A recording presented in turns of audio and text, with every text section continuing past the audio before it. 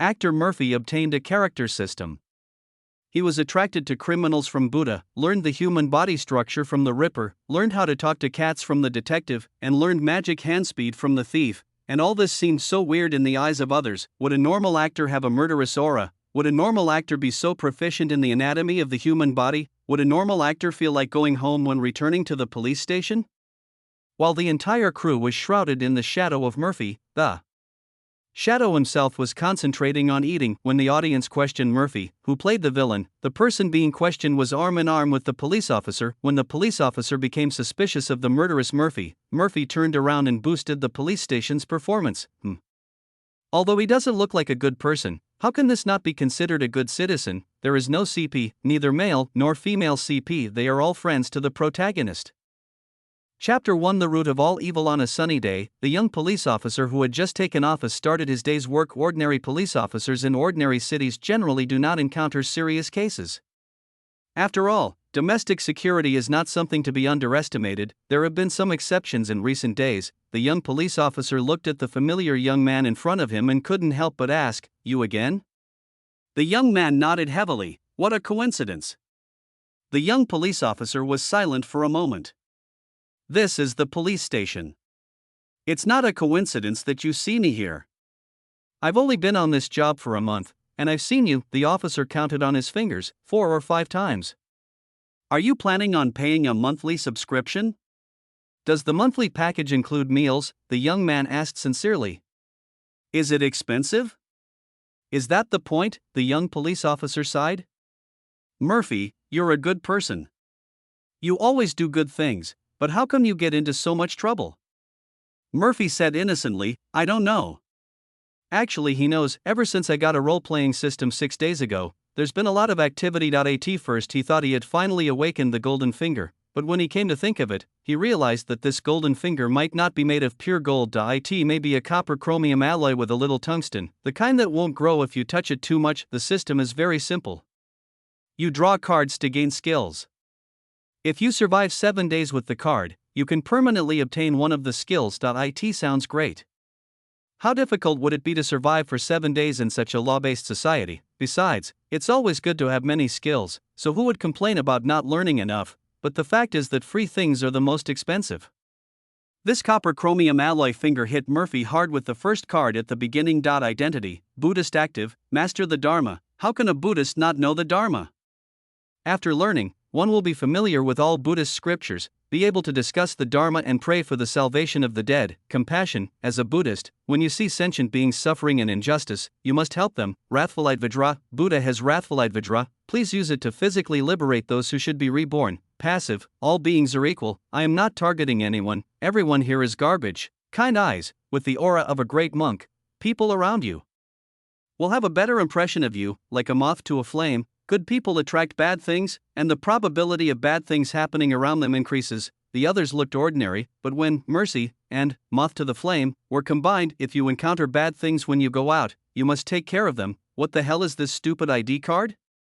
Return to Buddha's son and change your name to the Death Elementary School student. Even the dead elementary school students weren't so deceiving. At first, he didn't realize how powerful moth to flame was until he went to the police station 4 times in 6 days. 6 days, 4 times. Do you know how he got through these 6 days? The time when he stopped the robbery. If it weren't for the angry King Kong protecting him, he would have been stabbed in the kidney by the man with the knife on the spot. Do you know how important kidneys are to a man? Later, Murphy cried and hit the damn robber on the head with a hammer. It wasn't that he wanted to cry, it was that he didn't want to care at first, but his compassion kicked in and a huge sense of guilt arose. I feel so guilty that 100 years later, when my ashes are scattered, I will say, I deserve to die.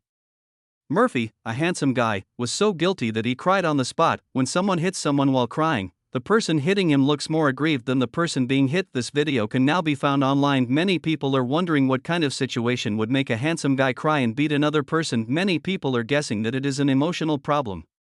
The gay community is really chaotic. It was not until the police report came out that Murphy was cleared of the charges. The fact that he was able to remain safe and sound after 4 visits to the police station in 6 days was largely due to his kind-hearted appearance. He doesn't look like a bad guy now. He is so kind when he doesn't speak, but this is of no use. He is just pretending to be a Buddhist, not a real Buddhist. Besides, Even true Buddhists need to eat. This time I completed the process skillfully and it didn't even take an hour. He walked out of the police station, touching his rumbling stomach, and found a tall woman waiting for him. Mo Fei walked forward and called out, "Sister Lu." Sister Lu's real name is Lu Chuanxiu. She is Murphy's agent. She has a good appearance and originally had a bad temper, but was polished by society and became more smooth. She is unknown in the circle. She looked at Mo Fei and said, "You did a good job this time. Zhang Xiaoyu's agent called me and gave you a gift as a thank you. Take advantage of it." Zhang Xiaoyu is the leading actress who was poisoned this time and a popular young actress at the moment. Murphy saw someone tampering with her cup and stepped forward to stop it. After testing the medicine in the cup, it was found to be paraquat. Mo Fei saved Zhang Xiaoyu's life. Even though I'm only the fifth male lead, it's still a serious supporting role, and it's director Wang's film. If I perform well, it can also open up some connections. Lu Chuanxiu glanced at his phone. "I have something else to do." She looked Mo Fei up and down, frowning slightly. "I heard that director Wang's film is a suspense film. You need to adjust your state. You are going there to sell your face, not to save the world." After saying that, Lu Chuanxiu walked away in her high heels. Murphy touched his face, feeling helpless. When Lu Chuanxiu went to the police station for the first time a few days ago, he was shocked to see Mo Fei's temperament had changed drastically. Although she has 2 small internet celebrities, a magician and 3 unknown actors under her, Murphy is the one who was most capable of slapping his face among this group. If Mo Fei becomes disillusioned with the world and becomes a monk, her already difficult career as an agent will only become even more difficult. Fortunately, Murphy said at the time that he was just trying to get into the role and it would be fine after a while. Only then did Lu Chuanxiu breathe a sigh of relief. She has never seen what actors of the best actor or actress level look like when they get into a role, so it should be quite normal for her to change her temperament, right? Lu Chuanxiu thought uncertainly. Mo Fei calculated that it has been 6 days now. By tomorrow noon, he will be able to change his identity as Buddha's son, get rid of his disappointing status and join the team seamlessly. This is the only good news during this period. Just thinking about this made Murphy feel that there was hope in life. With a smile on his face, he walked towards the small rental house with a breeze on his feet. He'd better stay in his room until tomorrow noon and get through this miserable situation. Murphy currently lives in a very old residential area. The location is a bit remote and the surrounding facilities are not complete, but the security is acceptable. The people who live here are retired elderly people and poor office workers. Murphy certainly belongs to the latter. His current savings are only enough to buy plain noodles for 3 meals a day, and adding a packet of pickled mustard greens is considered a snack. In this crew, I haven't received any money for playing a minor role yet, so I can only live a tight life. Once I join director Wang's crew, I will have boxed lunches. A great. Chapter 2. Old friend. Although Murphy really wanted to just get through the entire Buddha's Son state, director Wang's audition on the set was scheduled in the morning, so he could only pray that nothing would happen that morning. If there is a God in this world, then God will definitely not hear Murphy's prayers. Of course, this may also be related to Murphy's non-religious nature. In short, as soon as he walked out of the community in the morning, he saw a young woman and a middle-aged woman pulling each other, fighting over a baby carriage. As he passed by, the young woman called out to him, "That handsome guy in the jacket. Please call the police for me. He's a human trafficker." Murphy stopped and turned to look over. The young woman looked sophisticated and fashionable. Although she was a little panicked at the moment, she was generally calm. The middle-aged woman had a typical rural appearance. She was so anxious that she couldn't even speak. "No, oh no. This is my child, my child." The middle-aged woman kept repeating these 2 sentences over and over again, and she didn't look as neat and tidy as the young woman. Even if he didn't have the son of Buddha state, Murphy would not tolerate human trafficking happening around him. However, these 2 people seem to have different opinions, and both seem to have reasonable points. Murphy took out his phone and looked at it. This time, some passers-by were attracted by the dispute and gradually gathered around the young woman and the middle-aged woman's child were still struggling. The middle-aged woman looked extremely aggrieved. She opened the phone hanging around her neck and revealed a photo of a baby carriage and a child. "I took this photo of the baby. How dare you, little girl, steal the baby away at such a young age?" As soon as the photo was released, the onlookers were shocked. A man shouted, "How could such a pretty girl do such a thing?" Now everyone looked at the young girl with strange eyes. "No, her photo is mine." The girl's defense seemed a little weak at this moment. "Call the police, please." The girl looked at Murphy with pleading eyes. Two middle-aged people, a man and a woman, who looked very enthusiastic, stood up from the crowd and began to persuade and take sides. At this point, Murphy couldn't be 100% sure who the child belonged to, but there was one thing he was sure of. Murphy stepped forward and pulled the stroller over. Meeting everyone's surprised gazes, he smiled and held up his phone to show the emergency number lit up on it. "Hello, I found a child near the streetlight at 75 Fangchao Road. Two people claim to be the child's family. I can't confirm the identity and would like to ask for help." That's right, he didn't know who the child's family was, but he knew he was definitely not the child's father. The police officer on the other end of the phone was also confused. It's not like they haven't answered calls about missing children before, but this description, why does it sound a bit weird? After Murphy called the police, the young woman calmed down immediately and stood motionless beside the stroller. The middle-aged woman and the couple who stood up later looked at each other. The next second, the man reached into the stroller and ran away with the child in his arms. This sudden change caught the onlookers off guard, but not Murphy. He knew very well that a cornered dog would do something desperate, so when the man took action, he simply hit him on the back of the head with his cell phone. The location where he taps is also particular. The lower part of the back of the head is close to the cerebellum and brainstem, which is responsible for movement. Murphy tilted his phone and shot it over again. Nowadays, smartphones are getting thinner and thinner.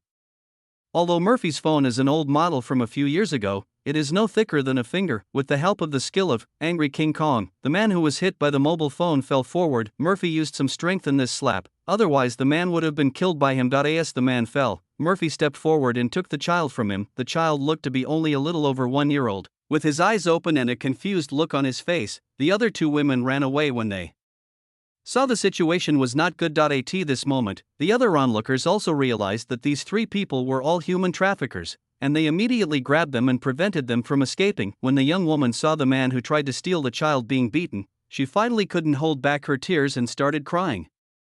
She even reached out to take the child from Murphy. Murphy dodged sideways. There were still traces of tears on the young woman's face as she stared at him blankly. Murphy said seriously, "I told you I can't confirm which of you is the child's parent. Let's wait until the police arrive." The young woman then remembered what Murphy had said on the phone just now. She choked and silently retracted her hand. Murphy is handsome to begin with, and with the blessing of Buddha's son, he looks even more kind-hearted.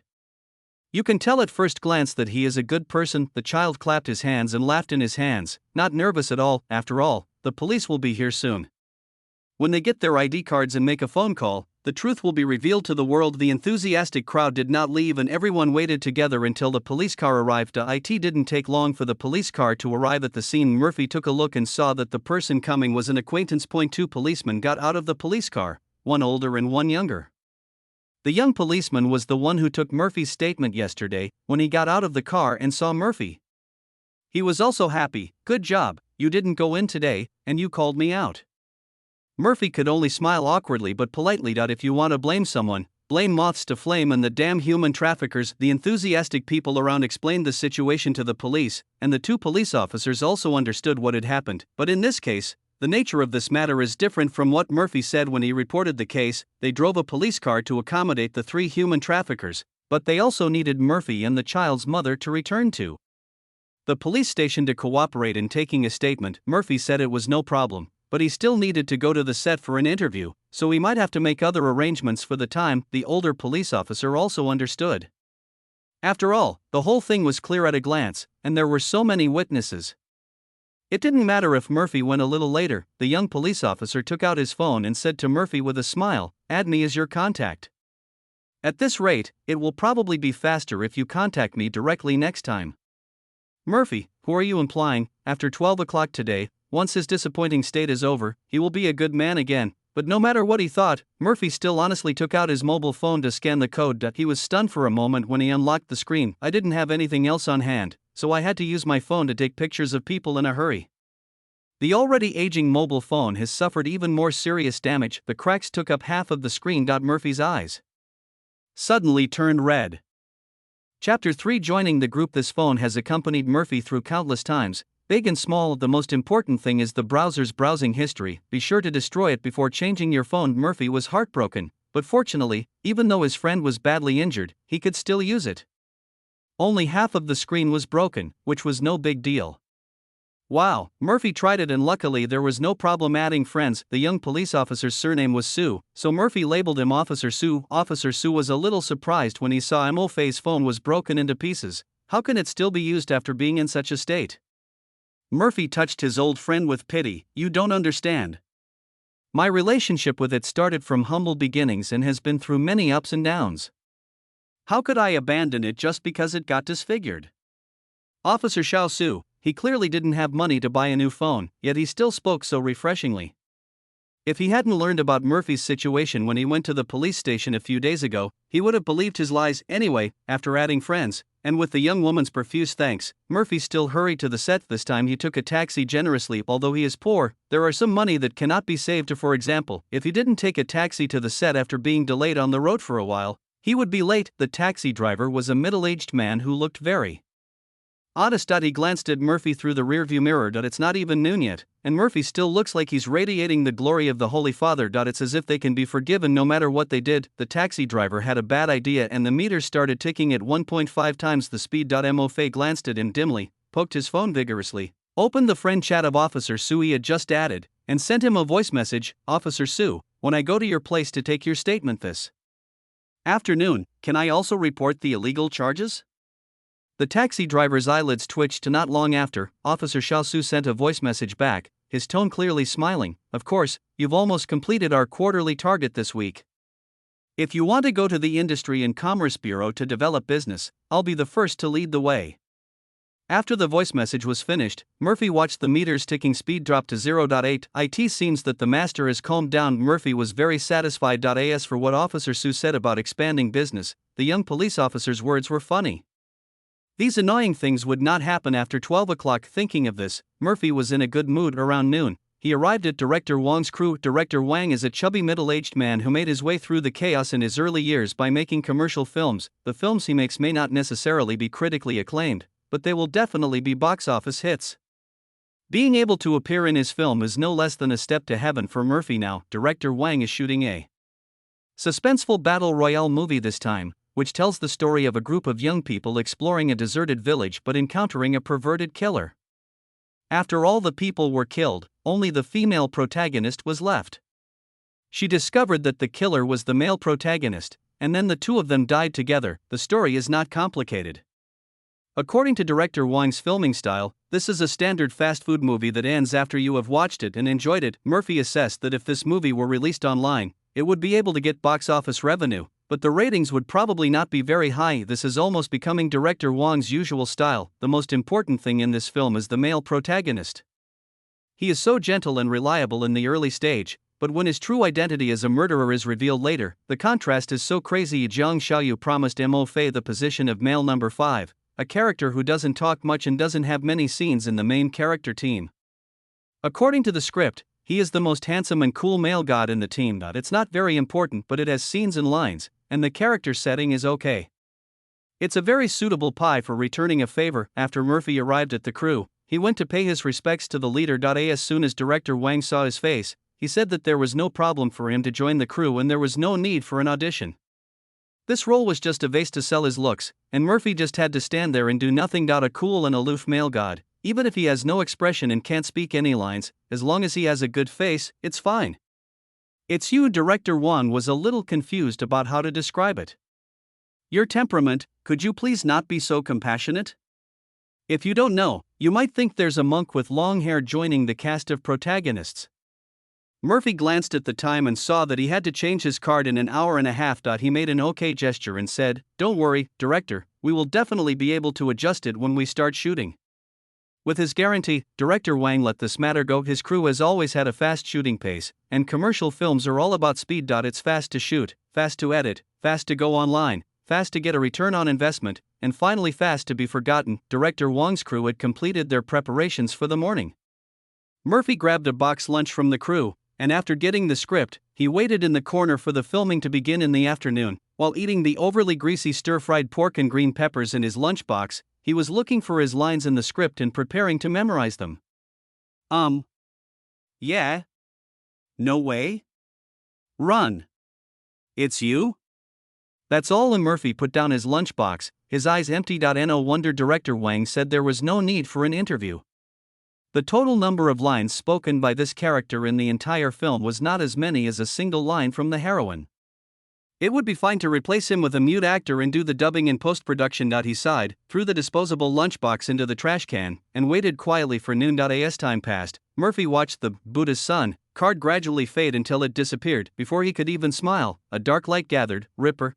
Identity, Ripper active, knife mastery, knives of all sizes are your best friends. Fight alongside them. A good understanding of human anatomy. These days, you can't kill someone with one blow or disembowel them without some knowledge. Passive, outlaw, you can't make others feel this way without stabbing a few people to death. Please enjoy the awe-inspiring gazes of others. At large, does the unapprehended murderer really exist? His presence is reduced when he stands in the corner. Reserved skill, moth to the flame. After Murphy finished reading it, his eyes went dark. Ripper is fine, there's nothing wrong with all of the skills put together, but why is moth to flame the skill retained from Buddha's Son? I don't even need to ask for angry Vajra anymore. Equality of all beings is fine too. Mastery of Buddhist Dharma is fine too. Why is it moth to flame? 1 in 6 probability. Am I really that unlucky? Murphy exuded a strong sense of resentment. The staff was already shouting for the actors to assemble through a loudspeaker, and their voices stuttered when they saw Murphy. Call the police. Chapter 4. The Ripper. The staff's voices spread throughout the crew through the loudspeaker, awakening Murphy from his resentful state. When he came to his senses, he saw the entire crew staring at him. Murphy's face flushed. Is there something dirty on my face? The crew didn't notice anything wrong with Murphy, and turned their attention to the staff member holding the loudspeaker. The staff member was also a little embarrassed. When he saw Murphy before, it was like seeing a poisonous snake in a dark and humid environment. His spine went cold. Now there was cold sweat on his forehead. He almost subconsciously shouted, "Call the police." But now looking at him again, he is just an ordinary-looking and a little shy young man. Gather, the staff shouted. Murphy stared at moth to flame with some reluctance for a while, but he still couldn't do anything about it. There are also those skill introductions. He's still acting cute and mocking.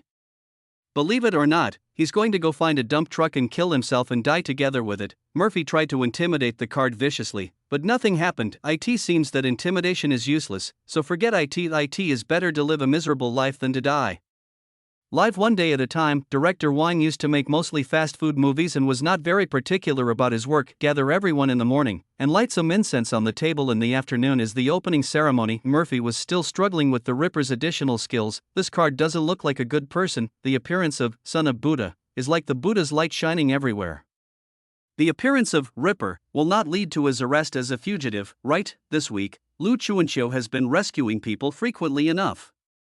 If he does it any more frequently, he will start scolding people that he sneaked into the dressing room and looked in the mirror. Under the blessing of outlaw, Murphy's temperament suddenly became more gloomy. In the morning, he was still a monk emitting holy light as if he could forgive all the sins of the world, but now Murphy in the mirror has his eyes downcast, looking nonchalant as if he ignores all laws, with a flat mouth, as if he can stab someone at any time if he is unhappy. Murphy was so scared that he screamed fuck and almost took a step back. The difference between before and after is huge. It's like he's become a completely different person. He took out his cell phone and wanted to take a selfie in the mirror to send to Lu Chuanqiu and the young police officer he had just added. The former said that if things were not going well, they would still rescue him. The latter said that if things were not going well, they would arrest him. It's better to get a preventive shot first to be prepared. To God have mercy on him. He did nothing but eat a meal. He is a good citizen. Murphy held his phone in front of the mirror. The broken screen prevented him from seeing the photo clearly, so he could only frown and keep adjusting it. The makeup artist saw a strange guy in front of the mirror taking photos, so he stepped forward and patted him. "Hey, buddy, it's the actress makeup time now. Can you please stop occupying the makeup mirror?" Murphy glanced at him, and the makeup artist's expression froze. Isn't the villain the hero? Has the hero already put on the final villain makeup, whose craftsmanship is so good, it looks creepy? After seeing the makeup artist's expression, Murphy quickly realized that he was no longer the beloved monk, but the Ripper who was likely to be punished by the messenger of justice. He quickly put on an exaggerated smile. "I'm so sorry, this is my first time on such a large set, and I'm a little curious about what the dressing room looks like. I'm leaving now." After saying this, he bowed and apologized repeatedly while moving out, praying in his heart that the makeup artist would not have any intention of calling the police or reporting the director. If he missed this opportunity, he would be beaten to death by Luchuancio. Of course, the makeup artist frowned at him, then suddenly reached out and called out to him, "Wait." Murphy's heart trembled, and he kept his head down and dared not move, for fear that if he looked up he would scare the innocent staff member. Unexpectedly, the makeup artist walked up to him and took out his phone very seriously. "Brother, let me take a picture of you?" Murphy looked up in confusion. "Huh? Your makeup is so perfect." The makeup artist's face was filled with fear and admiration. What does it mean to be at the top of the food chain? What does it mean to feel naturally suppressed at first glance? We've finally found the colorful black that director Wang wanted. The makeup artist was almost crying with excitement. The final appearance of the male protagonist as the villain in this film is crucial. They tried several times but failed to capture the feeling that director Wang wanted, not superficial but truly terrifying from the heart.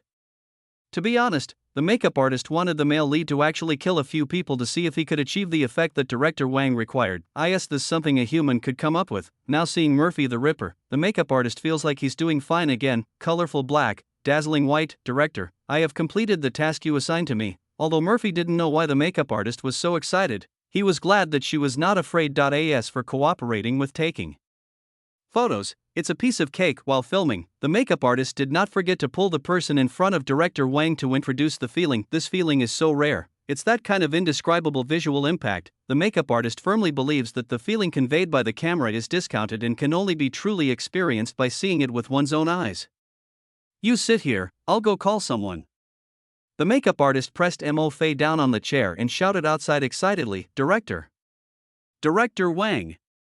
Look what a treasure I found!" Director Wang tapped his ears impatiently when he heard the makeup artist's voice. "A beautiful actress or one with amazing skin? If you have nothing better to do, just read more makeup tutorials instead of making such a fuss all the time." "Neither," the makeup artist danced excitedly. "I found the feeling you're describing. Come with me." Seeing her lively and energetic appearance, director Wang sighed and reluctantly followed her, saying, "If you keep talking nonsense, you're dead." When director Wang followed the makeup artist into the dressing room, the makeup artist made a demonstration gesture, "Ding ding." Director Wang glanced over and his breathing stopped. Murphy rested his hands on the back of the chair, his hair scattered on his forehead covering his eyebrows and eyes, his mouth was slightly pursed, and he looked unhappy. A good man, his face is full of gloom and dissatisfaction. Who does he want to chop to death? He touched his heart, which had momentarily stalled, and asked the makeup artist, "Who is this person?" The makeup artist paused, a look of daze on his face. "Huh? Isn't he an actor?" Seeing that if he didn't speak up, he would cause misunderstanding, so he subconsciously put on a fake smile and said, "Director Wang, I'm the man number 5 you interviewed this morning. My name is Mo Fei." Then director Wang remembered, male number 5, a candidate recommended by a friend. He didn't look at this person like this before. Wang Dao still remembered that when he first saw this man, he thought he was a monk begging for alms. How could he be involved in a murder in the time it took to eat a box lunch? Chapter 5 Remains. Wang Dao was puzzled. The man was introduced by a friend. If he really committed a murder, he shouldn't appear so openly, right? Even with this condition, it's not very suitable for him to play the original role, whose cold-faced beauty looks like she stabbed someone to death. The protagonist is pretty close. Director Wang folded his hands over his chest, supporting his chin, and looked him up and down. He is a good director with a lot of ideas in his head. When he saw Murphy with his eyes downcast and his face expressionless, the inspiration in his mind could be said to be growing rapidly like a golden pebbles. Perverted. So perverted. A psychopathic killer has to be this psychopathic. He is usually hidden in the crowd and inconspicuous, but when you suddenly see him, you will be shocked by his temperament that blends into the darkness. This is the perverted killer he wants. If someone makes people want to handcuff you as soon as they see you walking on the street, he is not a perverted killer. At most, he is just a fierce-looking bystander. Although director Wang had a new idea in mind, the crew had already assembled and started filming, and changing the script now would affect the entire crew apart from anything else. If the role of Murphy is to be given a starring role, the screenwriter will hang him on the fly, and the male lead, second, third and fourth male characters will also have objections. The investors will not let him go. The director doesn't have the final say on the crew. Everyone has to work to earn a living. If they shoot everything according to their own ideas, the directors, actors, and screenwriters who starve to death can circle the earth. Director Wang sighed and asked, "Who is your agent?" Lu Chuanxiu. Mo Fei introduced himself obediently. Director Wang nodded in understanding. "It's her." "I've never heard of it." "Forget it, let's talk about it when we sign the contract." That. Director Wang was stuck. Mo Fei understood the hint and gave his name. "My name is Mo Fei, Mo for music, chess, calligraphy and painting, and Fei for misbehaving." Xiao Mo. Although Director Wang felt something was wrong, he still laughed. "What a good name. I look forward to your performance." Murphy also laughed. "I still need your support." Director Wang's smile faded. "I know you young people with abilities don't want to be buried, but the way of the world is that we have to take our time. Be careful when we start filming. We still have a chance to work together, okay?" Mo Fei didn't know what Director Wang was thinking, so he completely missed the point. He blinked in confusion and said, "Hold on a bit?" Director Wang nodded. "I understand how you feel. You have acting skills but can only sell your looks because of your good looks, so you feel dissatisfied. All male actors in the past went through this. Don't be too eager to show off." Murphy's expression gradually became dull. Director Wang patted him on the shoulder and encouraged him, "You played the role of a psychopathic killer very well. We can work together again if there's a chance. Let's forget about this one." This time Murphy understood. Director Wang thought that he was dissatisfied with the vase role and wanted to show off his strength to suppress the rival actor to get a higher ranking. This time Murphy didn't know whether to cry or laugh. That's not what he meant. Being a vase is so good, you don't have to work and you get paid, although there's no future. But he's already eating instant noodles, so why would he care about his future? However, this misunderstanding seemed to be a beautiful one. Neither the makeup artist nor the director wanted to call the police. It was a great success, and from what Director Wang said, they can continue working after finishing this film and don't have to worry about running out of food. Murphy thought about it, and his smile grew wider. "Don't worry, director, your expectation is my goal, absolutely."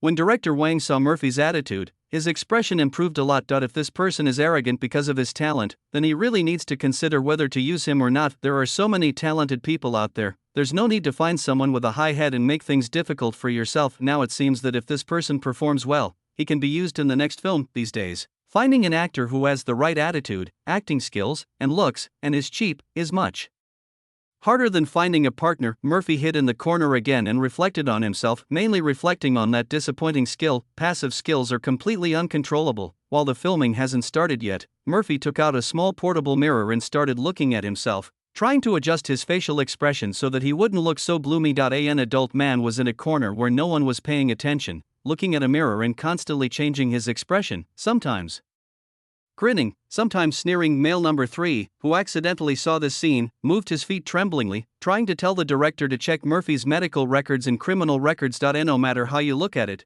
it doesn't look like he's sick. Murphy tried it and found that there was not much improvement, so he put down the mirror and took out his mobile phone to check. In the group, he always muted his phone, and it showed that there was a missed call from Lu Chunxiu. It was the first time for Lu Chunxiu to join such a large team. No matter how many people he managed, he would make time to show up and sign the contract. "I guess we'll be there soon." "I guess you're calling to ask for directions." Murphy wondered whether he should call back. His phone screen was already shattered with shards of glass. He was a little afraid that after he made the call, this old friend would become useless, and then they would completely lose contact. While he was hesitating, a scream suddenly erupted from the direction of the dressing room. It was shrill and high-pitched, like nails scratching across a blackboard, hitting the eardrum directly. All the busy people in the crew stopped and looked towards the dressing room. Director Wang was the first to react and shouted, "What happened?" A girl wearing a mask standing at the door of the dressing room couldn't speak clearly. Yes. Director Wang was getting impatient and walked over. "What's that? A bug? Why are you yelling so loudly? Could you please stop giving me trouble?" Murphy adhered to the principle of not watching bastards when there was fun, and followed quietly along the wall. Everything was fine in the dressing room. The girls hugged each other for warmth, but the problem was in the prop room next to the dressing room. The prop master of the crew was a burly man. At this moment, the steel-like man pointed at an arm on the ground with a look of horror on his face and shouted, "I didn't do this, I didn't do this, it wasn't me." Director Wang took a look. Is it strange that he has one arm in this battle royale crew? If you didn't do it, then it wasn't you. Why are you so panicked? Director Wang stepped forward and picked up the arm, wanting to throw it back into the prop pile, but as soon as he touched the arm, he felt something was wrong. As an experienced director, I have come into contact with all kinds of props, but none of them feel like this. This feels so soft. The prop master's face was filled with a mixture of fear and admiration. Director, this is not made by me, it looks real. Chapter 6, Don't Judge a Book by Its Cover. Fuck. Director Wang let out a quick sigh and threw his arm away. A fat middle-aged man jumped half a meter high, his hands still shaking. Where did this thing come from? Director Wang touched his heart, still in shock. The prop master had recovered a little at this point and said truthfully, I don't know. This is an arm, not something you can just pick up like hair or nails. It might even contain a murder case. Murphy saw the flying arm from behind and his eyes lit up. He walked forward and observed with interest, talking as he watched. Judging from the size, thickness, and hair on this arm, it should belong to an adult woman. He squatted down and examined the broken section of the arm. The section clearly shows signs of life. It must have been chopped off while the person was still alive. Wang Dao's facial muscles were twitching. Chop it off? How did you know? It's very simple. Murphy pointed at the cross-section and said, look at this bone. The wounds are jagged and there are flaps of flesh on the muscles. These are typical wounds caused by repeated hacking. After hearing his words, the onlookers began to tremble uncontrollably. Seeing that the atmosphere was a little off, Murphy quickly added, you don't have to be too scared. Judging from these marks, the murderer had to raise the knife high to barely dismember the body. He didn't have much strength. As he spoke, Murphy raised his hand to demonstrate, be careful not to be alone. 3 or 5 ordinary men can easily subdue him. You just said, murderer? The prop master raised his hand cautiously and asked, isn't that a bit too precise? What if the person is not dead yet? Murphy blinked and pointed to the other part of his arm, which was his hand. All the fingers are smashed. Do you know what that means? The prop master speculated, did this person chop off his hand because he couldn't stand the injury to his finger? This time, the onlookers stopped shaking and all their attention turned to the prop master. The meaning of silence is quite obvious. Murphy raised his index finger and shook it. No, think about it carefully, what's on your finger? Fingerprints. Director Wang also figured it out. Is this to destroy fingerprints? That's right. Murphy gave him an approving look. Chopping off a person's arm while they were still alive and destroying their fingerprints. Further reasoning reveals the intentions of the person who did this. Dismembering the body and killing the victim, destroying the identification documents, means the police can't identify the victim, and they won't be able to investigate. Murphy rubbed his chin and speculated, even if they found other body parts, I'm afraid there wouldn't be any useful information, and they definitely won't be able to find the clue. Murphy paused, feeling that he had spoken too absolutely, and added, or it is certain that no complete head will be found. After saying that, he started to take out his cell phone. Director Wang was very sensitive to his action and immediately asked, what are you doing? Call the police. Murphy said as a matter of course, do you want to keep this? He pointed to his arm. Director Wang's face turned green. This alarm delayed the filming. If he doesn't report it, it will be difficult to hide it since so many people saw it. What if he doesn't report it and delays the investigation, and the owner of the arm comes looking for him at night? No matter what, older people have some taboos. Thinking about it, Director Wang waved his hand and said, report, report. Murphy scratched the screen, and a piece of glass flew out. Instead of calling the police directly, he made a WeChat call. The call was quickly connected, and Officer Su's youthful and energetic voice came through the receiver. Hey, good citizen, when will you come over to take your statement? The girl left a thank you gift and a banner for you.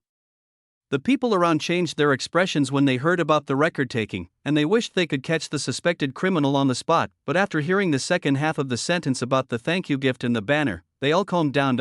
It's not illegal. That's okay. Murphy had no idea he was nearly pinned to the ground and was still jokingly greeting Officer Su. Okay, I'll be over when I'm done here. Oh, by the way, I'm at the film and television base right now. If there's any problem here, are you guys responsible for it too? Officer Xiao Su's voice was noticeably more serious. Yeah, what happened there? Poisoning, secretly filming, or did you catch a human trafficker? I'll be right there. Murphy hurriedly dissuaded him. No, it's not that weird. How could we encounter two groups of human traffickers in one day? In fact, the matter is very simple. Our crew found an arm here. Officer Xiao Su was a little suspicious. What did you find? An arm. Murphy thought for a moment and added, it doesn't look like a lost limb. He had spoken tactfully and directly enough, and Officer Su obviously understood. He said, send me the address, and hung up the phone. Seeing that he had finished the call, Director Wang cautiously asked, Xiao Mo, are you familiar with the police? Reporting a crime is as natural as chatting. Is this normal? Murphy thought about how often he had been in jail recently and nodded slowly, very familiar. The onlookers, including Director Wang, were instantly filled with awe. Unless there are relatives who are police officers, who else would be so familiar with the police? Combining Murphy's reaction when he saw the severed limbs and his overall temperament, everyone's imagination suddenly opened up. The one who opened it the best was Director Wang. You need a rich imagination to make a movie.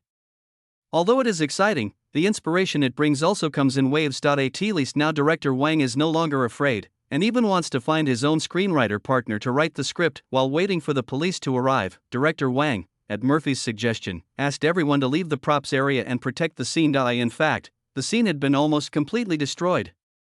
The arm had passed through the hands of both the prop master and Director Wang, and was swung back and forth, and any evidence had disappeared. However, this form still needs to exist. When Lu Chuanxiu found the crew, he felt that the atmosphere of the entire crew was weird. Everyone has a strange feeling that I don't know how to describe. It seems like the crew is not filming a battle royale, but is already caught in a battle royale. Lu Chuanxiu had never worked with a crew of Director Wang's level, and he was worried, could this be a quirk of the great director? She randomly grabbed a staff member and asked, excuse me, do you know where Murphy is?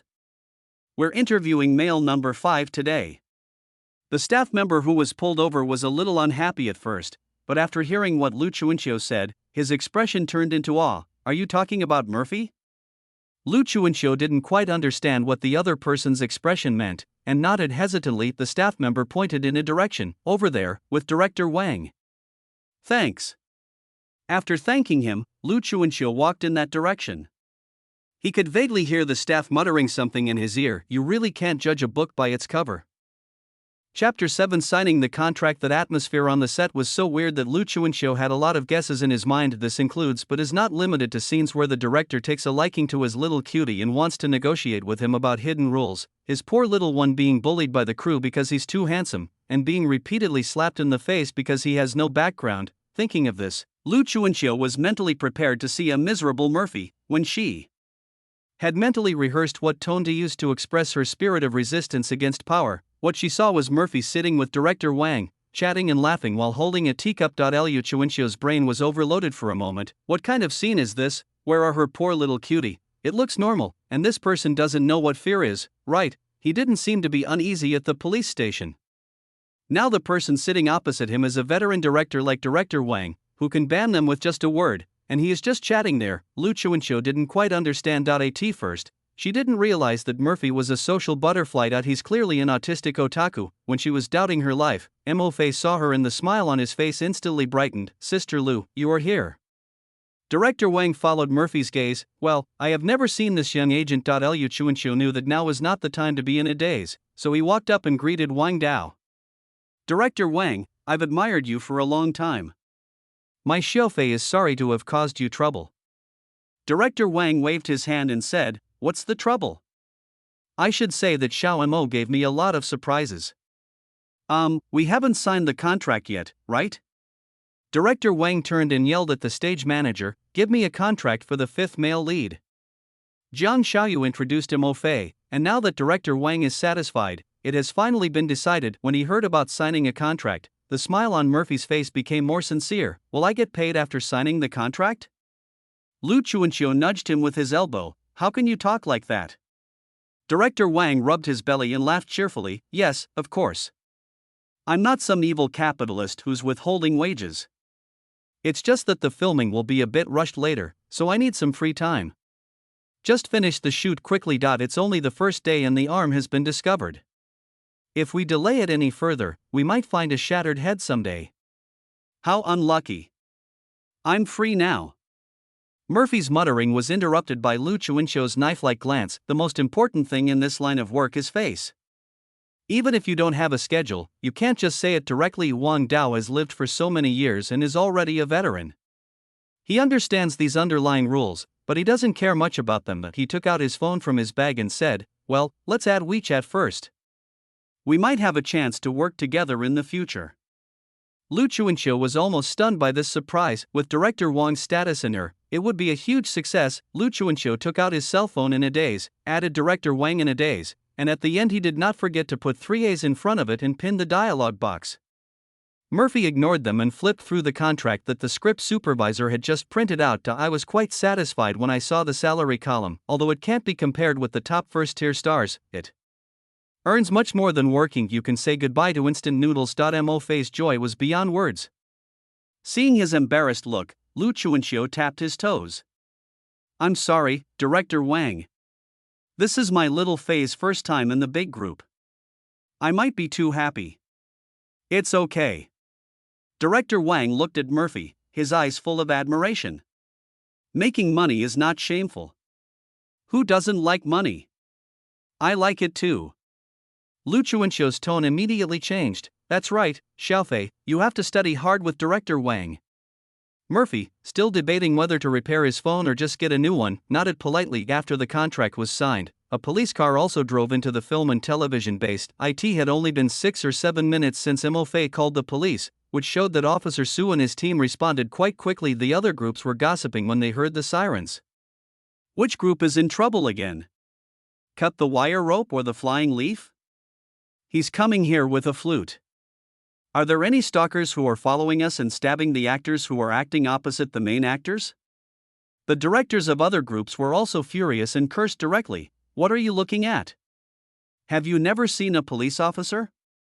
If you shoot a few more years here, not only the police but also the Discipline Inspection Commission will see it.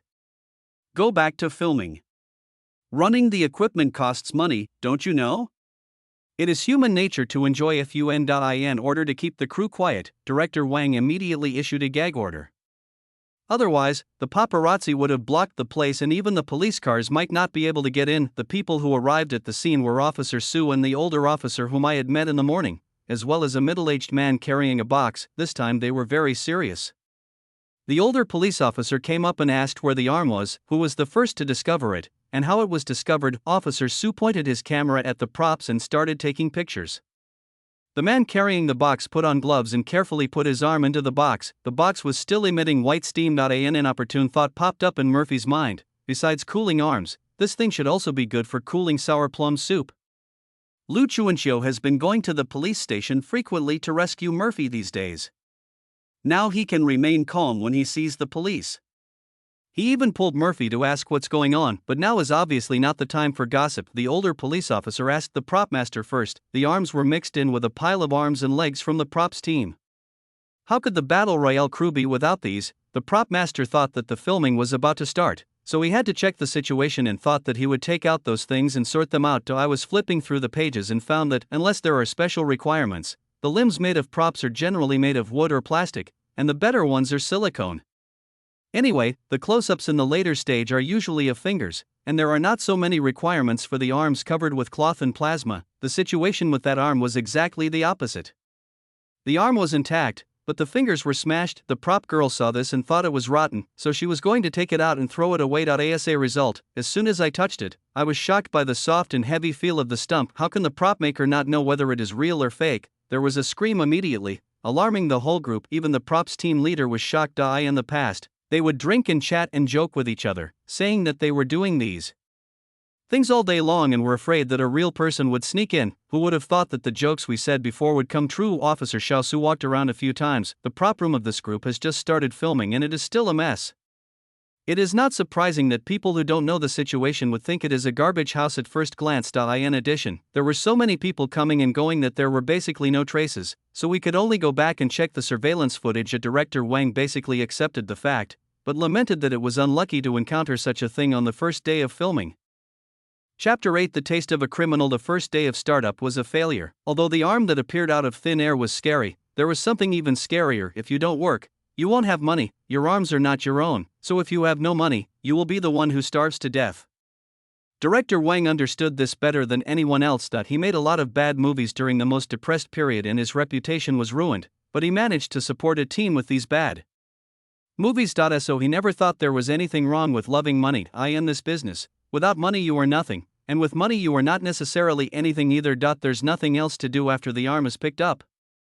Just take the photos when you need to, and be done with it as soon as possible. Director Wang had an indescribable premonition that if he didn't hurry up, there might be unexpected changes later, but for now, there's no need to work today. The older police officer's surname is Tang, and in terms of seniority, he is Officer Su's master. Officer Tang is experienced and can handle the situation well. He can calm the crowd while questioning them. Officer Su was obviously much more serious. He had been able to joke with Murphy the previous times when he met him reporting a case, but this time there was not a trace of smile on his face. After the crew finished questioning, the police officers temporarily sealed off the prop room and prepared to go back and examine the arm. Just as they were about to get in the car, Mo Fei suddenly stopped them and turned to Director Wang. Isn't it possible to shoot today? Director Wang didn't know what he meant by asking this question, but nodded. Well, I'll reschedule today, you should come early tomorrow. Murphy nodded, walked to the police car and asked Officer Su, can I get a ride? Anyway, I have to go to the police station to take my statement from this morning, so I might as well take the police car now and save the taxi fare. Officer Su glanced at Officer Tang, and only after Officer Tang nodded did he say yes. Liu Chuanqiu watched as Mo Fei got into the police car and drove away, not knowing what had happened. Could it be that this kid had secretly taken on some criminal investigation drama to collect material? Xiao Lu. Seeing Liu Chuanqiu still standing there, Director Wang couldn't help but ask, don't you want to follow and take a look? Liu Chuanqiu turned around and pretended to be calm. It's okay, Xiao Fei is very capable, I don't need to keep an eye on him all the time. Well, I have other artists under my command who are busy, so I won't bother you. After saying that, Liu Chuanqiu fled the scene like the wind. Doesn't this kid even remember that there's an agent on the scene? Moreover, he got into the police car in broad daylight. If this was caught on camera, he would have to clarify the matter later. Liu Chuanqiu cursed Mo Fei over and over again in his heart, but he still couldn't help but take out his cell phone to send him a message to ask about the situation. Murphy replied quickly with a playful wink. Emoticon. Liu Chuanqiu looked at the emoticon and knew that nothing was wrong, but he wanted to beat Mo Fei to death even more. In the police car, Officer Su was driving, Officer Tang was sitting in the passenger seat, and the middle-aged man holding the freezer was sitting in the back seat with Murphy. The middle-aged man saw the glass shards flying off the screen when Murphy replied to his message, and couldn't help but ask, young man, you're an actor, right? Don't actors earn a lot of money? Why do you use this phone? Murphy smiled and was about to answer when Officer Su interrupted, Brother Zhang, you don't know this, do you? Didn't we arrest a few human traffickers this morning? He was the one who took them down with just his phone. Officer Su smiled. By the way, that young mother saw you. The new phone and the banner are at the police station. Remember to take them with you when you leave. Murphy's eyes lit up. New phone? Officer Su was delighted. Yes, it's a thoughtful gesture.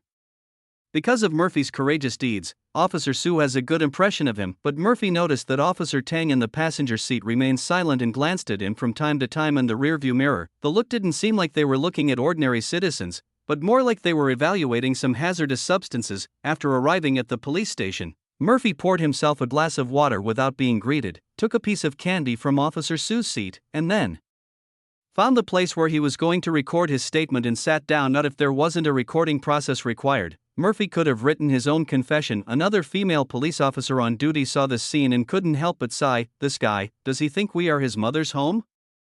Officer Tang was a little puzzled and asked, does he come here often? The policewoman nodded and replied, yes, Captain Tang, you didn't know since you're away on business. He's been reporting cases frequently in the past week. When he first came, we were all saying he looked like a celebrity, but we've become numb to him ever since.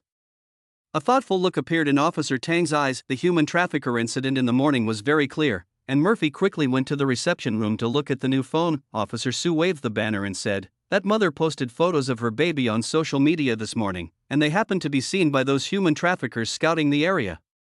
If you hadn't been there, she probably wouldn't have been able to explain herself even if she had 10 mouths.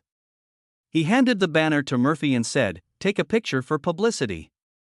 Murphy stood by cooperatively, grinning foolishly with his teeth bared. After watching the film, Officer Xiaosu teased him, "I saw you always seem to have no desires, so why are you returning to secular life now?" Murphy still had a silly smile on his face. "I'm doing this for my own personal safety." Given his current Ripper state, if he stopped smiling exaggeratedly, he would probably be pinned to the ground and handcuffed in this police station. "This is the safest place in the world." Officer Su laughed. "Are you worried about anything else?" Mo Fei thought to himself that what we are guarding against are people like you who are righteous. He unpacked the new cell phone given to him by his young mother and took a look at it. It's a very simple 1,000 yuan phone, but he is still most satisfied with its weight. It feels heavy in my hand, so I'll buy a harder phone case for it so that it will be more durable when I want to swing the phone at someone in the future. Mo Fei happily inserted the SIM card into the new phone and tucked the banner under his arm. "Now that I've finished my work, I'll be leaving. My face is almost frozen from smiling." This was the first time Officer Su had encountered a severed limb since taking office. His heart had already flown to the medical examination department. Upon hearing this, he simply waved his hand and said, "Go ahead."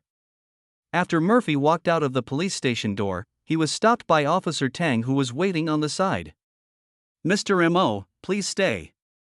Murphy hadn't expected someone to yell at him to stop even though he was almost out of the danger zone. His facial expression lost control for a moment, but he quickly turned it around with a cute tilt of his head. "What's wrong?" Officer Tang paused for a moment, his expression not only serious but also a little alert. "Just look at that expression just now, it was sinister and deep." He has been doing this for so many years and has seen all kinds of people. This Murphy is definitely not as simple as he appears. He had the air of a criminal about him. Chapter 9. A crack. Officer Tang didn't show his inner vigilance, but smiled kindly. "I just heard them talk about your deeds, Mr. Mo. I have to say that your life is really full of ups and downs." Murphy knew that he had been to the police station 4 times a week, and now 5 times. This record was somewhat exaggerated. He touched his nose and said unnaturally, "I haven't been very lucky lately." Officer Tang sneered inwardly. He would eventually find out whether it was just bad luck or some other motive. From what we can see so far, Murphy is very good at disguise, and maybe even has some histrionic personality. This kind of people are the most troublesome. It's hard to find flaws. He took out his phone and tapped a few times, then displayed the QR code in front of Murphy. "In that case, why not add WeChat?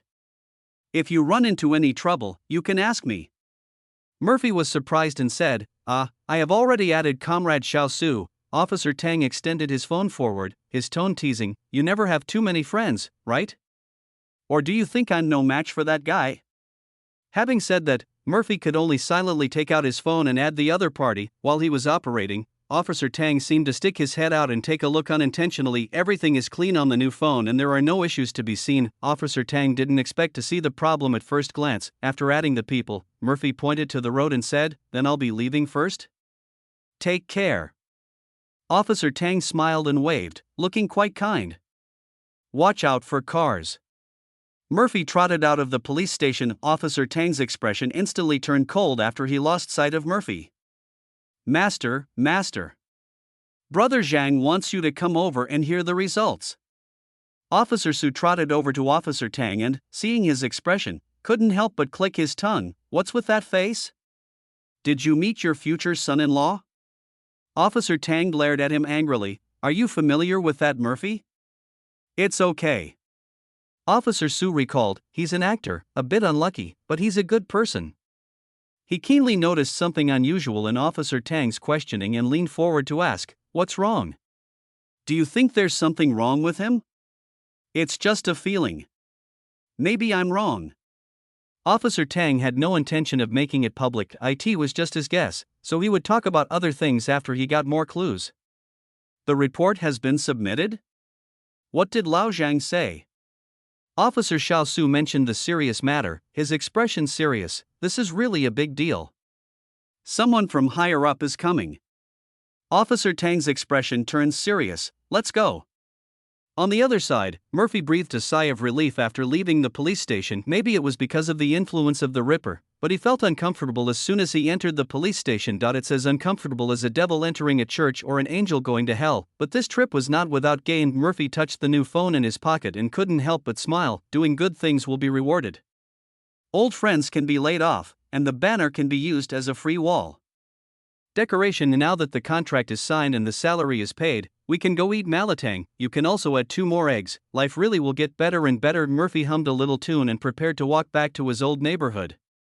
Although the way was a little far, he had nothing to do next, and taking a taxi back was too luxurious. Halfway through the journey, my new phone rang. Murphy took it out and saw that it was bank account arrival information. Director Wang has always been very efficient in his work style, and he pays the remuneration right after the contract is signed. Murphy's eyes lit up when he saw that the balance was finally not in the 3 digits. He counted it back and forth several times, and after confirming that he wouldn't have to worry about expenses in the next 6 months unless something unexpected happened, he almost laughed out loud. Occasionally, passers-by would see his appearance and couldn't help but avoid him. It is not illegal for a mentally ill person to hurt others, so stay away from him to stay safe. Murphy didn't care what others thought and jumped happily while touching his phone. As he skipped through an alley, he heard some rustling sounds. Murphy paused and looked suspiciously at the alley, which was not very deep at all compared to an alley. Perhaps it would be more accurate to describe it as a dark corner. It is thin and narrow, filled with debris and garbage, and you can see the bottom at a glance. While Murphy was still wondering if he was too sensitive due to his passive skill, a tiny noise came from a dark corner. Countless stories in this world tell people that being too curious is not a good thing. Being helpful is a good virtue, but it is not necessarily selfish. No matter what's inside, the important thing now is to get out of here as soon as possible. Murphy touched his beating heart and continued to move forward. The streets are already deserted on weekdays, and no one pays attention to dark corners. Murphy watched from across the street for 10 minutes, then finally resigned himself to his fate, picked up a branch, and began to explore. He swore in his heart that if there was a man lying inside with blood on his face, he would call the police immediately. If it's something else, then call the police depending on the situation. There are 2 policemen in his phone. Previously, the passive skills had brought Murphy into civil disputes and criminal cases of all sizes, so he subconsciously imagined that the things involved were very terrifying. But when he struggled to find a foothold and squeezed into the dark corner, he saw an unidentified object curled up on the ground, almost blending into the dark ground, and he couldn't help but let out an S sound. Murphy poked the thing with a branch, and suddenly a pair of green eyes appeared on the ground. The abyss is staring back at me? Murphy almost climbed onto the wall. Cthulhu? The indescribable thing? After experiencing the card system and the annoying passive ability, Murphy has a strong faith in and a strong fear of ghosts and gods. Even though there is no evidence that such a thing exists, he is still in awe. He fumbled for his phone and asked, "Is this a matter under the jurisdiction of the police?" When he was about to dial Officer Sue's number, Abyss opened his eyes and let out a weak but breathless howl. Murphy was so scared that his phone dropped to the ground. When the screen lit up, he could see clearly that it was not an unidentified object, but a pitch-black cat. The cat looked in very bad condition, curled up in a ball in the corner with its eyes closed. Its black fur was its protective color. No wonder Murphy hadn't noticed it before, since it wasn't something that science couldn't explain. Murphy's heart calmed down. He bent down to pick up the phone and found a crack on the screen of the new phone. Murphy touched it with heartache, then glanced at the black cat on the ground that had been silent after barking once, and said to it fiercely, "It's all your fault. If you hadn't scared me, would my phone have been able to break even a crack?" Murphy put his phone back in his pocket, took off his jacket and wrapped the cat in it. The black cat was picked up and its green eyes widened. With a very human-like expression of surprise on its face, Murphy laughed strangely. "You are just called a crack." Chapter 10. A wonderful day. I don't know if Yidiafeng is really in bad condition or has a very good personality. After Murphy picked it up, it didn't struggle at all. It just closed its eyes and lay down, so peaceful that Murphy was jealous. The cat looks happier than he. When passing by the trash can, Murphy had the urge to throw it in, but then I thought, if I throw it in, I will have to fish it out myself later, right? Forget it. He used his mobile phone to navigate to the nearest pet hospital, and after the doctor examined Yidiafeng, he said the situation was not optimistic.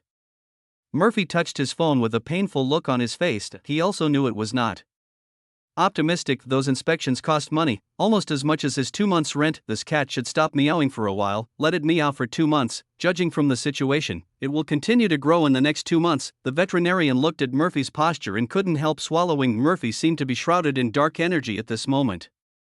When he lowered his eyes, it seemed as if he was thinking about who to kill today. When he raised his eyes, it seemed as if he had decided who to look at. When he opened his mouth, it seemed as if he was about to recite the list of victims. The veterinarian was terrified, but still continued bravely. The kitten has several broken bones and some inflammation. It needs to be hospitalized for treatment. The subsequent treatment costs are not low. As he spoke, the black cat lay on its side on the table, raised its head, and stared at them with a pair of green eyes. Looks particularly spiritual. Murphy's expression was ferocious. Cure. I've already picked it up, so I can't just throw it into my hands. He looked at the black cat, met those green eyes, and was filled with grief and indignation. You calculated that I had just received my salary, right? The black cat licked its paw gracefully and turned its head away. Don't pretend you don't understand. Murphy took a look at the bill issued by the pet doctor, and his eyes went dark and white. Fortunately, although the cost is quite high, it is still affordable. At worst, I won't add meat or eggs to spicy hot pot anymore. The vet was relieved to see that he had calmed down. I never thought that this guy who seems to treat human life as worthless could actually be kind enough to rescue small animals. It's true that you can't judge a book by its cover. The veterinarian felt relieved and said, Sir, please leave your contact information. I will notify you when the kitten is discharged from the hospital. Notify me? Murphy was puzzled. Why should I be notified? The veterinarian was also confused. You are the owner, of course I have to inform you. No. Murphy waved his hands repeatedly. I picked it up on the roadside. I'm not its owner. Not the owner? The pet doctor's eyes suddenly became subtle. There are psychopaths who abuse animals these days, and then there are those who abuse animals and then treat them and then abuse them again. This person, Murphy didn't know what he was thinking, but he knew it wasn't a good thing just by looking at his expression. The favorability of the two cards, Ripper and Buddha's son, among passersby at the beginning is at two extremes. One doesn't look like a good guy at all, and the other doesn't look like a bad guy at all. Murphy felt bitter, but he could only swallow it. He forced a smile. Yeah, I found it on the side of the road. Murphy emphasized the word roadside. He showed the silk banner he had been carrying with him. Look, I found it on the way back from receiving the silk banner. The veterinarian glanced at the words heroic act on the banner and smiled politely. Oh, so that's it. You're such a good person. It sounds emotionless. Murphy rolled up the banner and completely gave up the idea of explaining. The black cat on the table had somehow turned into a lying position, with its head facing him. Murphy saw the mockery in the cat's face. The guy who had spent his pay was laughing at him. Murphy and the cat looked into each other's eyes, then smiled and said to the veterinarian, Actually, I rescued it with the intention of adopting it. Do you have any pet supplies?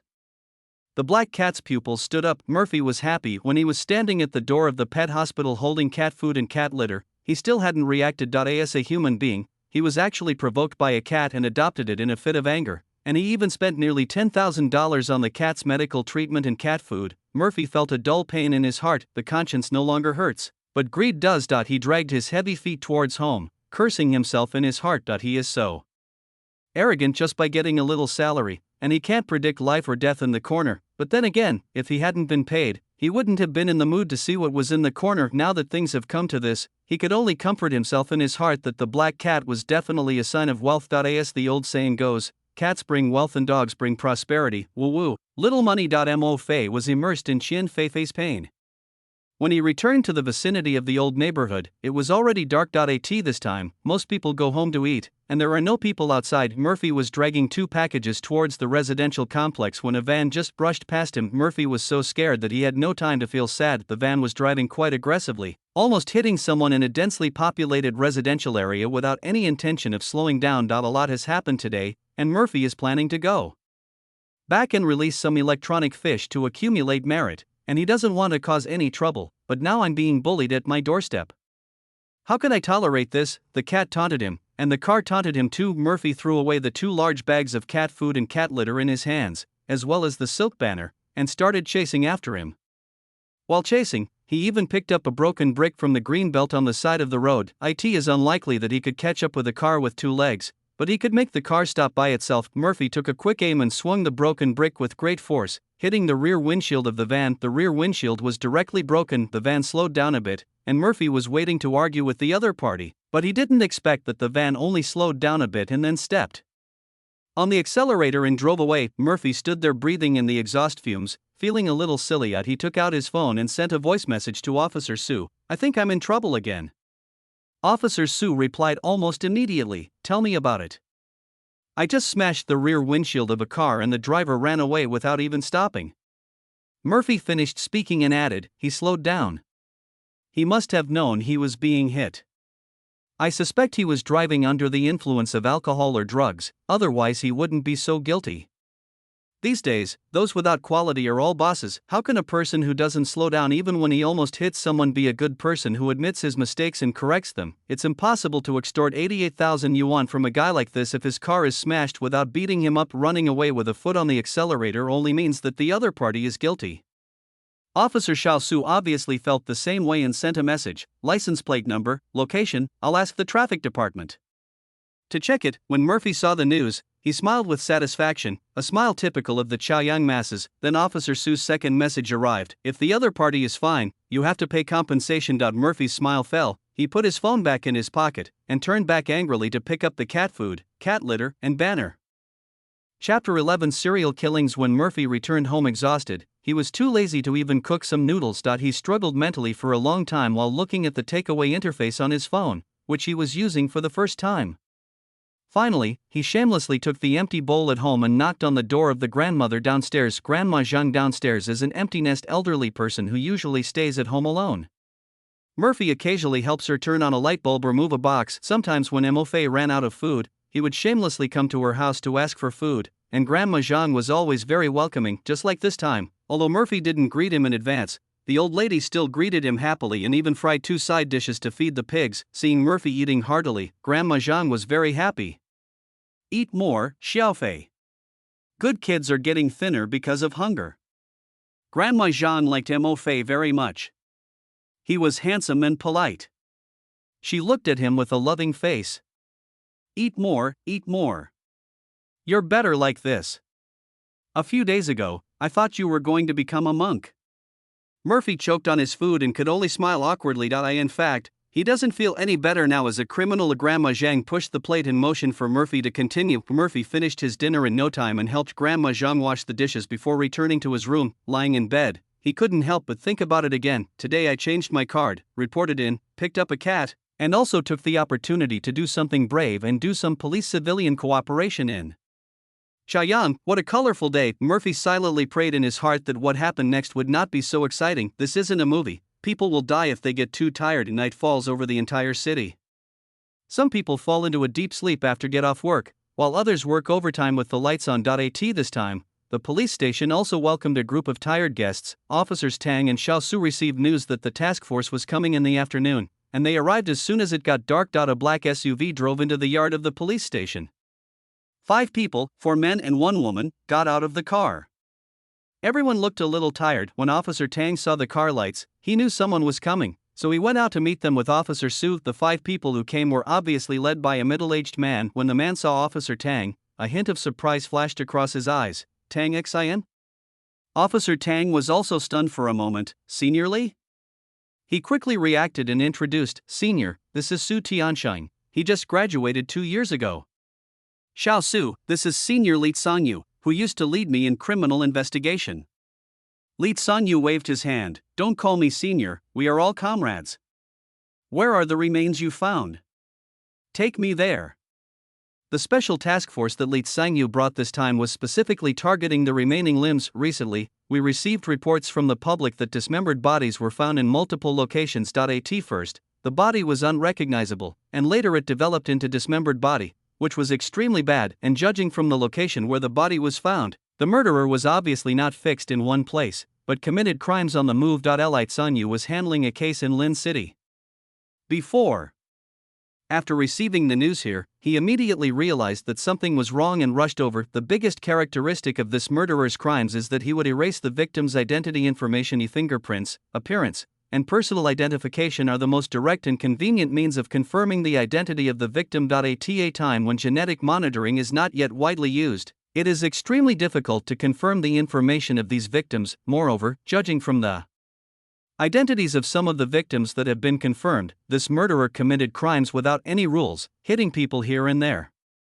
Apart from the fact that all the victims were from vulnerable groups such as women, the elderly and children, there was no other commonality. This is also the trickiest. God knows when this guy will have another attack, but even so, Lee Sang-yu has some clues. The fact that the murderer targeted women, the elderly and children shows that he is not very strong. He is just cruel. If you connect the locations where the bodies were found on the map, you can see their trajectory, which is basically distributed near the National Highway. The murderer also fled to this city along the National Highway. Just by piecing together the various body parts found so far, there are at least 23 victims. Lee Sang-yu frowned, and the few people who came with him also had worried expressions. 23? Officer Su screamed in surprise. This number is terrifying, and this is peacetime. Who is so cruel? So we must do our best to find the murderer and bring him to justice. Lee Sang-yu slammed his fist on the desk. They have all sworn to protect the lives and property of the people, and every criminal is a slap in the face to them, whether for the victims or their beliefs. The murderer must never be let off. After a good night's sleep, Murphy climbed out of bed in the morning light, the hair on his head standing up, and he looked dazed. He had a dream all night last night. He dreamed that every day in the future would be a battle royale. He would go to the police station in the morning and get beaten up in the afternoon. Horrible, so horrible. Murphy wiped his face and comforted himself that dreams and reality are opposites. This means that he will live a safe and stable life in the future and will never go to jail again. After encouraging himself, Murphy glanced at the balance on his card and felt full of motivation for the new day. He changed into a white sports suit and gave a cheerful smile to the mirror. The person in the mirror was smiling maliciously. Very good. The whole paragraph collapses. Murphy rubbed his cheeks and smiled again. It's a bit exaggerated and silly, but at least it's friendly. Life is so difficult. Murphy rushed all the way to the set, and this time nothing unexpected happened on the way. Director Wang and the screenwriter stayed up half the night yesterday afternoon to revise the script. Director Wang learned his lesson and felt that it was not auspicious for the film to have a bad opening, so he simply scheduled more performances. Even Murphy's character has changed from a cold-faced vase to a sunny and cheerful vase. This was also modified by director Wang to reduce the number of NGs. After all, it's just a vase, so it's okay to change it a little. Just add a few more words to change the character. Murphy almost burst into tears when he got the new script. Damn, I have to memorize the words. I can't slack off anymore. The same pay and a few more lines might be a great thing for other actors, but Murphy just wants to say the least and make the same amount of money. But now that the notebook has been issued and he has already spent the money, he has no choice but to think about it. The shooting that day went surprisingly smoothly without any accidents, except that the third male character would occasionally steal glances at Murphy and look a little scared. Everything was normal. Director Wang also breathed a sigh of relief. At this rate, filming will be completed in more than a month. He wants to go to the temple to worship again, but he hopes there won't be any more broken limbs. Murphy had completely put the mess behind him. In his spare time, he tried to get close to the old man who distributed lunchboxes, trying to get an extra lunchbox to take home every day. Chapter 12 Prevention. To be honest, the lunchboxes on the set were not very tasty. It is too oily and has no lean meat. Picky eaters will want to vomit at the smell of the oil, but Murphy is not picky about food. He is very easy to feed when it comes to eating. And no matter how bad the box lunch tastes, can it be worse than plain noodles? Stop kidding. The crew will reserve some extra lunchboxes, so it shouldn't be difficult to take some away. But the old man who distributed the food looked at him with a wary face and refused to give in easily no matter what he said. The old man is old, not stupid. It's obvious at first glance that Murphy is not a good person. He can't let this bastard get away with it even if he takes the food back to feed the dog. Murphy was very disappointed, and his temperament was even less like that of a good person. The old man protected his lunchbox and refused to yield even if he died. Murphy pouted, but he couldn't do anything to the old man, so he could only go back miserably. Director Wang was sitting on a soft stool watching Murphy suffer a setback, and he couldn't help but turn around and ask the assistant director, "Is our group lunch delicious?" The assistant director said frankly, "It's very average." "Then why does he look like that?" Director Wang pointed at Murphy, "It's just a box lunch. It didn't look like a good thing in the first place, and now it looks even gloomier, just short of some rain and mushrooms growing." The assistant director smacked his lips and said, "Maybe he loves our group deeply.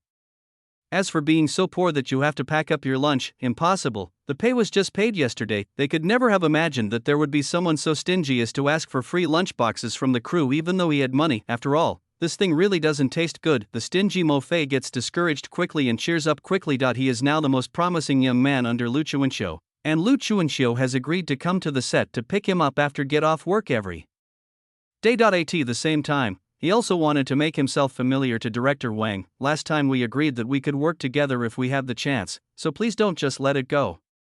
Sister Lu Mofei started calling people as soon as he got in the car. The shouting was so tortuous that Lu Chuanqiu got goosebumps all over his body. And no matter how long she stayed with Mofei, she could never get used to his coquettish behavior. For some people, being coquettish is like a gentle knife, while for others, being coquettish is like a poisoned steel knife. Tell me what you want to eat. Lu Chuanqiu knew what kind of person Murphy was. He is as stingy as if he hasn't seen money for 800 years, and he will eat and drink for free whenever he gets the chance. However, she also got a commission from joining the group this time, so treating us to a meal was no problem. Murphy chuckled. Lanzhou ramen.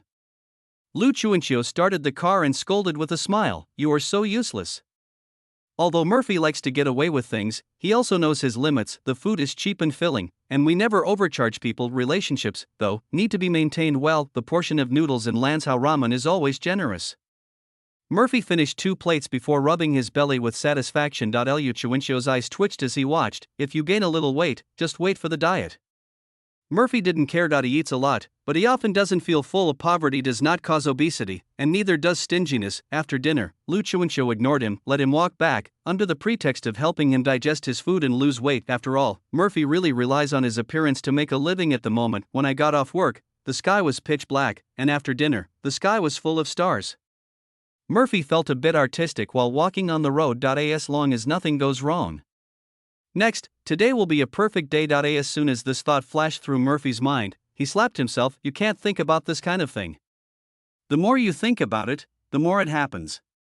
It's Murphy's law, but unfortunately, his slap was too late. When he walked near the old residential area, the same van whizzed past him again at the same place as yesterday. There were even cracks on the van's rear windshield that Murphy had smashed yesterday. For a moment, Murphy wondered if he had traveled through time, but unlike yesterday, the van stopped, the car door was pushed open and 2 men got out.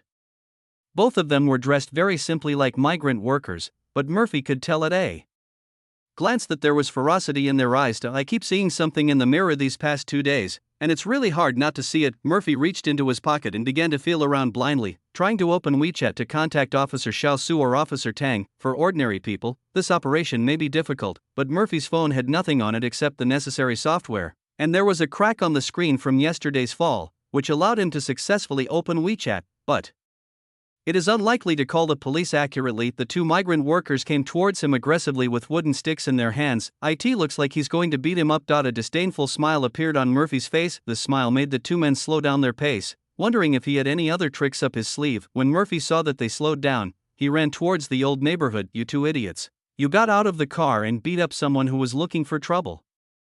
If you had a car, why not just drive it and hit him, still using a stick? Can a stick be as useful as a car? It took 10 yards to get a scratch, 30 yards to get to the hospital, and 60 yards to get to the crematorium.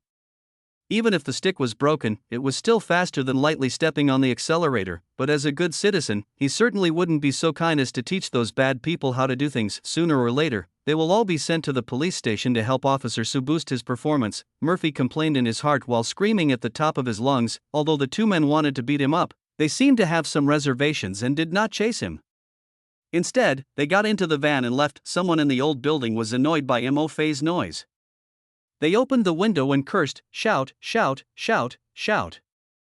Go away if you have nothing to do. If the 2 people behind caught up with him, Murphy would quarrel with him and provoke him with nonsense like, if you have the guts, come down and fight me, I have brothers behind me.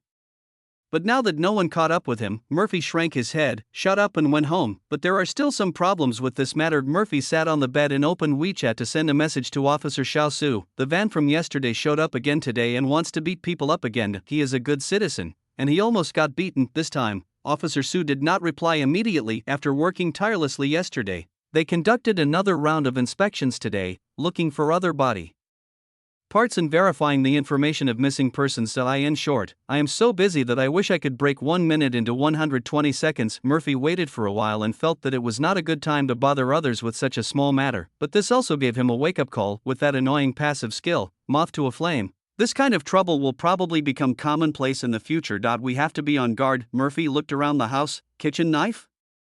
If you pass it, you might even become Officer Su's achievement. A wooden stick? It's inconvenient to carry and it's eye-catching. There aren't many things you can carry around for self-defense these days that are both legal and reasonable. Murphy thought about it and pulled out a box from under the bed. Inside were some useless things, including magazines and plastic water cups from a few years ago. Murphy rummaged through the folder and found what he wanted: a rusty U-shaped lock. Chapter 13: The second unlucky guy. Don't underestimate this U-shaped lock, although it is unremarkable and was just a psychological comfort that Murphy hung on the bike when he rode it. It is heavy and handy. The U-handle of the U-shaped lock has a suitable arc when held in the hand, and the lock head is made of pure metal. When it is swung and hits someone, it will cause no less damage. After rusting, it will be enchanted with tetanus, doubling the lethality. The most important thing is that this thing is not a controlled weapon, does not require modification, and has a low threshold for use. Some weapons, such as sharpened screwdrivers, pens, fancy brass knuckles, pepper spray, and even stun guns, mean that you are prepared as long as you carry them with you. If you counterattack and cause casualties to the other party, you may be held responsible for this during a lawsuit. There is no such concern with U-shaped locks. If someone is about to attack me, is it reasonable for me to grab a lock and knock them out? You can't say I'm prepared, right? This thing is perfect for self-defense. Murphy was very satisfied. From then on, he would bring his lock to work, even though he doesn't even have a bicycle. After the electric car battery that this lock previously protected was stolen, he was unable to install a new battery and had it towed to the scrapyard. Thinking of this, Murphy touched the U-shaped lock and his expression was out of control for a moment. I have been with him since college until graduation. He will never be forgiving of crime. During the filming, Murphy's role was not as many as the leading actors. Many times he only needed to show his face, which was much easier than the leading actor's role, because some body parts were found at the film and television base. Although the problem was resolved quickly, the actors were somewhat affected and were not in good shape. Director Wang was so angry that his eyes almost popped out. Turning around, he saw that everyone in the props team was trembling and didn't dare to go near the storage room. He had no choice but to shoot the outdoor scenes first to change everyone's mood. This scene is a road scene. The protagonists drove to a deserted village, setting up various flags for themselves and showing the complicated relationships between men and women on the way. Murphy was overwhelmed by the confusing relationships between the characters in the script. It's so cliché, but it's kind of interesting. He made a chuckle and buried his whole face in the script, trying to figure out all the relationships involved. After director Wang reported it, he set up the machine on the side of a road where there were usually few people. There aren't many road scenes, so we can finish shooting them in a day or two. This place is closer to the old neighborhood where Murphy lives than the film and television base. Murphy came with a U-shaped lock to scan the shared bicycles. Very simple. As the fifth male lead, he has very few roles and is really just a background member. Very good. Murphy was quite satisfied. The only bad thing was that when he was serving the lunch, the old man still stared at him vigilantly, as if he was afraid that Murphy would steal the lunchbox. Is he that kind of person? But the old man was watching too closely, so my plan to steal the lunchbox failed. Murphy squatted on the side of the road and ate his meal. Although this section of the road is controlled and there will be no cars, it is better not to eat on the road for safety reasons. Be irresponsible for your own safety. There's a night show today, so cheer up. A director Wang glanced at him and saw Murphy staring at the lunchbox and eating it intently. He felt a little unsure about the way he was eating. Is this lunchbox really that delicious? Not far from this section of the road, a man was running staggeringly. It can be seen that the man is not in a good condition. He is covering his ribs with one hand, breathing heavily, and is dirty all over. His long hair is disheveled and messy. No more than a kilometer away, two men dressed as migrant workers were following the trail with sticks in their hands. One of them cursed, "Don't you have any fucking brains? Just 2 slaps scared you like that? How can we sell such good stuff if it has problems?" Another person retorted unconvincingly, "We have to sell it before we die. Although it wouldn't be a big deal if I died in their hands, it would be a loss for them if I didn't make any money. The quality of that product is really good." The person who started talking licked his lips, a fierce look in his eyes. "Beat him up again when you find him, and quickly contact the buyer." Damn, people who have been to school are expensive, but they can really cause trouble. The guy running in front also knew that if he couldn't get away this time, he would definitely end up in trouble if he was caught. He hadn't eaten anything except a little water for 2 days, and he had been beaten up. He felt dizzy and his legs felt like they were filled with lead. He had to rely on his faith to take a step. There was a wasteland covered with weeds on the side of the road. The goods being chased could no longer tell the direction and could only move forward based on intuition. If you zoom into the air, you can see that the distance between the cargo and those chasing the cargo is shrinking. The crew is just a few dozen meters in front of the cargo, and there is a pair of eyes watching all this in the dark. Just when the two people chasing the goods were about to see the goods, a thin figure jumped out from the weeds and directly knocked the goods to the ground. The collision was unexpected and pressed on the wound.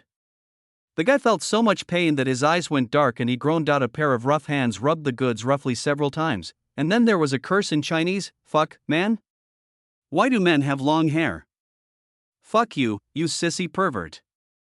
The sudden attacker cursed and raised the carpenter's axe in his hand, ready to kill the pervert in his eyes, and the people chasing him also arrived. Seeing Chun Yaojin suddenly appear, both sides were shocked and confused. The unlucky guy who was pinned to the ground gritted his teeth and squeezed out a sentence: "Brother, save me."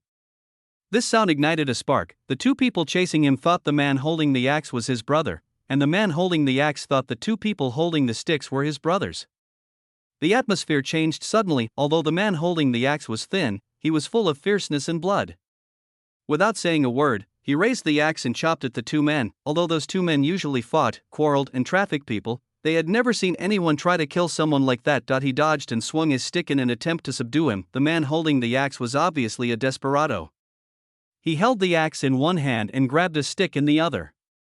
He ignored the other man and chased the man holding the stick. After a few blows from the axe, blood appeared. Another man swung a stick at his head several times, and he turned around and swung an axe again. The smell of blood immediately spread. The unlucky guy lying on the ground took 2 breaths, turned over and tried to run. The man with the axe saw him and his chopping movements became faster. He wanted to kill these two people first, and then send that sissy pervert away so that they could be reunited. A gust of wind blew by, and Murphy, who was still waiting for his turn, sniffed. He looked at the lunchbox seller with some confusion, and the seller pressed the food cart vigilantly. Murphy walked over and asked, "Is our meal cooked here?" Chapter 14: Calling the police again. You're dreaming of making it on the spot. The lunch vendor sneered at Murphy. "We've all ordered meals and put them in thermal boxes and sent them here. If you have something hot to eat, you can thank Director Wang. It's not made here?" Murphy touched his chin. "The chickens for the chicken aren't killed here either." The disdain on the lunchbox uncle's face became more obvious. "Killed immediately? Come on, who has time to serve you if you are so picky?" Murphy ignored him completely and looked away from the road. "Since it's not the smell of chicken blood in the lunchbox, where does this bloody smell come from?" Murphy's reason told him not to meddle in other people's business, and a crack was the best example. The IT will cause financial loss. However, he couldn't control his feet at all. Mo Fei picked up the U-shaped lock in the basket of the shared bicycle and left. The assistant director saw Mo Fei cross the highway fence and head into the wasteland, and asked loudly, "Where are you going, little Mo?" Murphy didn't even turn his head. "Shit." The assistant director was stunned for a moment. "Shit, with a lock?" In the wasteland, 2 people had fallen to the ground motionless. The thin man, holding a bloody axe, quickly chased after the prey. After seeing the prey's back, he grinned wildly and raised the carpenter's axe high. When the long-haired man heard the movement behind him, despair appeared in his eyes, but he still did not look back and kept moving forward. It was at this time that Murphy appeared in front of the 2 people. He followed the strange noise and parted the weeds to discover this strange pair. A beautiful girl on the run, and someone trying to chop someone down with an axe. The axe is still dripping with blood. Murphy's pig brain is overloaded. Reason told him that he should turn around and run while calling for help, and then his hands honestly began to touch his phone to unlock it and take pictures. I'd never seen such a scene before, so I took a photo as a souvenir. The flash of light awakened the 2 people's rationality. The pretty girl rushed directly behind Murphy and explained the situation concisely in a hoarse voice. "He is a murderer, run." Murphy shook the U-shaped lock in his hand and sneered, "What a coincidence." The next sentence automatically came up in their minds. "Me too." The man holding the axe looked at Murphy's posture and temperament, and he was indeed a bit similar to him. He couldn't do it without stabbing a few people to death, so he subconsciously felt a little afraid. Murphy grabbed the pretty girl's hand, turned around and ran, shouting, "Director Wang, help!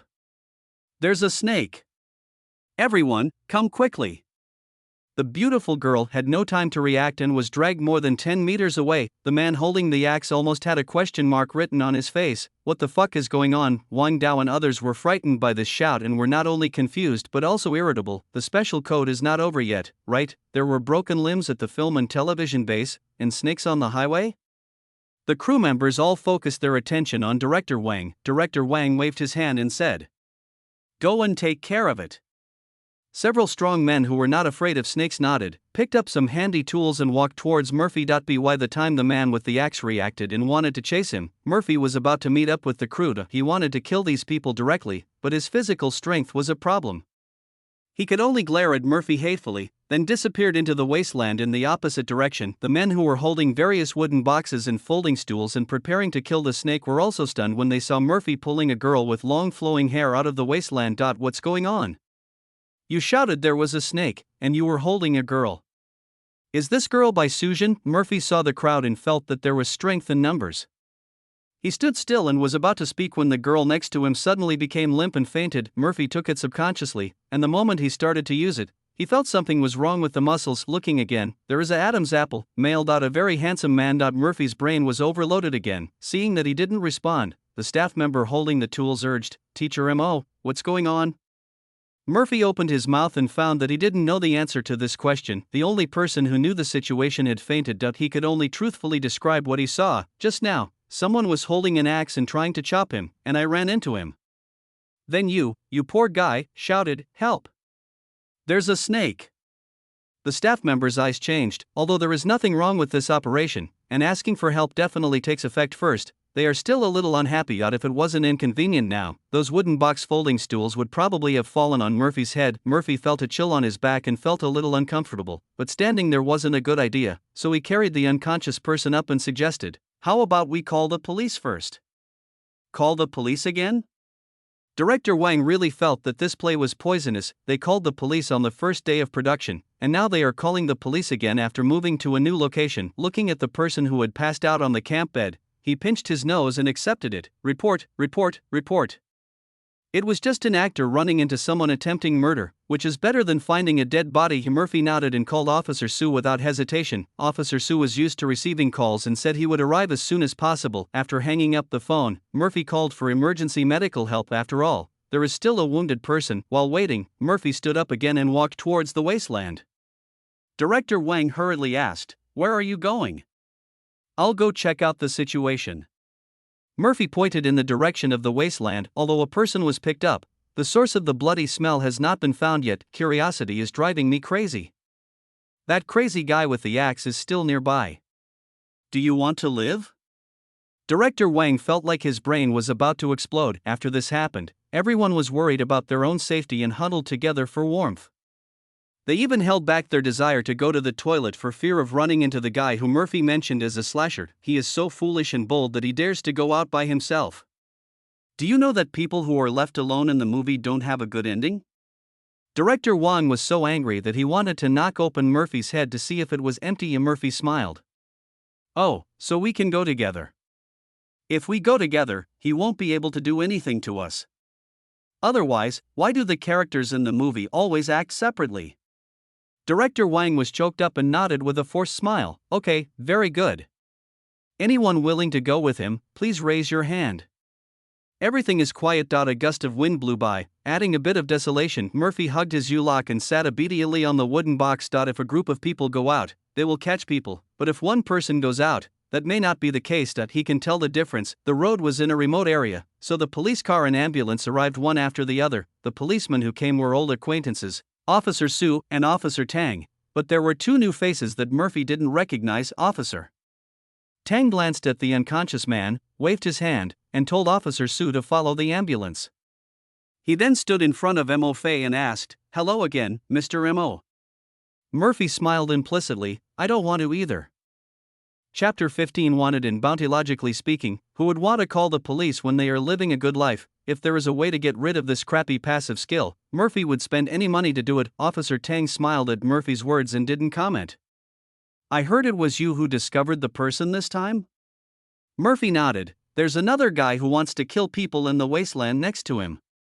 At this point, he took out his phone, opened the photo album, and showed it to Officer Tang. That's him. Most of the view on the screen was blocked by weeds and the long-haired man, but most of the face of the man holding the axe was still captured. Officer Tang stared at the screen for a long time without saying anything. Finally, he couldn't help himself and asked him, your first reaction when you saw this scene was to take a photo? Murphy smiled shyly, I haven't seen it before. Officer Tang looked at the young man with a gloomy smile and cold eyes, but he was saying something like a spoiled child, and swallowed his saliva. He had never seen such a scene in his more than 10 years as a police officer. "Send me this photo." Officer Tang pointed to his phone. "Take me to the location if it's convenient." Mo Fei turned to look at Director Wang, currently on the set. "I still have to rely on my supervisor before I can go out." Director Wang's face turned as black as the bottom of a pot, and he waved his hand like he was shooing away a fly. "Go." Li Sanyu, who came with Officer Tang, also took 2 steps forward and said, "I'm going too." When Murphy reported the case, Li Sanyu was checking information with Officer Xiao Su and others. When they heard that someone was attacking the crowd with an axe, they immediately said that they wanted to go to the scene together. He didn't say much along the way, just watching Officer Tang handle the case without interfering too much. Murphy, accompanied by 2 police officers, felt a surge of security and rushed into the weeds first. The 3 of them stopped when they reached the spot where Murphy had seen the Axeman attack. Murphy pointed to where the Axeman had stood before. "Look. That's where he was standing before. There's blood on the ground." "Is there blood?"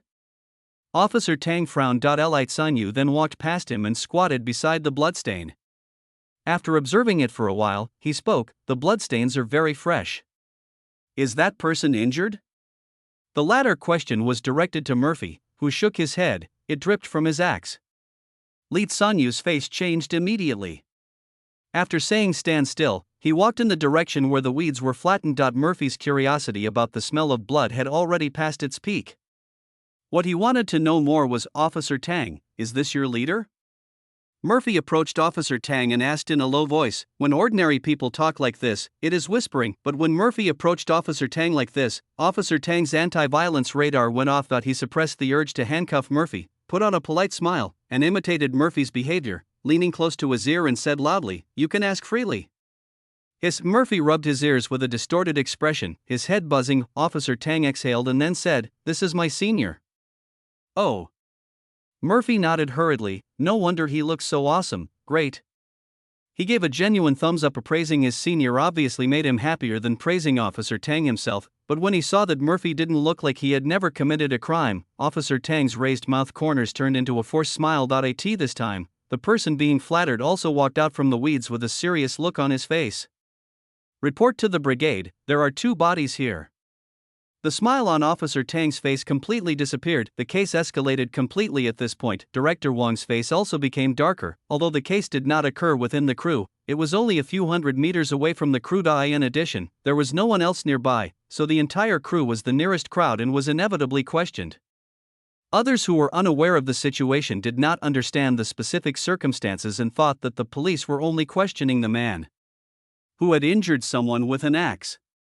However, Director Wang had lived for most of his life and he knew very well the styles of the police decades ago and decades later. This is obviously not the standard for handling an assault case. He also knew that even if he knew about this kind of thing, he couldn't expose it. With a layer of dust covering their faces, the people in this group won't panic. If you really uncover this group, don't want it. Director Wang became angrier the more he thought about it, and glared at Murphy, who was mingling with the police. He now realized that this was a bad guy. He discovered the severed limbs on his first day on the team, and now he is the one causing so much trouble by hiding in the bushes. Before, he was afraid that the actor would run away, so he signed the contract and hired him. Now he has to pay the penalty for kicking him out. Wang Dao was filled with hatred. He is from Zijing, and the old Zijing people are quite particular. This Murphy is the nemesis of this crew. At this time, Murphy didn't realize that he had invisibly exposed his loser nature. He is still cooperating with the police investigation very seriously. As the first person to discover the situation and even the one who had greeted the Axeman face to face, the police officers attached great importance to him. The photo in Murphy's mobile phone was also copied immediately. Before Murphy could figure out what was going on, the person was already sitting in a familiar seat. After thinking about it, he felt that the problems he encountered after changing the card were more troublesome than before. Black card, Ripper, it's really black this time. The police officer responsible for recording the interrogation was not the one he had met before, but Li Sanyu and another unfamiliar police officer. During the question and answer session, Murphy recounted what he had seen before truthfully. Li Sanyu took out a stack of pictures and spread them out on the table. He asked Mo Fei, "What kind of axe is that person you saw holding? Can you recognize it?" The photo Murphy took had no composition at all. the axeman's raised hand was completely out of the frame, not visible at all. If he wanted to confirm the murder weapon, he had to let Murphy see it. He peered through the pile of photos of various axes, pointed to one and said, "It's like this, but a little smaller." Li Tsangyu pointed at the photo and asked, "Are you sure?" Murphy nodded affirmatively. "My naked eye vision is 5.2, even if there is minced meat hanging on the axe, I can still see it." Li Tsangyu picked up the photo and took a look at it. A single-edged carpenter's axe, similar to the murder weapon they had previously speculated. Having asked almost all the questions, Li Tsangyu stood up and thanked Mo Fei. "Thank you very much, Mr. Mo, for your support in handling our case. Please be careful when traveling recently. If you take a picture of a suspect, he may retaliate against you. Please notify us immediately if you find anything unusual." Murphy was stunned for a moment, then asked him, "Officer, is this person a wanted criminal?" Li Tsangyu took a few seconds to react, then nodded hesitantly, "Yes, we do. We have footage, suspects, and victims, but it just hasn't been officially released yet." Murphy's face was full of smiles. "How much is the reward?" Li Tsangyu. Chapter 16 Ji Xingyu. In the end, Li Tsangyu did not say how much the reward was. Murphy shamelessly had dinner at the police station. I have to say that the food in the police station cafeteria is much better than the boxed lunches on the crew. It has the aroma of hot pot, a balanced diet of meat and vegetables, and even includes fruit. And this time, not only was his dinner provided for, someone even took him home. Officer Xiaosu sat in the driver's seat and fastened his seatbelt while asking, "Where do you live?" Murphy stood outside the passenger door, feeling a little conflicted. Not having to walk back was a good thing, and being able to get a ride was even better. But Officer Su's expression, Murphy asked sincerely, "Friend, has the police station been very busy lately?" Officer Xiaosu put his hands on the steering wheel, his face full of helplessness. "Friend, am I the only one free here now, or do you want to take a taxi back?" "You can take a taxi," Murphy asked cautiously, "and can the fare be reimbursed?" Officer Xiaosu rolled his eyes. "Get in the car." Murphy climbed into the car and fastened his seatbelt consciously. "I live in an old community near the outskirts of the city now. Let me show you the way." As the car started and drove out of the police station, Murphy breathed a sigh of relief. Officer Xiaosu noticed his expression and jokingly said, "Why, are you feeling guilty and scared after doing something bad?" "Bad things?"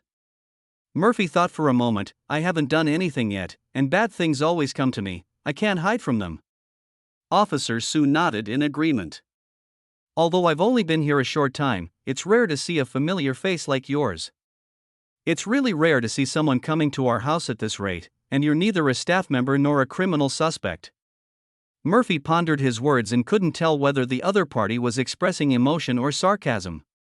"Actually, I don't want to either." Murphy thought back to the past and found that he had actually gotten used to running to the police station every now and then. He couldn't help but smack his lips. Habit is such a terrible thing. Officer Xiaosu glanced at him and said with a smile, "If one day you don't come for a long time, I will ask you what happened. This way I don't have to worry about dying suddenly at home and no one collecting my body." Murphy cheered. "Officer Xiaosu, I don't know why, this person is not bad looking and doesn't look like a retard, but what he says is always hard to understand." "Oh, right." Murphy looked at the men and women walking on the roadside and suddenly remembered something. "Is the person who was rescued today okay?" Officer Su hesitated for a moment, then realized that Murphy was half an insider, as he was the one who discovered the man, so he relaxed. "Nothing serious. Just some dehydration, some injuries, some cracked ribs, and a sudden relaxation after a period of intense stress. He'll be fine after receiving treatment." "That's good." Murphy also breathed a sigh of relief. Although that person shocked him twice, it was not his fault that he was being hunted, so it was good that he was okay. As the two were chatting, Murphy's phone vibrated. He took a look and found that it was a number with no remarks. When he picked up the number, he heard an unfamiliar female voice. "Hello, Mr. Murphy. Your pet, Yizifeng, who was treated at our hospital, is now ready for discharge. When would you be free to take your pet home?" Murphy was silent for a long time. The female voice on the other end of the phone couldn't help but ask, "Hello, sir?" I'll come over when I'm free in the next 2 days."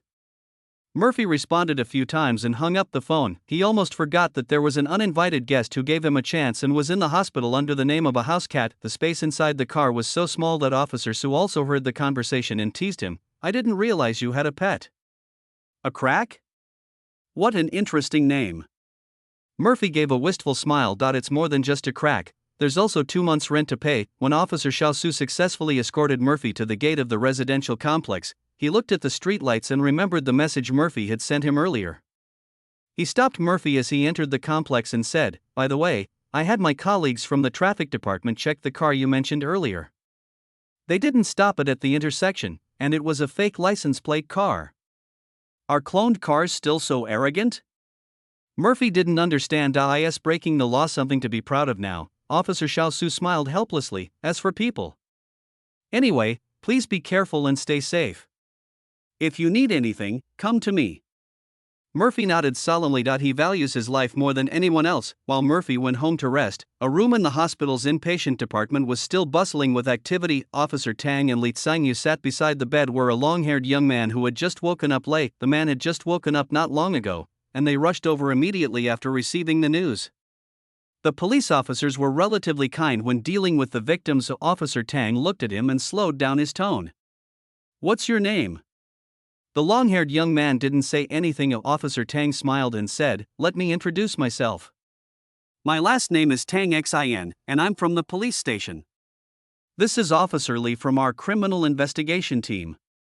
You can tell us anything. Don't be afraid." The long-haired young man continued to look at them without saying a word. Officer Tang and Li Tsingyu looked at each other and felt the difficulty at the same time. In fact, at first they thought it was a female victim and wanted to send a female police officer to question her. However, the hospital's list clearly stated that the patient was male, so they came over on their own. It's already evening. Should we call a friendly female police officer to work overtime? Officer Tang took out his cell phone and prepared to call for help, but the long-haired young man spoke up. "Where's the man who saved me?"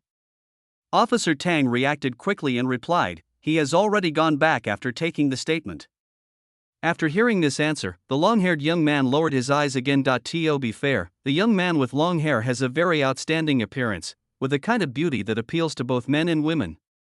The way he lowers his eyes is particularly pitiful, but in front of him were 2 police officers who had seen a lot of ups and downs and would not be fooled by appearances. Li Tsingyu spoke earnestly, "No matter what difficulties you have, as long as you speak up, we, as public officials, will definitely find a way to solve it with you." "Yes." Officer Tang nodded, "You have to trust us." "It's not that I don't trust you." The long-haired young man closed his eyes, his voice still hoarse. "I will tell you what happened, but you can't inform my family, okay?" This request was a bit strange, but neither Officer Tang nor Li Tsingyu had never heard of it before. Generally speaking, people who are married but still engage in prostitution, children who run away from home, young people who have fallen out with their families, etc., will say this. Officer Tang smiled and said, "We will respect your opinion, but it also depends on the severity of the matter." The long-haired young man sighed and said, "My name is Ji Xingyu. As you guessed, I ran away from home. It was just that I was unlucky when I ran away from home and met a human trafficker. When I was escaping, I ran into a madman who was chopping people with an axe." Ji Xingyu raised his head, his smile cold and icy. "That's all." Chapter 17. The murderer is located. Ji Xingyu's experience is simply a huge unlucky adventure. It's hell difficulty. After an argument with his family, he ran away and was targeted by a professional trafficking team. Not only was he tied up and beaten for helping a pregnant woman, but he was also mistaken for a woman to contact his next buyer. After finally finding the right opportunity to escape, he encountered a madman with an axe killing people on the way. Fortunately, he met a passerby asking for help. The passerby's first reaction was to take out his phone to take a photo. Ji Xingyu asked about the person who saved him for no other reason than to find out whether this guy had been beaten to death. After all, he is his savior. If he is really beaten, he can pay for his medical treatment and buy a grave. Li Tsingyu and Officer Tang also learned the general course of events from Ji Xingyu's narration. The 2 dead were human traffickers, and the other was a driver who probably ran away before anyone could find him and see the bodies. As for the murderer, Li Tsingyu suspected that the murderer was the murderer of the serial murder case they were investigating. When Li Tsingyu discovered the bodies in the weeds, he found that the faces of the 2 bodies had been chopped to pieces and even their hands had been smashed, which was similar to how the serial killer had handled the bodies before. If the murderer hadn't been chasing the unlucky Ji Xingyu, he would have probably chopped up the 2 bodies and thrown them away. This is also a rare male victim in a serial murder case. In the past, The murderer always targeted women or the elderly as his victims. If he hadn't mistakenly thought Ji Xingyu was a woman, he probably wouldn't have appeared this time. Thinking of the murderer, Ji Xingyu's face showed disgust. Elite Sun Yu noticed this very carefully. He asked, "Do you have anything to add about the man with the axe?" Ji Xingyu pointed at herself expressionlessly. "Does it count if he touched my breasts?" The first thing he does when he knocks someone down is to touch her breasts. You can imagine what kind of person he is. If Ji Xingyu was not a man and there were no two human traffickers chasing him, he would probably have been raped and killed. This is also consistent with the characteristics of the deceased previously pieced together. Some of the female deceased were sexually assaulted before their death. Elite Sun Yu had a better idea in his mind. The murderer had been committing crimes along the national highway.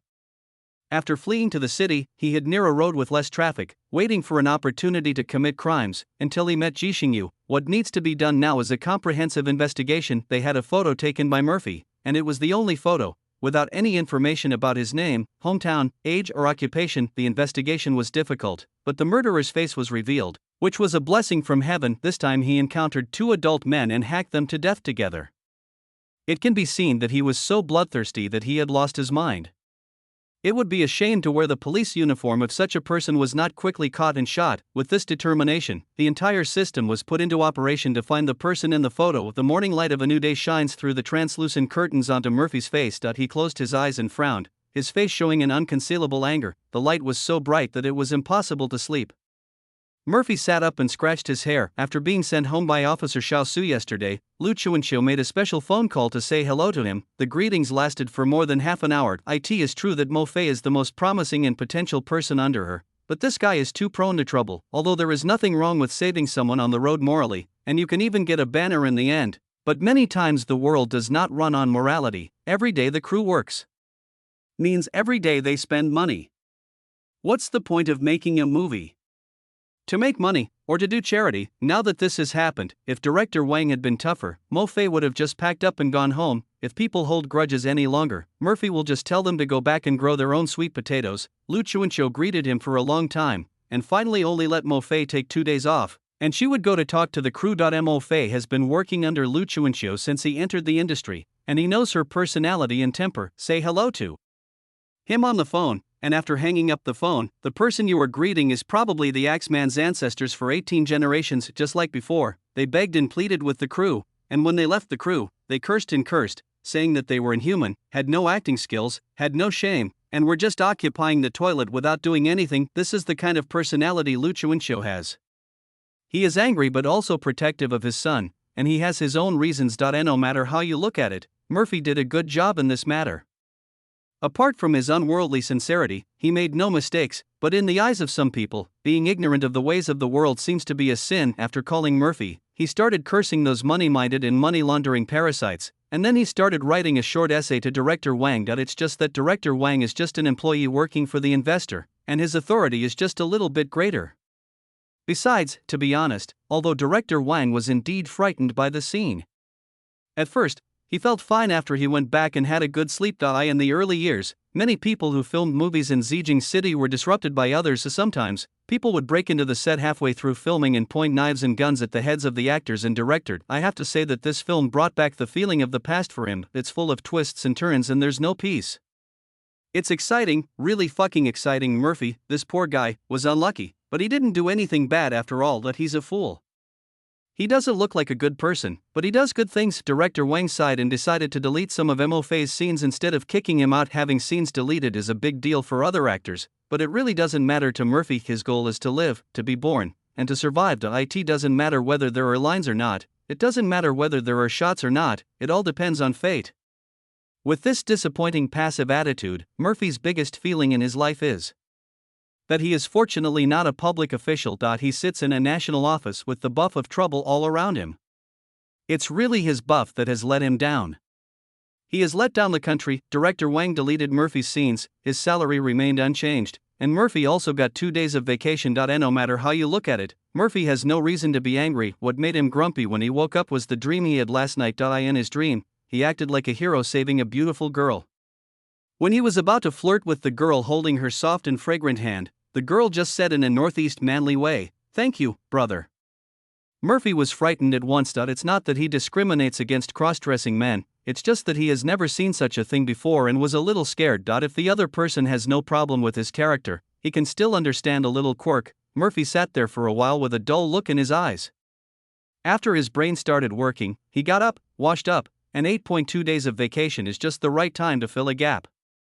Chapter 18 Black Cat and the Stalker. Murphy cleaned himself up, took the U-lock and went out. As soon as he stepped out of the old neighborhood, he felt something was wrong, as if someone was secretly observing him. Murphy looked around and found nothing wrong. He stood there for a moment, thinking, there are only two types of people who can target him now, the murderer and the police.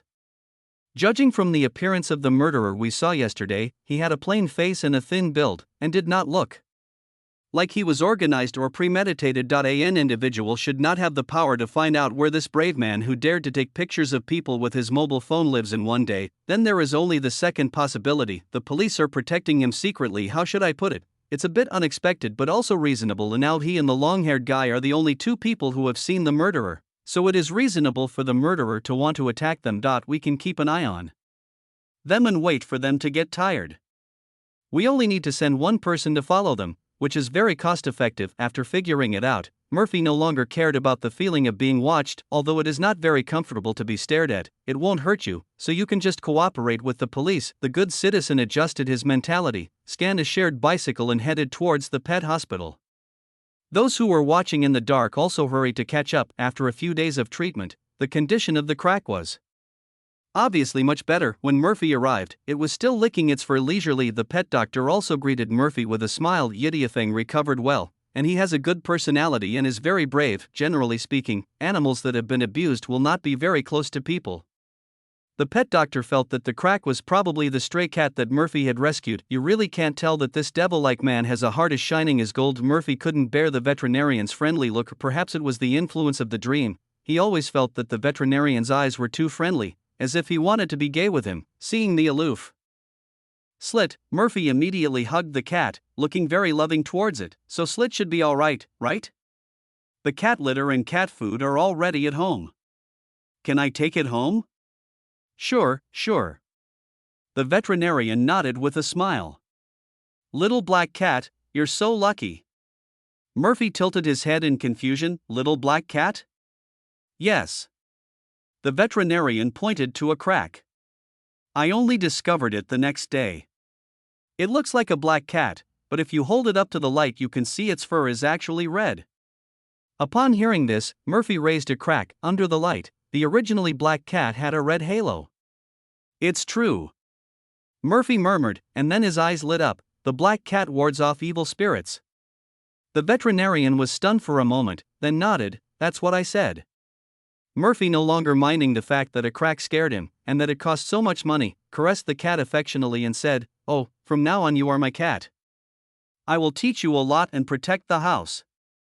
The black cat lay in his arms with an elegant demeanor and meowed modestly. Seeing the harmonious scene between the man and the pet in front of him, the veterinarian also smiled with satisfaction and then recommended cat bags, cat cans, cat teasers and other pet products to Murphy. When Murphy stood at the door of the pet hospital with bags, he felt that the scene was familiar. It seems like it was the same last time. Is this place some kind of money-losing den? Each visit cost another month's rent. It seems that hospitals, whether for humans or pets, are really terrible. It was difficult for Murphy to ride a bike with all the bags, and he didn't want to take a taxi, so he had to walk on his own. A crack is an adult male cat, which is not light in weight, plus some odds and ends. It is a good thing that Murphy has a good physical fitness, otherwise he would have collapsed and taken a taxi. He was walking on the road sign when a black and white car with the word law enforcement written on the door stopped beside him. The car window rolled down, revealing the very familiar face of Officer Sue. What a coincidence! Officer Sue glanced at him and said with a smile, "You have lots of bags. Get in the car. I'll take you there." Murphy looked at him, then looked at the car. Using a public vehicle for personal purposes? Not really. Officer Xiao Su unlocked the car door and explained, "I was going to look for you anyway. The man I rescued yesterday woke up last night and wants to see you today. Officer Su gestured for you to come. Of course, you can choose not to go. In that case, I'll use my private vehicle to take you back. It'll be a wasted trip." Murphy stuffed himself and the cat into the car, fastened his seatbelts, and asked in confusion, Why make such a special trip when you can just call and ask about such a small matter? The prerequisite for making a phone call is that the call can be connected. Officer Sue smiled. Why do you think I drove the bus out?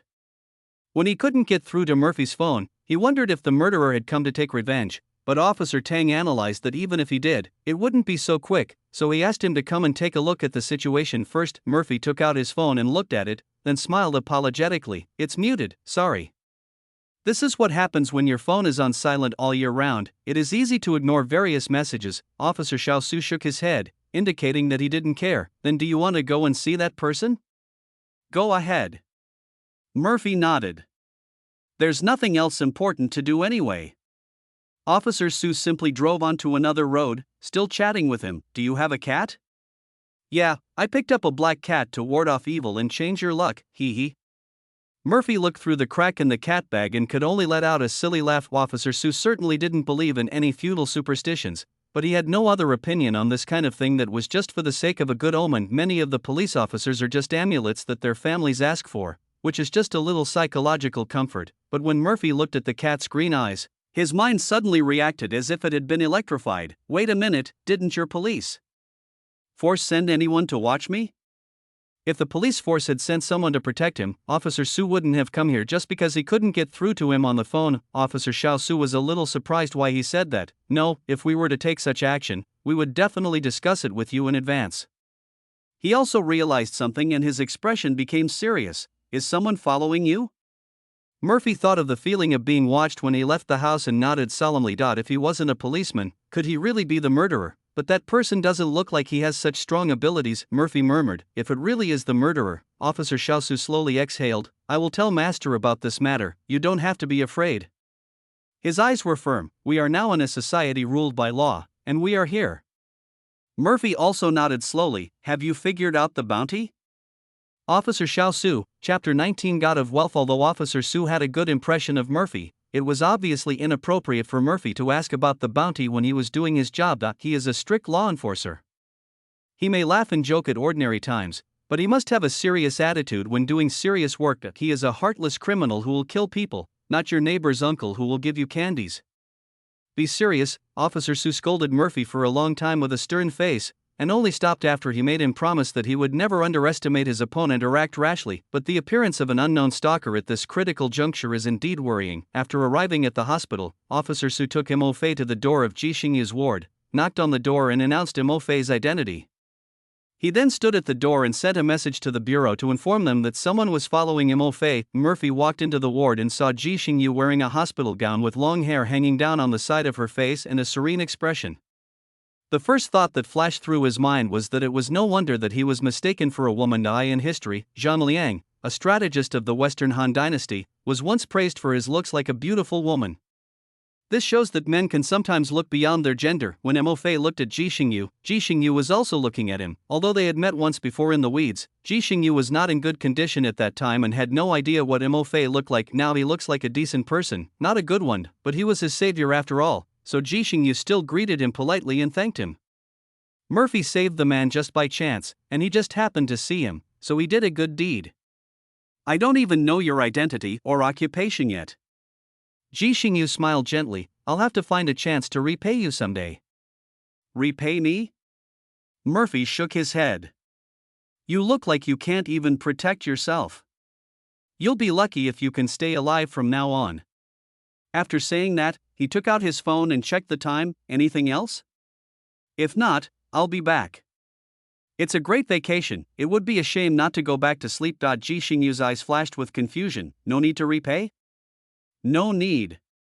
Murphy waved his hand. It's not that he intends to raise the moral standards of mankind, but the man himself looks quite miserable, so how can he be rewarded? Promise yourself to me. Thanks, Murphy already has an annoying kitten and can't afford to support a living person. Ji Xingyu really didn't expect that this person, who looked sinister, actually had a good heart. Of course, we cannot rule out the possibility that he is playing hard to get, but at least it does not seem that he has that intention. At the moment, Officer Xiaosu walked into the ward after sending the message. How was the chat? Not bad. Murphy gave a slightly silly smile. Officer Sue, I'm helping with the case this time. Do you have any bonus applications? Not only will you get a bonus, how about I apply for a good citizen certificate for you? Officer Sue laughed and gave him a smack. You should take care of yourself first before you worry about these things. Remember what I told you, don't act rashly. Murphy nodded obediently, then asked, so what's the bounty on the guy with the axe?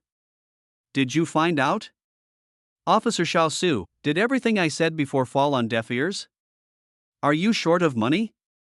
Ji Xingyu, who was sitting on the bed, interrupted. Murphy's expression became a little more serious. It's not that I'm short of money, it's that I want to make money. Quick money is best, and quick money without any effort is even better. Unfortunately, most of the fastest and easiest ways to make money are in the criminal law. If you really do it, there will be no recovery. Don't do it. Ji Xingyu nodded thoughtfully. I've already seen everyone. If nothing else, I can go back and play with the cat? Murphy was still worried about the gap in the car where he was placed, that is the black cat personally certified by the pet shop owner. It can ward off evil spirits, bring good luck and bless him to make a fortune, the little god of wealth cat. Isn't it better to serve the god of wealth cat than to see a handsome doctor here? Officer Su glanced at Ji Xingyu and nodded when he saw that he didn't say anything to stop him. Okay, I'll take you there. Before leaving, Officer Su closed the door and reminded Ji Xingyu, we will catch the murderer as soon as possible. You should get some rest. Ji Xingyu smiled and nodded. After everyone left, he began to think about how to help his savior make money. Although Murphy said it was not necessary, Ji Xingyu's education since childhood did not allow him to remain silent. But just like Murphy said, he really couldn't help Murphy in his current condition, so maybe he could only go back. Ji Xingyu sighed, such a big thing definitely can't be hidden from my family, so I'll just have to bow my head this time. Officer Su not only sent Murphy to the gate of the community, but also helped him carry his things into the house. The environment of the old community is not very good, but Mo Fei's room is clean and tidy, and the furniture is in harmonious colors, which is very comfortable to look at. When Murphy got home, he opened the cat bag, leaving a gap for the cat to move around. New cats usually have some stress reactions when they arrive home, but Isho is indeed a little different from ordinary cats. It walked around the room as if on patrol, and finally lay down on the sofa, looking quite familiar. Officer Su was also amused. This cat looks quite majestic. It's truly extraordinary. Murphy nodded in agreement. I hope it will help me make a fortune, a windfall, and overnight wealth without any effort. Officer Xiao Su's expression froze, and he looked at Murphy with a warning. If you want to do anything illegal, think carefully before you do it. Master and I will not let you go. It's just a good wish, dear, don't be so sensitive. Murphy waved his hand nonchalantly and added water and food to the crack. That's better. Officer Su said, and looked around at the window of Murphy's house. Murphy reverently placed water and food in the crack. Seeing Officer Su's actions, a light bulb lit up in his head. Are you helping me check for cameras and peeping people? Officer Xiao Su glared at him unhappily. Yes. Murphy immediately handed him a glass of water in a servile manner. Sir, please have some tea. Officer Su almost choked to death on his saliva. He looked at Murphy's evil yet handsome face and always felt that he was not a human being, but a husky in human skin. When they were at the police station, Officer Tang and Li Tsingyu actually had a common opinion about Murphy. This person must be extraordinary. Officer Su also vaguely sensed it, but no matter how much he looked at Murphy, he couldn't feel the kind of unusualness that the two seniors had described. This person is just a little more handsome, a little more ugly, a little mentally abnormal, a little bit brain problematic. That's all. Officer Su thought about it and looked at Murphy with a deep look in his eyes. Having said that, wouldn't it be safer for people like this to be sent to a mental hospital? However, looking at Murphy, who was smiling like a silly dog, Officer Su sighed tiredly. Forget it, let him jump around before he breaks the law. Chapter 20 Paparazzi. If we put aside the professional issue, Officer Su thinks that being friends with Murphy would be a very interesting thing, but he now needs to be responsible for Murphy's personal safety. It's obviously unsafe to let him run around outside without a leash. Officer Su walked around Murphy's house and found no hidden cameras or special markings. This is also good news. No matter who was observing Murphy in secret, at least the other party has not yet extended his claws to Murphy's house. You'd better go out less frequently recently and be careful of everyone who knocks on the door. Officer Su said seriously, as if he was advising an 8-year-old child when an adult is not at home. Murphy nodded frantically, holding the U-lock in his hand, and asked him, if someone wants to attack me, does it count as self-defense if I call him? Officer Xiao Su was silent for 2 seconds, then said, the other party must make the first move. Seeing Murphy's face suddenly enlightened, he couldn't help but add, the definition of self-defense is very complicated. Don't take it for granted. Murphy made an okay gesture and said, "Don't worry, I won't go out for the next 2 days. I'll focus on studying criminal law.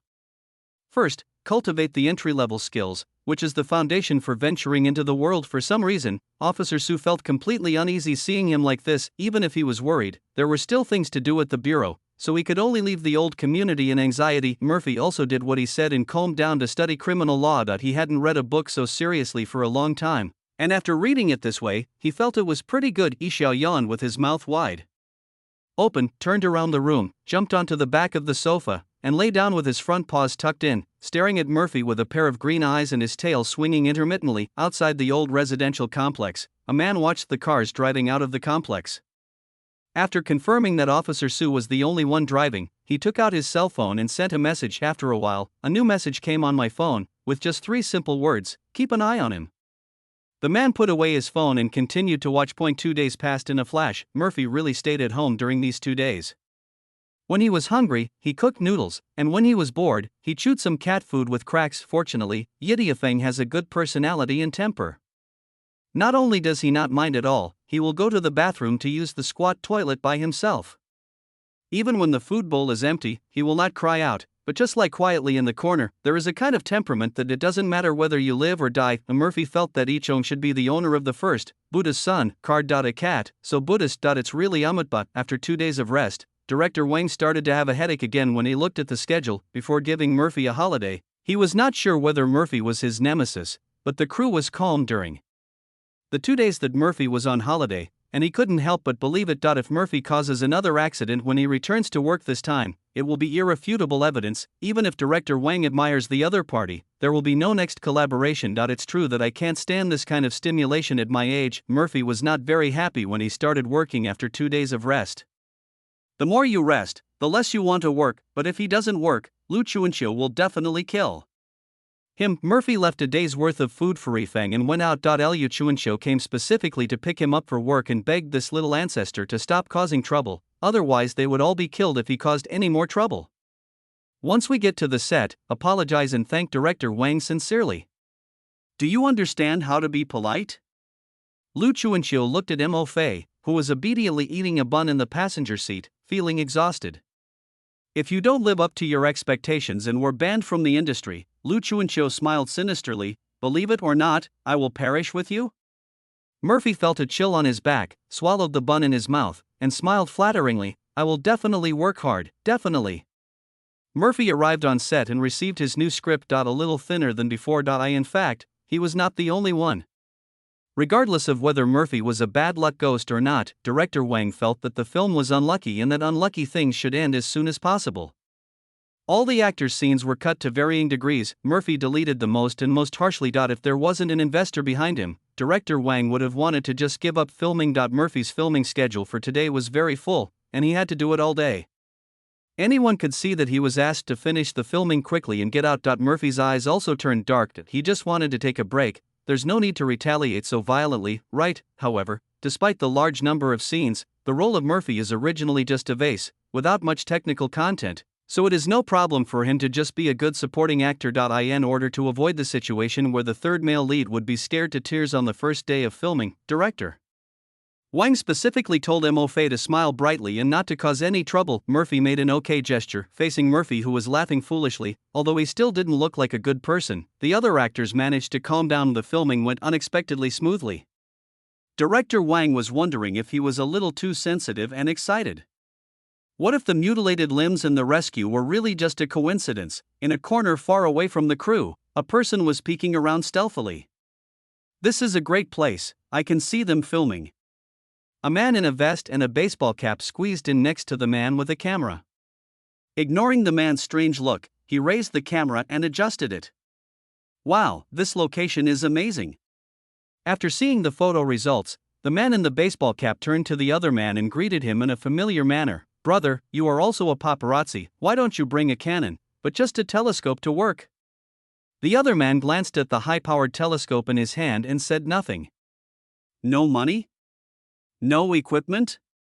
The man in the baseball cap guessed, patting him on the shoulder.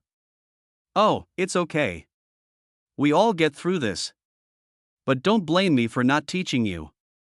Director Wong's crew doesn't have a lot of leads. The guy in the baseball cap said, shaking his head. Everyone knows that Director Wang is famous for shooting films so fast. He's finished filming before we even get to release the material. There's no future. The other person looked at him strangely. Then why did you come? You didn't get the message? The man in the baseball cap looked at him in surprise. I thought you were well informed and came here to shoot because you knew something big had happened to Director Wong's crew recently. I didn't expect you to come here without knowing anything at all. Something big happened? Another person raised an eyebrow. What big thing? The man in the baseball cap instantly became alert. I'm teaching you how to do things, but I'm borrowing your space. Don't try to dig out my secrets. After saying that, he raised his camera and pointed it at the crew, muttering, this doesn't look like much. Chapter 21 Fish Killing Knife. No one on the crew noticed the reflections from distant camera lenses and telescopes. Everyone was busy with their own affairs in an orderly manner. After finishing a scene, Murphy rubbed his cheeks and felt that his face was stiff from smiling. The next scene is his final scene. The male number 5 played by Murphy was pushed by someone while he was running for his life. He was stabbed to death by a knife in the heart and died instantly. Murphy looked at the script and gave a mysterious smile. It's great, I can go home and sleep after the shoot. The male lead, who was responsible for killing Murphy with a single blow, held the prop knife and looked at the strange smile on Murphy's face, feeling a little hesitant. The script has him stabbing Murphy to death. Logically, he should be the perverted killer, right? Why does Murphy look scarier than him? After this knife strike, won't this person hold a grudge and wait for an opportunity to take revenge? The male lead is a little conflicted, as he still has a bright future ahead of him. Murphy caught a glimpse of him from the corner of his eye and stepped forward to greet him. Hello, senior. The male lead smiled stiffly. Okay. Murphy looked at the fish-killing knife in his hand and asked, are you going to stab me to death with this later? The fish-killing knife has a slender blade and is sharp on one side. It is very sharp and has a good visual effect. The fish-killing knife used in filming had a layer of transparent tape stuck on the blade to prevent it from actually hurting the actors. Murphy looked at the knife with a bit of envy. This is my first official rap. Can I take a picture with the murder weapon? The male lead's expression stiffened even more, and he handed over the knife. Yes, of course. He has filmed quite a few movies, and I've seen him taking photos with people, but I've never seen him taking photos with a weapon. Murphy didn't have time to care about what he was thinking. After taking the fish-killing knife, he turned it between his fingertips with a graceful posture. Holding the handle in his hand, he felt like he was commanding something with his own arm. His skillful knife-turning technique gave other people a different impression. That's great. Director Wang slapped his thigh. That's a great move. Beautiful and handsome. Xiao Mo, teach him. We'll put it in the main film later. Ah. Murphy was a bit overwhelmed, holding the knife. I don't know how to teach you. Doesn't everyone know this? What are you saying? Finish filming right away, don't force me to scold you. Director Wan was now pretty familiar with Mo Fei, and he didn't care about etiquette at all. Don't be so secretive. I'll give you a big red envelope for finishing filming later. Hearing that there was a big red envelope, Mo Fei smiled so hard that his teeth were exposed. Okay, he tilted his head and looked at the male lead. Senior, shall we practice? Male lead, doesn't he know that the way he holds a knife is not suitable for being cute? The male lead is Wu Miao, who is not much different in age from Mo Fei. He debuted as a child star and has a strong fan base. You already have the basic skills and techniques, so it shouldn't be difficult to learn a few knife spinning moves. Murphy demonstrated it to Wu Miao several times. The cold white blade danced in his hand, and the sinister and handsome man's expression revealed a strange satisfaction and appreciation as he stared at the blade. Wu Miao swallowed. He has been trying to transform himself in recent years and has studied the works of many film emperor predecessors. Murphy's expression doesn't look out of place in either a horror movie or a suspense film, and most importantly, it doesn't look like he's acting at all. Senior, do you know why the fish-killing knife is constructed this way? Murphy's gentle voice brought Wu Miao back to his senses. He put on a smile and said, don't call me senior, just call me Wu Miao. Okay, Senior Wu Miao. Mo Fei agreed with a smile. He held the knife upright and stroked the blade with one hand, his eyes full of admiration. The fish knife has a slender blade and a sharp tip. This design allows it to pierce flesh more easily. He pinched the blade and bent it. The fish knife is more resilient and can better adapt to the skeleton and body curves. The handle has an anti-slip treatment. Even if it is wet with blood, it still has a certain friction, making it more convenient to use. Moreover, the length of a fish knife blade is generally around 20 centimeters, which is similar to the thickness of a human body, and can be used to cut most meats.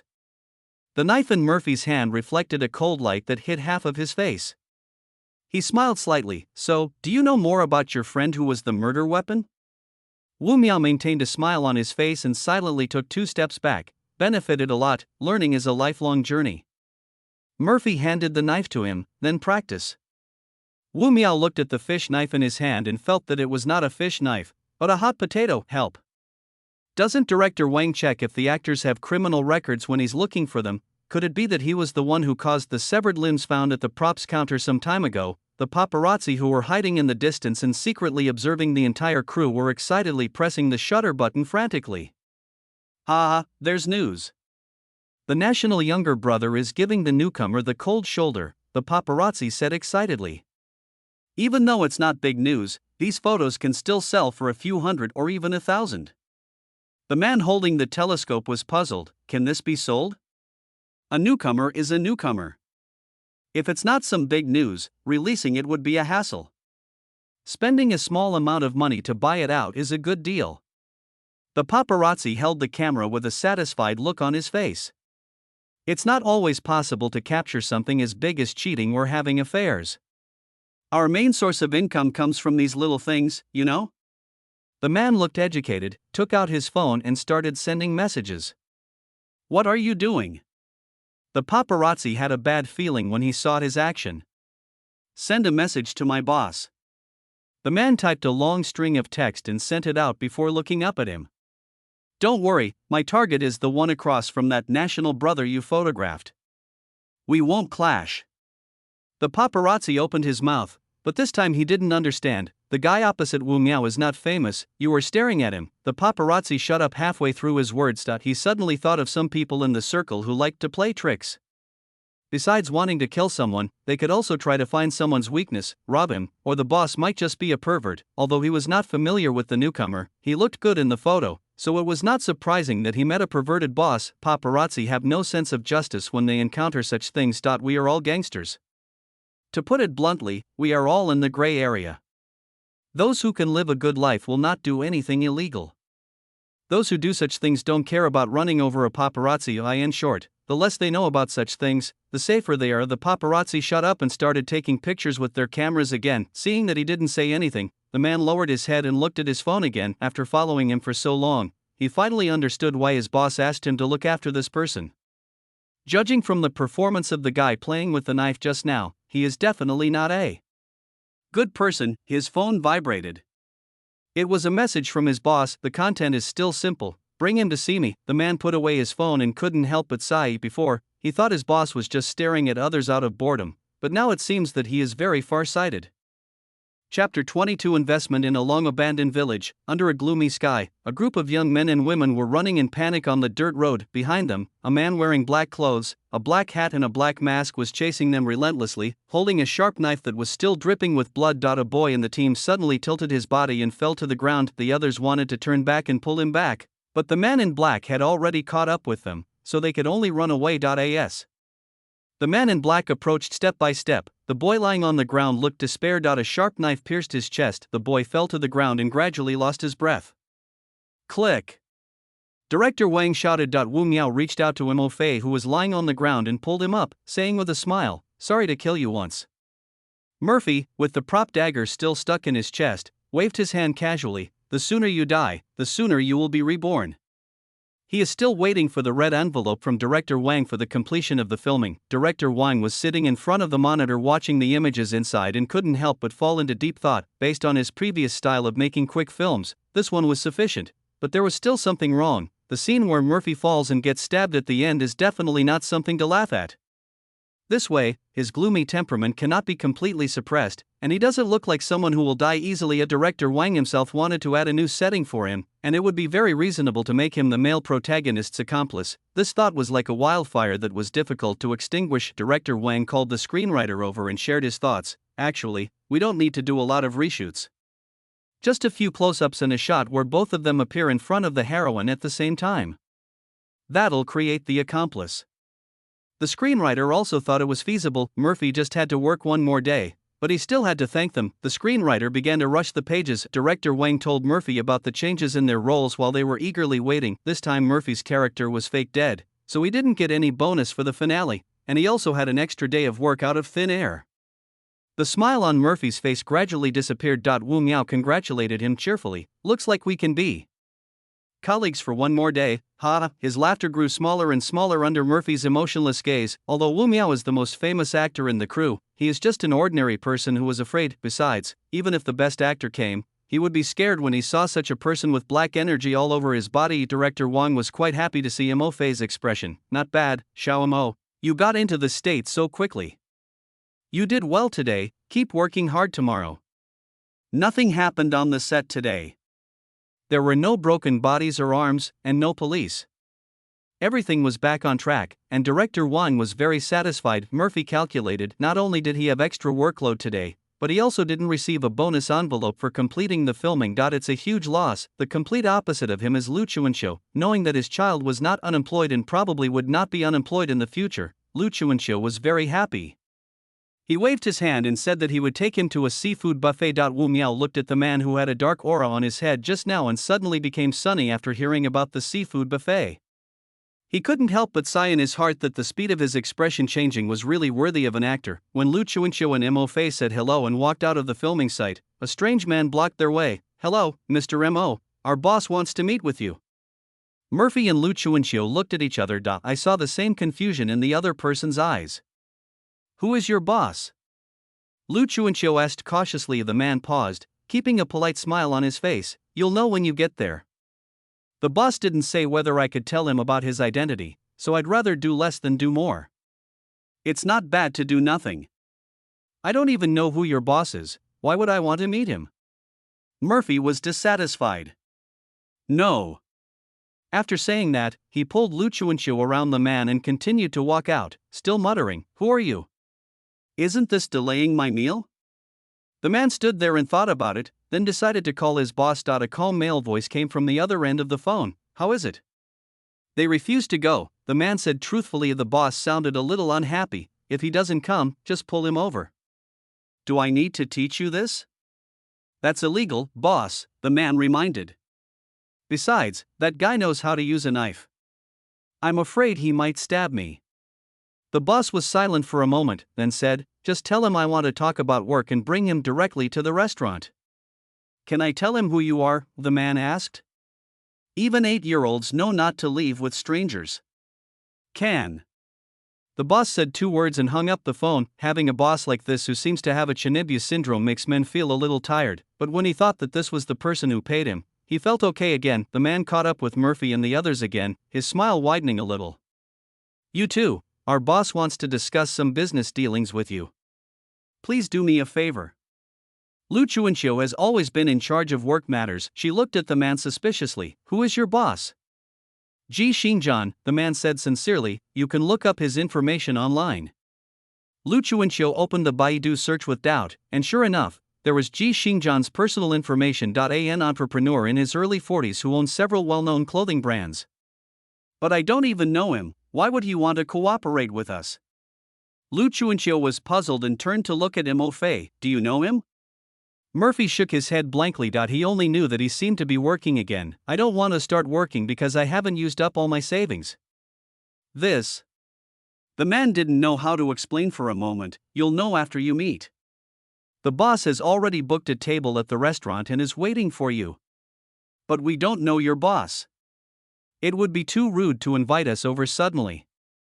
Lu Chuanxiu said with a frown. Although they are just flopped actors and agents, they can still make a living and there is no need to pay attention to such inexplicable people. Murphy also nodded. That's right. Ahem. The man coughed lightly to ease the awkwardness. Don't worry, we're a legitimate business. We just have something we want to discuss with you and would like to treat you to a meal.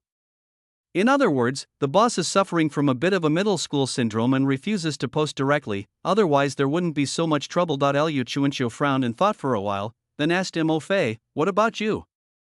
What do you think? Murphy shook his head, it depends on what you think.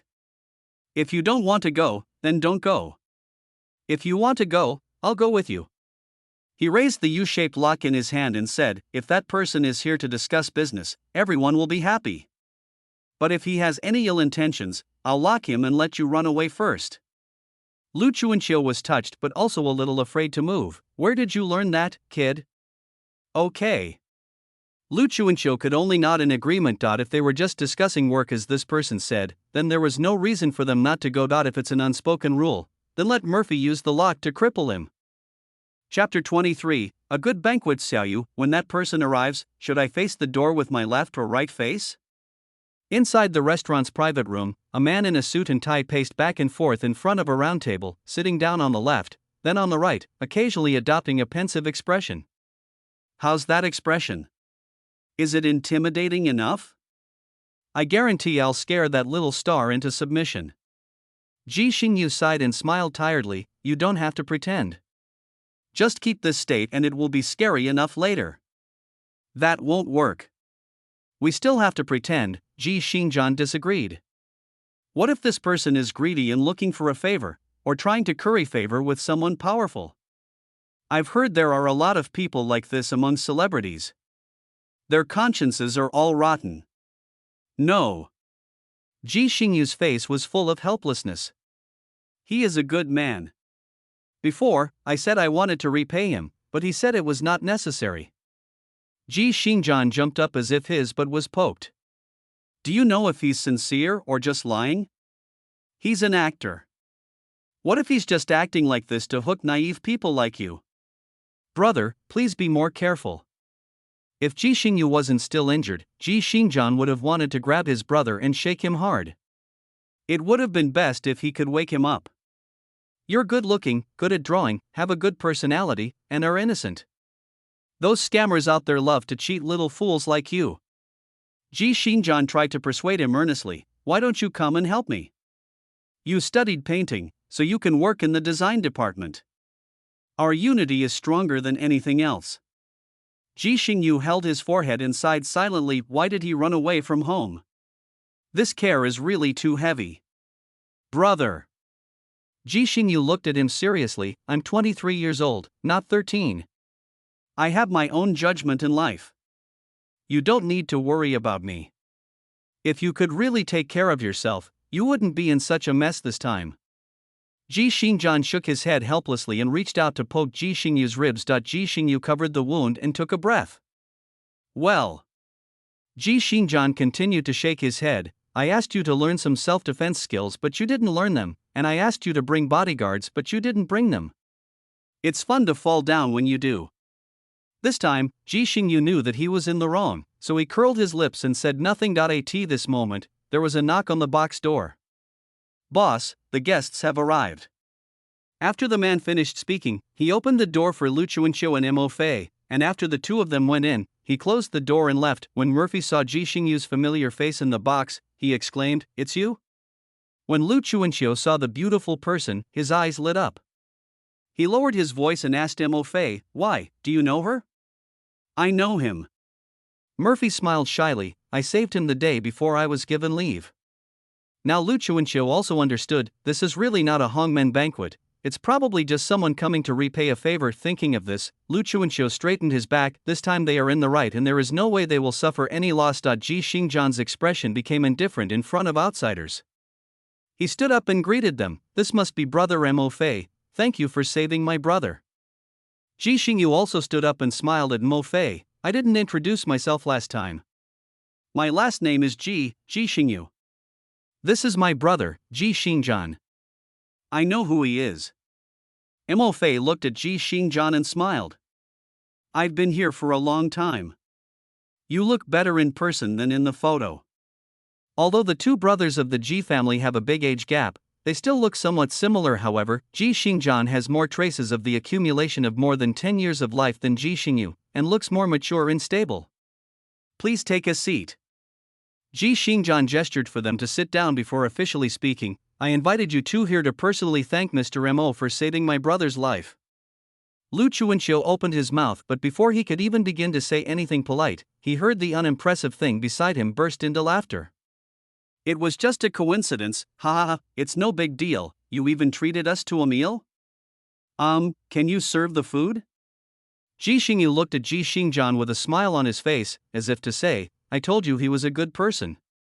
Ji Xingjian curled his lips and raised his hand to signal the waiter to serve the dishes. He then continued, although my family is not a wealthy one, we also understand the principle of repaying kindness. Boss Ji, that's too much, Lu Chuanqiu quickly replied. My little Mo was just saving someone at the time, and he never thought about getting anything in return.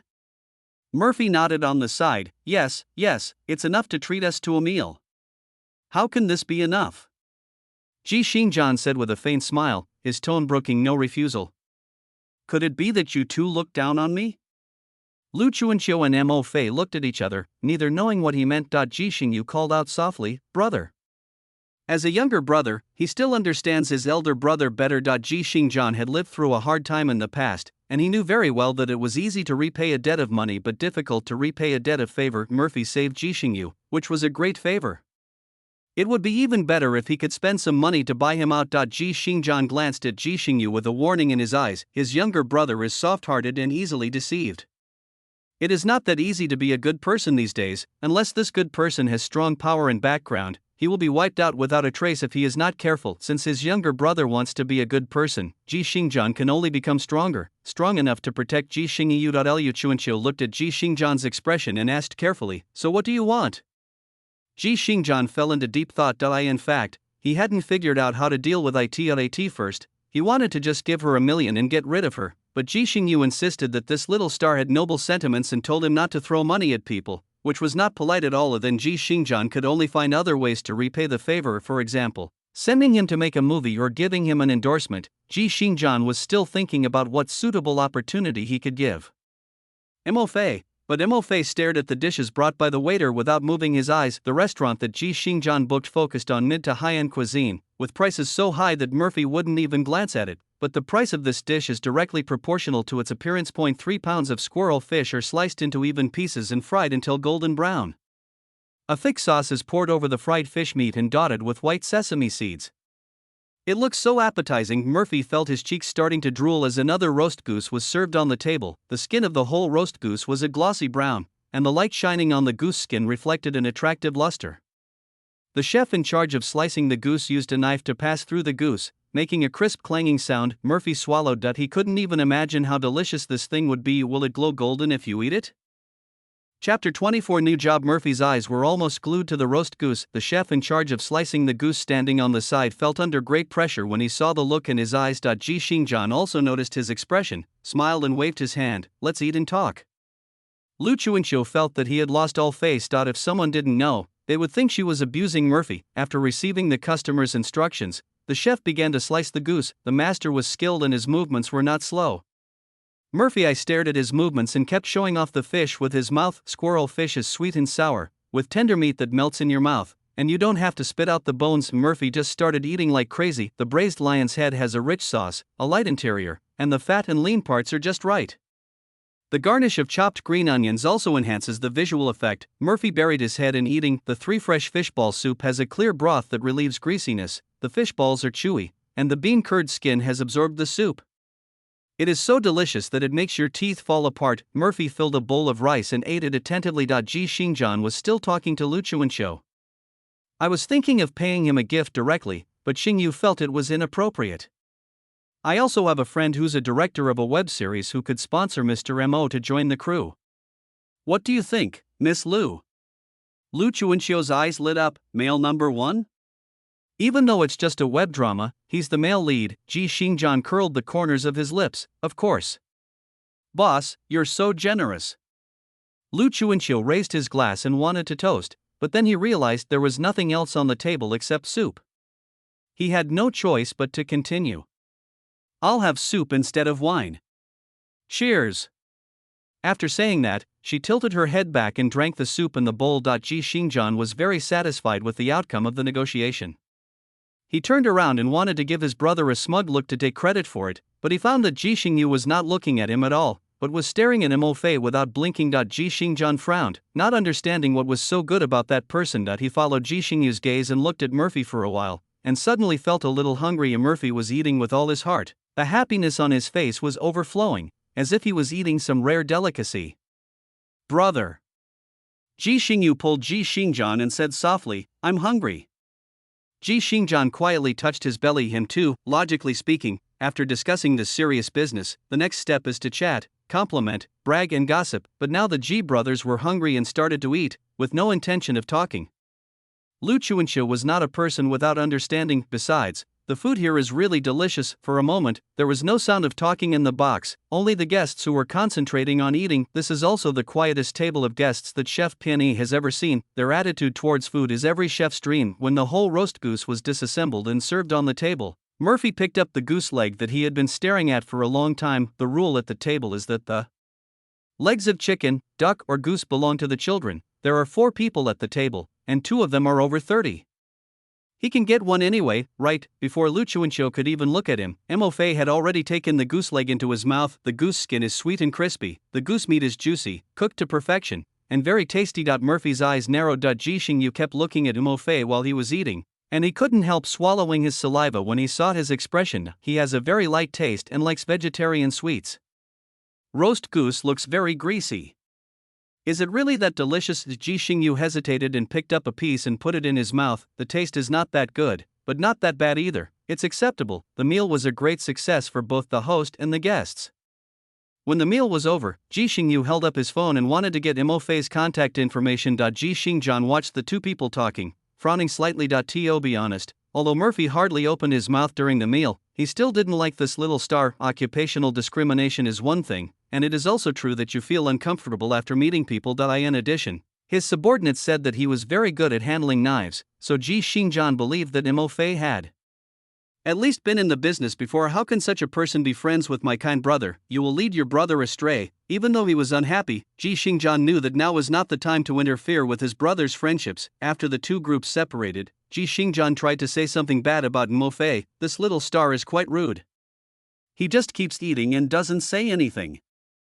Ji Xingyu stared at the phone screen without looking up. It's fine, concentrating on eating is very cute. But he doesn't look like a good person. Ji Xingjian tried to present evidence. Xiao Wang saw him playing with a knife. Who would practice that for no reason? He's an actor, so it's normal for him to have some strange skills. Ji Xingyu put away his phone and smiled at Ji Xingjian. Besides, it was you who said not to judge people by their appearance. That, Ji Xingjian was about to say something, but Ji Xingyu raised his hand to interrupt him. Brother, I think I've met my muse. I'm super into it right now. Ji Xingjian was stunned. What? I've been wondering how to draw the 7 deadly sins from Western legends so they don't look hideous but still highlight their demonic image. Ji Xingyu said with excitement. Now I know how to draw gluttony. Come on, let's go back. Ji Xingjian couldn't utter a word, so he could only nod with a frustrated smile. On the other side, Lu Chuanxiu was also very happy. Great, good people really do get good rewards. This way, you won't have any downtime after you finish filming Director Wang's film. Murphy, still lazily hunched over in the passenger seat, asked her, what window period? Boss Ji has prepared a leading role for you in a web drama. Lu Chuanxiu knew that Mo Fei would lose his temper when he was eating, so he explained, although I haven't got the script yet, it will definitely be a good role based on this life-saving favor. Murphy was stunned for a moment. Web drama? Yeah. Lu Chuanxiu said casually while driving, this Boss Ji is really nice. He even said that he wanted to pay directly at first, but then he thought the cake was better, so he changed it. Murphy was struck by lightning, and he froze in place. Just give me the money? That means you can get money without working, and you can stay at home for a long time without working. If the pay is high, you can even go back to your hometown to farm. What had he missed? You also think it's not possible, right? Lu Chuanxiu laughed. It's not okay to just sit back and enjoy the fruits of your labor. Teaching people how to fish is the right way. Murphy smiled stiffly. Oh, yes, the cake is good, small money. Is it too late to ask Ji Xingyu to change his mind now? If he changed it, he would definitely be beaten to death by Lu Chuanxiu. Murphy returned home dejectedly, a pair of green eyes looking at him through the crack of the sofa. I'm not in the mood to play with you today. Murphy turned on the light and slumped down on the sofa, not moving. A crack jumped down from the sofa and sat on the ground, looking at Murphy, who was like a puddle of mud, with contempt on his face. Chapter 25, Arrest Operation. On Director Wang's side, Murphy's scenes have been almost finished, and all that's left is the finishing touch. He calculated that in 2 days this card, which didn't look like a good guy, the Ripper, would be replaced. Although he didn't know what would come out of it, it was better than the current card that the old man wouldn't even give him a lunchbox after seeing it. That time, he must take a bath, change his clothes, burn incense devoutly and pray for a richest man card. Thinking of this, Murphy picked up a crack and took a deep breath. Little god of wealth cat, this time it all depends on you.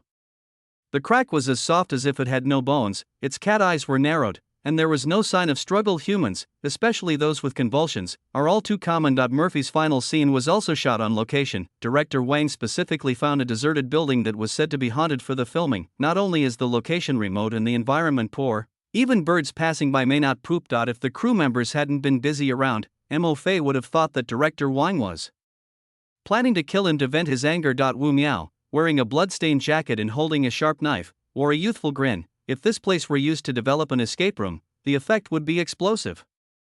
The actress was not so elegant and kept applying mosquito-repellent toilet water on her body. Murphy felt a little uneasy looking at the deserted building. Generally speaking, such places are either occupied by homeless people or are the perfect venues for leaf trading.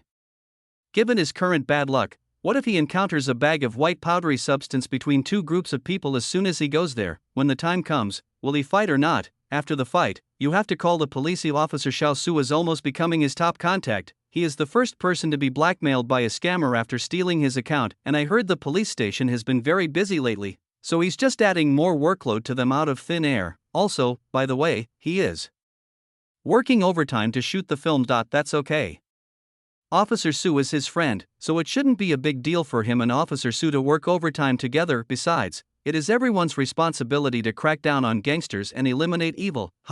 Working overtime is nothing. Show. Officer Su, who was sorting his equipment, sneezed suddenly. Officer Tang quickly loaded the magazine into his pistol and frowned at him. Tiansheng, are you okay? Officer Su rubbed his nose and shook his head. Nothing, my nose just suddenly felt a little itchy. It doesn't matter if your nose itches now. If your nose itches again later and alarms the prisoner, you won't be able to breathe anymore. Officer Tang said this in a very unpleasant way. Officer Su showed no dissatisfaction at all. Instead, his expression became serious and he replied, No. The first 3 rounds in your magazine are blanks. Be careful. Li Sanyu put his pistol back into his waistband and warned, This is a rare opportunity. The comrades in the inspection department worked tirelessly for 3 days to find the clue. Make sure you hit the target with 1 shot. He paused, then continued, considering the suspect has committed numerous crimes, if he refuses to cooperate and resists, he can be shot directly. Including the 2 human traffickers, this man has at least 25 lives on his hands. Although they have not yet determined the other party's name and hometown, these are not the top priority when facing dozens of lives. The most important thing is to bring the person back to face legal trial. The inspection department also knew this. The place where Ji Xingyu was attacked was remote and there were not many surveillance cameras. However, they insisted on inferring based on the time. The entire team stared at the surveillance cameras for 3 days before they found some clues. This time was the closest they had ever been to the murderer. For such a person with no humanity and bad nature, they should catch him if possible, and kill him immediately if he resisted desperately. Although the process is not perfect, we can't sacrifice them for such a murderer, right? It is even more impossible to let the tiger return to the mountains. Li Sanyu's expression became more determined. It was Officer Su's first time participating in an arrest operation, and he was so excited that he saluted and answered loudly, Yes. Okay. Li Sanyu nodded, looked at the police officers in front of him, and gave the order to set off. Except for those on duty, everyone get in the car. No horns, no clearing, head to the former Jinwan Apartments site in the outer suburbs as quickly as possible. If you see the target, bring him to justice. All the police officers looked serious and responded in unison. You don't know this, but the developer originally planned to build this place into suburban villas. Inside the crew, a group of actors squatted on the ground and chatted while the staff were preparing. More than a decade ago, a real estate developer heard rumors that this area would be designated as the city center, so he spent all his money to buy this place and a large piece of land nearby to build a building. Wu Miao lowered his voice and said, when he finished building the building and was just waiting to make a fortune, the city center changed from here to the current city center. The developer went bankrupt overnight, saddled with hundreds of millions of dollars in debt, and jumped from this building at that time. He used 2 fingers to imitate a person, swish, smash, it breaks into mud. The actresses shuddered, and expressions of fear and alarm appeared on their faces, either genuine or affected. Wu Miao was very satisfied with the result and continued, the most terrifying thing is that after that developer jumped off the building, many bosses who went bankrupt because of this incident and migrant workers who didn't get paid jumped off the building here. There were no less than 100 people in total. When these words were spoken, everyone gasped. Only Murphy was still eating melon seeds with great interest. Wu Miao paused mysteriously, then continued, it's because so many people died here that when people later tried to redevelop the area, the machinery would malfunction and go on strike as soon as it arrived. Even in the scorching summer heat, workers would feel a chill down their spines as soon as they entered the construction area, as if winter had arrived. Murphy listened and stopped holding the melon seeds. There are also those couples who come out in the middle of the night to have an affair and seek excitement. Once they get here, they see the ghosts of their dead bosses and workers standing there staring at them, their eyes wide open. At this point, the actresses were no longer afraid and laughed sweetly. Oh, after all, we've been telling ghost stories. I heard so many ghost stories like this when I was in school. I even slept on a mass grave when I lived in the dormitory. The actresses started joking around. Wu Miao originally wanted to tell a little story to liven up the atmosphere, and once the atmosphere became lively, his purpose was achieved. He touched his head and laughed along. Only Murphy remained where he was, his face pale and his hands holding the melon seeds shaking. Wu Miao noticed that he looked a little strange and patted him. Teacher Mo, you didn't. Before he could even utter the word, what's going on, he saw Murphy's entire body tremble, and his entire body went into vibration mode as if he had been electrocuted. Ghost, ghost, ghost, ghost? Chapter 26. Enemies meet on a narrow road. Murphy looked so scary that if Wu Miao hadn't heard him still talking, he would have called for help and called the emergency number. Wu Miao heard Mo Fei's teeth chattering and hurriedly comforted him. There are no ghosts, it's all fake, I just made it up. Murphy cracked a melon seed with trembling hands. Really? It's really fake. Wu Miao was afraid of scaring the person again, and he wanted to raise his finger and swear, I really made it up. Besides, we're in a villa area. Those people jumped from the top floor of the apartment next door. They have nothing to do with us. Wu Miao's explanation couldn't have been more sincere. Murphy finally stopped shaking after hearing this and resumed his normal pace of cracking sunflower seeds. It's okay. I said our world is materialistic. Of course not. Wu Miao breathed a sigh of relief when he saw his expression return to normal, and started laughing again. I didn't realize you were so afraid of ghosts, Mr. Mo. You won't be able to make horror movies in the future like this. It's okay, we can film it. Mo Fei calmly placed all the melon seeds in his hands, stood up and patted the corners of his clothes. As everyone knows, there are no ghosts in horror movies. Wu Miao ate melon seeds with him in a daze, then nodded silently, I can't refute it. But before he could even put the first melon seed into his mouth, Director Wang roared, let's get started. What are you still cracking? Did I invite you here just to crack melon seeds? Wu Miao. You're here to play a killer, not a gossipy woman. Throw away all the melon seeds. Wu Miao, who had just raised the melon seeds and hadn't had time to put them in his mouth, he is so wronged. Director Wang didn't care whether he was wronged or not. After scolding him, he began to assign tasks. When you escape later, pay attention to your position and don't block the heroine's face. Also, let's give those 2 perverts a half-bright, half-dark sidelight to highlight their darkness. Also, Wu Miao, you need to be more outgoing later, and Mo Fei needs to be more restrained. You need to know the priorities, okay? The director is the most powerful person in the crew, and everyone nodded in agreement. Director Wang was very satisfied and waved his hand. Get ready to start. Everyone took their positions. In fact, the story Wu Miao told before was not completely false. These two abandoned buildings were indeed built by the same developer. The villa area on one side is priced high, while the apartment building on the other side is priced low. As for jumping off a building, it is true, but people would definitely choose a high floor, such as an apartment. The part about the haunting was just Wu Miao's fabrication. While they were filming enthusiastically here, a team of armed police officers were searching floor by floor in the building next door. It was already very difficult for the patrol to find the Axeman's whereabouts through surveillance, and it almost blinded their eyes. This is the outer city area, and the density of cameras is far less than that in the city center. They also checked the vehicles on the road, found the owner through the license plate number, and obtained the most critical images from the vehicle's dashcam to infer the approximate location of the Axeman. There are only 2 abandoned buildings in this area, and they are the most likely places where the Axeman is hiding. This time they found the trail of the Axeman, and he had to either run away for his life or fight to the death. Everyone held their breath. The apartment building is moving quickly, and the villa area is also bustling with activity. Director Wang expected that the last scene would be the most stunning and the climax of the entire film. The heroine, who was chased into a desperate situation, saw the hero she loved and trusted the most standing in front of her.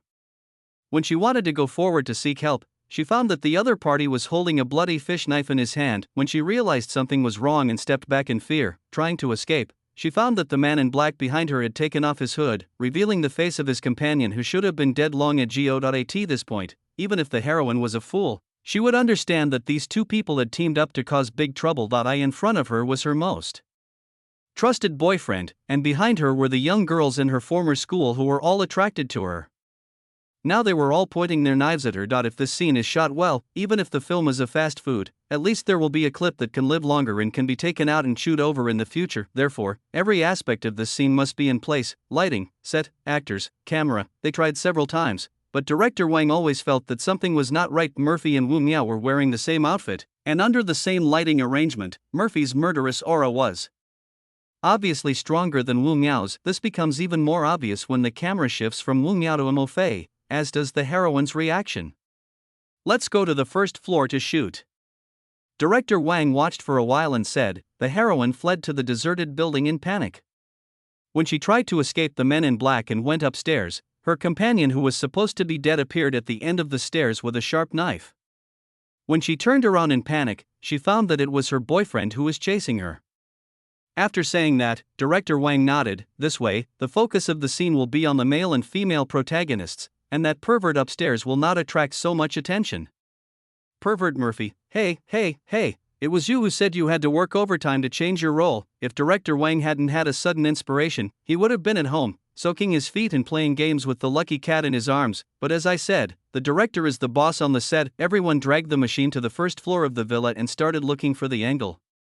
Murphy only needs to show up at the end of the stairs on the second floor.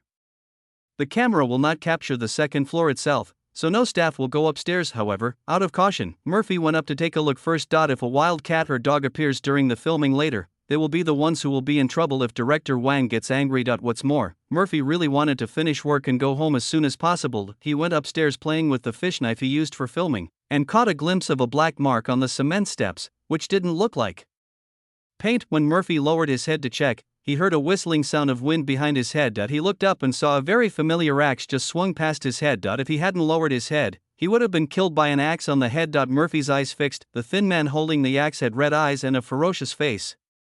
He gasped for breath and asked, "Why won't you let me go?" "Why? I've already hidden here. Why won't you let me go?" he shouted, raising the axe and chopped down again. Murphy dodged the axe by moving sideways and glanced at the axeman. He was dressed simply, like an ordinary farm worker, if one ignored the bloodstains on his body. After confirming that the other party had no protection and no explosives, Murphy suddenly felt a surge of courage in his heart. The fish knife in his hand has become one with him at this moment. This is his most ferocious and capable helper. Chapter 27. Hit the target. Murphy lowered his head again to avoid the third axe, and at the same time moved his feet up and stepped completely into the second level. Now he and the axeman were fighting on the same level. As the old saying goes, the first push is strong, the second push is weak, and the third push is exhausted. After 3 axes missed, ordinary people would think that Murphy had some kung fu skills. But now the Axeman has gone crazy, and his mind is filled with the desire to kill. Everyone he sees, the murderous intent on his face grew stronger, and Mofe couldn't help but frown, but Murphy still took a step forward, holding the knife in his backhand and stabbing it across his chest. The fish knife in his hand penetrated the Axeman's chest at a tricky angle. The axe was raised high and frozen in the air. The Axeman looked at the handle of the knife on his chest, his face full of disbelief. The people on the first floor who heard the Axeman shouting also went up the stairs to check the situation.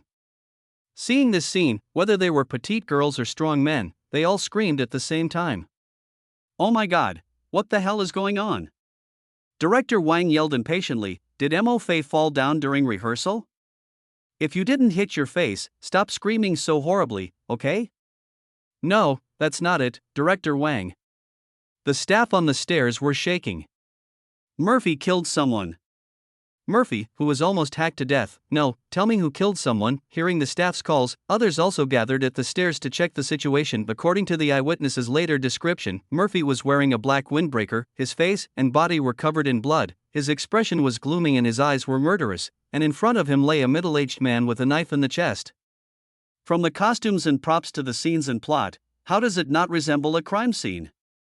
Who wouldn't be scared after watching this scene? Murphy felt that he was more wrong than Doe. Isn't he dressed like that for the filming? And it was clearly the person lying on the ground who started it first. It's a pity that no one can prove this now. Looking at the horrified eyes of the onlookers who didn't know the truth, they seemed to be saying that they had expected this day to come for Murphy. Suffocate deeply.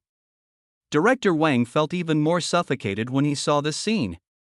"Brother, can I call you brother?" Director Wang almost knelt down. "You don't have many scenes, so why do you always get into trouble? Are you sent by my enemy? Tell me." Mofe raised his hands the moment he was surrounded. Listening to Director Wang's accusations, he felt wronged. "I just came up to check out the spot and was almost hacked to death by an axe. Who did I offend?" After he said this, the others realized that the man lying on the ground was still holding an axe in his hand. Wu Miao, who had squeezed to the front of the crowd at this moment, also heard what Mofe said and asked in surprise, "Did this person attack you first?" Murphy was so happy to be understood that he almost cried out, "Finally, someone understands me." He felt wronged, and the expression on his face became even gloomier. The onlookers stepped back. "Well, if that's the case, why don't we call the police first, then call the emergency number?" someone in the crowd weakly suggested. "If we leave that person alone, he might really die." At this moment, everyone's eyes fell on the Axeman who was stabbed in the chest. Although the wound looked fatal, his chest was still noticeably heaving. The person didn't die, but it was normal for him to be afraid to move after having such a long object stuck in his body. The crew props looked at it for a long time but couldn't understand it. "Didn't I tape the knife? How did you get it in there?" Murphy tried to step forward to explain, but every time he took a step forward, everyone took a step back. Wu Miao raised his hands and refused repeatedly. Brother, let's keep our distance and talk at this distance." Murphy pursed his lips in grievance, but still explained, "The blade has been treated so it can't hurt anyone, but the tip is still sharp. Use a little force to find the right spot and stab it. Penetrating the human body is not a problem." He said it lightly, and everyone remembered his skillful gestures when handling a knife, and had no doubt about his words. Seeing everyone's interest in this, Murphy walked over to the Axeman, pointed at the handle on his chest and said, "How about I pull it out and demonstrate again?" No, we get it. I do understand. No need to bother." The staff's timely refusal dissuaded Murphy from trying again. A staff member standing on the outskirts of the crowd raised his phone and shouted, "I've called the police, and the operator said someone will be here soon." Wang Dao closed his eyes in pain. He had a premonition that today was wasted again. Murphy stood next to the Axeman and quietly kicked the axe in his hand a little further away, and now he couldn't go down, and he didn't know how long he would have to stand here. It's out in the middle of nowhere. Even if Officer Su had wings, he wouldn't be able to fly over here that quickly, right? Murphy looked at the Axeman lying on the ground and the handle of the knife on his chest.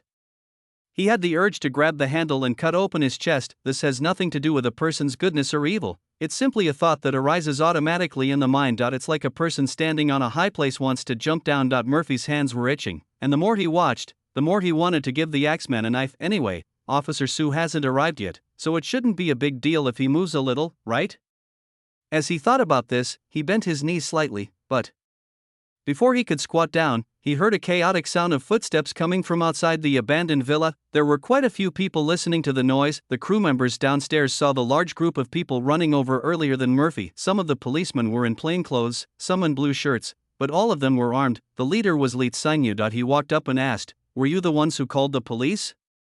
Director Wang pointed in the direction of the stairs with a gloomy face. "The person is up there." Lee Sanyu nodded and rushed forward with 2 police officers. Other officers stayed with the crew and at the stairwell, ready to provide support. It was Wu Miao's first time to be so close to armed police officers. He couldn't help but move closer to the nearest officer and ask, "You guys came so quickly. Did you come by helicopter?" When asked, Officer Xiao Su curled his lips and said, "No, I just happened to be nearby."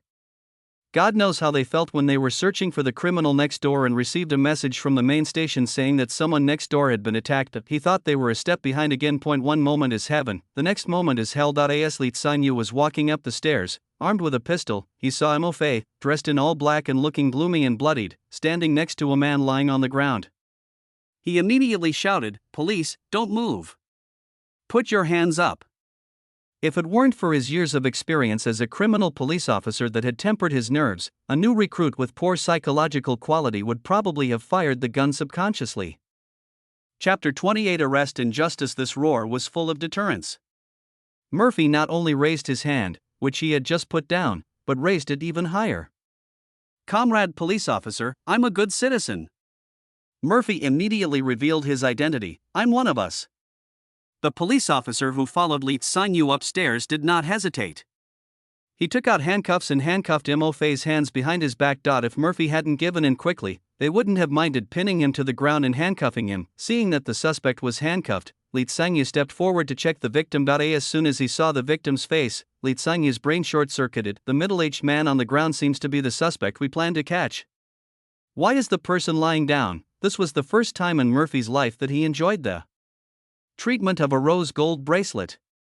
His brain was overloaded and he wanted to take out his phone to take a selfie. As soon as he moved, the police officers around him felt as if they were facing a great enemy and put their hands on their holsters. Seeing this, Murphy could only open his hands immediately to show that he had no other intentions. Li Sanyu had also finished checking the axeman at this time. The man was stabbed and lying down, but he was still alive. He couldn't quite understand how things had turned out like this. He put the gun back into the holster and turned back to ask Murphy, "Did you do this?" "I can explain." Murphy tried his best to show sincerity with his eyes. "Okay, go back and explain." Li Sanyu turned around and called out, "Stretcher and emergency. Leave a team to clean up. There are so many people in the crew, it is not realistic to bring them all back at once." However, the man who was stabbed with an axe and Murphy were definitely treated as VIPs, enjoying first-class seats and 2 strong men to protect them on both sides. When Director Wang saw Murphy being dragged away, he almost couldn't breathe. He is shooting Mo Fei and Wu Miao today, now that one person has been taken away. What else can he film? What the hell? Just take him with you. It's unlucky, so unlucky. Director Wang only hated himself for not noticing anything unusual yesterday and adding more scenes to Murphy's role without his permission. There is a problem with it. This time, Murphy was sitting in the police car, with strong men on both sides. He couldn't control his brain at all and thought of an idiom, caught in a dilemma. There is another idiom even more difficult. This is a damn funny point. A damn association. Murphy couldn't help but curl up the corners of his lips and smiled. Li Sanyu was sitting in the passenger seat and staring at him. This smile did not escape his eyes. The suspect, dressed in black, was handcuffed and put into a police car. Surrounded by police officers, he lowered his head and showed a strange smile. Li Sanyu instantly became alert. "What are you laughing at?" Unexpectedly, his secret smile was discovered. Murphy was very embarrassed. "Nothing." "Nothing?" Li Sanyu didn't believe him and sneered, "You can still laugh in this situation, you really have a strong mental strength." Mo Fei revved his rusty brain and thanked him cheerfully. "Thank you for the compliment." Sister Lu said that being an actor requires staying calm in the face of adversity. Li Sanyu has seen all kinds of criminals, but he has never seen anyone in China who was so arrogant after getting in a car. This person is either really perverted or really mentally ill. At present, Li Sanyu believes that this is a perverted murderer hidden in the crew. No matter what, it is a fact that Murphy hurt people. Take him back and let him sit in the confession chair before we talk about anything else. The police cars returning to the city also split into two groups. Along the way, Officer Tang and several police officers escorted the Axeman to the hospital for emergency treatment, while Lee Sang-yu and his men questioned Murphy. He used to be a witness in the police station, but now he has become a suspect. Murphy is still a little uncomfortable. As soon as he sat on the confessional chair and the lights were turned on, the police officers took their positions. Murphy was experienced in answering questions. He answered whatever Lee Sang-yu asked, and he was so sincere that even if they asked him what color underwear he was wearing today, he would answer truthfully. In fact, from the traces on the shooting scene and the answers of the crew members, Lee Sang-yu could also tell that Murphy was not lying. He really wanted to go up to check the situation on the second floor, but he was ambushed by the Axeman hiding there and counterattacked and injured people. But the main problem now is that it was too coincidental. It's all such a coincidence. It was this crew that discovered the body parts, it was this crew that rescued the only survivor, and it was this crew that finally discovered the criminal, and the person who rescued the survivors and subdued the criminals was the same person. Is this likely to happen? Lee Sang-yu didn't know whether such coincidences really existed, but as a policeman, his duty was to question all coincidences and investigate them thoroughly. The most superficial situation at the moment is that Murphy accidentally discovered the Axeman's hiding place while filming. The Axeman wanted to kill him to silence him, and Murphy fought back in self-defense, but Lee Sang-yu always felt that this matter was not that simple. The murderous aura that sometimes appeared and sometimes disappeared from Murphy's body, the weird smile when he got in the car, and the trips to the police station every now and then. Moreover, Lee Sang-yu's intuition told him that this person was not as simple as he seemed. On the other side, Lu Chuanxiu, who got the news from Wang Dao, almost couldn't breathe. Are you kidding me? I just praised you yesterday and now something happened today? Or is it a matter of life and death? Lu Chuanxiu really wanted to say that she didn't know Mo Fei, but now she was the only one who could rescue him, and it was impossible for her to say that she didn't know him as the contract showed. If she had known this, why would she have signed Murphy for his beauty? Wouldn't it be better to just live a hard life with a few mediocre actors with no future and a washed-up magician? Why dream of becoming an unrealistic gold medal agent? Sure enough, desire is the devil. Lu Chuanxiu prepared himself mentally for a long time before finally going to the police station to go through the formalities. There was no way. Murphy was an orphan. If she hadn't signed him after taking a quick glance at him on the street, Murphy might have become a son-in-law and lived happily off his wife. She has saved Murphy's innocence from rich women many times. If he hadn't suddenly acted like a Buddhist some time ago, as if he was about to become a monk, making people have no worldly desires, and then had a sinister look on his face, not like a good person, which made those rich ladies lose interest, they would not have had time to shoot. Generally speaking, the only one who can save Murphy at the moment is Lu Chuanxiu. Now all the clues from the police station point to Murphy's self-defense, and the police station has no reason to detain him. Lu Chuanxiu signed to bail him out, but he still has to be available upon summons. Sitting in the car, Lu Chuanxiu took a few deep breaths and told herself that Mo Fei was still young and simple in character. He might be very scared if he were to go to the police station, so she couldn't scare him. You better fucking explain to me why you ended up in the police station while filming a movie. Lu Chuanxiu gritted his teeth and said, "Are you kidding me?"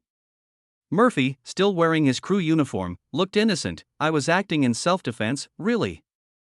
Chapter 29 Self-defense. In Lu Chuanxiu's eyes, Murphy now looked like a husky who had made a mistake and refused to admit it. He had clearly torn his house to pieces, but he still acted crazy and stupid when faced with people's accusations. Lu Chuanxiu parked the car on the side of the road and raised his hand to slap. I asked you to defend yourself, I asked you to be brave and righteous, I asked you to be real and fake. Is fighting criminals something you, a person who sells your face, should do? You pay your taxes, don't sleep when you shouldn't, don't break the law, pay for your meals, look at traffic lights when you cross the road, and don't spit. That's a very decent thing, don't you understand? Murphy was stunned and nodded repeatedly. I know. You know shit. Lu Chuanxiu was still not satisfied. If this wasn't in the car, she would have kicked him. Murphy was stunned for a moment and replied, then I don't know? You don't fucking know yet? Lu Chuanxiu was about to take action again. Murphy was strapped to his seat, holding his head and howling, wrong. I was wrong. Really? Lu Chuanxiu sneered, then tell me where you went wrong? Murphy was stunned, he really didn't know where he went wrong. Is saving people wrong? No, is there anything wrong with fighting criminals? No. So what went wrong? Murphy answered cautiously, didn't you stab him to death? Hiss. Lu Chuanqiu pinched his philtrum and took a deep breath. Is this human language? Is this human language? Seeing her like this, Murphy knew that he probably gave the wrong answer, but he really didn't know what was wrong with him. Lu Chuanqiu paused for a moment, then raised his hand and wanted to slap this rebellious son to wake him up. Boss Murphy, a grown man, huddled in the passenger seat, shivering, looking at Lu Chuanqiu with moist eyes. Lu Chuanqiu raised his hand and covered his chest. Being cute is shameful, but it works. If Murphy's face had no lethality to Lu Chuanqiu would not have signed him regardless of the consequences. She closed her eyes and silently recited the core socialist values several times. Only after her soaring blood pressure subsided did she quietly start the car. The car started moving, and Murphy knew that he was probably fine. He took out some snacks from the car and started showing off. Lu Chuanqiu felt a headache after seeing this. This guy only cares about food and not about beatings. If something like this happens again in the future, he will dare to do it again, but there aren't that many murderers these days, right? I hope things will be more peaceful in the future. Captain Lee, the results of the axe inspection are in. The technician placed the file in front of Li Sangyu. The traces matched the body parts found earlier, and the DNA of at least 5 people was detected on the axe. We can close the case with just a comparison. Li Sangyu looked through the documents and nodded. Okay, how is the person now? He was sent to the hospital in time, and he's not seriously injured. Officer Tang walked in from outside, still holding the medical records in his hand. After the operation at the second hospital, I transferred him to Onkong Hospital. He handed the medical records to Li Sangyu, his expression not quite relaxed. Take a look. Officer Tang's expression directly told Li Sangyu that there was something wrong with this medical record. The technician also stood beside Li Sangyu and watched, unable to help but sigh. Interesting. Generally speaking, the area between the second and fifth ribs is very dangerous because of the presence of the alveoli and the heart. This knife was inserted between the fourth and fifth ribs, not only glancing at the pericardium without damaging the right lung, but also passing through. The knife skills are superb. It's truly exquisite, Officer Tang sighed. The doctor who removed the knife said that if this isn't a coincidence, the person who performed the operation must have specialized in studying the human body and personally performed dissections on it. Li Sangyu also realized that something was wrong. The actor who injured the prisoner? I've checked. Officer Tang said helplessly. Murphy is an orphan who grew up in an orphanage. He studied computer science in college and signed a contract with his current agent after graduation. He's been unknown for all these years. I've also checked his agent, and he has no criminal record. So that means this is just a coincidence? Li Sangyu placed the medical records on the table, rubbing his fingers gently, and looked at Officer Tang. What do you think? We have no evidence, so we presume he's innocent. Officer Tang didn't shy away, meeting Li Sangyu's gaze. But I will keep an eye on him. If he's guilty, I will bring him to justice. Li Sangyu smiled with relief. Grassroots work sometimes wears away people's enthusiasm for work, but now it seems that although Officer Tang is no longer in criminal investigation, he still remains vigilant. With him watching over him, Li Sangyu can feel more at ease. This time he acted in self-defense and helped the police solve the case. Maybe he'll even get a certificate of good citizenship. Li Sangyu laughed again, remembering his previous conversation with Murphy. He even wants a reward. The reward is gone. Let's apply for a bonus for him after the case is closed. The X-Man was a carpenter who had gone on the run after accidentally killing someone in his hometown. Although he was not well educated, he knew that he could not escape by train, so he just walked along the road. When he met a single woman on the road, he had evil intentions and wanted to kill her, rob her, and sexually assault her. He was a little panicked the first 2 times, but later, probably because he had too much debt to worry about, he even started to dismember and dispose of the body. Because it was a crime of passion, there was no relationship between the murderer and the victim, and the crime scene was on a section of highway with few cameras, making the investigation extremely difficult. If it weren't for the crew filming on the highway this time, and if Murphy hadn't sensed movement in the weeds and gone to check, Ji Xingyu would probably be the latest victim to die. In the absence of any evidence to prove that this matter was carefully arranged by Murphy, we can only say that the law is vast and nothing can escape it. Criminals always get punished. Before the investigation results were fully determined, Murphy was temporarily blocked by director Wang. It can't be considered a complete blacklist. Murphy's scenes in the previous film were almost reshot, except for one plot point where he showed up and tried to kill the heroine but was killed by the hero instead, and the filming was officially wrapped up. That's the plot. Director Wang took Wu Miao and the heroine to rehearse several times, and only after making sure that everything was foolproof did he call Mo Fei over. They finished the shoot in less than half a day and then kicked him out. What bad luck. Murphy looked pretty good when he was kicked. He received a red envelope for the completion of the filming, which provided him with enough money for food for a few days. Not only has the work come to an end, but it's also time to change the card. There is a 1 in 4 chance that, except for Outlaw, the other 3 are all acceptable. Ever since he brought Outlaw with him, the lunchbox owner no longer gives him an extra meal. What a loss. Murphy showered and changed his clothes on time, and even borrowed a stick of incense from Grandma Zhang's house downstairs, lit it, and prayed devoutly towards the crack. God, please give me a sudden wealth, and sudden wealth. As the clock ticked to 12, the Ripper slowly disappeared. Chapter 30. The Great Detective. Under Murphy's earnest gaze, Silverlight gathered together to outline 3 large characters: Great Detective, Identity, Great Detective. Active, observant. Some people can see the evidence right under their noses but still fail to see it. This is a brain problem, not an observation problem. Best Partner, status, inactive. How can a detective commit suicide alone? The creature you've spent the most time with in the past 7 days will become your best partner. Passive, case. Caffeine. It's not just excavators that can excite a man, cases can also. Outspoken, a less endearing flaw, but one you don't need to learn anymore. Reserve skills, moth to flame, mastery of human body structure. The first thing Murphy checked when the card appeared was the reserved skills. I breathed a sigh of relief after discovering that what was left was mastery of human anatomy. This is good and very normal.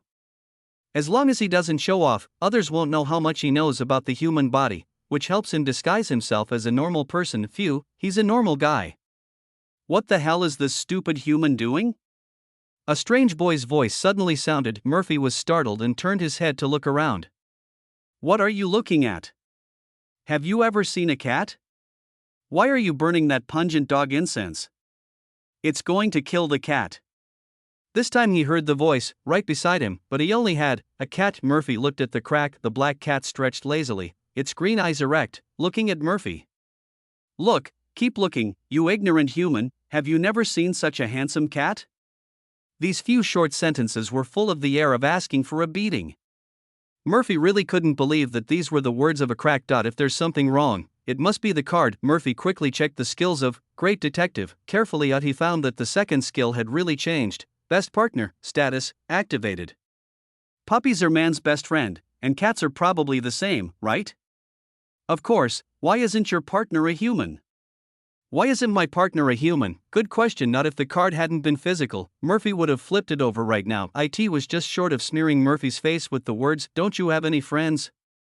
Friends? Oh, friends, even friends can't sleep at his house. The creature that has spent the longest time with him is the one that sleeps in the same space with him. As for Yidiafeng's arrogant remarks, Murphy heard them but didn't take them seriously. This is just like Gang Damu declaring war on the 5 permanent members of the UN Security Council. Everyone was laughing after hearing the declaration of war.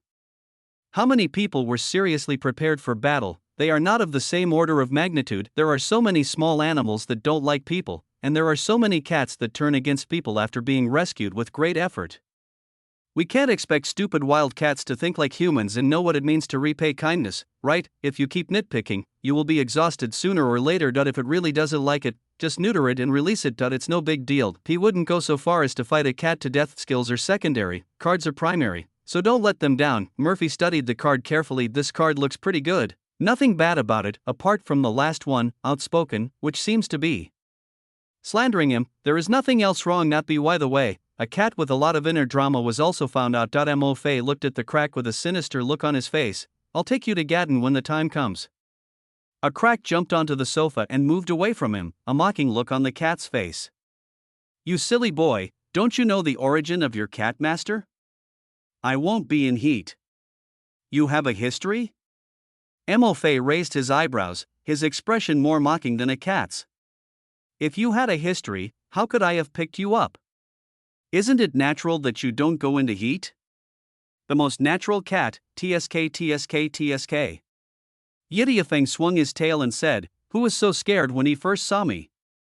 Who is that pitiful person lying there waiting to die?" I didn't ask you to save me. Wait, I don't need you to take care of me. Just pay me back and leave. This scene is very strange to outsiders. A person is arguing with a cat, and the key point is that the cat doesn't make any sound, so the person looks more like a psychopath. At least Officer Sue stood at the door for a long time and didn't dare to knock. Murphy's voice in the room was becoming more and more excited, and it sounded like they were arguing, but no one responded at all. Could it be that they were arguing over the phone? Officer Sue hesitated for a moment, but still knocked on the door. The quarrel in the room stopped abruptly. After a while, Murphy's voice rang out. Who is it? It's me, Officer Sue replied. Su Tiansheng, Officer Sue. Murphy opened the door a crack, poked his head out, and greeted with a smile, Officer Sue, what brings you here? Officer Xiao Su pointed to the room and asked, do you have any guests at home? No. Murphy looked back and saw nothing shameful in the room, so he simply opened the door and invited, would you like to come in and sit down? Sorry to bother you then. As soon as Officer Sue entered the room, he smelled the scent of incense. It was not very strong, but it was quite noticeable. His eyes fell on a burning incense stick that was quite conspicuous in the room. This? It's a lucky charm, Murphy replied. I've been a bit unlucky these past few days, you know. Officer Xiao Su nodded and said, indeed. Encountering so many things in half a month is something an ordinary person may never encounter in their entire life. From this perspective, Murphy's burning of incense to change his luck is nothing. Even if he lived in a temple and became a monk, Officer Sue would not find it strange. I'm here to talk to you about something. Officer Sue looked around and didn't see anything strange, then went on to get down to business. The murderer you subdued has been transferred to the prison hospital, and the prosecution process is underway. That's great. Murphy smiled and clapped his hands. The criminal has been brought to justice, and everyone is happy. But you over-defended yourself, Officer Sue continued. Murphy's smile froze. What? Officer Xiao Su noticed the expression on his face and suddenly laughed again. Just kidding, if I came here to arrest you, I wouldn't come alone. Police officers always start out as a team of two when they go on a mission. The relevant regulations on self-defense flashed through Murphy's mind, and Officer Sue's joke really made him feel very upset. Your assistance to the police this time is truly commendable. My master and the others said they'd like to apply for a Good Citizen Award for you. Officer Xiao Su's expression turned serious. I'd like to personally thank you for your contribution to city security. Seeing him being so serious, Murphy couldn't help but straighten his attitude. This is what I should do. Yo, this is what I should do. Murphy swung the knife over, and a crack calmly licked his fur. Officer Sue didn't understand why Murphy suddenly glared at the cat when he was talking finally. Is this an actor's quirk? Chapter 31, Trafficking Ring. Although Officer Sue didn't quite understand, he chose to respect everyone's different quirks. As long as the cat doesn't go out and harm society or affect others, rolling your eyes at it is nothing. Officer Xiao Su smiled and said, I might have to trouble you to come to the police station in a couple of days. By the way, you sent me a message saying that a van got into a fight with you near your neighborhood, and then the next day 2 people dressed as migrant workers tried to attack you. Several days had passed since this incident. When it was brought up like this, Murphy was stunned for a moment before nodding. Yeah, was the person caught? Officer Sue's expression was a little hard to describe, but he took out his phone and pulled out a picture to show Murphy. Look, is this the one? Murphy narrowed his eyes and looked at it. It was a blurry picture taken from the surveillance camera, but Murphy saw a large spiderweb-like crack on the rear windshield of the van in the picture. He nodded firmly. This is it. I broke all the glass. Officer Sue's expression was even harder to describe. What's with that expression? Murphy looked at him, sensing something unusual. Is there really something wrong with this car? Murphy was not a gossipy person before, but Officer Sue's attitude was too subtle. It was originally just a traffic matter. Why would he care about it? There is a case here. Murphy's eyes lit up instantly, and he became more alert as if he had just drunk some coffee. Is the person in the car dead? Officer Sue thought for a long time, put his phone back in his pocket, and then said, the person you rescued from the serial killer had encountered human traffickers before he was hunted down. What a pity. Murderer and human trafficker, who's more unlucky than you? A crack's voice was full of ridicule. Go away. Murphy retorted subconsciously. Officer Sue looked around and it seemed that he was the only one in front of Murphy. He pointed at himself hesitantly. Then I'll leave? No, I'm not talking about you. Murphy explained hurriedly, and then glared at Isho again after explaining. TSK, silly. After cursing, Ifeng walked gracefully to the water bowl, wagging his tail and licking the water slowly. Murphy felt himself hard. The fist is hard. How can they be best partners? They are clearly debt collectors. Even though the murderer has been caught, there are still some things that need to be tied up.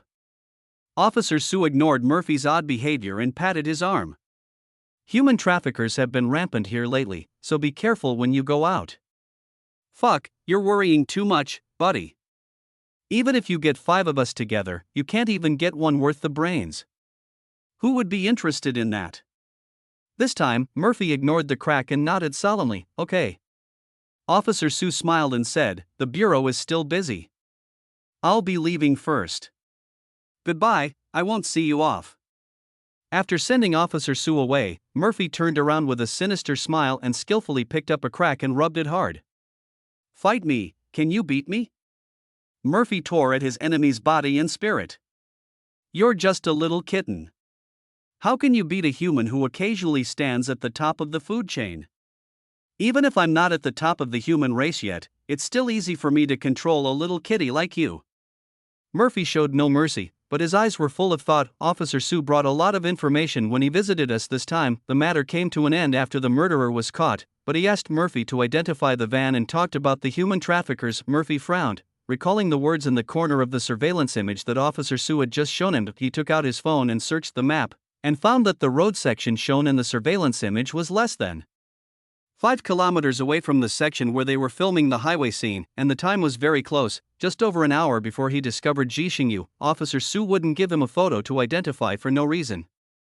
Besides, Jixingyu escaped after encountering human traffickers, which means that the car was the trafficker's car. If we reason based on this, when the police arrived at the scene, Officer Li Tsangyu discovered 2 bodies, which happened to be the same as the 2 people in the van. The deceased were most likely the 2 people dressed as migrant workers whom he had seen at the time. There was another driver in the van, but they didn't mention it. It's possible that the driver ran away when he saw that the situation was not right. Human traffickers are a profit-making group, so it is normal for the driver to run away. But having said that, it seems that there have been more kidnappings recently. The wrinkles between Imofei's eyebrows became deeper and deeper. A crack lay on the ground and looked at him. Some people, they just eat carrots and worry about nothing. Murphy glanced at it and sneered. I didn't expect a cat like you could speak slang. A crack still looks dignified and elegant. I can't believe you, a poor idiot, are so worried. Murphy gnashed his back teeth, thinking about how to eat cat meat. Is this a cat? This is clearly like raising an ancestor. I want to duel with you. I don't bully my grandson. I'll cut off your food supply. I really want your tasteless food. Who else but a dog would eat it? It tastes pretty good, just a little bland, Murphy retorted. Hey, let's eat something good. I want to die with you. Silly, die with the cat. In some places there was a commotion of cats and dogs, while in other places there was deathly silence. Sister, have we received too many goods recently? In a country bungalow, a simple-looking middle-aged man was complaining to the middle-aged woman opposite him with a sad face. Last time, the 3rd brother was caught while picking fruits. This time, another one escaped. Daigon and Xianzi are also dead. The middle-aged man seemed to be complaining about the poor harvest. The middle-aged woman looked like a kind peasant woman, with a loving and kind face, and her voice was timid and shy. That's because you are stupid, very stupid. I finally got a big order this time. If I succeed, I won't have to worry about sales channels. If I fail, I will have to give a share of the profits to the shippers. Those country folk are so picky when it comes to selling goods. You know the costs are getting higher and higher these days. The middle-aged woman took a sip of tea and said, foreigners don't discriminate between men and women when buying goods. The price is the same for everyone, and it's even higher than those country people. Where can you find such a good deal? But things have been really tense lately. The middle-aged man rubbed his hands nervously. After Daigong and Shangzi died, the people picking the fruit down here are feeling uneasy. Not safe, the middle-aged woman sneered. You're already in this line of work. One day, you'd be surprised if you got struck by lightning and had a son without an anus. Why aren't you safe now? She looked at the middle-aged man and said seriously, if we can deliver the goods, we will make a fortune together. If we can't deliver the goods, go back to farming and eat yourself. Understood? Chapter 32. A small show of power. After Murphy finished his role in director Wong's play, he temporarily fell into a state of doing nothing, although he really wanted to visit the set when he had nothing to do. Just like a senior who has finished military training watching his juniors training, director Wang did not give him this opportunity. The filming location was kept secret from Murphy, and was strictly guarded to prevent any leaks by the actors and staff. This left Murphy speechless for a moment. Is this necessary? Isn't it just that his group rescued a persecuted good boy and caught a serial killer? What's so great about that? Miser, drink cold water. Slightly, Murphy always quarrels with a crack at home. Before, when I couldn't understand cat talk, I thought it was a quiet and beautiful cat. Now that I can understand, this cat always says beep or mom. After hearing it so many times, Murphy is a little led astray. If I bring this habit out, I'll definitely get beaten up. Look at you, you're such a coward. When I was traveling around the world, if any of those bastards dared to touch me, I would have punished them for 18 generations. You're such a coward, my grandson. After Yakixia discovered that Murphy could understand what it said, it became even more unscrupulous. I don't want to eat cat food anymore. I want to eat cat food. Cat food should be a balanced combination of meat and vegetables, and there should be dessert after the meal. Murphy himself is not that meticulous. After despising him, Yidiafeng ran to Grandma Zhang's house downstairs to eat and drink for free. It was only then that Murphy realized that Yidiafeng was not eating less before, but had come back from hunting for food outside and was full, chewing a few grains of cat food as a token of his gratitude. So it turns out that Murphy ate the most cat food as a snack. Oh shit, Murphy was chewing cat food fiercely when a message popped up on his phone. It was sent by Lu Chuanqiu. She knew that Murphy was currently single, so she wanted to take him to meet the G brothers to fulfill her promise of being the leading male role. This is a good opportunity to get promoted. Perform well, okay? Lu Chuanqiu earnestly advised Mo Fei on the way to meet Ji Xingjian. The web series filming period is not long. If it can be scheduled to coincide with the release of director Wang's movie, it will get some exposure. Maybe you can even become a little famous. Mo Fei nibbled on the 3 fresh buns that Lu Chuanqiu brought him, his cheeks puffed up, and he made an OK sign with his hand. He looks like a silly son of a landlord. If human traffickers kidnapped him, he would probably just follow them if they gave him a lollipop. Lu Chuanqiu sighed tiredly. Lu Chuanqiu and Ji Xingjian met at his clothing company. Ji Xingjian owns several companies, and the company he is in today mainly produces high-end coats. You can see a big poster as soon as you enter the door. The fashion model is wearing a cashmere windbreaker, looking handsome and stylish. Murphy stood at the door and looked at the poster and thought for a while. Lu Chuanqiu was just sighing that the child had finally become smart and had some fashion sense when he heard him say, "This boy is not as good looking as Ji Xingyu."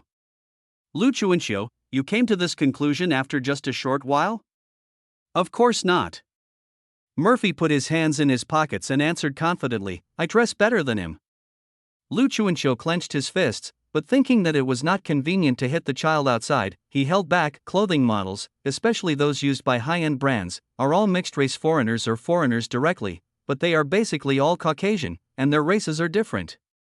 What the hell is this guy showing off here? Lu Chuanqiu gritted his teeth, pulled this embarrassing thing in, told the front desk that he had an appointment, and then met him in Ji Xingjian's office. Ji Xingjian's office is simply decorated with a wooden desk, a boss chair, and a black sofa, which fits the stereotype of a boss's office. There was also a man in a suit standing in the room, and he looked unhappy. You two are here, please take a seat. Ji Xingjian pointed to the black sofa. Wait a moment, I need to take care of something. Of course, Lu Chuanqiu and Mo Fei had no objections. They sat down in a row and behaved very well. After greeting the two, Ji Xingjian turned around and his expression changed. I don't pay you wages so that you can raise questions for me. I'm expected to control the market, modify designs, monitor factories, and sue counterfeiters. So, I'm paying for your labor, but what have you actually done for it? Ji Xingjian's tone was not harsh, as if he was just expressing his doubts. The man in the suit broke out in a cold sweat.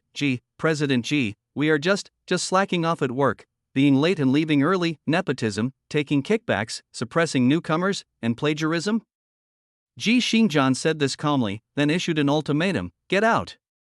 I'll contact the legal department and sue you.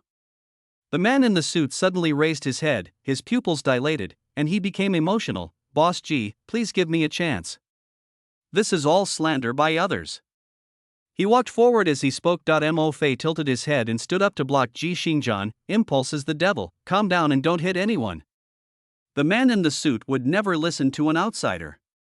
On the contrary, he was even more angry that an outsider dared to stand in front of him. After hearing the words hit someone, he raised his fist without hesitation and hit Murphy in the face. Murphy smiled, dodged the punch sideways, and then used his backhand to grab the man in the suit and pin him to the ground. The man in the suit was still struggling on the ground, so Ji Xingjian shouted to the security guard to drag him out and threw him out the door like a dead dog. Liu Chuanqiu had a decent smile on his face, but he was actually very upset. What should I do if my child keeps causing trouble? Most likely it's something he owes. Just give him a beating and it'll be alright. No, the way to treat Murphy is to just starve him for a few meals. There's no use beating him. After finishing his internal affairs, Ji Xingjian put on a smile and greeted Mo Fei. Sit down, both of you are sorry for the trouble.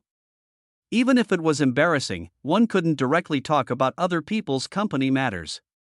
Lu Chuanqiu was about to say something polite when he heard Mo Fei speak honestly. Aren't you deliberately keeping him to intimidate me? Lu Chuanqiu's smile froze, and Ji Xingjian also raised his eyebrows. Murphy continued, the front desk called before we came in. If you didn't want us to see this, you could have dealt with that person earlier or later. As for the reason why you did this, Murphy tapped his wrist. This Jacques de Roederer minute repeater watch for business people. Was it a gift from your brother? If you don't put away a multi-million-dollar watch but wear it every day, it's obvious that the purpose is not to collect it but to show off. What is there to show off? Murphy cleared his throat and stood aside, speaking in an exaggerated tone. Mr. G, your watch looks unusual. Murphy turned to the side, raised his wrist and smiled. Oh, you're talking about this. This was given to me by my brother.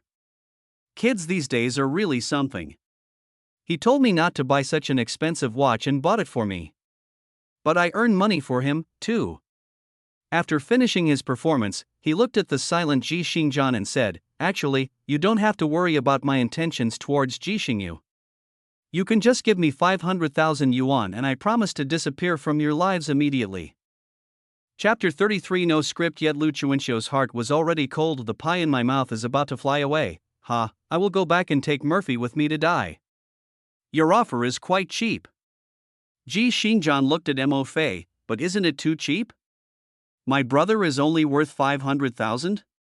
Murphy laughed and said, I only get paid 100,000 yuan for a film, 500,000 yuan is a lot. He is a small-time actor who is so unknown that he sometimes even has to pay money to find work. It's so lucky to get paid for the film. Ji Xingjian nodded, okay. Before, I wanted to just get rid of you, but now it seems that you still have some good points. From the way he spoke, it seemed like there was room for maneuver. Mo Fei and Lu Chuanqiu couldn't help but stare with their eyes wide open. What did you say? Self-knowledge is also very valuable. Ji Xingjian ignored Mo Fei's surprised face and tore a piece of paper from the table and wrote down a number.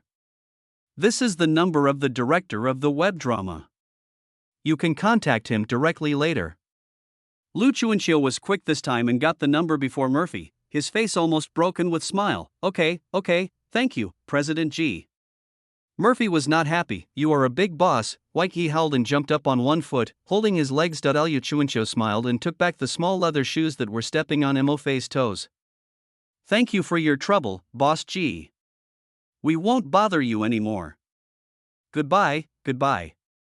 After saying that, she grabbed Murphy's collar with one hand and dragged him out forcefully. Ji Xingjian was playing with a pen in his hand and did not stop them. The buyout offer of 500,000 offered by Murphy sounded very tempting, but to him, spending 500,000 wouldn't solve anything apart from anything else. The fancy watch his brother gave him was worth over 4 million. But Ji Xingjian did not do as Mo Fei said. The reasons behind this are quite complicated, but the most important point is that Ji Xingjian discovered that the murderous aura in Murphy had disappeared after this meeting. He and Ji Xingyu are brothers. Their parents died early, and he raised Ji Xingyu single-handedly. Even his own son might not be as close to him as he is to him. No matter what Ji Xingyu wanted to do, Ji Xingjian would strongly support him, which led to Ji Xingyu having a smooth life from childhood to adulthood and not seeing much of the evil in people's hearts. Now he is in his 20s, but still as naive and stupid as a college student. Maybe those people in the university student union are more clever than this younger brother. In this situation, even if Ji Xingjian dotes on his younger brother, he has to consider how to make him learn something. It is impossible for him to keep his younger brother by his side for his entire life. Besides, there is such a big age gap between them.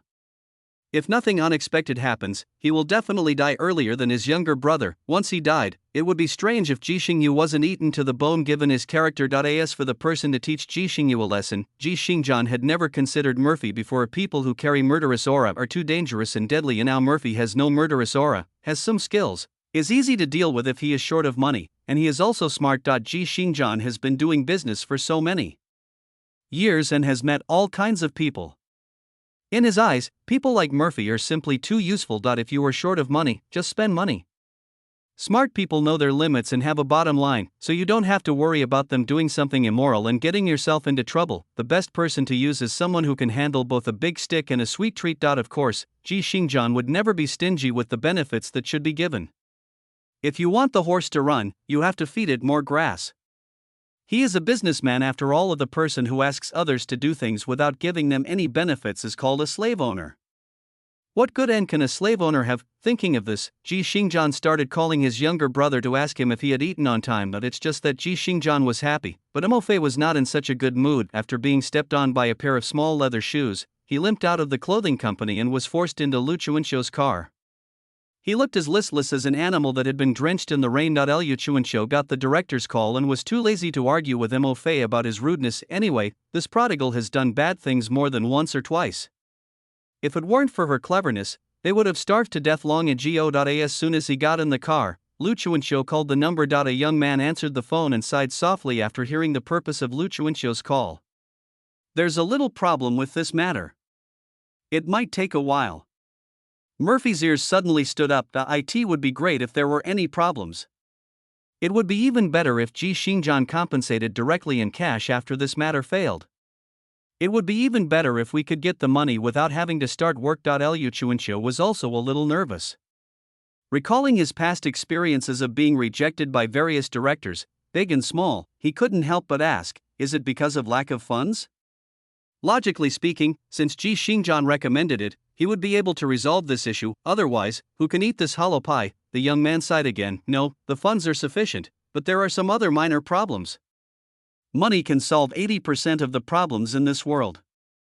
If a group has sufficient funds, what other problems can it have? This is what Lu Chuanxiu thought, so he asked. Of course I do. The young man answered directly without hesitation. I have enough money, but I haven't decided on the actors or the script yet. I also don't have props, stage management, lighting, makeup, or costumes. It seems like I have nothing except the money. After listening to this, Lu Chuanxiu looked at the screen of her phone and confirmed that the number on it was indeed the one Ji Xingjian gave her. After confirming that she had not dialed the wrong number, she politely hung up the phone. She held the steering wheel and fell into deep thought. Ji Xingjian is not from the film and television industry, so she can understand that the director she is looking for is not a big director, and there is no problem at all for a new director. But judging from this phone call, this is not a question of whether the person is new or not.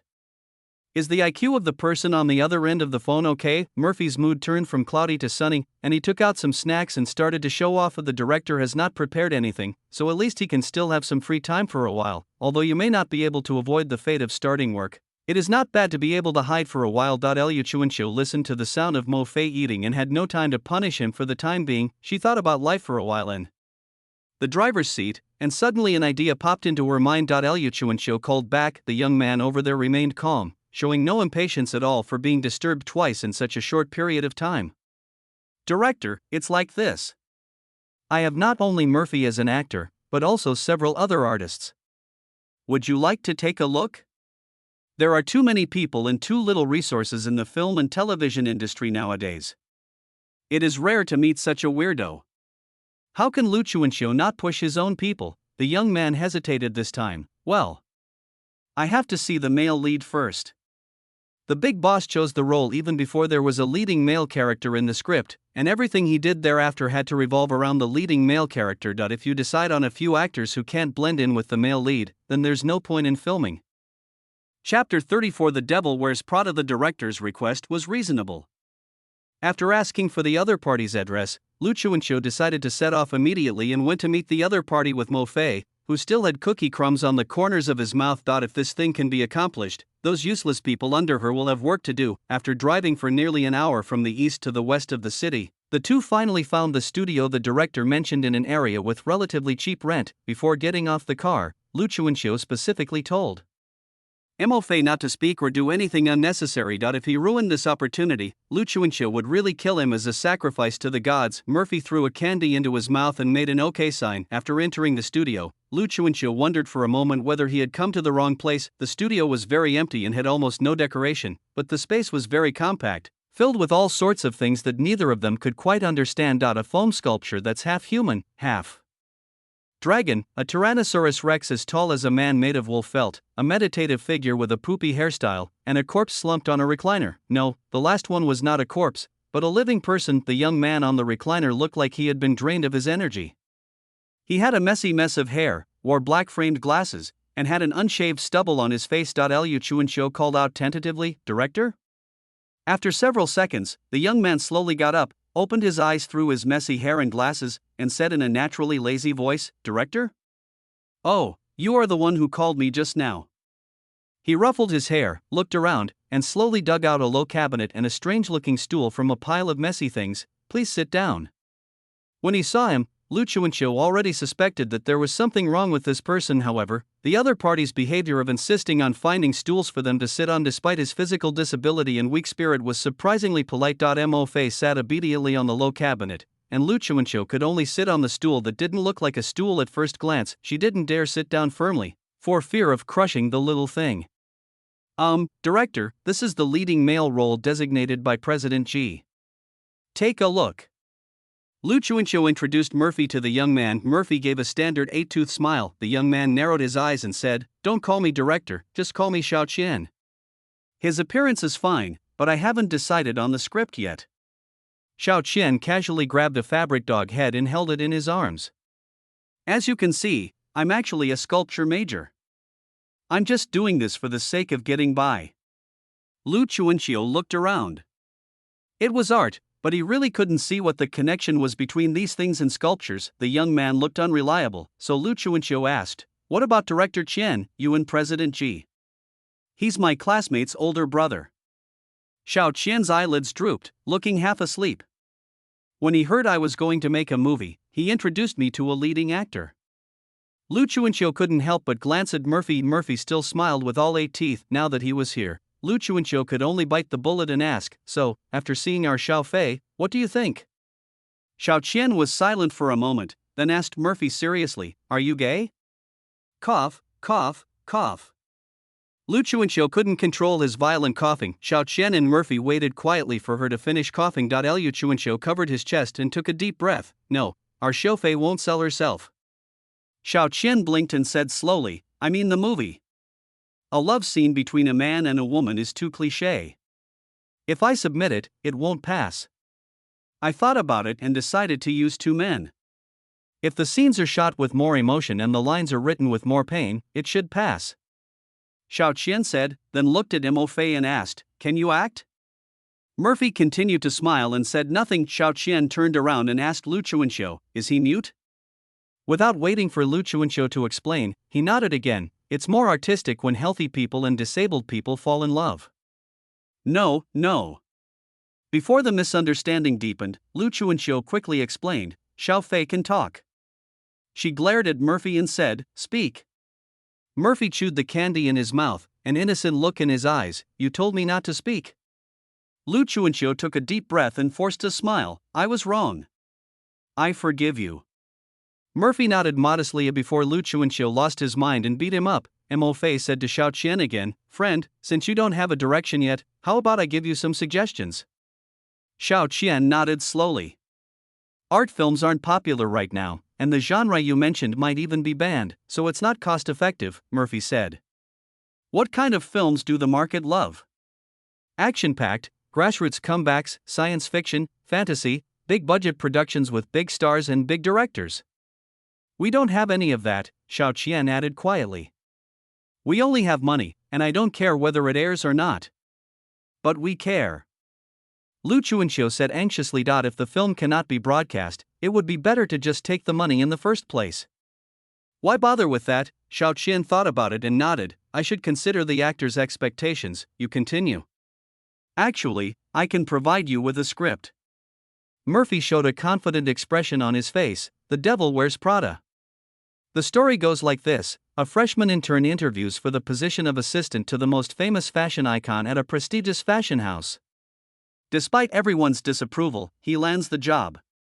Initially flustered and unable to fit in, he learns his trade, gradually completing every order given by the fashion icon with impeccable precision. He successfully transforms from ugly duckling to swan. But later on, he found that during his transformation, he did a lot of things he didn't want to do, and lost his family, friendship, love, and self. In the end, between work and self, he chose self. How's that story? Xiao Qian listened carefully and asked his first question, what is Prada? Murphy was stunned. I don't know either, I just think this is the right name for this story. Actually, I've always had these weird dreams. Sometimes I'm a robber robbing people, sometimes I gamble with my special powers, and sometimes I'm wearing a yellow tights and beating people up. This story is just one of my dreams. Oh. Xiao Qian nodded. It's a complete story. What's the highlight? It's about the intern's transformation. Murphy became interested.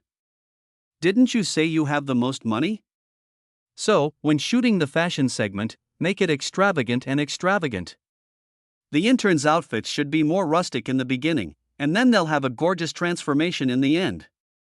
By the way, we can also advertise Mr. G's clothing brand. Chapter 35, Eggs Blocking the Road. Xiao Qian, an art student, concluded after listening. You wanted to use the transformation of an intern to highlight the impact of the materialistic world of fashion on a person. It not only shows the cruelty of society and the workplace, but also reflects the contradiction between reality and original intention. This has prompted the public to think, should we choose to give up some things and continue to change on the road to progress, or should we stop and choose ourselves? Murphy's brain stopped working for 2 seconds, and he nodded decisively. Yes, it's just as you said. Xiao Qian also nodded slowly. Interesting. Like you said, as long as the subsequent plot development is sharp enough and the images are beautiful enough, it may indeed become a film with good meaning and good returns. A hint of joy appeared on Lu Chuanxiu's face. But haven't you forgotten one thing? Xiao Qian added slowly, I want to make a web series, not a movie. But before we came, you didn't even have a script. Murphy suggested again, why not make an online movie? Xiao Qian thought for a moment and said, that's not impossible. The main reason is that he really has no direction at the moment. Apart from the male protagonist and money that Ji Xingjian stuffed in, there was nothing else. He took out his phone and started texting. Lu Chuanxiu asked curiously, what are you doing? Call for help. Xiao Qian said seriously, I have some seniors. Although they are not film majors, they should be enough to put together a temporary filming team. Aren't you a professional filmmaker? Murphy had never seen such a casual approach before, so he couldn't help but ask, give me an example? For example, this student studying painting. Artists are very sensitive to light and shadow. If he can handle the lighting, the effect will definitely be good. Xiao Qian said, then opened another dialog box. And this senior student studying product design. Packaging products and packaging people are probably similar. Letting her be in charge of the costumes should be no problem. Lighting for the painting major, costume design for the product, and director for the sculpture major. Murphy counted on his fingers. Why do I feel like Brother G is setting me up? That's not the way to say it. Xiao Qian corrected him, at least I won't delay your salary. He paused and added, if you can write a complete script for this story, I'll give you a screenwriter's salary and give you a prominent credit. Okay. Murphy clapped his hands, keep your word. Although he is not a professional screenwriter, in this information age, it is not difficult to obtain the format of the script. As long as you have a clear idea and fill it with content, you can do it. Murphy was not exaggerating, he remembered those dreams clearly and could recite them from beginning to end. Make a script and sprinkle some water on it. Seeing his confidence, Xiao Qian smiled kindly and said, great, now we've found the screenwriter.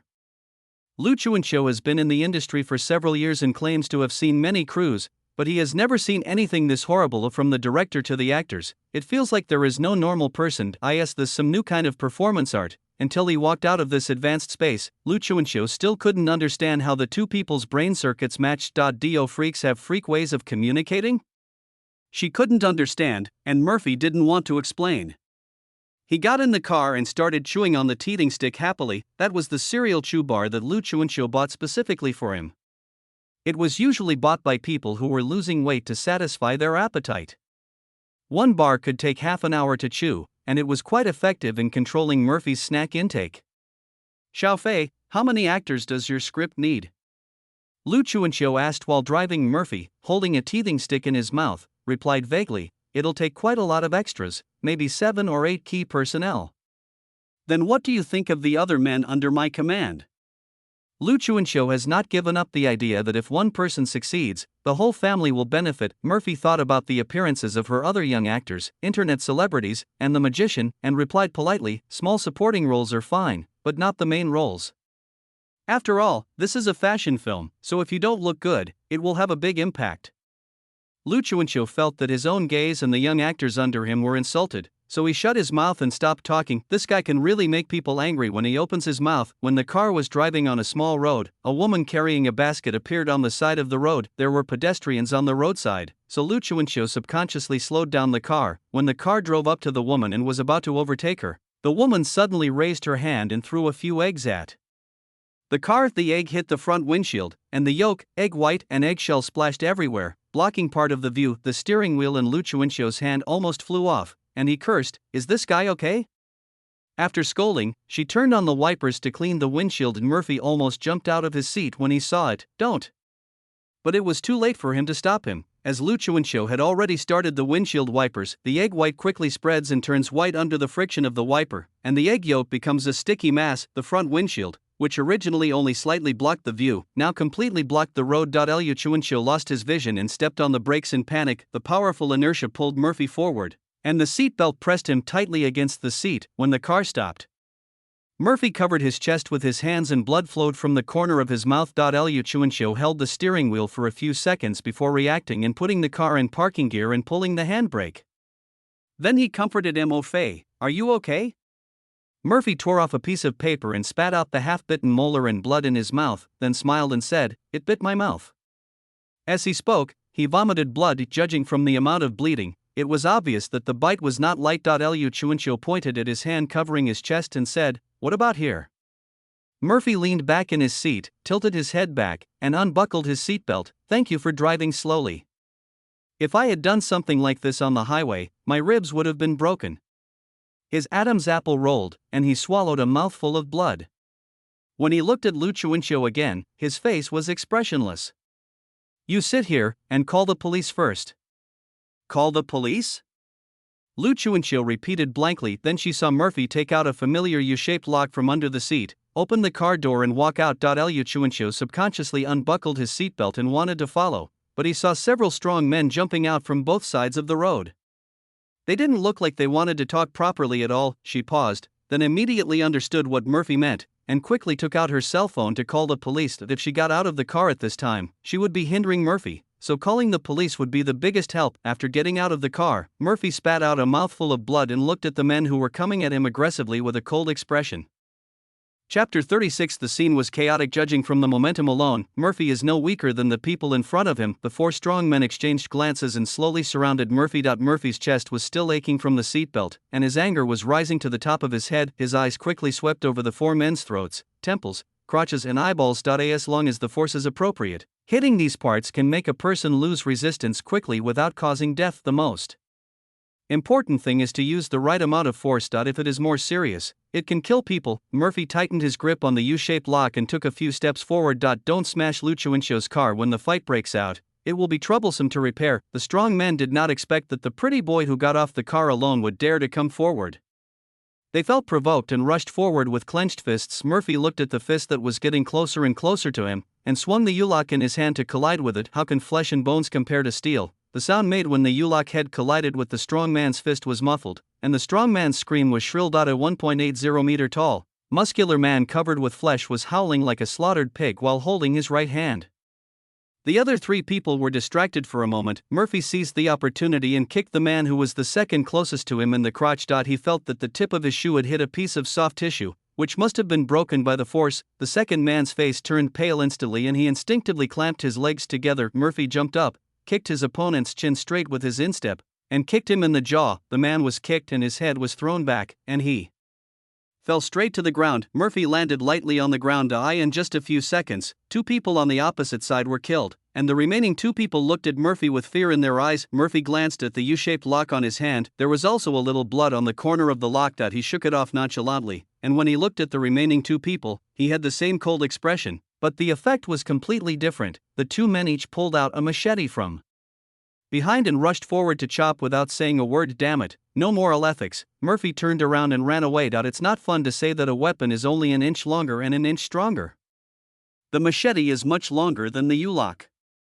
Not only can it not be blocked, but they also have two of them. The two men with knives chased Mofe and hacked at him.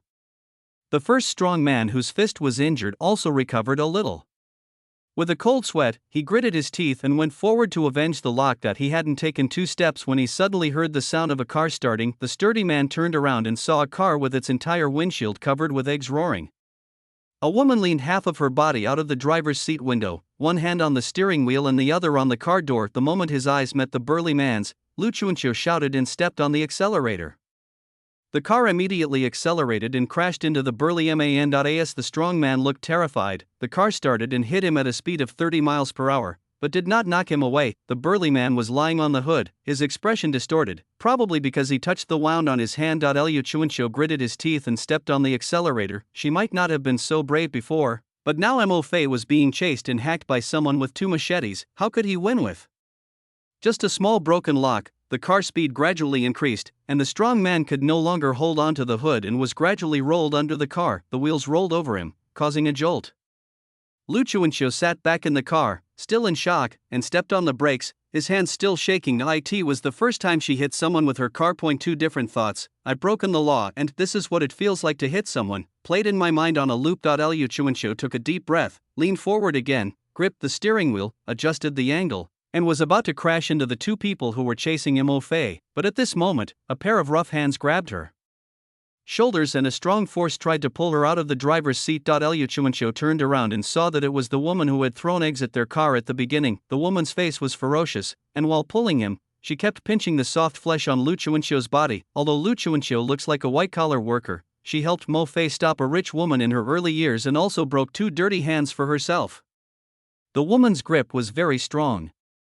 After a moment of panic, Lu Chuanqiu simply stretched out his head and opened his mouth to bite her face. This is no longer a case of highway robbery. This group of people are out to kill people. Lu Chuanqiu understood this, and no matter how the woman pinched and beat her, she refused to give in.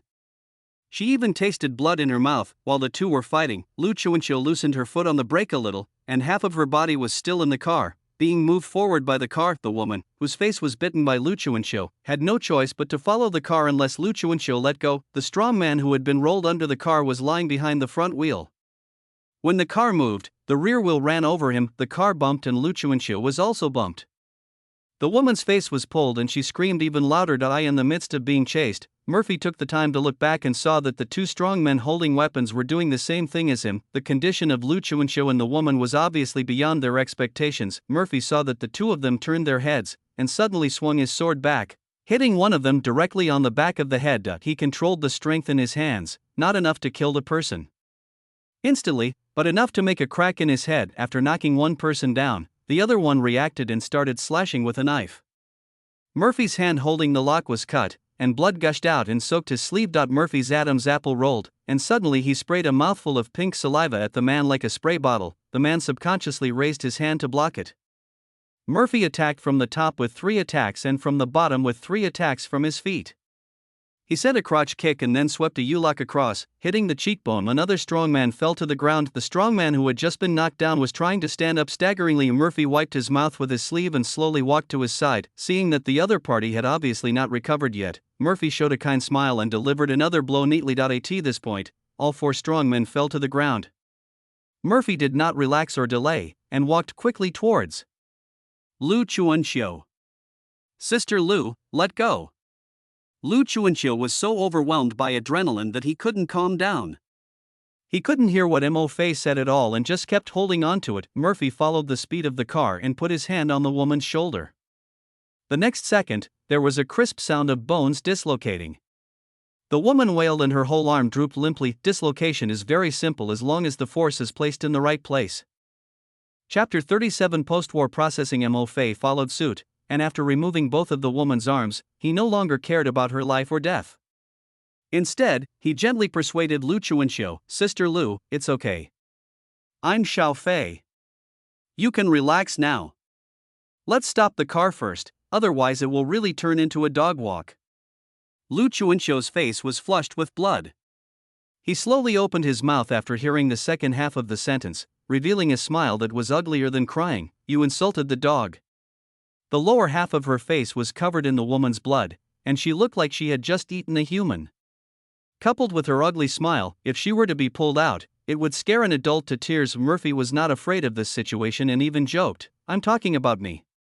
His relaxed attitude also calmed Lu Chuanqiu down a bit. She got back into the car and stopped it with trembling limbs, not even forgetting to turn on the hazard lights. Murphy threw the woman he was holding casually and counted them. 4 men and 1 woman, all of them were killed. That's right, Dad. He took out his phone again and checked the time. It had only been 10 minutes since the eggs were thrown at the car window. I was supposed to be happy today, but it was all ruined by these people. Murphy glared at the still howling woman and saw that Lu Chuanqiu took out a tripod from the trunk of the car with trembling hands and walked 200 meters to put the tripod in place. Noticing that Mo Fei was looking at her, Lu Chuanqiu shuddered and explained, I took the test for subject 1 several times before I passed it, so I can't lose points. Murphy nodded with relief. As expected, birds of a feather flocked together. He is so law-abiding that the people around him are all good citizens. Xiao Fei, I knocked someone down. Will I be sentenced?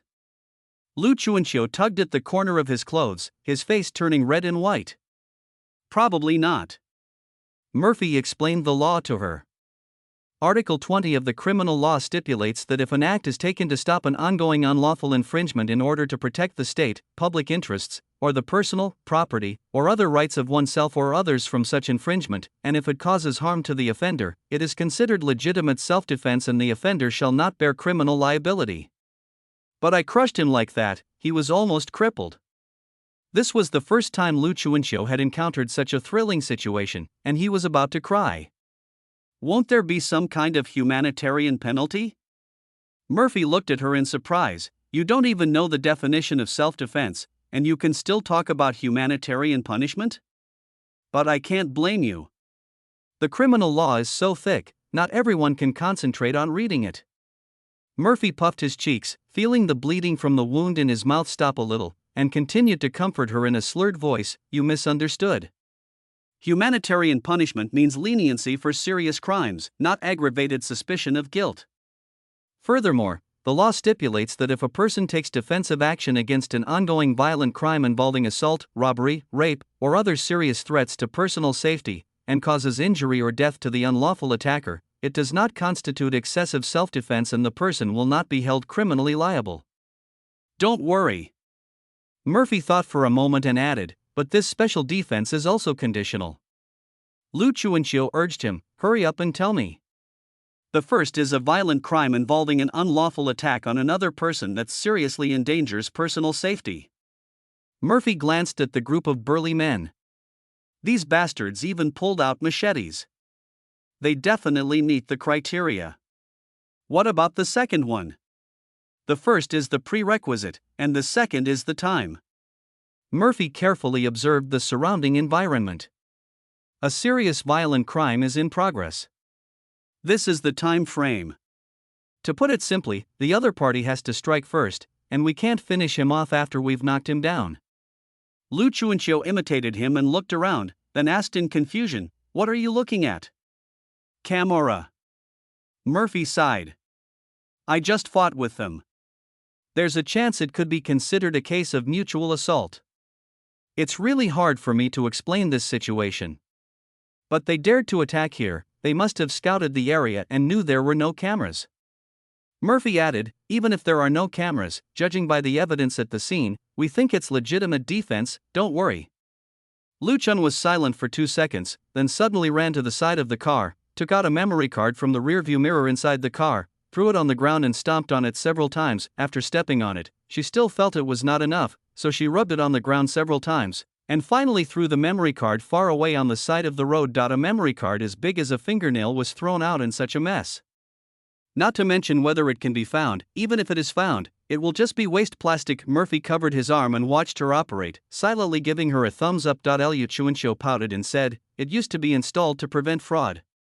Who would have thought that for so many years, scammers would look down on her cheap car, and even robbers would like it? Really not picky at all. Not long after she removed the memory card from the dashcam, a police car with black letters on a white background arrived at the scene. Each urban area has its own police station.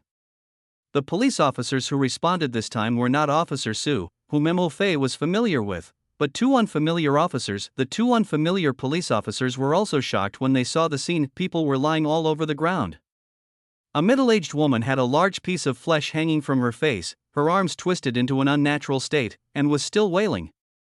The only two people who could still stand, one had blood all over his chin and was shaking like a sieve, and the other was covering his bleeding arm and silently spitting blood. The two police officers looked at each other and started calling for support in tacit understanding, including an ambulance. After shaking the person, the two checked the condition of the injured. I felt relieved when I found out that everyone was fine. The impact of the injured and the dead is completely different. It is best to avoid deaths if possible. The more friendly police officer tried to approach Lu Chuanxiu to ask about the situation. With tears in his eyes, Lu Chuanxiu told them what had happened incoherently and pointed to the eggs in his car. The two police officers looked at each other and did not seem very surprised.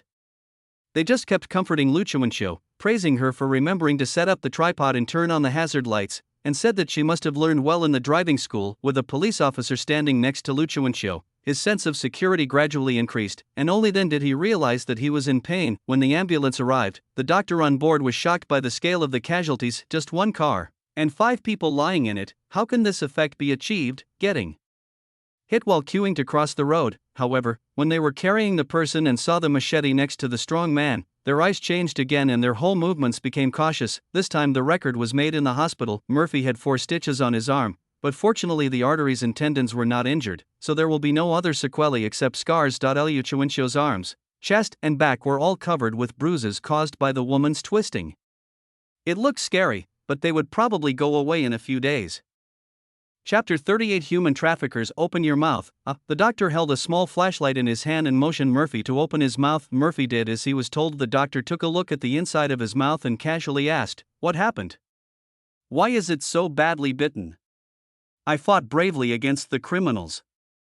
Murphy raised the wound on his hand that had just been stitched up and answered righteously. Anyway, he would never admit that he was bitten by the sudden brakes while eating snacks in the car. The doctor glanced at the officer standing next to him, who only smiled and had no other reaction. The doctor understood what was going on and wrote down the order. "You'll need 2 stitches. After that, remember to take some anti-inflammatory medicine every day. Eat a light diet and avoid spicy food. Don't smoke or drink." Murphy made an okay gesture. Liu Chuanxiu has been waiting outside. Her injuries didn't require treatment. She told the police officers everything she needed to know early in the morning, except for the part where Murphy explained criminal law. The traces found during the on-site investigation were clear at a glance, with only the fingerprints of the strong man on the machete. No matter how you look at it, it seems like 4 people were robbing someone with a knife and ended up running into 2 tough guys. Therefore, after treating the wounds and asking the 2 to leave their ID numbers and contact information, the Chengxi police officers let them leave on their own. There were still eggs stuck to the surface of Lu Chuanxiu's car. She didn't want to drive for a while, so she simply took a taxi to send Mo Fei home. Sitting in the back seat of the taxi, Lu Chuanxiu was still frightened. Robbers are so arrogant these days. Driver, please drive more carefully. Some people might throw eggs at your car to trick you into stopping. The taxi driver got a lot of rants when he heard this. "Hey girl, no one in your family used to drive, did they?" Experienced drivers know this. It was a chaotic situation back then. People would throw eggs at cars, and the elderly, the weak, and the sick would stand in the wilderness begging for a ride. They were all trying to trick you into stopping and opening the door. Once the door opened, you were gone. Even the experienced driver knows this? Lu Chuanxiu turned in disbelief and glanced at Mo Fei. Murphy was applying an ice pack to his face, and he looked miserable. That's not true, the driver muttered, watching the road. Back in the day, people kept baseball bats and steel pipes in their cars. No one dared to drive a sports car without some skill. But now that there are more and more cameras, fewer people do that kind of thing. Why, did you meet? Lu Chuanqiu nodded, yes. That's bullshit. Murphy interrupted sullenly, those people weren't robbing. Not a robbery? Then what are they doing? Lu Chuanqiu suddenly felt a little cold. Murphy glanced at the driver through the rearview mirror, then at Lu Chuanqiu, robbery. Lu Chuanqiu opened his mouth, not knowing what to say in rebuttal. The driver was silent for a moment before his expression turned serious. Yeah, a lot of those people have disappeared before, along with their cars. God knows where they went. Lu Chuanqiu and the driver were silent on the rest of the way. Murphy had stitches in his mouth and the U-lock was taken away by the police officer. He was not in a good mood or in good health. When they returned to the east of the city, neither of them had eaten yet and was in no mood to cook, so they simply found a porridge shop near the old residential area to drink porridge. Lu Chuanqiu pulled Mo Fei to sit near the door and asked him in a low voice, "You said in the car that you were going to kidnap someone, are you serious?" There was no one in the store at that time. They were sitting at the door and talking, and the store owner couldn't hear them. Murphy nodded. How could this be? Lu Chuanqiu subconsciously didn't believe that such a thing would happen to him, and his first reaction was doubt and refutation. Murphy asked her, "Do you remember the day I went to interview with Director Wang's team?" Lu Chuanqiu nodded. "Remember, your group found an arm that day." "It's not that." Murphy corrected her. "When I first left the house that day, I ran into a group of human traffickers who wanted to kidnap a child." What? Lu Chuanqiu almost couldn't control his voice. "Why didn't you tell me about this?" "Shredded pork porridge is here." The boss walked to the table with a bowl of porridge. The two of them kept silent in tacit understanding. After the boss left, Lu Chuanqiu blared at Mo Fei several times. If he wasn't injured, Lu Chuanqiu would have pulled his ears. "Why don't you report everything to her? If she becomes famous in the future, she will have to take care of it." "There were so many things going on that day that I forgot about it." Murphy looked innocent. Rescued a child, broke his phone, interviewed with the crew, changed his ID card, the crew found his arm, and saved a cat that was swearing. You really can't blame him for not reporting it. "There are so many things I want to report that I don't know where to start." "That's not the point." Mo Fei slurped his porridge, his cheeks puffing out. "The boy I later found in the group, Ji Xingyu, was also taken to the highway by human traffickers." Lu Chuanqiu was stunned. After the porridge shop owner brought her porridge, she spoke thoughtfully after a while. "So, there are a lot of human traffickers." Murphy nodded. "You only drive a Golf. If you want to rob someone, you should choose a luxury car like a BMW or Mercedes-Benz." "But I'm not young anymore. How could human traffickers be interested in someone like me?" Lu Chuanqiu touched his cheek. "No woman wants to admit that she is old, but compared with her life, being older is not unacceptable. So I still have some doubts." Mo Fei picked up the bowl and drank up the porridge, looking at Lu Chuanqiu with shining eyes. Lu Chuanqiu pushed his bowl towards him and said, "Eat, eat. After something like this happens, just rest at home for a few days. I'll explain to Director Qian." Murphy finished another half bowl of porridge in one gulp and let out a long sigh. "You'd better not go out recently. I doubt this is the first time something like this has happened." Lu Chuanqiu raised his eyebrows. "Oh?" "The two police officers who handled the scene had very little reaction after seeing your car." Murphy licked his lips. "The taxi driver who brought us back had a normal reaction. Using eggs to stop traffic is a very old-fashioned method. It's like if you, as an agent, saw a male celebrity with long hair, would you take a few more glances and gossip about his hair?" Lu Chuanqiu thought about it and nodded in agreement. "So, before us, someone else must have encountered this situation before." Murphy put down his spoon, his eyes filled with both thought and excitement.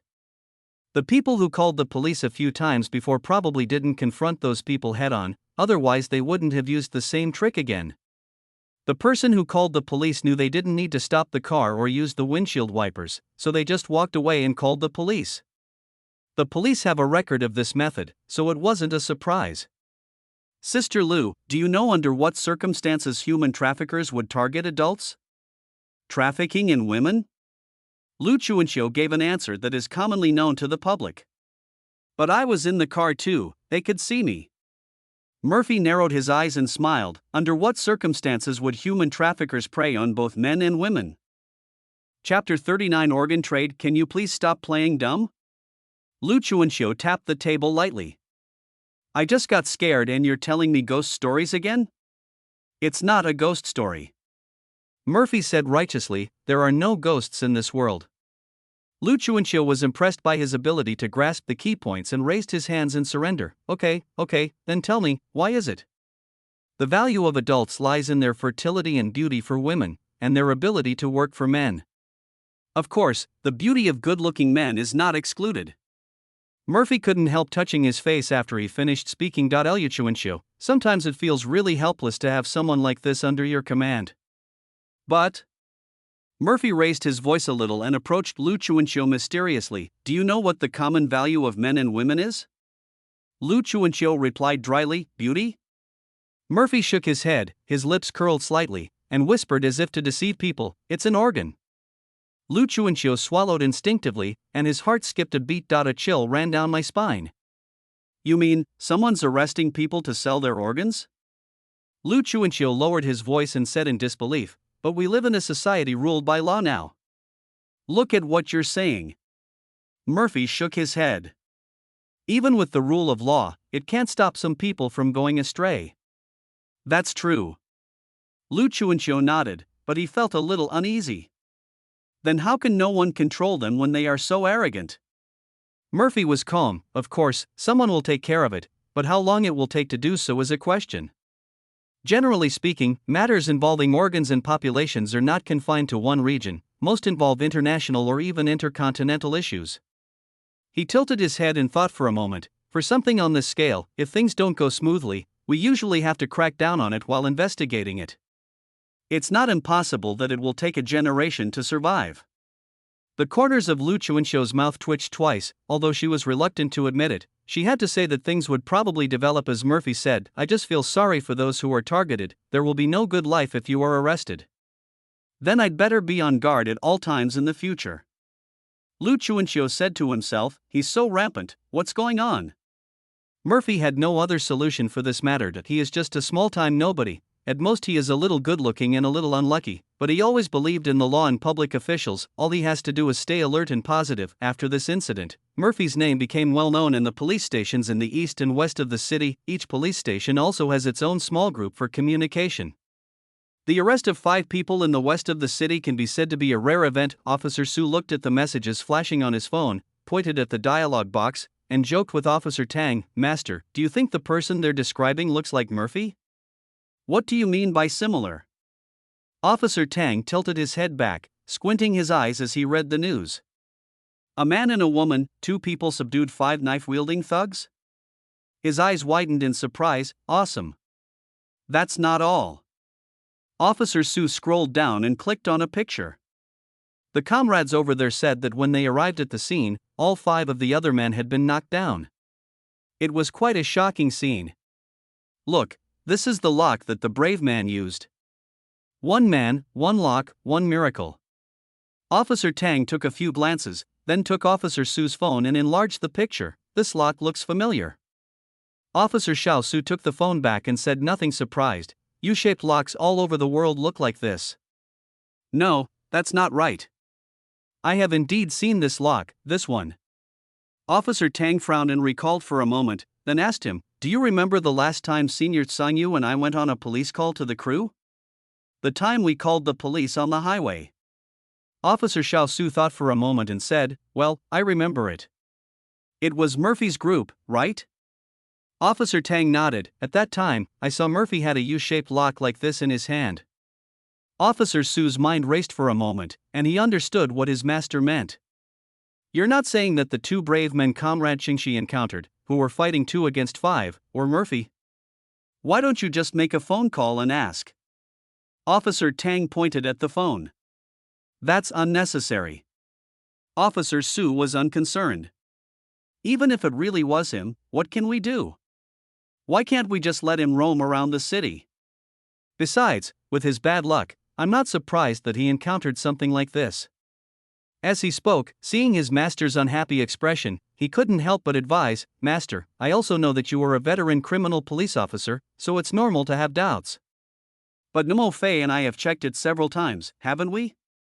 There is really no problem."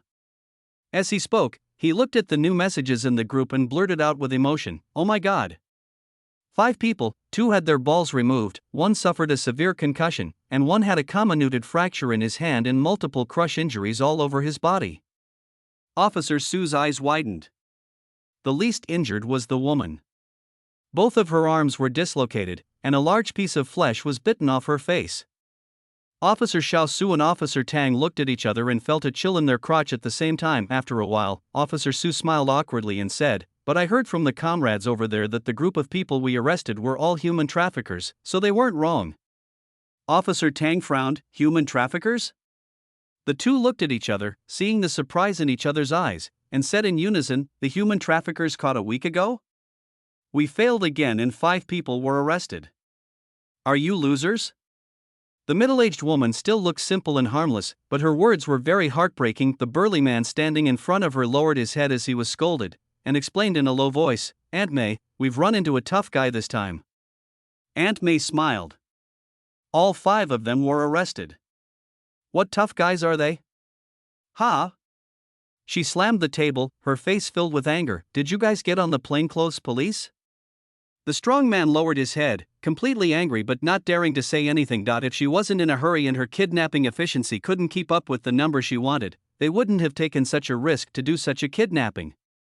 "I told you guys to pick the introverted and inconspicuous ones when you're picking out goods, preferably migrant workers from out of town. Even if they disappear for a few months, no one will notice them." Aunt May took a breath and calmed down. "Now look what's happened. They've made such a big fuss. We can't stay here anymore." The burly man raised his head and secretly glanced at Aunt May's expression, then asked tentatively, "Those goods? How about I give them all to you?"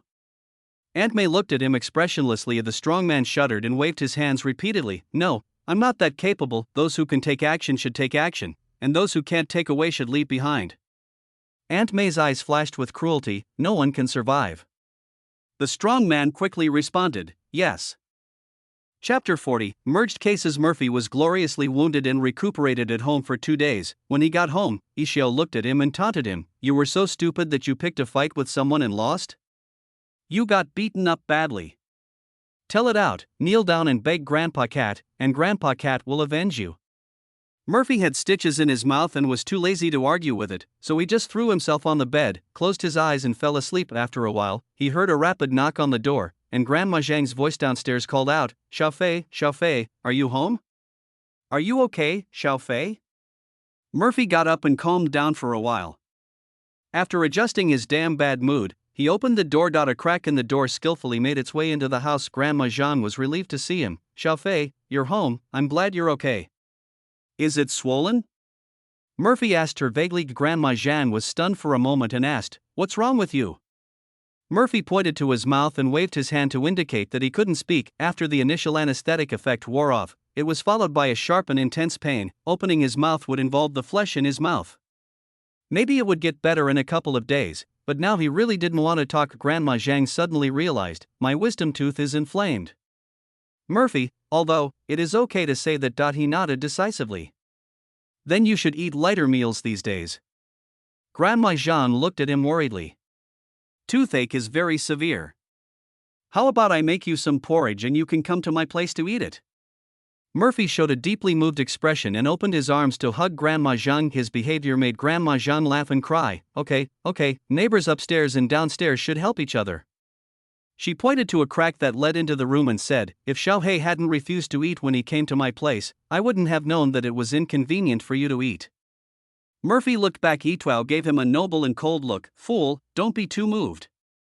Murphy was quite touched and gave it a middle finger. After seeing Grandma Zhang off, Mo Fei stayed in seclusion for 2 days. He only went out after he felt his wound had healed a little. Fortunately, Yukijian didn't use cat litter, but used a squat toilet directly, which even flushed itself, saving Murphy the trouble of cleaning up the poop and also preventing the small room from having a strong smell. When Murphy was about to go out, Yidiafeng came to his side and said, "Let's fight together. With your current health, you should just stay home and rest. Murphy said with a forced smile, I'm just going out for a stroll, not a fight. Then I'll take you for a walk. Yichefeng was stubborn and Murphy couldn't persuade the cat, so he just took it out with him. He went out this time to buy himself a new lock. The U-shaped lock was taken away by the police officer before, and it is estimated that it will not be returned to him in the short term. To be on the safe side, it is better to buy a new one. Although the new one lost the tetanus enchantment, he could choose a stronger and heavier one. Murphy picked out a new lock in a store that sells electric vehicles, and he was very satisfied with the weight of it when he held it in his hand. At least if this lock is knocked down, those strong men will not have a chance to get up. If you knock with the corners, what comes is not a white car, but a hearse. But Murphy wouldn't do that. Leave some room for others, so that you can meet them in court. When he took out his mobile phone to pay, he saw a red dot on WeChat. When I clicked on it, I saw that it was Officer Su, whom I hadn't seen for many days, who came to greet me enthusiastically. Murphy looked at the cat at his feet, then at Officer Su's message, then squatted down and asked Yichefeng, I need to go to the police station. Why don't you go home first? A slit looked at him with disdain. I've been everywhere. Is there any place you, Grandpa Cat, can't go to? Lead the way. Murphy gave it a thumbs up, and under the boss's strange gaze, the man and the cat set off on the shared bicycle. Along the way, Mo-Fei thought about it over and over again, and no matter how he thought about it, the award certificate that Officer Su had mentioned before was about to come. The certificate is not important. What is important is the bonus. Watching the bank card balance grow is really a very safe thing. With this expectation, Murphy rode his bicycle to the police station, greeted the guard skillfully, looked at the new lock in his hand, thought for a while, and then under the watchful eyes of the police station guard, he handcuffed the lock to the front wheel of the shared bicycle. The police station guard was stunned. I have never seen anyone so arrogant, committing crimes in broad daylight and against the law. Young man, this is a shared bicycle, not your private car. It's not good to lock it. The guard stepped forward to stop him. Murphy clenched the key in his hand, his eyes firm. You can condemn me morally, but I'm just going in to take care of something. Can I come out right away? The guard fell silent. So he is shameless and knows it. Murphy clasped his hands together and slid his sleeves down to reveal the fresh stitches on his arms. Please, life forces me to do this. The guard felt that both his reason and his sensibility were being tested. He closed his eyes and said, Go away, don't do it again. Bicycles are not expensive, buy one. Murphy slipped away as soon as he closed his eyes. Walking into the office, Murphy smiled and nodded to greet the familiar police officers along the way. With a black cat following at his feet, his turning head rate was as high as 100%. The crack was so elegant and its appearance so deceptive that the police officers wanted to touch it. Amidst the greetings, Murphy walked over to Officer Su's desk and sat down without hesitation. Phew, handsome guys are popular. Officer Su didn't know where to start complaining about this sentence. Officer Tang walked up to Murphy and asked bluntly, I heard you were attacked in the west of the city 2 days ago? Murphy wasn't surprised they knew, and nodded calmly, yes. Attack. A crack jumped onto Murphy's leg, and the cat's eye looked at Officer Tang. Tell me what's going on. Officer Tang didn't understand what the cat was saying, so he glanced at Yichefeng's body. There are no decorations, it's not a fake cat, and the cat has no discomfort or trauma. There is no such thing as audio or video recording. Is this the cat from last time? Officer Su looked at the crack curiously. It's very beautiful. This person has vision, make friends with him. Murphy simply ignored the crack and nodded with a smile. Yeah, it's troublesome to raise it. A complete old man. We're all acquaintances, so we won't be polite. Officer Tang pulled a chair and sat next to them, then asked Murphy, Do you know who the group that stopped your car were? Murphy answered honestly, I know, it's a robbery. Seeing the two police officers' slightly surprised expressions, he added, and if nothing unexpected happens, this group of people and the ones I sent in earlier should be from the same team. Chapter 41. A frightened bird. How do you know? Officer Tang stared at Murphy with sharp eyes. Murphy touched a crack and tilted his head. You ask me this because you think I am in the same group with them? Officer Tang didn't expect him to be so direct. He paused for 2 seconds before answering, I don't think you're in cahoots with them. So you think I'm not a good person either? Murphy shook his head. Being suspicious of everything is a good thing for your profession, but if you keep suspecting the wrong person, it's a waste of time. Officer Tang almost laughed out loud when he heard this. Are you saying that my suspicion of you was a mistake? I didn't say that. Murphy denied it flatly, and then showed a bright and cheerful smile. "You understand me very well." Officer Su's eyes shifted between Murphy and Officer Tang. I don't know why, although he is also a public official, when these two people were talking, he actually felt powerless and couldn't get a word in. "Master, we've strayed off topic," Officer Su warned quietly. "Human traffickers." Officer Tang kept a stern face and said nothing. A crack gloated. "Let the fight start." "I love to watch." Murphy flicked the cat's head lightly and spoke before a crack could protest. "Whether it's the 3 people who robbed the child earlier, or the people who robbed him later, or even the group of human traffickers who kidnapped Jixingyu, their current activities are all within this city. As the lowest level catchers, they definitely need a channel to sell the goods after catching someone. Generally speaking, it's good for a smaller city to have a leading online channel like this." As Murphy spoke, his eyes gradually lit up. Human traffickers have been rampant in the city recently. They must be carrying out offline tasks, otherwise they wouldn't choose to stop cars and rob people in broad daylight. Officer Tang looked at his expression and asked tentatively, "So what do you think they're arresting people for? Organ trading? Haven't you thought of that?" Murphy asked back in surprise. He was just a question that a slightly intelligent citizen could deduce, but these professionals couldn't think of it. Mo Fei didn't believe it and looked at Officer Tang suspiciously. "Are you testing me again? What about the most basic trust between people?" Officer Tang was speechless for a moment and waved to Officer Su. "Come here." Seeing the two of them gossiping mysteriously to the side, Murphy couldn't help but mutter, "Is there anything that a good citizen like me can't hear? It seems that you, Sunze, are not very popular either." A crack mocking without mercy. Murphy rubbed the cat's head furiously, and retorted with a strange smile, "No matter how bad your popularity is, it's enough to punish you." Officer Xiao Su turned around and witnessed this scene. How should I put it? He felt that this person was generally good, except that he was a little neurotic occasionally, but his master insisted that there was something wrong with the other person, and Officer Su was a little embarrassed. "Tian Sheng, how is your relationship with him?" Officer Tang asked seriously. Officer Su pondered for 2 seconds and replied, "So. I think he's quite interesting, but he can certainly get into trouble." "That's nothing. Isn't our job to deal with troubles?" Officer Tang patted him on the shoulder and said earnestly, "Since they have this trouble, you should face it head on and solve their problems." Officer Su was silent for a moment, then asked directly, "Master, do you want me to get close to him and go undercover?" "I wouldn't call him an undercover agent, but I can definitely get close to him." Officer Tang also answered directly, "The last time I saw him, he still had a kind of outward ruthlessness, but this time he didn't. I suspect he's become more alert and better at disguising himself." Officer Su really didn't know where his master got such a big prejudice against Mo Fei, so he helplessly advised, "He's just an actor. Maybe he became like that because he was immersed in the role. Now he's fine again." Officer Tang nodded. "Actors, they are even better at disguising themselves."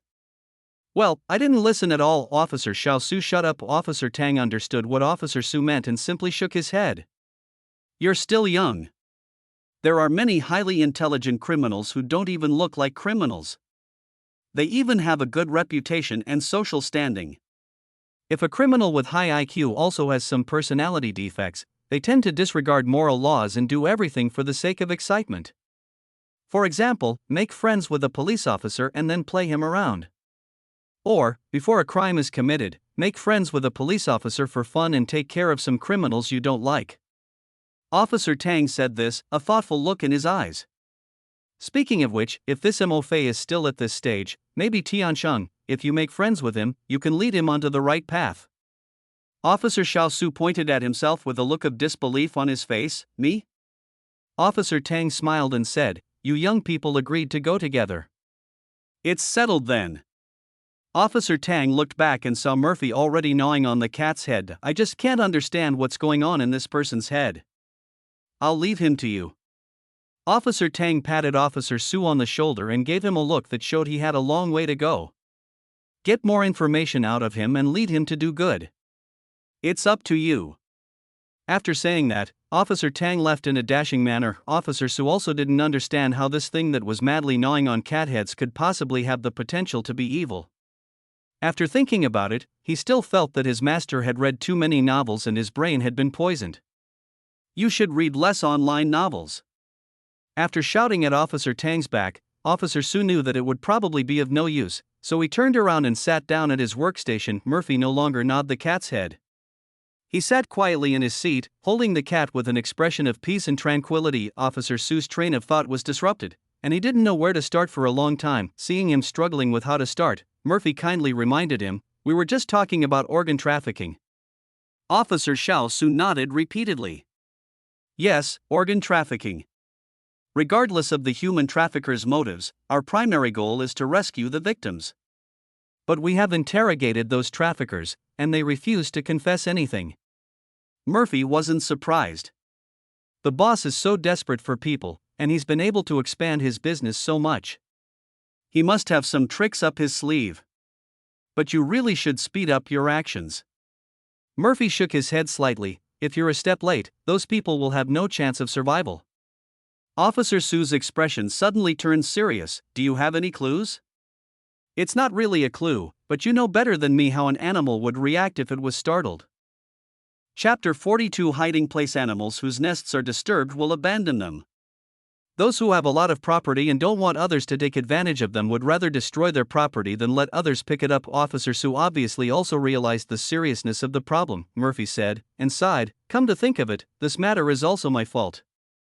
Officer Su's heart trembled. Could it be true, as Master said, that this person is some hidden perverted criminal trafficker?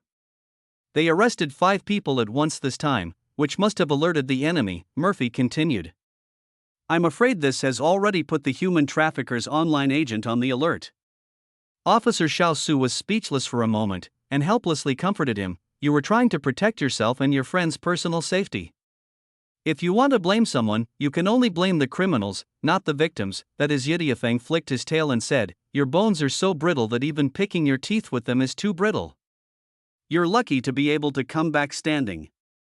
They are both words of comfort. Why do they sound so different? Murphy tugged at his whiskers and asked Officer Su, is there a map here? Yes. Officer Su stood up and rummaged through the cabinet, finding a city map and spreading it on the desk. Murphy picked up a pen and gestured on the map, drawing several circles. This is the location of my residential complex, this is the road where Ji Xingyu was rescued, and this is where I was stopped. Mo Fei looked at Officer Xiao Su. Do you have any location information for other human traffickers who have been arrested? Officer Xiao Su took the pen from him and added a few more circles on the map. It's useless. The locations we tried are too scattered. The locations of the circles on the map are indeed very scattered, ranging from faraway suburbs to close to the city, making it difficult to grasp the key points. Murphy stared at the map for a while, then drew an ellipse with the old neighborhood where he currently lived as the center. This area was a crowded place 20 years ago, but now it's become deserted as the business district has shifted. There are also some older residential buildings nearby. You can go there and check it out. Officer Xiao Su didn't quite understand. Why this area? 2 reasons. Murphy raised a finger. I've seen human traffickers' vans twice at the entrance to the community, which means there's a high probability they've passed by there at least during this period. What about the other one? Mo Fei smiled and answered the question irrelevantly. What do you think of Ji Xingyu's appearance? Although Officer Su didn't understand the significance of this question, he answered honestly, it looks great. This is high-end stuff, and it's very expensive. Murphy showed a wicked smile. If it were you, and someone around you caught a fish weighing dozens of kilograms, would you want to go and take a look, and by the way, find a way to raise the price? So, the traffickers' superiors have been active in this area? Officer Su's eyes lit up, and he didn't even bother to greet Murphy. He picked up the map and ran away. Seeing Officer Su so excited, Murphy remained calm. After all, so many days have passed, and I guess the person online has already gone somewhere else to cause trouble for others. What we are tracing now are the traces of the abducted people. But if you want to catch the leader, you have to dig 3 feet deep into the ground. If you want to find those people, you can ask your cat grandfather. Yakixio sat on the table, his expression rather arrogant. When Grandpa Cat entered the world, you were still eating dirt. With just a single order from Grandpa, there was no place in the city without my spies. Murphy looked at it in surprise. You are capable of this? Thank you for abandoning me. Yidiafeng obviously didn't want to talk about this matter anymore, so he patted the table with his paws and said, "How about it, do you want to do it? Are there any conditions? Yo-ho, have you grown your brain?" A rather strange smiley face appeared on the slit cat's face. "It's also very simple. You wear a collar with a metal nameplate and the Cat Grandpa logo on it. You can't take it off except for bathing. You really want to keep humans?" Murphy couldn't understand why a cat would have such a lofty ideal, but after thinking it over, he said, "I can't even choose my own accessories when I'm working." Except for showering and working, Yichifeng seemed particularly easy to talk to at this time. "As long as you promise, I will set off now." Murphy nodded, "Deal." As these two words fell, Yichifeng jumped off the desk very nimbly and ran out of the police station like a gust of wind. When Officer Su came back with the notebook, he saw Murphy sitting there alone, looking weak, pitiful and helpless. Officer Su looked around and asked doubtfully, "Where's your cat?" "I went to find someone for me," Murphy answered honestly. "Looking for someone." Officer Su struggled to understand. "Is it a metaphor? He really did go find someone for me. Don't worry about him, he'll come back on his own." Murphy smiled harmlessly. "I'm hungry. Is the cafeteria open for dinner?" Officer Xiao Su. When Officer Su swiped his card again to ask Mo Fei to take him out after dinner, he casually asked, "Do you want me to take you out?" Unexpectedly, Murphy shook the keys in his hand and grinned, "No, I have a car."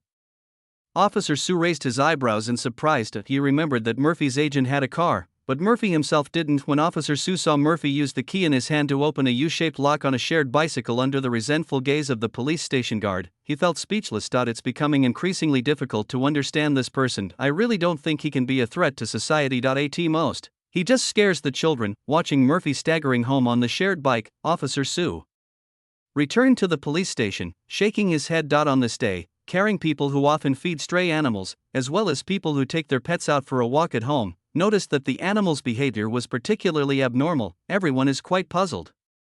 It's not even spring yet, so why should we sterilize our babies? At this moment, inside a pig farm, a man slammed the entrance to the cellar shut, turned around and spat, "Fuck it. That bitch ran away so fast, leaving all the dirty work to us." He turned around and urged impatiently, "Is it done?" Two tall and thin men were turning the cement with shovels in their hands. One of them replied, "Soon." He hesitated for a moment and asked, "But brother, with so much cargo, are we going to seal it all? You'll keep her if I don't seal her up?" The man glared at him. "If that gossip gets away, can you find a buyer? The situation in the city is so tense, get rid of her and run away, you idiot." The tall and thin man shrank his shoulders and stopped talking after being scolded, but the man always felt like he was being watched. After glancing around, he picked up a handful of dirt from the ground and threw it towards the foot of the wall. With a sharp meow, a thin cat figure disappeared outside the pig farm. Damn, dead cat. Chapter 43, Lighting Technician in Clues. Yizifeng did not return home all night. Mo Fei got up early and checked his phone, and found that Lu Chuanqiu had sent him a message. Director Chen speaks slowly, but once he sets a goal, he has strong execution ability. In just 2 or 3 days, he had put together the outline of a film crew and now he was just waiting for the script to find actors. Lu Chuanqiu sent Director Chen's contact information to Mo Fei so that they could communicate directly. Murphy sent a friend request, but Xiao Chen didn't accept it immediately, probably because he was busy with other things. He scratched his hair, washed up and started preparing the script. The story is simple, which tests the actor's performance and the director's camera aesthetic. I don't know what Xiao Chen's aesthetic taste is like. Murphy always felt a little worried when he thought of the advanced works of art he saw in the other party's studio last time. According to today's fashion aesthetics, he wouldn't change all his clothes into something that ordinary people couldn't understand, right? Murphy sat in front of the computer for a whole day. The sunlight outside the window moved from east to west, and the morning glow turned into sunset. He finally wrote down the dream in his mind exactly. After sending the documents to Xiao Chen, Murphy breathed a sigh of relief and touched his empty stomach belatedly. When he stood up and prepared to go find food, he suddenly felt a black screen before his eyes, followed by a dizzying sensation, and fell to the ground. In a daze, Murphy seemed to hear the familiar sound of knocking on the door. Maybe the sound of his fall was too loud and alarmed Grandma Zhang downstairs, but this time, Murphy really didn't have the strength to get up and open the door for her. Peacefully, waiting to die. I hope Officer Su can come and help collect his body. Murphy's mind was in a mess. when suddenly a warm and sweet liquid touched his lips. He swallowed it in big gulps out of his survival instinct. The old man's gentle voice rang in his ears. "Good boy, don't be anxious, go slowly." After he finished drinking the water, another piece of candy was stuffed into his mouth. Murphy opened his eyes and dimly saw the white-haired old man smiling at him like an angel, with a warm holy light around him. Good God, did the angel overstep his bounds? Aren't the black and white impermanents responsible for the haunting of souls in China? Mo Fei's mind was in a mess. He stared blankly at Grandma Zhang as she came in and out and made him a bowl of fragrant shredded chicken noodles. "Hurry up and eat." Grandma Zhang stuffed the chopsticks into Mo Fei's hand. "You young people, you don't care about your health when you work. If you ruin your body, you will see what will happen to you in the future." Murphy devoured the food instinctively, filling his stomach. Only after blood flow to his brain returned did he react and say thank you so much this time. "My savior," Murphy said with tears in his eyes, showing off his noodles. Grandma Zhang was amused by him and said, "You're not saying it so seriously. We're neighbors. Xiaofei, you've helped me a lot." While eating, Murphy asked in confusion, "Grandma, you don't have a key either, how did you get in?" Grandma Zhang pulled a bunch of strange tools from her pocket. She pointed to 2 thin iron rods and said, "This is how I pick the lock." She sighed a little when she talked about it. "I haven't used it for almost decades. I thought I had forgotten it." Murphy looked at the tools, then at Grandma Zhang, his mouth slightly open. "Huh? I made some mistakes a few years ago, but that's all in the past.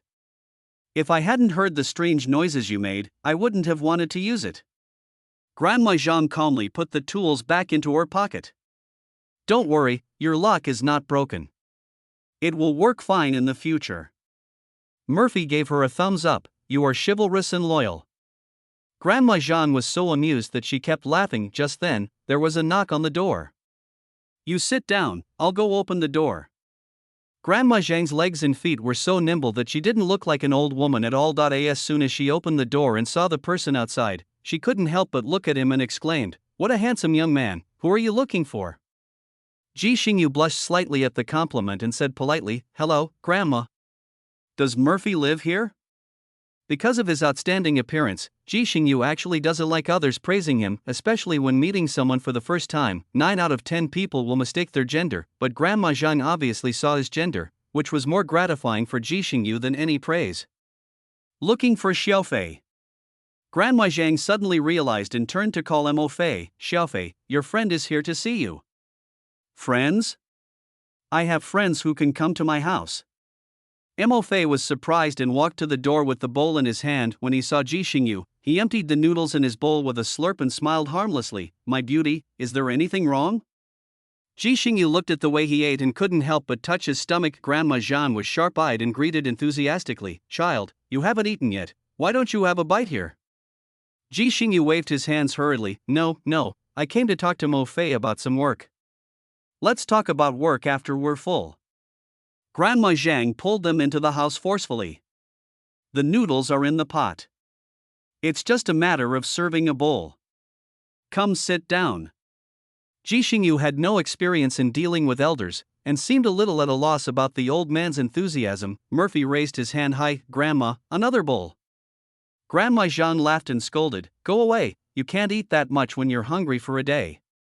Mo Fei put his hand down in dismay, looked at Ji Xingyu and asked, "What kind of work do you want to talk to me about?" "Let me tell you first, your brother has already arranged some work for me. Overwork is not recommended." "I know." Ji Xingyu took out his phone and showed it to Mo Fei. "This is a message from Xiao Qian. I'm the lighting technician in your group now." Murphy took a look and found that it was true. He raised his eyebrows. "Are you the classmate who studies art?" Ji Xingyu nodded. "Okay, we have to eat a full meal before we can talk about work."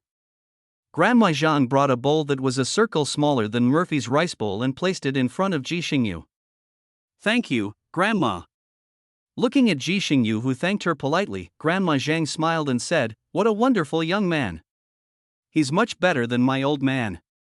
Ji Xingyu ate very politely, but felt a little embarrassed as 2 people were staring at him. Murphy yawned and caught a glimpse of a dark shadow flashing by in his peripheral vision. A nasty voice rang out, "Little guy, your cat master has taken care of it. A crack led from the darkness to the middle of the living room. It still looked reserved and elegant, except that a piece of paper was tied to it with a messy rope. Seeing it like this, Grandma Zhang was surprised and asked, "Xiaohei, how did it become like this?" "It's okay." Murphy stepped forward to untie it. "I asked it to help me check something. The information is all there on the paper." Yichifeng raised his paw and licked it. "It's really a dog. I almost got my brothers killed." Murphy unfolded the paper and praised it perfunctorily. "I want to thank you and your whole family on behalf of Officer Su and the kidnapped person." Chapter 44 Rescue Operation. Front. The perfunctory thanks not only failed to please Mr. Cat, but also attracted strange looks from two onlookers. However, Grandma Zhang had obviously seen the world, and although she felt it was a little strange, she was mostly curious overall. When Ji Xingyu was studying abroad, not only did he talk to cats, but he even had classmates who swore to marry a roller coaster. Although it was strange, he chose to respect it. Murphy unfolded the paper and found a bunch of messy lines drawn on it with several holes poked in the middle of the lines. He looked left and right, but couldn't figure out what it was. Murphy looked at the crack and uttered 3 words crisply. Translation required. "It's a map, idiot," a crack said with disdain. "The holes are where people might hide. You can't understand something so simple, you rubbish." Murphy looked at the map in his hand and felt that even the city's planners would be at a loss if they saw it. "Tell me who drew the map, and I promise not to poison it." Icho didn't bother to pay attention to him. He flicked his tail and turned to go to the food bowl to eat food and drink water. "Map?" Ji Xingyu also squatted next to Mo Fei and tilted his head to look at the paper. Seeing that he was interested, Murphy simply handed him the paper. "Look." Ji Xingyu took the paper and thought for a while with a frown. "It's a little out of proportion, but I can probably understand it." He looked up and asked Murphy, "Do you have a pen and paper?" Seeing that the translation was promising, Mo Fei hurriedly took out a piece of white paper and a pen and handed them to Ji Xingyu. Ji Xingyu drew a few strokes casually, and a simple map appeared on the paper. "This is Dongcheng District, and this is Xiqing District," Ji Xingyu explained as he drew. The person who drew this map might not be very good at tracing, so the dimensions and proportions are wrong in many places. But if you say this is a map, I can still draw it. In just a moment, Ji Xingyu handed over a clean and beautiful map he placed together with the one that Yidiafeng brought back. One is a graffiti by a kindergarten child, and the other is a small-scale map sold at the newsstand. Murphy pointed to the paper he brought back with a crack and asked, "Where does the hole in it correspond to?" Ji Xingyu took a look and drew a few circles on the map. Grandma Zhang also came over to watch the fun. With her reading glasses already on her nose, Murphy immediately took out his phone and started searching. Ji Xingyu asked curiously, "What are you looking for? Is this a treasure hunt?" He had seen people playing this abroad, but it seemed rare in China. "I'm looking for a place where I can hide a lot of people," Murphy replied without even looking up. "Didn't we get rid of a lot of people a while ago?" As a victim, Ji Xingyu's expression turned serious. "Are you looking for where the traffickers are hiding people?" "Yeah," Murphy responded. "Tibetans," Grandma Zhang said, pointing to Ji Xingyu's drawing. This spot was the chemical plant dormitory, and this spot was the steel plant warehouse. This place used to be wasteland, but a school seems to have been built there in recent years. A few years ago, a pig farmer bought a large piece of land here, and over there, there's a fish pond. Seeing that the two young men were listening to her, Grandma Zhang smiled kindly and said, "If human traffickers want to hide people, they will definitely choose the pig farm. This place smells like a pig and makes a lot of noise. It consumes a lot of feed and water every day. It also has its own generator. Ordinary people can't find it." Murphy nodded. "Then let's go here first." He grabbed the U-lock and started to run, but Ji Xingyu quickly stopped him. You're not going alone?" Murphy shook his phone. "It can shake people." Ji Xingyu was quite concerned about the traffickers and was afraid that he wouldn't be able to kill them, so he hurried after them. "Let me drive you." In the blink of an eye, there was only one person and one cat left in the room. Grandma Zhang took off her reading glasses and waved towards the crack. "Come on, Xiaohei, Grandma will make you something delicious." A crack walked beside the old man with an elegant cat-like step, and the scene was very peaceful. On the other side, Mo Fei and Ji Xingyu hurried downstairs. While texting Officer Su, Mo Fei asked Ji Xingyu, "Where's your car?" Ji Xingyu pushed a scooter out from among a pile of electric bikes in the community. his expression a little bewildered. "My helmet is missing." After Murphy finished sending the message, he looked up and his mouth twitched. "Did you just leave your helmet in the car?" "Yes." "Okay, I can't find it back." Murphy was not surprised at all. Anything that is not locked here is unwanted by others. Ji Xingyu couldn't understand. "What do you mean?" "I thought no one wanted it, so I picked it up," Murphy said in a strange tone, and then urged, "It was taken away by an old man in his 70s. If you want to get it back, now is not the time. Hurry up and get going." Ji Xingyu probably understood, but couldn't understand this behavior. "But if I don't have a helmet and the traffic police stop me and ask me to post on WeChat Moments," Ji Xingyu said, still a little worried as he got on his scooter. "That would waste even more time. Leave it to me, you drive." Murphy urged repeatedly, "Saving people is like putting out a fire." Ji Xingyu had never done anything exciting or out of the ordinary, but now he felt a little excited. As the engine roared, the motorcycle carrying the two people quickly shuttled across the road. As soon as the motorcycle speed was mentioned, Murphy knew that the helmet was really not dispensable. Ji Xingyu has long hair. Although it is tied up now, when the wind blows, the hair flutters wildly and hits his face like iron wire. It's like torture. Murphy accepted the torture with a wooden face. However, before Ji Xingyu drove out of the city, he was stopped by a traffic police on duty. Ji Xingyu's heart skipped a beat and he slowly pulled over to the side of the road. As the traffic policeman walked forward, he heard Murphy sobbing in the back seat.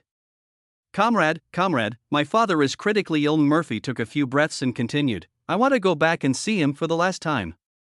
It was the first time that Ji Xingyu saw someone telling lies with open eyes. He couldn't help but turn around, and ended up being poked in the waist. He understood and immediately cooperated by putting on a sad expression, but after all, he had never learned acting, and his face was expressionless with sadness. The traffic policeman was also stunned. Seeing a grown man like Murphy crying heartbreakingly, his heart softened. He took off his helmet and handed it to Ji Xingyu. "Be careful on the road." He waved to his colleague again, took a helmet from his colleague's head and handed it to Murphy. "Go back to see your father first, and return it when you come back." Mo Fei thanked him while crying and poked Ji Xingyu with his hand. Under the watchful eyes of the traffic police, the two men put on helmets and started their motorcycles to head towards their destination. Watching the motorcycle disappear, a colleague couldn't help but ask the traffic police, "Aren't you afraid that these two mentally retarded guys are acting out a lie?" There are a lot of idiots like this now that short videos are popular. What if it's really an emergency? The traffic policeman pointed to the body camera on his chest. "The license plate number is recorded. If you're really lying, I'll just summon you." The colleague nodded and gave him a thumbs up.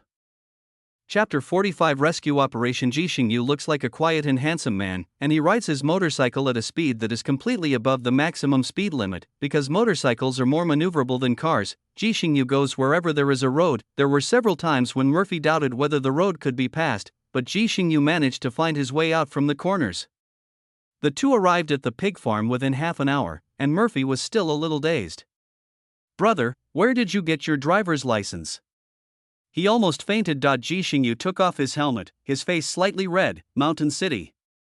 The legendary 5D city. No wonder this guy can memorize the map so quickly and accurately. Everything makes sense. Should we go in and save people now?" Ji Xingyu looked at the gate of the pig farm with excitement in his eyes. Murphy glanced at his phone. "It's almost time. It's too dangerous for the two of us to go in." "You called for help?" Ji Xingyu tucked his helmet under his arm and started to take out his phone. "Or I can call some people over too." "No need." Murphy looked at the black and white police car that appeared on the road. "They are coming." The people who got out of the police car were Murphy's old acquaintances, Officer Xiao Su and Officer Tang. As soon as Officer Su got out of the car, he hurriedly asked Murphy about the situation. "Where did you get this information?" "Forget where you came from, why are there only two of you?" Murphy looked at them, frowning. "Didn't you say to bring some helpers?" Officer Xiao Su had no choice but to explain, "There aren't many people in the bureau to begin with, and there's also a law enforcement exam today. Anyway, we're here first, and there will be support later. Stop talking so much. Where is the person?" Officer Tang couldn't stand it anymore and asked directly. "We need to go in and look for it." Mo Fei turned to Ji Xingyu and said, "We'll go in first, and you stay outside." Ji Xingyu was just about to say something when the group of 3 people strode into the pig farm. The pig farm was of medium size. When the 3 of them walked outside the pig house, a worker in work clothes came up and asked, "What do you do?" Officer Xiao Su and Officer Tang looked at each other and both felt that the situation was difficult. They don't have any substantial evidence now, and speaking out directly would not only alert the suspects but also pose a threat to the abducted persons. Murphy didn't have as many concerns as the other officers. He stepped forward, pointed at them, and said, "They're from the Inspection and Quarantine Department. They received a report that you have sick and dead pigs here, so they came to check on the situation." The staff and the 2 police officers were all stunned. The staff looked at them. Officer Su and Officer Tang were wearing blue shirts under their coats, which really looked like the real deal. "But I didn't receive any notice." "This is a surprise inspection," Murphy said with a serious face. "Old Tang and Xiao Su, check the pig house first, then gather in the office area." The 2 police officers also followed Murphy's play. Murphy's nonsense is at most considered a disruption to the normal operation of the business premises, and the worst that can happen is a fine or a warning. It's better than the 2 police officers lying. As for the police lying? Officers Xiao Su and Tang didn't say a word from beginning to end, so how could they be considered lying? The 2 of them couldn't help but sigh in their hearts that Murphy's mind was really quick. The staff member probably had never seen such a scene before. After all, apart from people from the quarantine bureau, generally no one would want to visit the pig house after having eaten too much. He took out his phone and sent a message to his boss, saying, "Then follow me first." Murphy did not stop the staff's behavior. He asked where the office area was and was about to go there. "Wait a moment." Officer Tang nudged Officer Su with his arm. "He and I will go to the office area to take a look. You can take a closer look over there." Officer Xiao Su nodded seriously. "Okay." The office area and the pig house are only about 100 meters apart. There is a small office in front and a warehouse for feed in the back. When the 2 arrived, a skinny man was walking out in his coat. Seeing them, the skinny man came forward with a smile and said, "Are you from the quarantine bureau? What's your name?" Murphy didn't answer him immediately. He glanced at him and pointed at his trouser legs and asked, "Boss, are you guys doing any renovations here recently?" The skinny man looked down and found a lot of gray powder stuck to his trouser legs. His expression changed slightly, and he lifted his foot to brush off the dust. "Well, it's inevitable that we step on some dust when we work." Officer Tang's cell phone vibrated at this moment. He took out his phone and checked the message. Then he looked at the skinny man with a sharp gaze. "Boss, you're going to sell this place and you're still renovating it?" When Officer Su and the pig farm staff were inspecting the pig house, the staff were still complaining about why there were still people doing quarantine even though the owner was about to change. They wondered if someone wanted to buy the pig farm at a low price. Officer Su felt something was wrong at the time. The farm was about to be sold right after all those human trafficker incidents. How could it be such a coincidence? I immediately sent a message to Officer Tang. Officer Tang, a veteran police officer with many years of experience, had a hunch that something was amiss. "Boss, can you show us where you've renovated something?" The skinny man swallowed visibly, and now even a fool would know that he had a problem. Officer Tang put one hand on his lower back and approached him. "Boss, please cooperate." When Officer Tang was about to touch him, the skinny man suddenly yelled and ran out of the pig farm. They looked like thieves with a guilty conscience. They had found the right place. Officer Tang reacted quickly and immediately chased after him. Murphy didn't follow him, but went into the office area and started looking for a place to hide. The skinny man ran quite fast. Officer Tang had retired to work as a grassroots police officer because he was injured during criminal investigation. It would be difficult for him to catch up with him in a short time. When they arrived at the gate, the skinny man looked at Ji Xingyu standing at the door and the motorcycle next to Ji Xingyu, and a look of ecstasy suddenly appeared on his face. In his eyes, a mere woman poses no threat at all, and a motorcycle is the best tool for escape. It's God's will that he die. Ji Xingyu also saw them. There is no need to distinguish them. Officer Tang is one of our own people chasing after him, so the one running in front is definitely not a good person. He stood up straighter, held the helmet firmly in his hand, and got ready. When the skinny man rushed up and tried to push Ji Xingyu away to grab the car, he directly hit the skinny man in the abdomen with his helmet. This was not much different from being hit in the stomach with the head. Just that one hit directly knocked the skinny man to his knees. Holding his stomach, Officer Tang then handcuffed the skinny man and lifted him up, shouting, "Tell me, where are the people?" The skinny man rolled his eyes and refused to let go. Why are you the only one out? Ji Xingyu took a look and saw that no one had come out of the pig farm. He couldn't help but ask, where are the other two? Officer Tang thought that Murphy was still in the office area. It was impossible for this group of human traffickers to have only one person guarding here. How could he let a citizen be involved in a dangerous incident? Officer Tang cursed inwardly, handcuffed the skinny man to the police car, and turned back to the pig farm. Chapter 46 Rescue Operation. Ending. The layout of the small office was clear at a glance, and Murphy didn't find any place where people could hide. As he walked towards the warehouse, a man was opening the door and walking out, complaining, "Old 5, why are you so slow going to the toilet? Did you fall into the pit?" When he looked up and saw Murphy, Murphy also saw the cement marks on his shoes. Without any hesitation, Murphy took the initiative and punched him in the face. Before he could react, he followed up with a few more punches, knocking the man to the ground.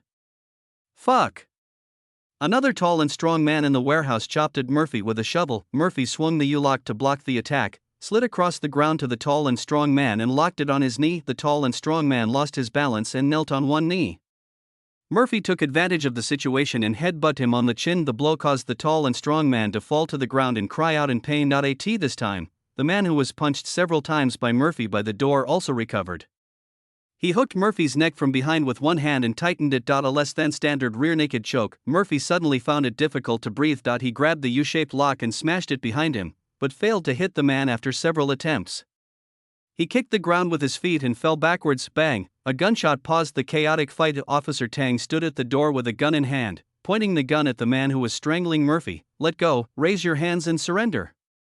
Facing the black muzzle of the gun, the man slowly loosened his hand. Murphy covered his neck and coughed as he got up. The situation became 2 against 2, and Murphy still had a gun, so he directly launched a dimensionality reduction attack. Officer Tang looked around the warehouse and didn't see any rope.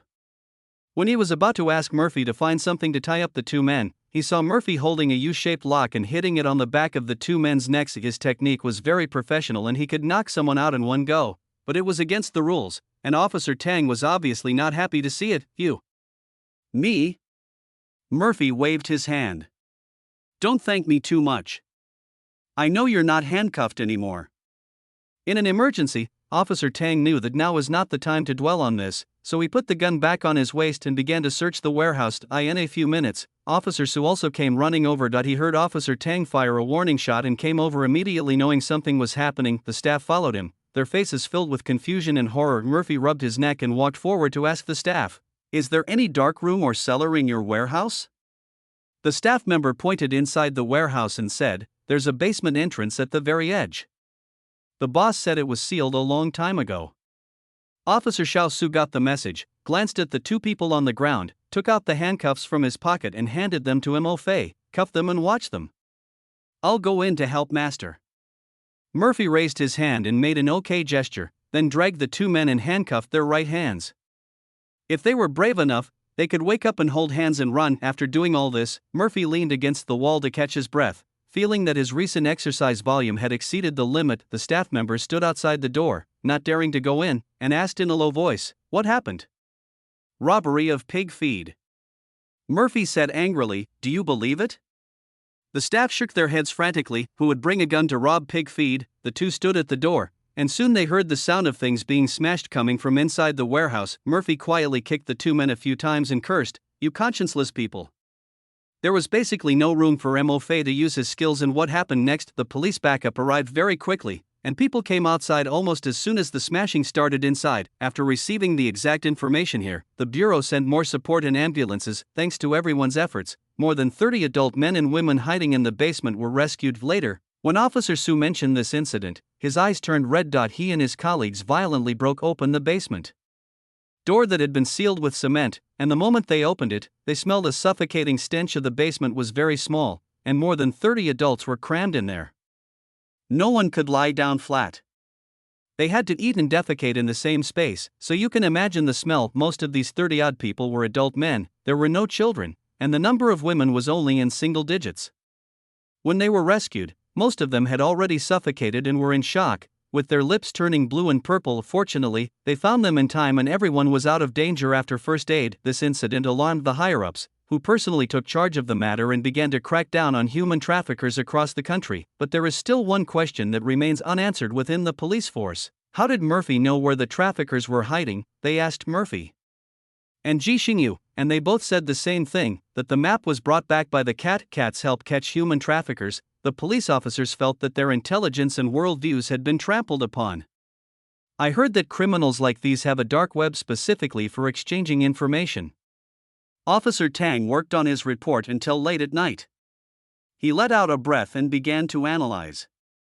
Could Murphy also be on the dark web? Officer Xiaosu, a direct participant and also writing a report, was helpless when he heard Master's speculation. Master, he has done us such a big favor. Why do you still look at him like this? Officer Tang glanced at him and said, so you believe the cat helped him find this location? Officer Su shook his head, I don't believe it.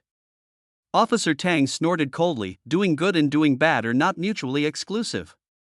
Some people kill and set fires outside and then return to the village to build bridges and roads. Some people steal but then go to save a child who has fallen from a building. People don't have only one side. If you believe appearances, you will die miserably. Officer Xiao Su nodded repeatedly, I understand. I understand. Officer Tang scratched his head, looking at the report on the computer and feeling overwhelmed. Top student, come and help me figure out how to write this part. Why do I have to write so many more reports than you? Officer Xiao Su walked over helplessly and said, who told you to fire one more blank than me? After recording his confession, Murphy went back and fell asleep. His reluctance to work reached its peak at this moment. Ji Xingyu, who had also completed the statement, was examined from head to toe by Ji Xingjian after returning home. Brother, you said you can't fight or carry anything, so why are you getting involved? Oh, it's just a small favor. Ji Xingyu's eyes sparkled. Helping others makes you happy. Brother, I'm a little hungry.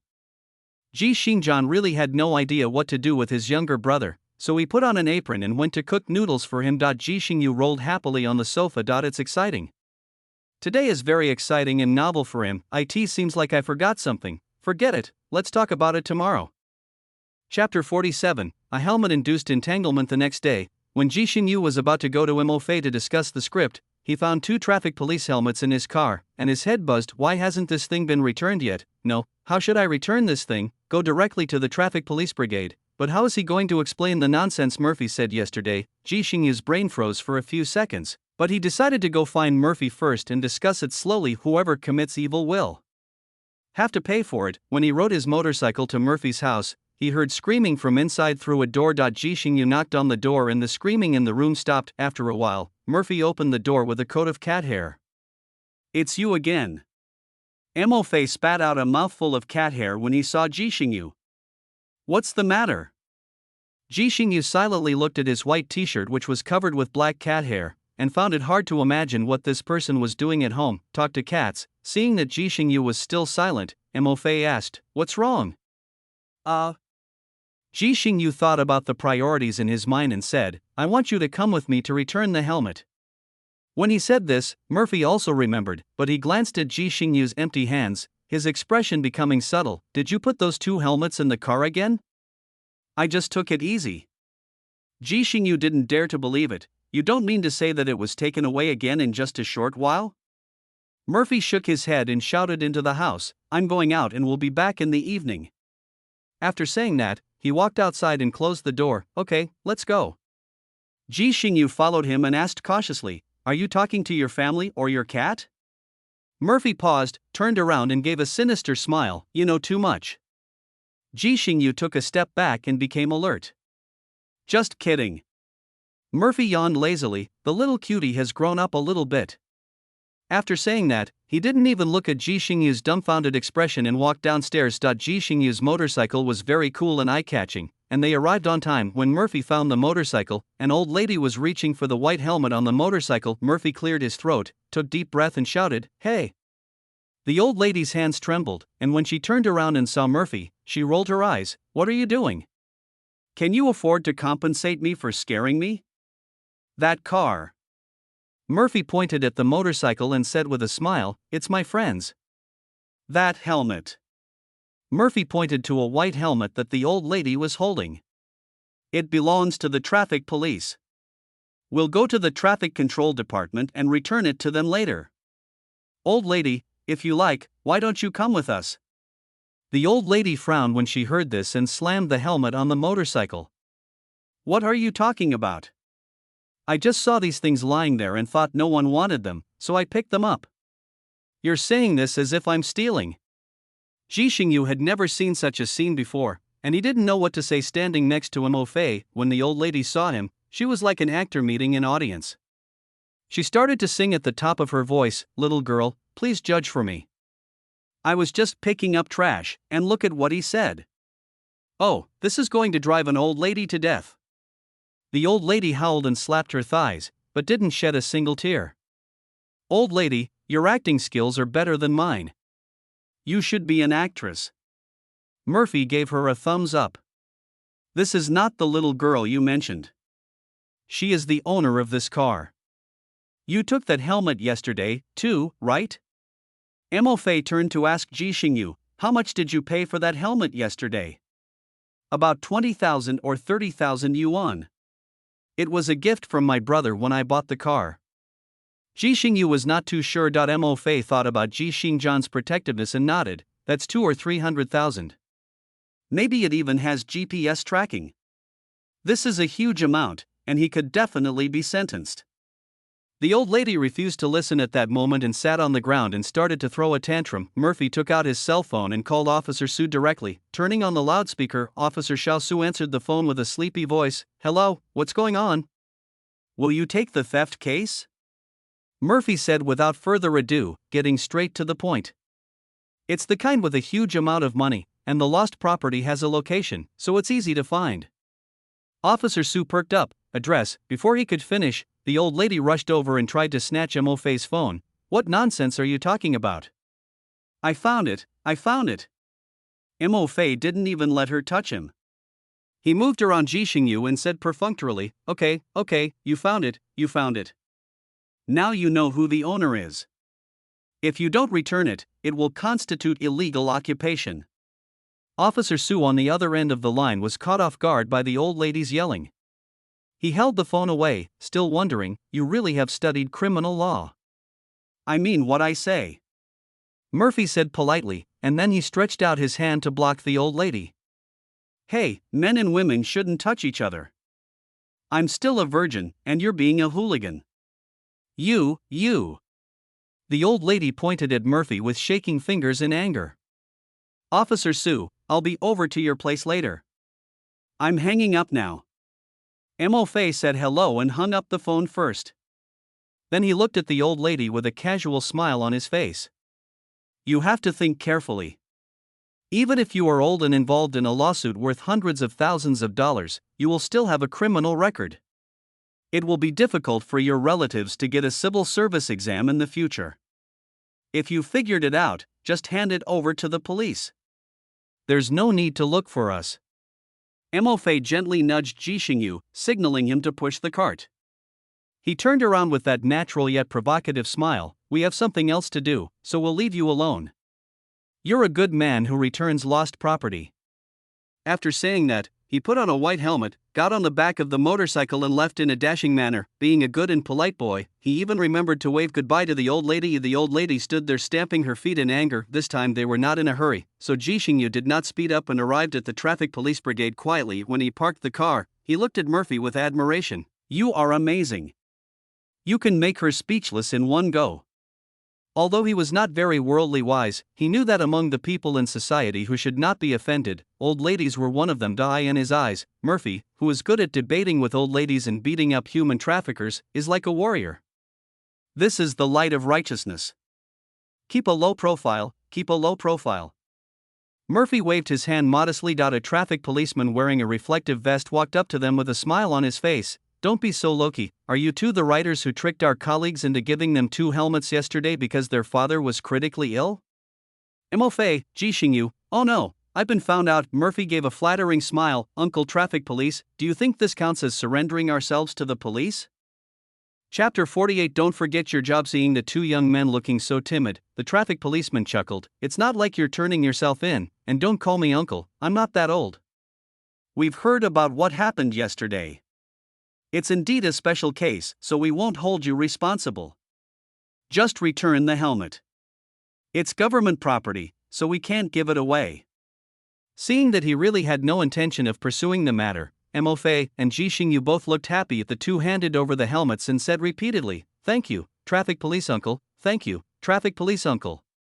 Traffic police, forget it, for the sake of their assistance in the investigation. He glanced at Ji Xingyu's motorcycle and asked, "You returned your helmet to us. Didn't you bring your own helmet? How are you going to get back later?" "It's okay." Ji Xingyu smiled brightly. "I'll ask someone to drive a car over later and have him drive the motorcycle back. I can drive it." This time it was Murphy and the traffic police's turn to remain silent. Although Ji Xingyu's motorcycle looked expensive, it felt very cool when he said it so lightly. "Show me your driver's license and vehicle registration." The traffic police officer extended his hand to Ji Xingyu and added considerately, "A digital version is also fine." Ji Xingyu, huh? The traffic police did not target Ji Xingyu. Generally speaking, routine inspections are required when encountering such situations. It can only be said that it is more convenient at the traffic police brigade. After checking the two certificates, the traffic police did not say much to them and returned to his work. Mo Fei and Ji Xingyu waited on the side of the road for a while, and a black Mercedes drove into the traffic police brigade. Ji Xingyu pulled Mo Fei over. After exchanging keys with the driver, Murphy watched the young driver in a suit put on a bright yellow helmet and slowly drive the motorcycle out of the gate at a speed of 20 km per hour. "That guy looks a little familiar." Murphy sat in the passenger seat, stunned. Ji Xingyu started the car while explaining, "Xiao Wang is my brother's driver. He usually drives or rides an electric bike. Even after getting his motorcycle license, he rarely rides, so he's more cautious. I guess." Murphy was silent for a few seconds, then smiled. "He got this motorcycle license for you, right?" "That's not entirely true." Ji Xingyu turned the steering wheel and answered while looking at the road. "My brother said that if he gets a national certification, his salary will be increased by 1,000 yuan. Since I met him, he has obtained more than a dozen certifications." Murphy counted on his fingers and felt his heart tighten. "Does our brother still need help?"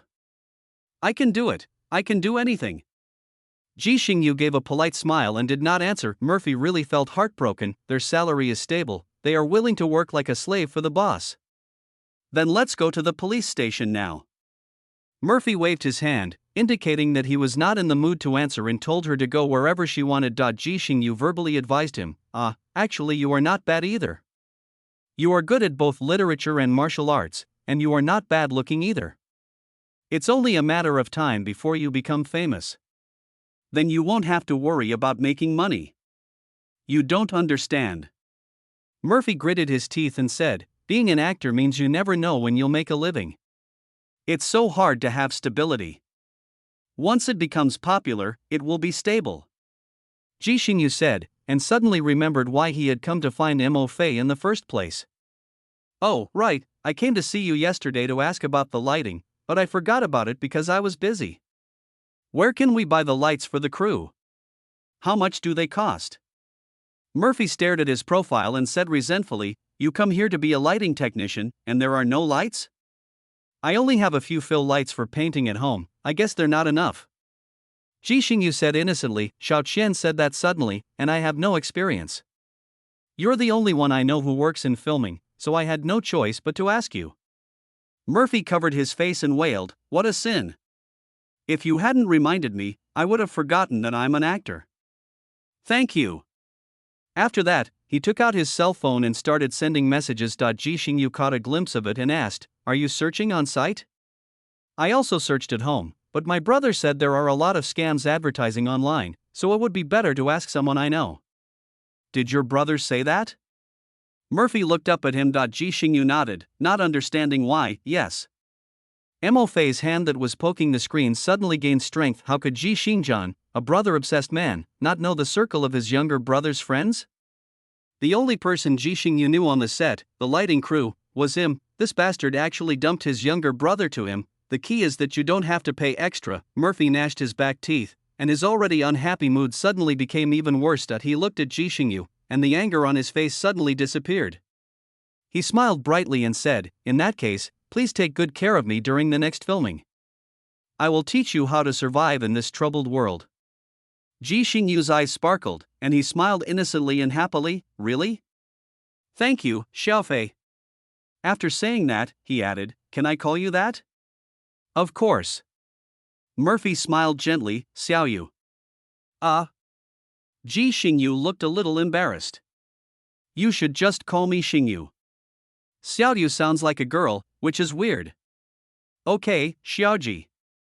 Murphy lowered his head and started poking at his phone. Ji Xingyu opened his mouth, but finally gave up worrying about the name and concentrated on driving. The person Murphy was contacting was none other than Director Wang, who filmed the Battle Royale to the end. Director Wang has been doing very well recently.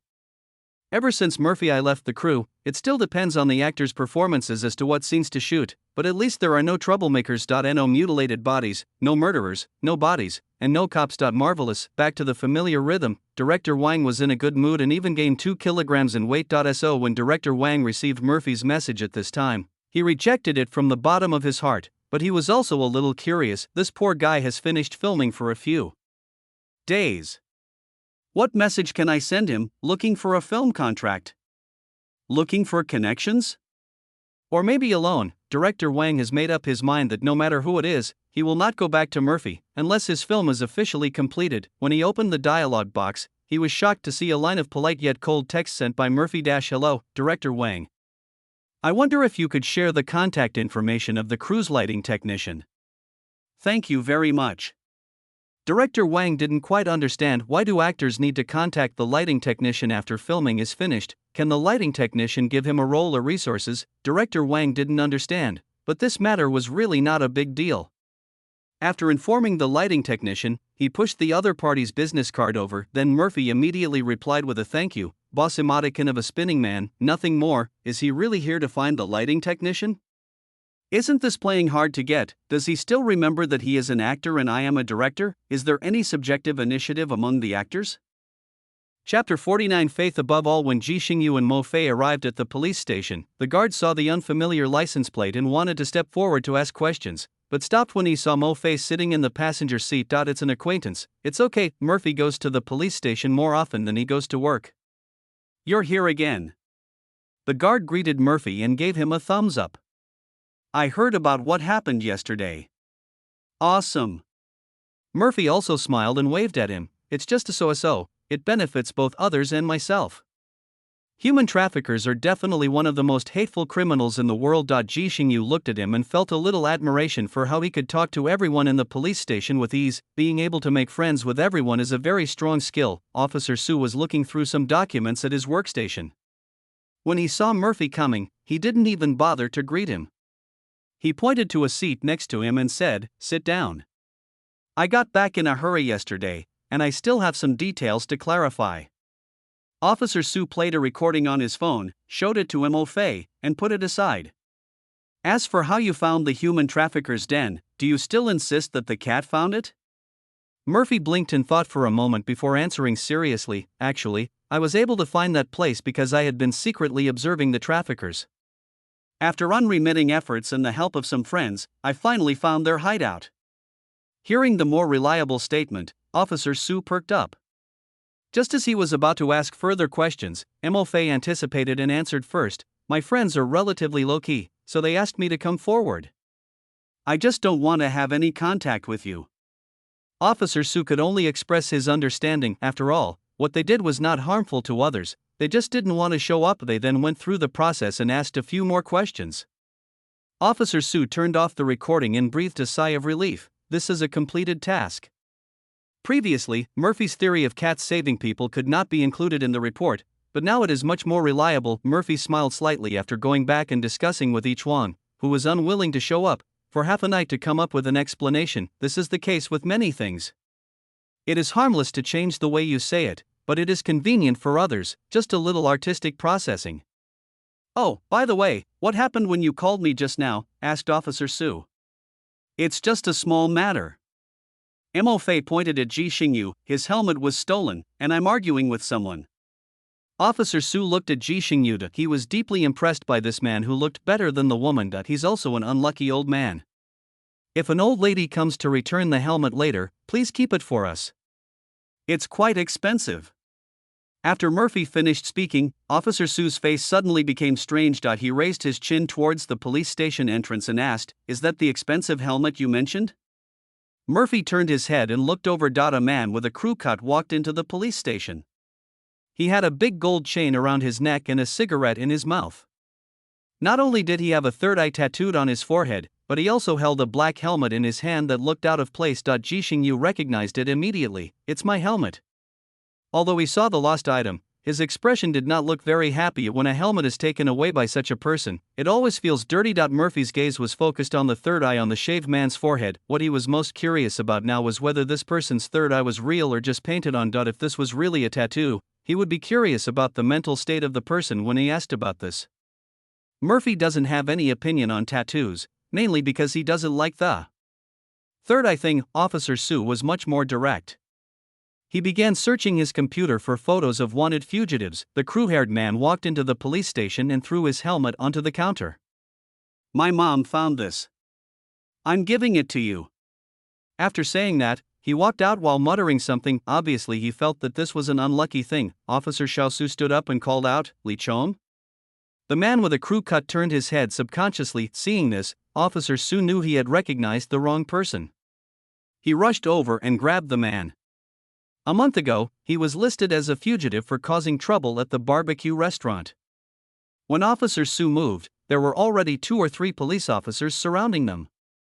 "No need to leave in a hurry, sit down and talk slowly." Officer Su handed the person over to his colleague before sitting back in his seat. Ji Xingyu was stunned. "Is this possible? Why not?" Officer Su, in a good mood, replied with a smile, "Some people are fugitives without even realizing it. It's not because they haven't done anything wrong, but because they don't think they've done anything wrong. That Li Chong was at the barbecue restaurant a month ago with a bunch of thugs, eating without paying and even molesting female customers. If it weren't for the recent rampant human traffickers, we would have handcuffed him back." Murphy pointed to the helmet that the female police officer had put away on the table and said, "That's perfect. Go get your things." Ji Xingyu nodded and went to go through the process. "I have to say it's been much more lively here since you came." Officer Su looked at Murphy, his words half teasing and half serious. Murphy refused to take the blame. "It has nothing to do with me. This just shows that the current public security is still a little poor." "You're right. There are still many people who lack legal awareness." Officer Su sighed. "I'd rather do nothing all day, if only to keep the world peaceful. There's a saying among doctors, I'd rather see medicine collected on the shelf and gather dust than have the world be free of suffering." Murphy said with a smile, "Officer Su, you have a very noble sentiment." Officer Xiaosu smiled and looked at Murphy seriously. "I have very few friends other than my colleagues, and you are one of them now." Murphy raised an eyebrow. "My pleasure?" Officer Su seemed to have something to say, but in the end he didn't say it. Ji Xingyu came back holding the helmet and asked, "So, shall we go see the lights next?" "Look at the lights?" Murphy showed a pained expression. "You don't want to buy a set, do you?" "No." Ji Xingyu was puzzled. "The new one is brighter." Murphy stood up while shaking his head. He glanced at Officer Su and said, "Then I'll be leaving first." "Let's go." Officer Su waved his hand and looked at the computer screen. "I have to go to work too." Only then did Mo Fei walk out side by side with Ji Xingyu. "Do you know how expensive a set of lights is?" "Expensive? How expensive is expensive?"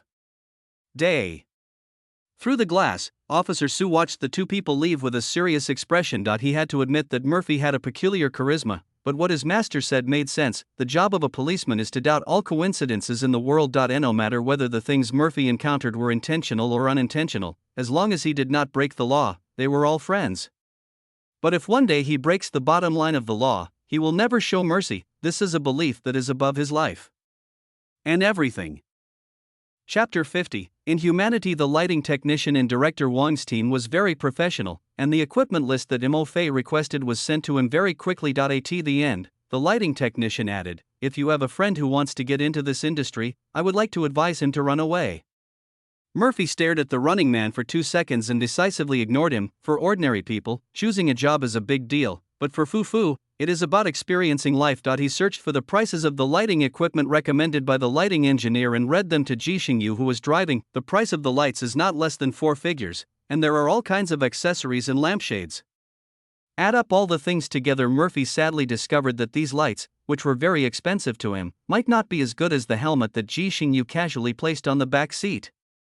These are not bad, Ji Xingyu said with a smile after listening to it hurts so much. Murphy covered his chest and didn't want to speak. Ji Xingyu took Mo Fei to find Xiao Qian first. After all, as a director, he has the responsibility to coordinate the overall situation. Instead of finding a group of seniors and classmates to throw all the things out there and then letting himself get rusty in a pile of overly advanced works of art, Xiao Qian still looked drained of energy.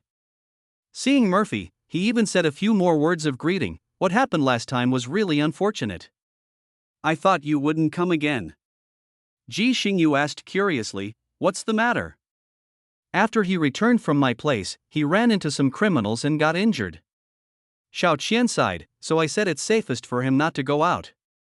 Murphy shook his head in an inscrutable manner. If you have a cat, your home won't be safe either. The chances of being killed by a cat are low, but not impossible. Xiao Qian couldn't refute it. That makes sense, so I don't have a cat. Let's not talk about that for now. Ji Xingyu knew that his classmate's personality was such that the topic would go on, so he got straight to the point. How are your preparations for the crew going? We've made tremendous progress, Xiao Qian reported seriously. We've finalized the script, chosen the leading actor, and the screenwriter, lighting designer, photographer, costume designer, and makeup artist are all in place. We've also chosen the filming location. Murphy translated it in his mind. The tasks had been assigned, and he was ready to start work. As the leading actor and screenwriter, Murphy felt he needed to remind him, this film will use a lot of luxury goods and costume props. Is that really okay? Xiao Qian nodded. I've bought everything. Murphy scratched his ear suspiciously. Have you bought it? Yes.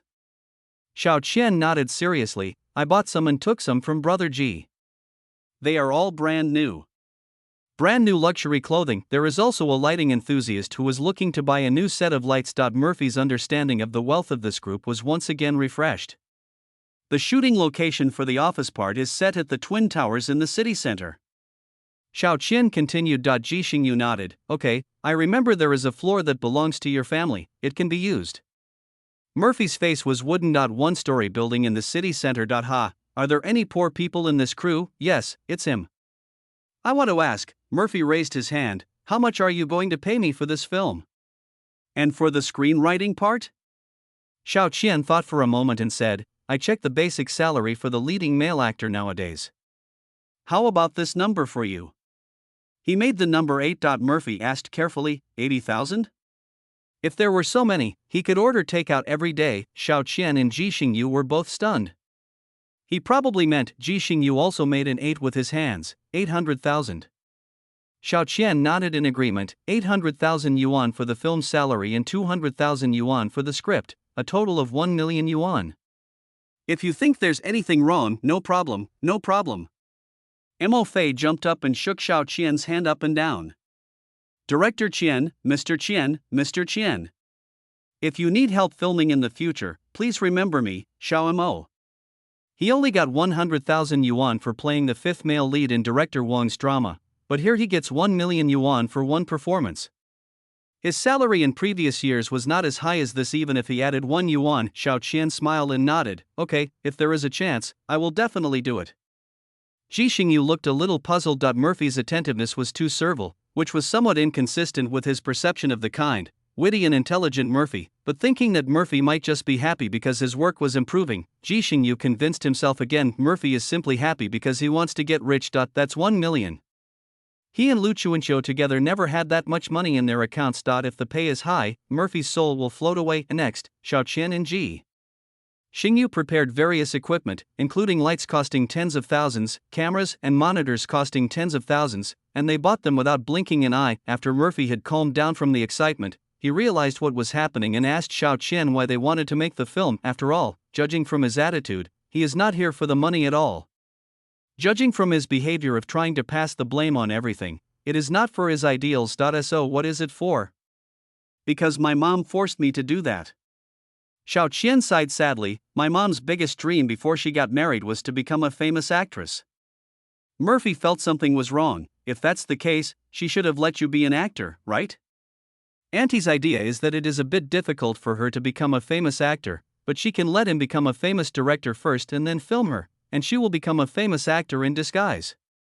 Ji Xingyu added on the side. Xiao Qian nodded and said, I made this film to tell her that I'm not cut out to be a mainstream director. I just want to concentrate on my creation and fulfill my ideals and ambitions. Xiao Qian spoke very emotionally, but Murphy couldn't empathize with him when he thought of those strange things. As I said, Fu Fu has the capital to be willful, he just needs to do what he should do. So, in our next shoot, we're going to be as poignant as possible. Xiao Qian slapped his thigh. People love to see a warrior slay a dragon, so I want to film the warrior getting beaten up and taught a lesson, going through untold hardships and then quitting his job to go home and farm. A real workplace, a real fashion world, and a real dog boss. I just don't believe that people in this society, after being ripped off enough, would still go online and watch another person get ripped off. Xiao Qian is full of confidence. Murphy immediately applauded. Well said. Your ideas are clear and your demands are clear. You have surpassed 99% of the second party. Please keep up the good work. As for whether anyone will watch this movie after it is made, Guan Mo is not a bird's business. He just wants to get the salary. As for fame, it is an illusory thing and it depends on fate. Chapter 51, Luck is only two noble sentiments are the embellishment of the lives of the rich. Mo Fei is a bit cliché. When he gets rich, the first thing he wants to do is to have a good meal to reward himself. So after he got home, he ordered a super deluxe spicy hot pot. He ordered everything available in the store and even added 2 flatbreads. Considering that he still had external injuries, Murphy specifically noted in the taste column that he didn't want it to be spicy or numb. After ordering the takeout, he excitedly paced around the house and called Lu Chuanxiu. They're going to make a small fortune. As soon as the call was connected, Lu Chuanxiu's slightly excited voice came from the other end. Xiao Fei. How did you know I was going to call you? I have good news. I have good news too. Murphy sat cross-legged on the ground. A crack jumped down from the coffee table and squatted in front of him, its green pupils straightened into a line. Let me go first. Lu Chuanxiu cleared his throat. You've been selected for the audition for director Wang's next film. Murphy's smile froze. Huh? Ah, what a great opportunity. Lu Chuanxiu couldn't contain his smile. This time, it's either the second or third male lead. The role is very important. It's not easy to get this audition spot. You must work hard. Although the male lead of this web drama is good, the director is different. Even if director Wang's reputation is polarized, he is still a veteran director, and any resources that slip through his fingers are enough for them to make a living.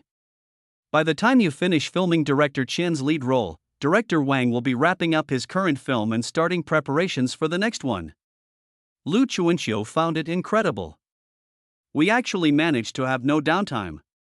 Hard work brings wealth. As long as Murfinu works hard, speaks less, and pretends to be a normal person, won't he be able to rise to prominence? Murphy chuckled twice. It's really good, very good. So what's your good news? Lu Chuanxiu was in a great mood and asked with a smile. I discussed the remuneration with Director Qian today. Murphy thought of Xiao Qianqian and became excited. He said he could give me 800,000. Master Duo?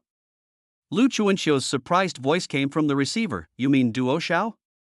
800,000. Murphy repeated. He's also offering an additional 200,000 for the script. Isn't that 1 million? Lu Chuanxiu gasped. Oh my god, did we really get this salary? Don't be fooled by the news about those A-list stars who are often paid tens of millions for their films. That's because they have popularity, traffic, and supporters. It's already impressive for an ordinary third or fourth tier star to earn over $1 million. For a little-known actor like Murphy who just struggled out of a supporting role to get this amount, it's like a leap to fame. Generally speaking, the pay of actors in their development stage is getting higher and higher. In other words, the 800,000 is a big step for them. After Lu Chuanxiu's excitement, he quickly calmed down.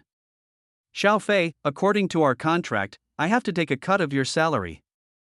But whether it's Director Wang or Director Qian's film, you fought for it yourself, and it has nothing to do with me. What nonsense are you talking about? Murphy interrupted her. If you hadn't introduced me to this industry, I wouldn't have been able to get involved with the crew. Besides, without you to help me worry about it, I would choke those bosses to death if I faced them alone.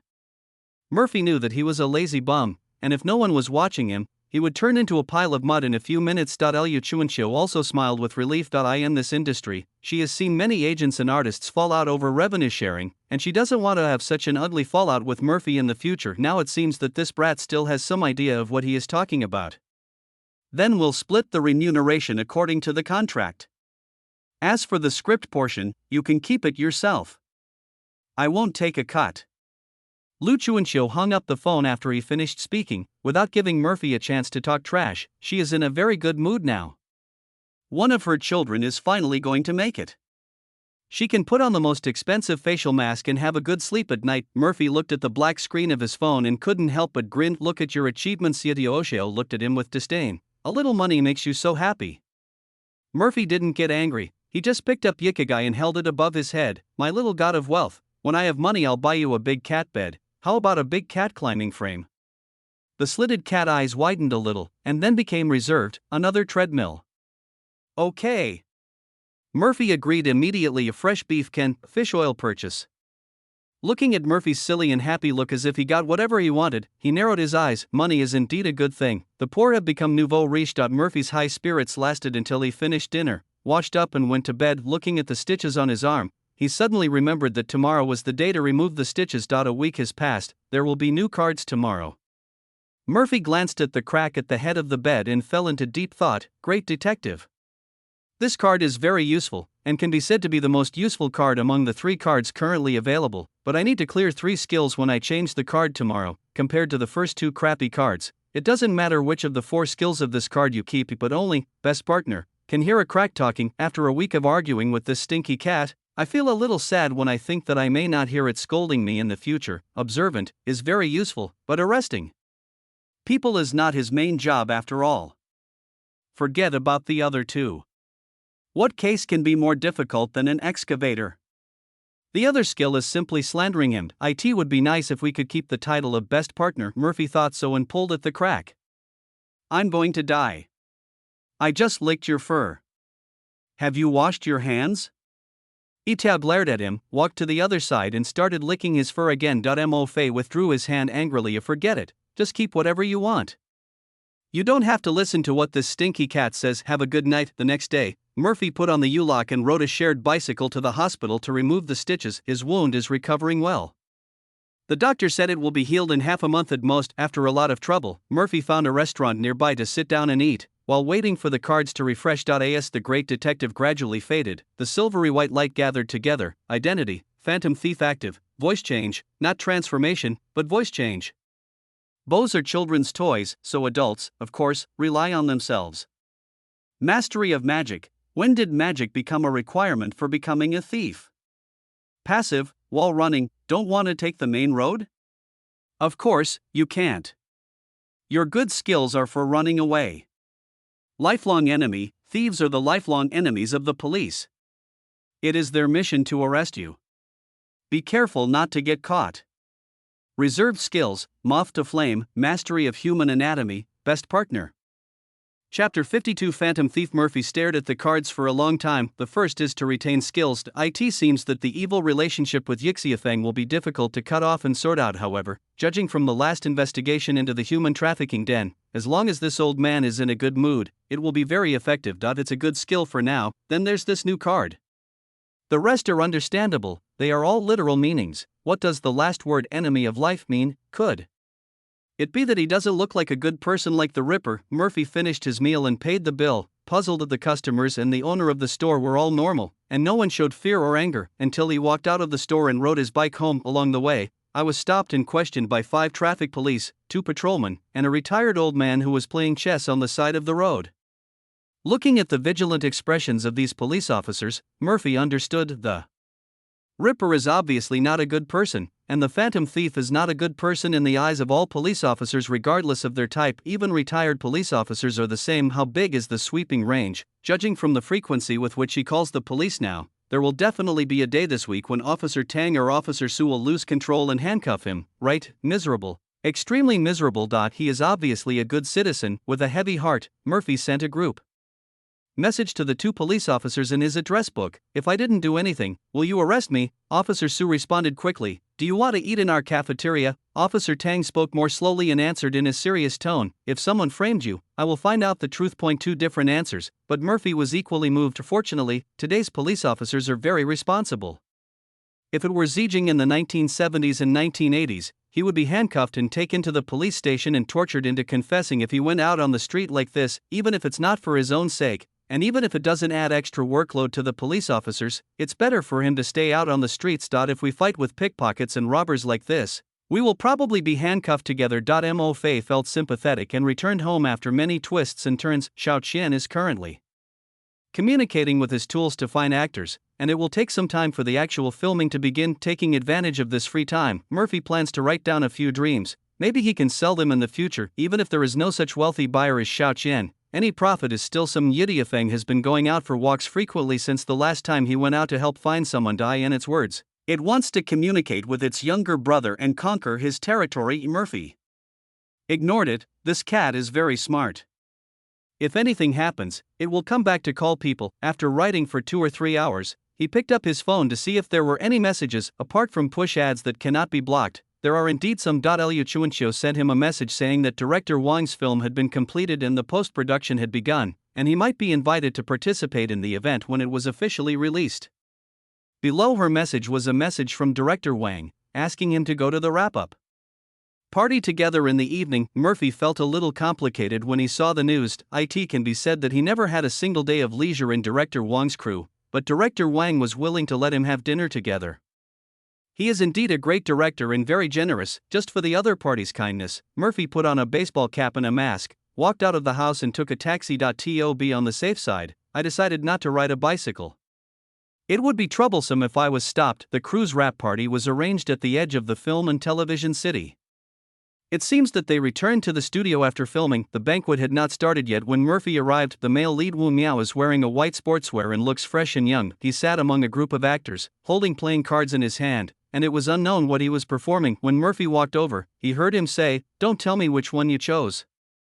Now Murphy knew what he was doing, a very basic poker magic trick. Although this magic trick is very basic, because the performer is a young and handsome actor, the atmosphere is well created and it is pleasing to the eye. After Wu Miao finished his performance, he couldn't help but squint his eyes when he heard the actor's exclamations of admiration, until a hand took the poker from him. When Wu Miao looked up, he saw the face he least wanted to face while filming this movie. Murphy straightened the cards and returned them to Wu Miao, smiling and saying, "Hello, long time no see." Wu Miao was stunned for a moment, then smiled, "Yeah, long time no see." This time when he saw Murphy again, he didn't feel the creepy feeling of being targeted by a killer. So it was Murphy who really got into the role before? "Were you performing magic just now?" Murphy pointed at the poker in his hand. "Yeah." Wu Miao looked at the poker in the direction of his finger. "Very cool." Murphy showed a sly smile on his face. "Then do you know what is the most important thing in learning magic?" Wu Miao became interested and replied, "Technique?" Murphy shook his head. "Is that a performance?" Murphy still shook his head. "Props." Wu Miao smiled confidently. "If it's not technique and performance, then it can only be props." "Right." Murphy cheered, stretched out his hand and shook it next to his ear, and a poker card appeared out of thin air in his hand. "Fuck." Wu Miao's eyes lit up instantly. "How did you do that? Can you teach me?" Mo Fei just smiled and said nothing, then handed the Joker card in his hand to Wu Miao. The most important thing for a magician is not to let the props get out of his control. He is so pretentious that I want to challenge him to a duel, but it's really handsome. Wu Miao held the Joker card, his heart rate racing to 120. "Did you take this card away and hide it while shuffling? Why didn't I see it? How did you manage to play the cards with your bare hands? Teach me, teach me." There is no doubt that, At least for now, Murphy has become the most handsome guy in Wu Miao's eyes. When director Wang arrived, the whole wrap-up party was already in full swing because of Mo Fei. He is a director and no one paid attention to him. Is this acceptable? Director Wang casually pulled a staff member over and asked, "What happened?" The staff member also looked quite excited, with a blush on his cheeks, and replied, "Mo Fei is teaching Wu Miao magic." Performing magic? Director Wang was puzzled. He had seen Wu Miao playing poker on the set a few times before, but he didn't care because it didn't delay the progress. Is Murphy teaching Wu Miao magic now? How come he didn't know that this guy could do magic? Wang Dao walked to the crowd with a skeptical attitude. Wu Miao sat next to Murphy, and an actress asked him jokingly, "Which card do you think suits me?"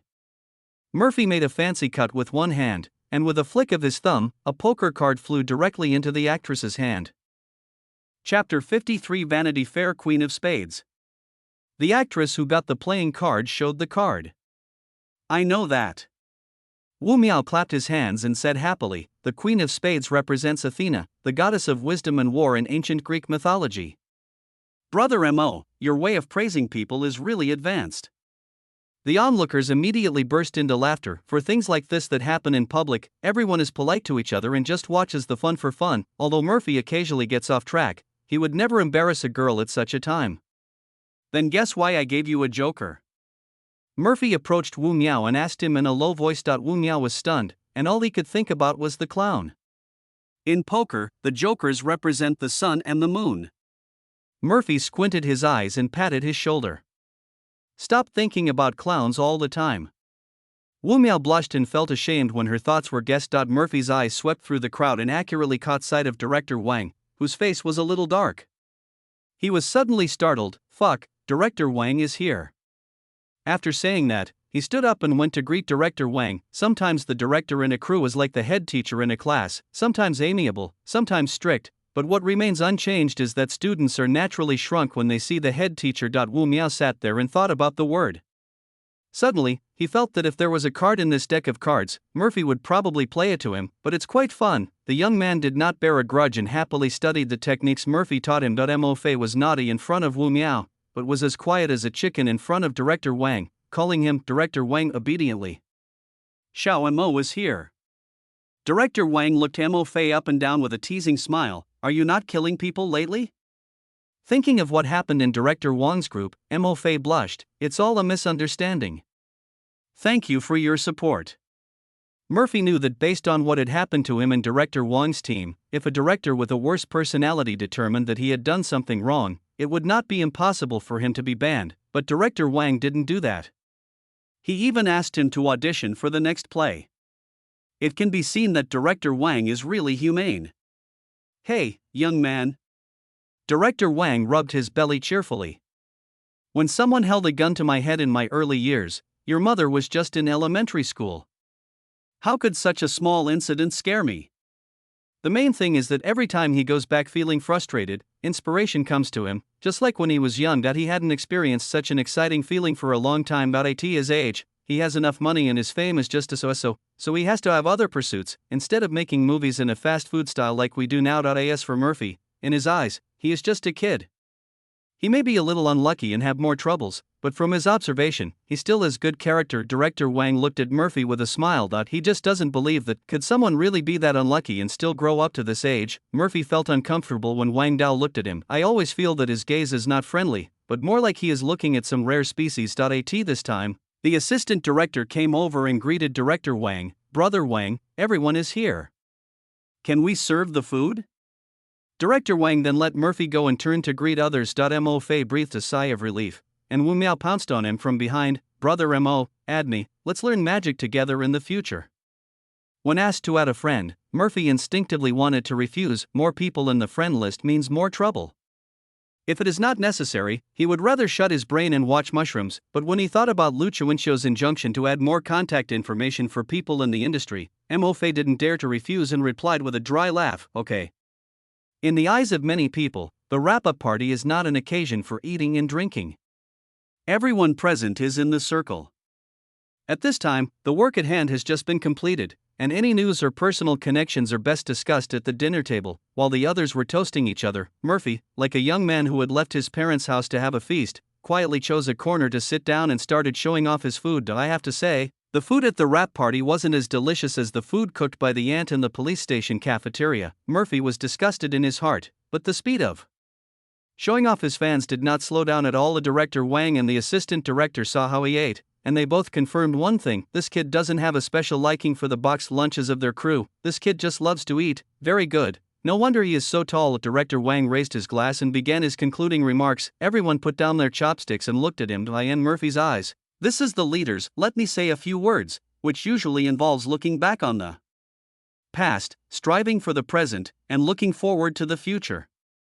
You just need to pick and choose what to listen to. Although he knew what was going on, Murphy still looked serious. Director Wang said basically the same thing, and ended by wishing everyone a bright future. Nice polite words. Murphy chose to show off his presence first. A bright future is something the poor cannot afford. The restaurant owner was also very considerate. After seeing the host finish speaking, he knew it was time to serve the main course, so he brought a big pot to each table. Come and try this restaurant's signature dish, stewed chicken with wild mushrooms. The assistant director greeted everyone enthusiastically. The waiter who served the dishes also introduced, the chickens we use are all free-range black-bone chickens raised by farmers, and the wild mushrooms are all purchased from farmers and picked on the same day. They are non-toxic and harmless, so you can eat them with confidence. As soon as the signature dish was served, everyone served themselves a bowl out of respect. Murphy took a sip tentatively and experienced what it meant to be so delicious that you almost swallowed your tongue. The bowl of soup suddenly appeared to have a golden glow effect in his eyes. There is a reason why a signboard exists. Others raved about the soup as well. The scene became peaceful again. After 3 rounds of wine and 5 dishes, everyone was full and satisfied. Some people made plans to go to KTV to continue the party, while others were ready to go home. It was at this time that the accident happened. A girl suddenly squatted on the ground and burst into tears. Wow. These past few days, I've been dreaming that someone asked me to give my hand back. Do you know how I got here? Everyone stood there looking at her as if the pause button had been pressed. Murphy recognized it. The girl was from the props team and was the first one to discover the severed limb on his first day on the crew. As soon as he took a step, he felt something was wrong. The whole world began to twist and spin, becoming a riot of light and bright colors. Murphy shook his head and slapped his forehead hard, trying to restart his brain. It's a pity that the restart failed. The world before my eyes was still bizarre, and the crying of the girl in my ears became distant and ethereal. The people around noticed that something was wrong with Murphy, but it was too late. Chapter 54, Total Annihilation. From the moment the girl cried out, people began to laugh uncontrollably, dance, and even fainted and could not be woken up. The entire wrap-up party suddenly turned into a team-building event for mentally ill patients. The store owner panicked. This has never happened before. The actress who got the Queen of Spades was even more panicked. She didn't drink the soup because she was allergic to mushrooms. Now she watched as the entire crew went crazy as if they were high on it. For a moment, she didn't know whether this was a prank directed at her or what. Should she act and join in? In the midst of chaos, Murphy, standing still, looked so normal. The actress gathered herself, walked past Wu Miao, who was holding onto the table and laughing uncontrollably, the assistant director, who was dancing while pulling the tablecloth, and the script supervisor, who was squirming on the ground, and walked over to Mo Fei and whispered, "Are you okay?" Murphy's figure swayed and he turned to look at her. The actress noticed that his pupils were obviously dilated, and she stammered in fear, What happened?"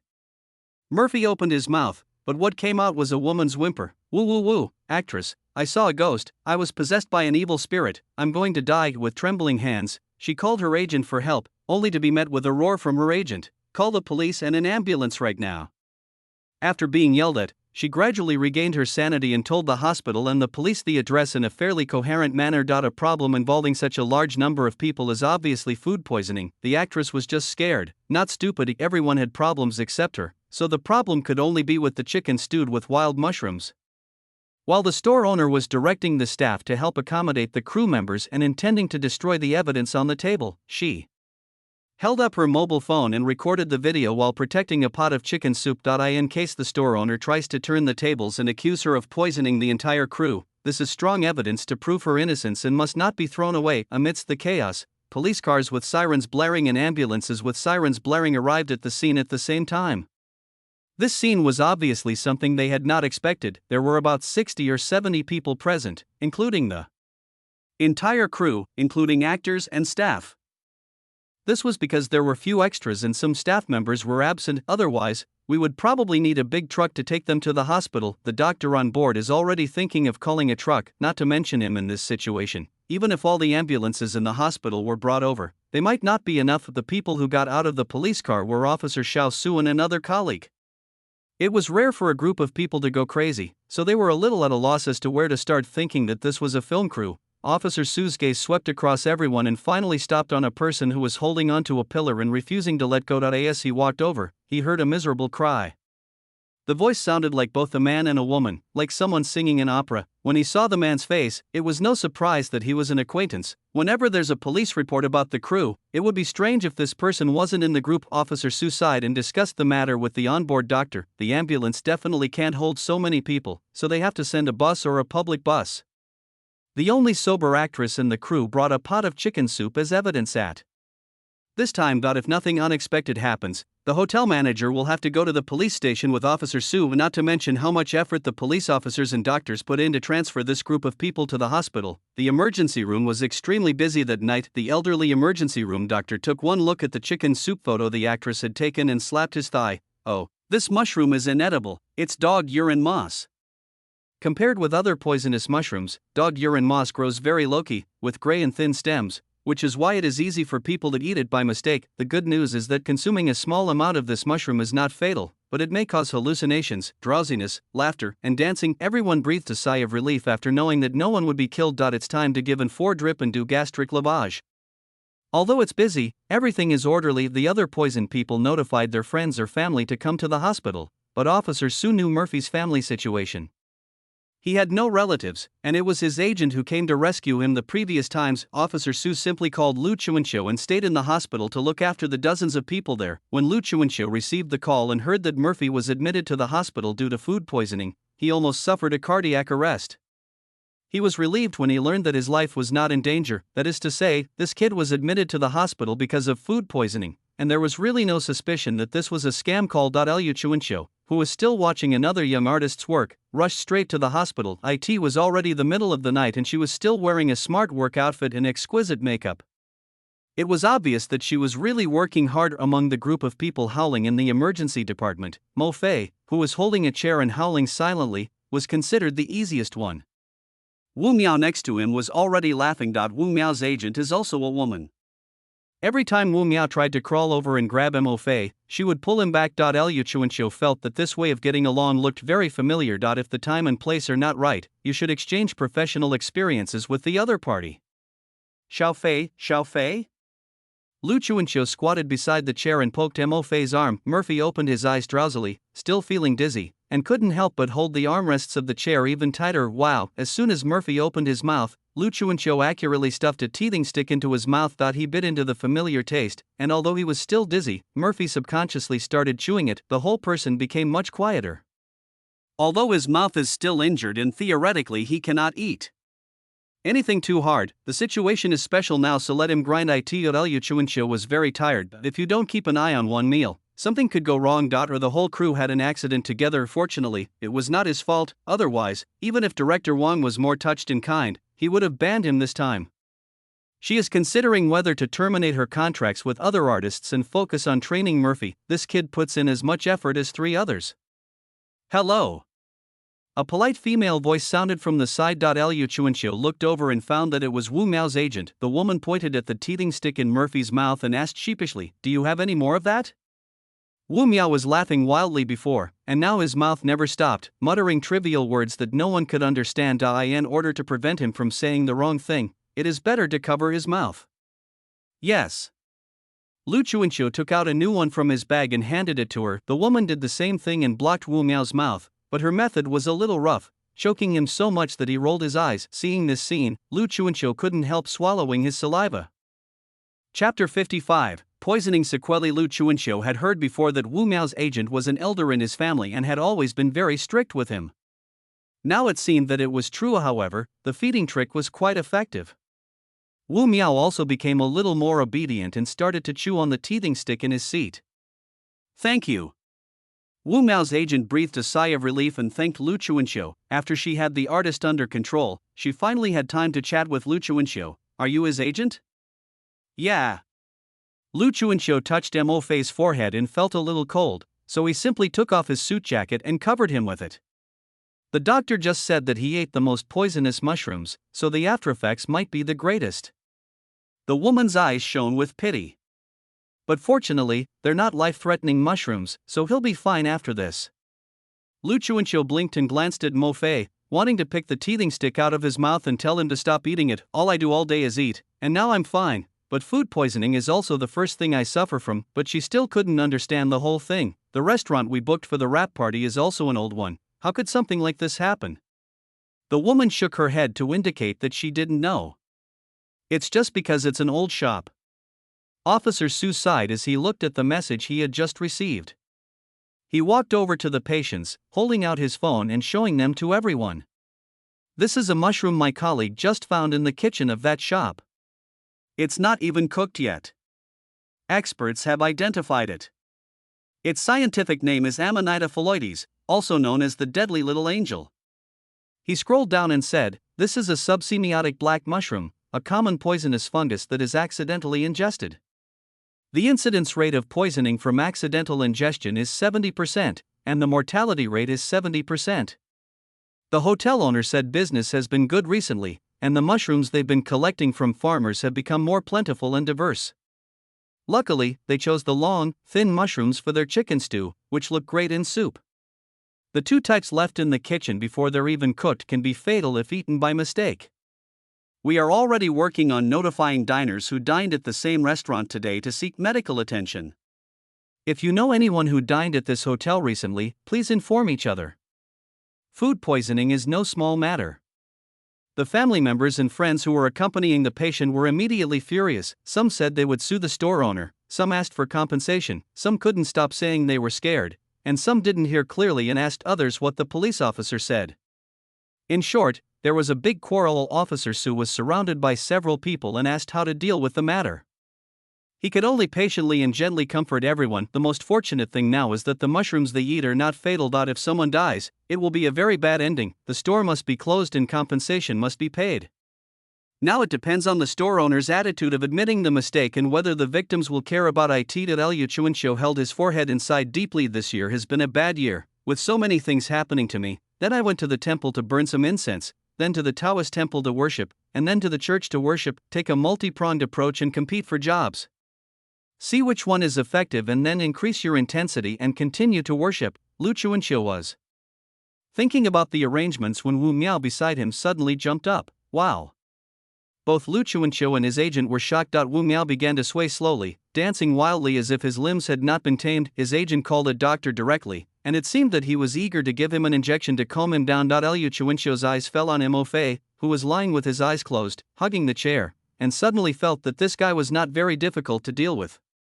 Eat the most mushrooms and be the quietest cub. Wait, could he have been poisoned? Lu Chuanqiu felt Murphy's breath and breathed a sigh of relief. Fortunately, I'm still breathing. In fact, the reason why Murphy acted so quiet was because he felt dizzy, and dizzy, even if I hold on to something fixed, I still feel dizzy. As soon as I opened my eyes, I felt like I was thrown into a kaleidoscope, a washing machine version of a kaleidoscope.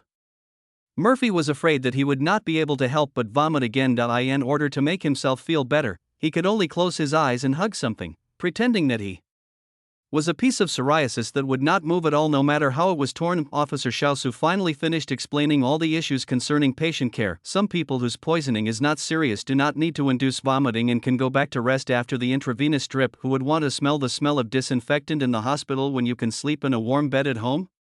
Groups of people helped patients out of the hospital, and gradually, only a few people were left in the emergency room. Officer Su looked at the time and it was already early morning. He walked up to Lu Chuanqiu and asked her, "Do you want me to take you back?" At this point, the patient's conditions had stabilized and he could withdraw. Lu Chuanqiu's eyes were bloodshot, but he didn't try to be tough. He nodded and said, "Thank you for your help."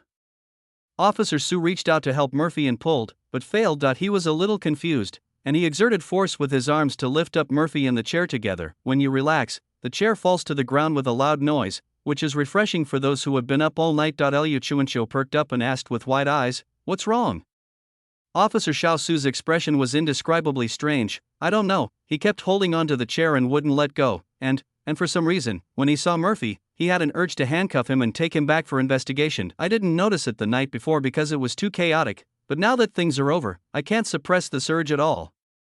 Reason told him that he should not treat a person who had committed no crime in this way. His instincts told him, handcuff them. Quickly, could it be that I was infected by my master? Officer Sue was a little surprised and confused. Murphy, who was thrown, opened his eyes quickly and stared at Officer Sue. When he almost felt guilty, Murphy retched. Lu Chuancho was startled and quickly called a doctor. Murphy waved his hand. No, I just feel a little nauseous. He covered his mouth with his hand and looked pale. Seeing that he was speaking coherently, Lu Chuancho breathed a sigh of relief, then complained to him. The doctor said, "You ate the most, no wonder you felt the most uncomfortable. Are you the reincarnation of a starving ghost?" Lu Chuancho stepped forward and tried to help him up. Wait. Murphy raised his hands to stop her, then slowly sat up. After a while, he began to breathe heavily, but the poisonous mushrooms are very delicious. As he spoke, he couldn't help licking his lips. This sentence silenced both of them. I think I know what the mentality of the first person to try something new is. Officer Sue couldn't help but shake his head. It's not a starving ghost, but it's worse than a starving ghost. Lu Chuancho also shook his head. I think I know how the methods of eating those poisonous things were researched. As long as you don't die from eating it once, try to make sure you don't die from eating it every time. The spirit is awesome. Chapter 56. Cat says when he was discharged from the hospital, Lu Chuancho and Officer Xiao Su supported Mo Fei on his left and right, just like they were serving Empress Dowager Cixi. Lu Chuancho couldn't help but mutter. The doctor said it was almost just hallucinogenic mushrooms this time. If you eat something deadly, you'll be in trouble. Murphy nodded his head, still a little dazed. Seat? Whose seat? Can I take it away? Seeing him like this, Lu Chuancho gave up the idea of preaching to him. Why bother competing with a fool? It made her look like a fool. Officer Xiao Su offered his opinion. I think he's a little lacking in common sense. Liking to eat isn't a problem, but he should also know what to eat and what not to eat, right? Lu Chuancho nodded in agreement. If only my Xiaofei had your self-awareness. You can buy him some books on the subject later. Officer Sue openly offered Murphy something to do. It's never a bad thing for a person to read more. You're right. Lu Chuancho agreed with Officer Sue's opinion. We can also test him from time to time to prevent him from overthinking. Thinking of the various exams that happen every now and then in his department, Officer Sue had a rare moment of bad intentions.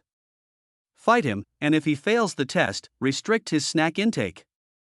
Lu Chuancho raised his eyebrows and looked at Officer Sue with a more subtle expression. You two are friends, right? If you're a friend, just cut me. Murphy, who was standing in the middle, suddenly spoke up, staring straight ahead, and it seemed that he had not fully recovered to normal. I'm chopping it off. After answering, Officer Sue couldn't help but laugh. Lu Chuancho also laughed. Although I know that eating poisonous mushrooms is definitely not a pleasant experience, why do they look so funny? Officer Sue helped Lu Chuancho send Mo Fei back to the old neighborhood and then left. Lu Chuancho stayed to look after Mo Fei. A crack sat upright in the middle of the living room, watching their movements quietly like a camera. Lu Chuancho was a little surprised to see the kitten, so he squatted in front of it and tried to touch it. The black cat didn't seem shy at all, and even took a step forward to let her touch it. Lu Chuancho laughed and said, I really don't know how he can keep a cat alive when he can't even keep himself alive. Black Cat also showed an expression of recognition on his face. It was the first time that Lu Chuancho had seen such a human-like cat. He spoke a few words to it, but in the end he felt a little stupid and sat back on the sofa to wait for the effect of Murphy's poisonous mushroom to wear off. She took out her cell phone and took a look, and found several unread messages from Ji Xingjian and Xiao Qian respectively. Xiao Qian's message was very simple, which was to give Murphy time to try on the clothes so that they could make changes to the size if necessary. The news about Ji Xingjian was quite confusing. He sent a message to Lu Chuancho, asking Lu Chuancho to inform Mo Fei to report back to Ji Xingyu. Lu Chuancho knew that Mo Fei had the habit of keeping his phone on silent, but it was a bit difficult for her to get Mo Fei to reply to messages normally now. She briefly replied to the two of them and told them about Murphy's food poisoning. After replying to the messages, Lu Chuancho finally finished his work and lay on the sofa and breathed a sigh of relief. Tired, she would take a short nap, just a short nap, as his eyelids grew heavier. Lu Chuancho gradually fell asleep. When she woke up again, she was awakened by a strange noise. When Lu Chuancho opened his eyes, He felt that the posture he woke up in might be wrong, or Murphy's condition might have worsened. Otherwise, why would she see Murphy talking to the cat in such a serious manner? Hearing the movement behind him, Mo-Fei turned around and waved at her happily. Sister Lu, you're awake. I ordered some porridge downstairs. Let's have a bowl of porridge before we leave. Lu Chuanqiu looked at him, his eyes fell on his neck, and he was puzzled. What is that? This? Murphy pointed to the black leather rivet collar around his neck and answered frankly, this is rock punk, a style. If you dare to tattoo yourself, I'll admit you're a rock punk. Lu Chuanqiu shook his head. You're already crazy enough. Do you think you need to be more crazy? Seeing Mo-Fei's puzzled look, Lu Chuanqiu explained, non-mainstream. Bring this thing up, I feel like Zhang AI is more mainstream than you. Lu Chuanqiu made no secret of his dislike for the circle of shiny rivets. Murphy lowered his head to look through a crack. She said your vision is not mainstream. Yidiafeng patted his knee with his claws and said, after you stamp your seal, I will protect you. I will handle the big things, but you can handle these small things yourself. Murphy looked up and said seriously, Mao Mao said your vision is not good, but its vision is good. A cat meowed urgently through a crack. Meow? Lu Chuanqiu glanced at the cat, his features wrinkled. No, I won't let this kind of thing poison my eyes and your aesthetic taste. The cat said you're just boastful, Murphy continued, his voice serious and nonsensical. It doesn't believe you can choose anything prettier than this. Meow meow meow? Each one's cry became more urgent. You call this something beautiful? Lu Chuanqiu shook his head. You need to read more. Whether it is cultivating aesthetic taste or identifying poisonous food, he needs training. Murphy pressed the cat's head, stood up and continued to talk nonsense. The cat said I need to rest, let's take a few days off. Lu Chuanqiu sneered, I see. This isn't what the cat said, it's you who said it, right? You let the cat take the blame for you? Shame on you. That's right, shameless. Murphy said calmly, the cat said that, not me. If you don't believe me, ask it. Lu Chuanqiu glanced at the cat and snorted, do you think I, like you, have eaten poisonous mushrooms and can talk to cats? She glanced at the time and it was already noon. Just at this moment, the porridge that Murphy ordered arrived, and the two of them temporarily stopped fighting. Lu Chuanqiu was sipping porridge while browsing his phone. He clicked on a picture and put it in front of Murphy. Isn't this better than your non-mainstream subculture? She chose a men's collar necklace from a niche luxury brand. The black necklace has a little finger-sized Z-bead at the front, which is quite exotic. Murphy took a look at the price and gasped, I suddenly feel that non-mainstream is also good. The one he wears around his neck costs 9.9 yuan for 2 pairs, and shipping is free. It's a little itchy, but otherwise it's fine. This time it was Lu Chuanqiu's turn to be unhappy. No, you are now at the stage of investigating the existence of this person. It's time to prepare a set of camera-resistant clothes. Formal suits, sportswear, casual clothes, I'd have to prepare more than one set, right? Lu Chuanqiu counted on his fingers. I'd also need some accessories like ties, collar clips, and watches. You're not at the stage where just showing off your face is enough for you yet. You need to find something to hold on to. Lu Chuanqiu nodded as he spoke, Mr. G is in the clothing business. I'll ask him if he has a friendly price.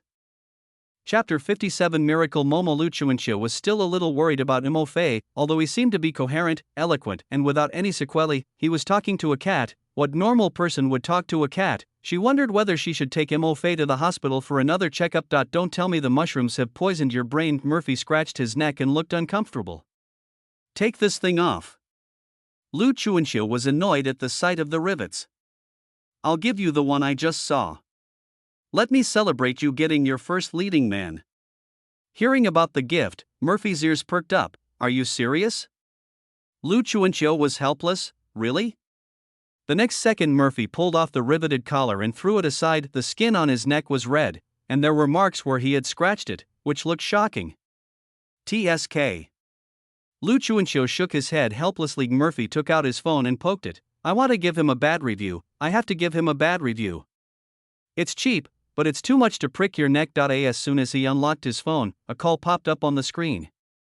Ji Xingyu? Mo-Fei was stunned for a moment and clicked to answer the call. Thank God I finally got through to you. Ji Xingyu's voice came from the other end of the receiver, a little distorted. Are you okay? I heard you were admitted to the hospital? No, the mushrooms are delicious. I'll try again next time. Mo Fei said, and was glared at by Lu Chuanxiu. Ji Xingyu didn't know how to comment on his unrepentant state of mind. After a pause, he said, if you like mushrooms, I'll take you to Yunqing to eat them someday. At least in Yunqing, there is the most professional mushroom poisoning treatment team. Thank you very much. Murphy agreed with a smile. Is there anything else you want to talk to me about? Yes. Ji Xingyu said seriously, there's a pseudo-long shot in The Devil Wears Prada where the protagonist keeps changing his clothes on his way to work. Xiao Qian plans to shoot that as the first scene. Come out for a few days, try on the costumes, and film the scene. Okay. Murphy was very positive about this $1 million project, but he was still a little confused. That is, why did you choose to start with this? Because. Ji Xingyu also felt that the reason was a bit outrageous, because we haven't found any other actors yet, we can only shoot your solo part first. Murphy frowned and thought for a long time before finally agreeing. After he hung up the phone, Lu Chuanxiu, who was sitting opposite him, spoke up, are you the only actor? She grabbed her bag and flipped through her phone. No, I have to get Director Qian to finalize the contract. If they lose interest and disband one day, all our efforts will be in vain. Lu Chuanxiu walked out while talking on the phone. Before leaving, he reminded Mo Fei, you can stay at home and don't go out. Wait until you get over the effects of the mushroom poisoning before you talk about work. And throw away those 2 broken rivets of yours. They make me upset just looking at them. As she spoke, she walked out the door. A voice came in from outside, remember to eat tonight. Don't skip a meal just to save yourself some trouble. You have money now. Okay. Murphy answered loudly. As the door closed, the room suddenly became quiet. Murphy, let's talk about your misrepresentation of the Emperor's will. A crack jumped onto the dining table, and his green eyes stared at Murphy quietly. Murphy covered his head and cried out, am I still half asleep or is the poison from the mushrooms still there? I actually saw a cat talking.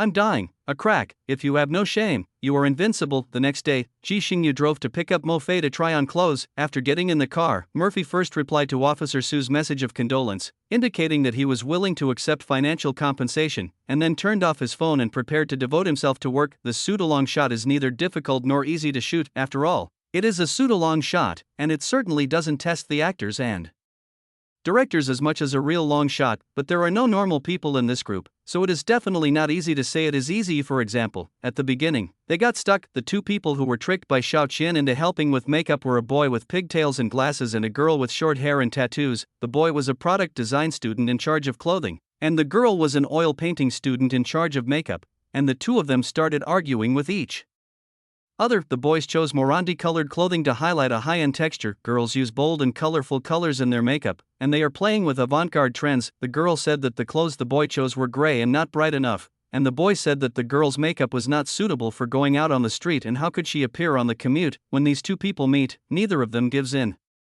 Each thinks he is right.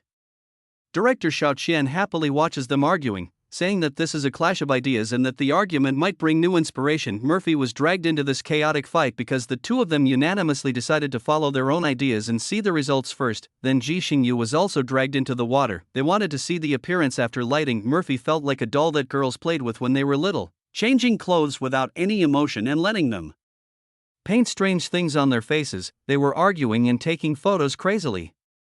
Murphy changed more than 20 different sets of clothes and accessories in a row, and he felt like he was sublimated. I never thought that one day getting dressed would be so tiring. In the past, he envied models who could earn commissions just by standing there without saying any lines. Now, it seems that making money is difficult in every industry. During lunch, the 2 of them temporarily stopped fighting, squatted together with the director, lighting, and photography staff, holding takeout boxes and whispering, while still scratching the photos they had just taken in their hands. Murphy didn't even have the heart to gossip. He finished 2 portions of food in one go, and just when he felt a little satisfied, he looked up and met the different gazes of a group of people. Murphy, I always feel a chill on my back. The solution they finally came up with was to film them all, shoot each costume and each scene once, and use the one that looks best in the final editing. Apart from spending some time, money, and actors, This method can be said to have the best of both worlds. It just so happens that they have both time and money, but they just need actors. Murphy also knew that this was the money he earned, so he had no right to complain or feel tired. Even though his eyes were dull, he insisted on filming. One extra earns 100 yuan a day, and with all these extras, plus rent, water, and electricity, even if it's not his own money, Mo Fei still feels the pain. Near the end, a fashionable woman wearing sunglasses and high heels walked up to the monitor. She looked at the energetic Murphy on the monitor and laughed. "That's a really good shot." Xiao Qian sat up straighter, feeling a little uneasy. "Mom, why are you here?" "Come and see if you have found someone to take some photos to fool me." Mrs. Qian's tone was gentle and very kind. Chapter 58. Trouble at the door. Looking at Mrs. Qian's gentle smile, Xiao Qian forced a smile. "How could that be? You know my personality. Once I decide to do something, I will definitely do it to the best of my ability. I will never do it half-heartedly." "That's good." Mrs. Qian looked at the formal film set, took off her sunglasses, and a hint of nostalgia appeared in her eyes. "I'll treat these children to a meal after the filming is over."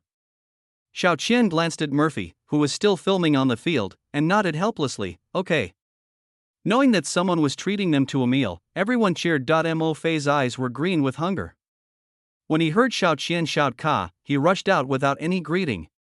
He rushed into the car in his costume and was ready to go for dinner at any time. Mrs. Qian seemed unapproachable, and the restaurant she chose was quite simple, located in a remote corner, which was difficult for ordinary people to find. The owner of this private restaurant owns a dog farm and is very good at cooking dog meat. Mrs. Qian ordered the dishes familiarly and asked everyone to take their seats. Murphy's attention was drawn to the big yellow dog tied in the yard. The big yellow dog looked like a local dog, with 2 black eyebrows above its eyes and a tuft of long hair on its chest. It looked majestic and very smart. The big yellow dog didn't bark when he saw a guest coming. He just sat in the yard, panting with his tongue hanging out, and saliva dripping all over the ground. "That dog is so beautiful." The girl from the oil painting department also liked the little animal and took a few more glances. "It's so sleek and well maintained. The boss must like it very much." Murphy squatted in front of the big yellow dog and looked at it. There was no love for the small animal in his eyes, only confusion. He is a person who will talk about clues if he can, and will talk about intuition if he can't. Now his instincts told him that something was wrong with the dog. The dog had a bad smell, but it didn't seem like a dog smell, and the way the dog looked at him made him feel very uncomfortable. Even the stinky cat at home, which was always so proud that its head was about to stick up in the sky, never gave him this feeling. Murphy is in no mood to eat now. His intuition told him not to eat, because there was a huge problem. Murphy stood up and staggered, holding his head with a look of discomfort on his face. "What's wrong?" Ji Xingyu hurried forward to support him, and asked with concern, "Is your body not recovered yet? Or are you too tired?" Murphy's face was pale and he looked like he was dying. "It's a bit uncomfortable, as if I saw a little man dancing." As he spoke, he stretched out his hand and grabbed in the air. This made the other crew members nervous as well. "I'll take you to the hospital." Ji Xingyu looked at Xiao Qian. He was hospitalized with food poisoning the night before last. It might have relapsed now. Stop explaining and go. Xiao Qian waved his hands hurriedly. Take your time eating. Auntie, I'm leaving first. After saying goodbye to Madame Chen, Ji Xingyu carried Mo Fei out of the yard, stuffed him into the car, stepped on the gas and drove straight to the hospital. Before Murphy could say anything, he felt a huge force slamming him onto the seat. He had never enjoyed such a strong feeling of being pushed back in his life, except when riding a roller coaster. Ji Xingyu shifted gears and stepped on the accelerator smoothly, turning the steering wheel quickly and making a good car feel like a racing car. Murphy grabbed the door armrest, huddled in the passenger seat, and shouted in horror, "Slow down, slow down." Ji Xingyu took the time out of his busy schedule to look at him, and found that the speed of the car seemed not very friendly to the patient, so he slowly released the accelerator. The push on his back gradually disappeared, and Murphy breathed a sigh of relief. I'm fine, no need to send me to the hospital. Are you okay? Ji Xingyu frowned in confusion. Then why did you act like that just now? Is there something wrong? Perhaps remembering Mo Fei's performance in front of the traffic police, Ji Xingyu's face suddenly became serious. Is there a human trafficker here? Murphy took out his phone tremblingly and shook his head. Probably not. Human traffickers have been cracked down on everywhere recently. They are not that arrogant. I think there's something wrong with that dog. Is there something wrong with the dog? Ji Xingyu slowed down and continued to guess, was the dog stolen? Or does the dog have rabies? I don't know, but there must be more than just this problem that can make me subconsciously give up eating. Mo Fei seriously opened his phone and contacted Officer Su to report. I think that dog must have broken the law. Ji Xingyu didn't know how to comment on this, so he asked him, so, are we going to the police station to report the case now? Reporting a dog that might be breaking the law? Murphy shook his head.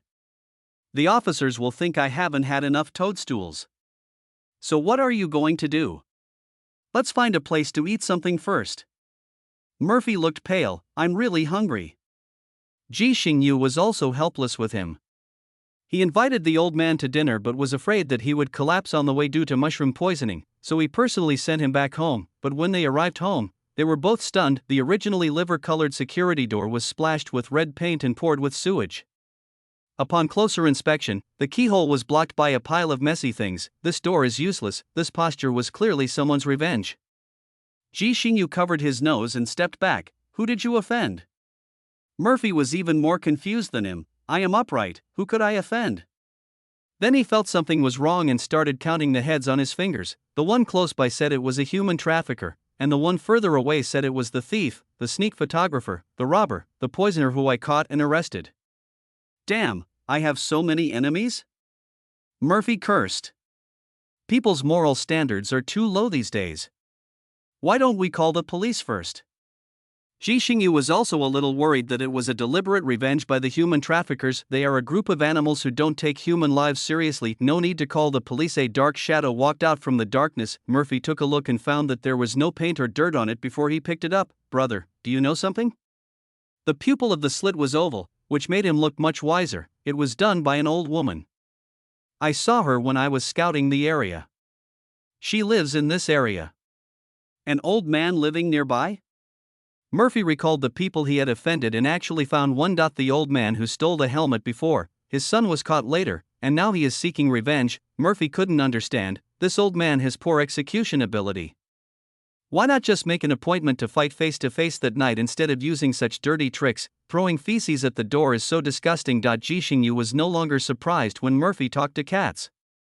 After seeing the cat bring back a map to save people, he also felt that Murphy could probably really communicate with cats. Seeing that Murphy seemed to have an idea, he asked, do you know who did it?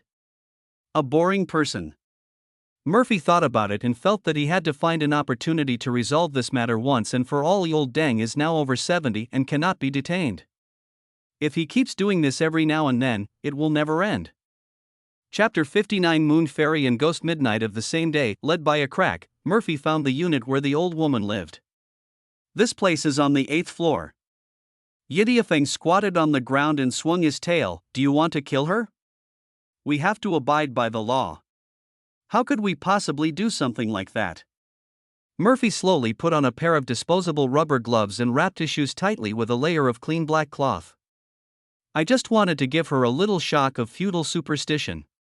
Since the old woman dared to destroy the feng shui of his door, he would make her house haunted. It was fair. If you kill her, maybe you'll be doing the people a disservice. That old hag isn't very popular. Murphy looked at it in surprise. How long have you been here? You even found out this. A slit looked up at him, her emerald cat eyes sparkling in the moonlight. Don't ask, you can hear 8 people scolding her if you walk around here during the day. That's great. After Murphy finished speaking, he estimated the distance between the buildings, grabbed the first-floor windowsill and began to climb. Law-abiding, illegal trespassing. Yidiaxio scoffed at Murphy's behavior of saying one thing and doing another. Murphy didn't care about the cat's opinion. He moved swiftly, lightly, and silently along the windowsill, water pipes and air conditioner outdoor units of each household and climbed all the way to the 8th floor. If residents living at this height do not have children or pets at home, they generally will not install anti-theft windows, and thieves will not risk climbing to the 8th floor. It would be a shame if you accidentally fell to your death. Murphy tried to push the glass window in the living room, but as expected, it was locked. From the inside, he was not discouraged and planned to find the window of the master bedroom to howl like a ghost in the middle of the night. She's been howling for half a month straight, drawing ghostly symbols outside the window, and letting dead mice and insects come in through a crack. I don't believe this old woman still has the energy to do this. Before he could leave, the glass window suddenly moved. Murphy squatted on the windowsill, tilted his head and looked at the glass window, and was caught off guard by a pair of clear yet timid eyes. Both sides were very nervous at the time. Murphy felt that he was too careless. There were other people in the room besides the old woman. It was not his intention to hurt innocent people. The girl in the room pushed the window open a little, revealing a thin face. She looked at Murphy with hope in her eyes and asked softly, "Are you the moon fairy? Are you here to take Xiaowen and Mom away?" Murphy looked at the little girl, who was so skinny that she didn't look like a child at all, and suddenly realized something else. The old woman is in such a bad state, and her son is a gangster who molested female customers and ate without paying. How can he still have a wife and daughter when he is in such a bad state? Looking at the little girl like this, it is obvious that her father does nothing at home. Isn't this a pure sin? Murphy's expression was tense, but when he noticed Xiaowen getting nervous, he relaxed his expression and answered her in the softest voice, "Can you open the window for me? Don't alarm anyone else." Seeing Xiaowen's slightly excited expression, Murphy raised his index finger to gesture for silence. "This is a little secret." Xiaowen covered her mouth and nodded vigorously, then slowly pushed the window open. Murphy jumped into the living room through the window and looked around. The house was kept tidy and clean, but there was almost no atmosphere of ordinary family life. Looking at Xiaowen, who was looking up at him, Murphy rummaged in his pocket and took out a chocolate. He was still wearing his costume, a brand new black trench coat, and the chocolates were stuffed into his hands by the makeup artist because he was afraid he would starve to death. "Fortunately, the dog smoked me so much that I forgot to eat it." Murphy handed the chocolate to Xiaowen. Xiaowen took it with both hands and asked quietly, "Is this a magic pill? The kind that can take you to the moon?" Murphy didn't know what to say. He squatted down and was about to tell Xiaowen to go back to her room and forget about this matter when he noticed Xiaowen turned her head and looked in another direction. A sweet smile appeared on her face and she whispered, "Mom, the moon fairy." Murphy followed her gaze and saw a young, haggard woman standing in the corner of the living room. Her expression was numb, but there was still a glimmer in her eyes when she looked at Xiaowen. Murphy froze on the spot. He really isn't the type to do bad things. He wanted to pretend to be a ghost to scare an old lady in the middle of the night and ended up running into someone else's family. The woman didn't say anything, but just waved at Xiaowen. Xiaowen looked at Murphy and slowly walked to the woman. The woman pulled Xiaowen and made a hush gesture, then pointed to the door of a room and mouthed 2 words, "There." After saying that, she pulled Xiaowen and disappeared into the living room, and the sound of the door closing was so quiet that it was almost inaudible. Murphy, is this what Mencius meant when he said, "Those who are righteous will have many supporters, while those who are unrighteous will have few supporters"? No wonder people in ancient times always cared about what the people wanted when they rebelled. It felt so good. Murphy walked quietly to the door of the room the woman pointed to, gently turned the handle and walked in. The room was very large and was obviously the master bedroom. Hanging above the bed was a wedding photo of Brother Tianyan and the young woman, but now there is an old woman sleeping on the 1.8-meter tall bed. One of the real owners is in jail, and the other is probably sleeping in the second bedroom with his daughter. Murphy took a look at the layout of the room and found the dressing table. The dressing table was empty, with almost no cosmetics except for a lipstick with a badly worn shell. Murphy picked up the lipstick and unscrewed it, and there was very little cream left inside. He originally wanted to write some common words from horror movies on the mirror, such as, "Give me back my life and I'll take your dog's life," but after seeing what happened to the mother and daughter, he had a new idea. The child is so thin, which shows that this family does not like girls. Generally, in a family that favors boys over girls, this old woman must have done a lot of immoral things in her early years. Murphy had a better idea. He wrote 4 words on the mirror, "I'm back," then opened the window and looked outside, and finally stood at the head of the bed and uttered a soft girl's voice, "Elder sister, mother, why did you abandon me?" The girl's voice was vague but real. The old woman was already quite shallow. The curtains were drawn, and moonlight shone into the room. Someone was still talking non-stop.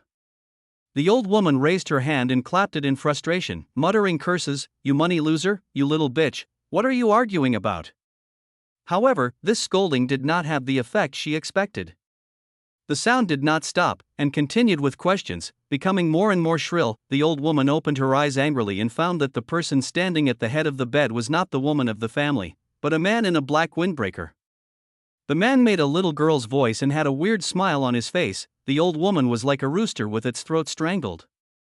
After a long while of cawing, she finally let out a sharp scream, "Ghost!" The smile on Murphy's face became more exaggerated. He moved closer and said in a little girl's voice, "I'm back." After saying that, he stepped back, jumped onto the windowsill, spun around and jumped down, disappearing out the window. Chapter 60. Please choose to protect animals. The old woman was almost frightened to death. When she saw the man disappear, it took her a long time to grope to the window and look down. There was nothing outside the window, as if everything was just an illusion. "Are you looking for me?" The girl's innocent voice sounded from above her head. The old woman looked up and saw Murphy hanging upside down in the window, staring at her with a twisted smile. The old woman's eyes rolled back and she fainted. Murphy's expression shifted and he carefully adjusted his posture. When he stood back on the windowsill, he found that the door of the master bedroom had been quietly opened. The young woman was standing at the door, staring at the old woman who had fallen to the ground. The woman's gaze slowly moved from the ground to Murphy. She showed an expression that seemed to be both crying and laughing, and opened her mouth but no sound came out. But Murphy understood her lip movements. She was saying, "Keep it secret." "It's a secret. They are in cahoots." Murphy smiled at her and climbed down the wall. "Once this matter is over, he will complain." "What kind of weird wall is this?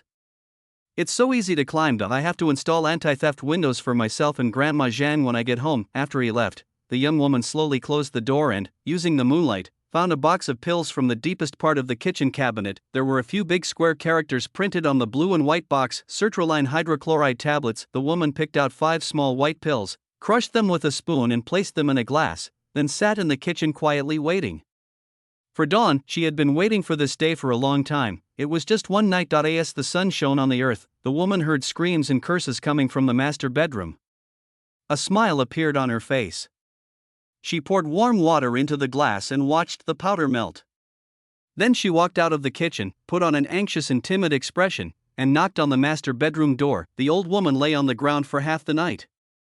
When she woke up in the morning, not only did she feel sore in her back, but she also saw bloody words on the dressing table and started cursing without thinking. She did abandon her children in her early years, but that was because they were all girls, and her family couldn't afford to keep so many money-losing children. If they were lost, they were lost. It was their bad luck. The old woman cursed foul language and became even angrier when she saw her timid daughter-in-law lowering her head. The woman handed the glass over and said softly, "Mom, have a drink of water." The old woman had been tossing and turning all night, and her mouth was indeed dry. She took the glass and drank it all in one gulp. At the end, she smacked her lips and frowned. "What's that strange taste? Maybe it's the water and disinfectant I collected this morning." The woman forced a flattering smile. The old woman frowned and started cursing again. "You can't even boil water like this. What else can I expect from you? You are a jinx who can't even give birth to a son, and you can't even do anything to help my son when he's in jail. I'm telling you, you're not allowed to go anywhere until my son comes out. If you dare to seduce someone outside, I'll kill you and that money loser." The woman kept her head down as usual, but her grip on the glass grew tighter and tighter. "Hurry up, faster." After daybreak, Murphy stayed in a small hotel near the community, ready to face the old woman's tricks at any time. He showed up yesterday just to wait for the old woman to come to him. Murphy had made all the necessary preparations, and even if the old woman called the police, she would definitely not be able to find any evidence, not to mention that both the old woman's family members, one big and one small, had rebellious intentions. Murphy felt very stable, but he waited and waited, but he never saw the familiar black and white police car. Murphy thought about it for a long time and felt that this shouldn't happen. It's strange that the old woman wouldn't make a fuss if she suffered a loss. As Murphy was wondering, a black car stopped by the roadside. Officer Sue, dressed in plain clothes, got out of the car and smiled at Mo Fei. "I saw you squatting here from a distance. What are you doing? Are you guarding the gate of the community?" Murphy shook his head frantically. "I have my reasons." "Uncle Police, do you care about public security harassment?" Officer Sue raised his eyebrows and said, "Tell me more about it."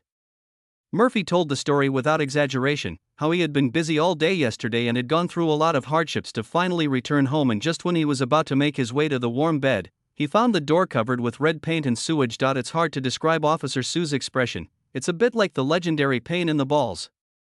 While this is indeed our responsibility, it's a civil dispute, and the person you mentioned was an elderly person. Officer Sue spread his hands. "It's like a buff.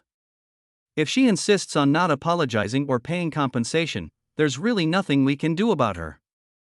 Murphy was suddenly disappointed, but this result was also within his expectations. Chinese people sometimes really love animals. There are so many animals around here living well. Then why are you here? You're not wearing a police uniform. Murphy curled his lips, his previous enthusiasm gone. Are you here for a walk? Officer Xiao Su was so genuinely impressed by his attitude that he almost laughed. Do you think I'd want to come? If you hadn't told me yesterday that there was something fishy about a dog owned by a private restaurant owner, would I have needed to work overtime on my hard-earned vacation to investigate? Murphy smiled bitterly. Isn't this just a precaution? But you can investigate, but why are you here? Mo Fei asked puzzledly. I'm really far away from that private restaurant. I'm working overtime, and you still want to run away?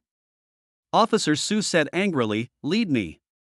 If you make a false report, I'll handcuff you and take you back.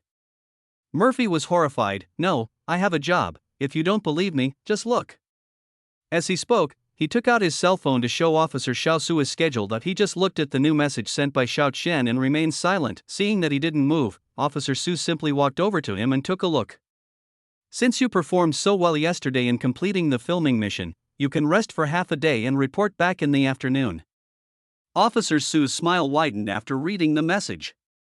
I didn't realize you could be so diligent.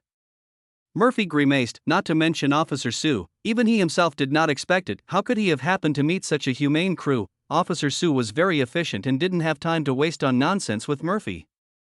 He simply grabbed Murphy's arm and shoved him into the car. It's only natural for good citizens to cooperate with the operation. If you dare to refuse, you can just order takeout from now on in the police station. He snorted, don't you like eating in the cafeteria?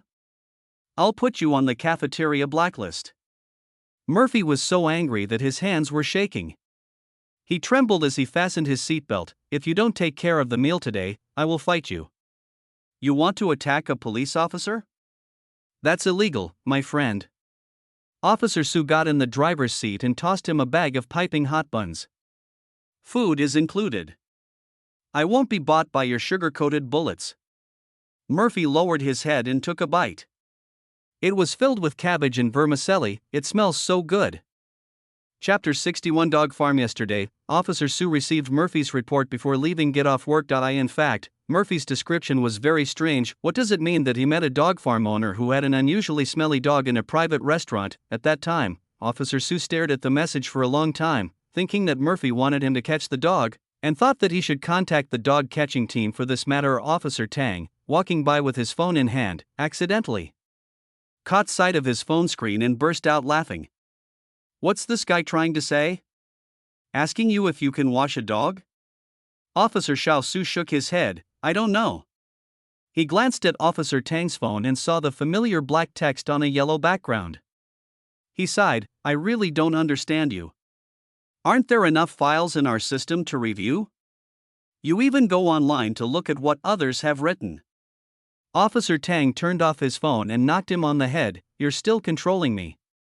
He's not the kind of person who makes a fuss. Aren't you off tomorrow? Why don't we go over and take a look? Officer Tang pointed at Officer Su's cell phone. Every message Murphy sends is very useful besides just chatting. Since he said there was something wrong with the dog, there's no big deal in going to take a look. That's what they do, to eliminate unstable factors. Remember to bring your stuff.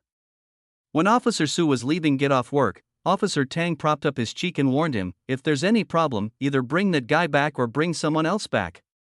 Officer Su touched his waist and felt both relieved and amused when he touched the handcuffs. Normally, one cannot carry police gear with him during private activities, but after Officer Tang said that, he brought it out as if by magic. He glanced at Mo Fei, who was concentrating on eating a bun in the passenger seat, and felt that it shouldn't be that serious, right? Nowadays, there are fewer people opening dog farms, so they don't need to do much research to find a place. They can just search online and ask if there is anyone who owns a restaurant at that dog farm, and then they will know the location of the dog farm. They saw the dog farm's fence from a distance and heard bursts of dogs barking before they even got out of the car. For people who are afraid of dogs, this should be hell. The two men got out of the car and walked to the entrance of the dog farm. After looking through the iron gate for a while, someone came over to ask them questions. Inside was a young man holding a bucket and seemed to be working. The man seemed indifferent. What are you doing here? Look at the dogs. Officer Sue smiled and handed over a cigarette. I heard you have a Doberman here? I want to buy one. The man took the cigarette, his expression softening considerably. Yes, I do, but the boss isn't here right now, so I can't make the decision. He opened the iron door and stepped aside to let the two of them in. You guys come in and take a look. I'll send a message to the boss and ask. That would be troublesome. Officer Sue walked in front, with Murphy half a step behind. The yard of the dog farm is very large, divided into several areas by barbed wire. A group of Chinese pastoral dogs with different fur colors are inside the barbed wire. Looking at the strangers curiously, Murphy looked at the dog and slowly stopped. The dog also looked at Murphy, its eyes fixed on him. The atmosphere between the man and the dog seemed to be getting a little tense. Officer Sue was still following the man inside when he realized there was no one around. He turned around and saw Murphy and the dog were about to start a quarrel, separated by a layer of barbed wire. People and dogs were in a confrontation posture. Officer Sue couldn't understand what he was doing. The man leading the way also stopped and turned to ask him, "What's wrong?" The Doberman's kennel is inside. The man followed Officer Sue's gaze and laughed. I've seen people who are naturally liked by dogs, and I've heard of people who are naturally disliked by dogs, but I've never seen one. I didn't expect it to be true. Those that can be raised outdoors have relatively stable temperaments and personalities. I've never seen them like this. The man picked up the whistle on his chest and blew it. The dogs inside the barbed wire heard the whistle and turned around and sat down on the other side. Murphy snorted, straightened his collar, and walked over to Officer Sue as if nothing had happened. Officer Sue smiled wryly. Are you excited to see your long-lost brother? No wonder you were clamoring to see the dog. You think living alone is too lonely, right? The meaning of his words was clear. They are here for serious business this time, so don't make trouble. Murphy curled his lips unhappily. I feel like they are scolding me. I think you've eaten too many poisonous mushrooms. Officer Sue pointed at him and warned, don't move. If you get bit by a dog, get vaccinated yourself. I know. Murphy put his hands in his pockets and said he knew. With a rebellious look on his face, Officer Sue spoke to the man with an embarrassed look on his face. The man was enjoying watching the fun and waved his hand to indicate that it was nothing. That he led the two men to the single kennel in the back. Compared with the fenced-in yard in front, the single room in the back is obviously much cleaner and tidier, and the dogs in the kennel all have shiny fur and look energetic. Officer Sue looked at them for a while and asked, besides purebred dogs, you also have a lot of local dogs here? Even in a single kennel, there are many strong pastoral dogs. You're talking about that, the man explained. The boss has his own hobbies. He likes beautiful dogs and isn't picky about breeds. He likes any good-looking dog. He is right. Although the dogs in the single-room kennel are of different breeds, the biggest thing they have in common is that they are all the best in their own kind. So you keep these dogs here? Don't you take them for walks? They have their free time. The man took out a bunch of keys, counted them, chose one, inserted it into the kennel door, and twisted it open. They're usually let out into the yard from noon to afternoon. In this kennel lives a very beautiful Doberman pinscher with smooth fur and a sleek body. The man walked in first, carrying a bucket. Come in, I'm just cleaning up. When Officer Sue followed him in, the Doberman stood up and looked at him warily. When Murphy was the last one to walk in, the Doberman bared his teeth and let out a threatening growl from his throat. Murphy stood by the door without getting closer, his face stinking. I said they were targeting me. Shouldn't you reflect on why you even dislike dogs? Officer Sue said lightly that he tried to approach the Doberman. The Doberman didn't react as violently to his approach. The man watched as he cleaned, a grin on his face. That's the Doberman breed. Very smart. Once you tame it, it'll be brave, loyal, and protective of its owner. I think it wants to bite me. Murphy shook his head. This kind of dog is useless. One day I'm going to have a fight with it. Do you have any dogs with a better temper, or even puppies? The man looked up and thought for a moment. There aren't many puppies. If you want a good temper, you'll have to look at other breeds. Chapter 62. An ominous premonition. Murphy always thought that he was a good person. Even if he didn't have the physique of a forest princess that was so popular with small animals, he shouldn't be hated by both humans and dogs, right? A little sad, but not much. After all, if the little animal and the rice are put together, he will still choose the rice. After the man finished cleaning the Doberman's kennel, he received a phone call and kept answering it. After hanging up, he said that the owner of the dog farm was coming back and they could talk about any business slowly. So far, neither Murphy nor Officer Sue could see anything major wrong with the dog farm until the man brought them to the last area. It was a piece of unpaved land, on which several large dogs were leisurely walking. These are the smartest dogs here. They usually only listen to the boss and ignore me when they see me. The man seemed a little proud. I'm not exaggerating, you won't find such smart dogs anywhere else. It's like they can understand human language. He called out, and the dogs on their walk all looked towards them. Officer Sue estimated that the shoulder height of these dogs was over 70 centimeters. The shoulder height of one of the wolf blue dogs was at least 1 meter, and it really looked like a wolf.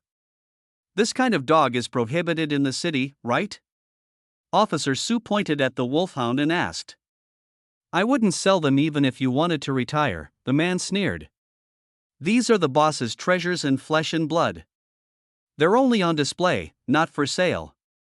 Murphy also looked at the wolf blue. The size and expression of this wolf blue dog are such that even people who are not afraid of dogs would feel a little timid when seeing it. Although it was different from the previous dogs and did not show obvious signs of vigilance or resistance, it walked very slowly with its tail hanging down and its eyes fixed on Murphy. This is clearly a hunting intention. Murphy sniffed. In the front yard and the single kennel, there was the smell of dog stench and dog feces. When he arrived at the dirt yard, he smelled that strange odor again. The stench was much stronger than the one I smelled on the dog yesterday. Murphy felt his heart beating wildly, and a sense of crisis arose spontaneously. He tugged at Officer Sue's clothes and said, Man, I think they and I are just not compatible. Before Officer Sue could say anything, the man spoke first. Are you talking to a dog about fate? We just don't get along, Murphy said, changing his tone. I never thought I'd be so unpopular with animals.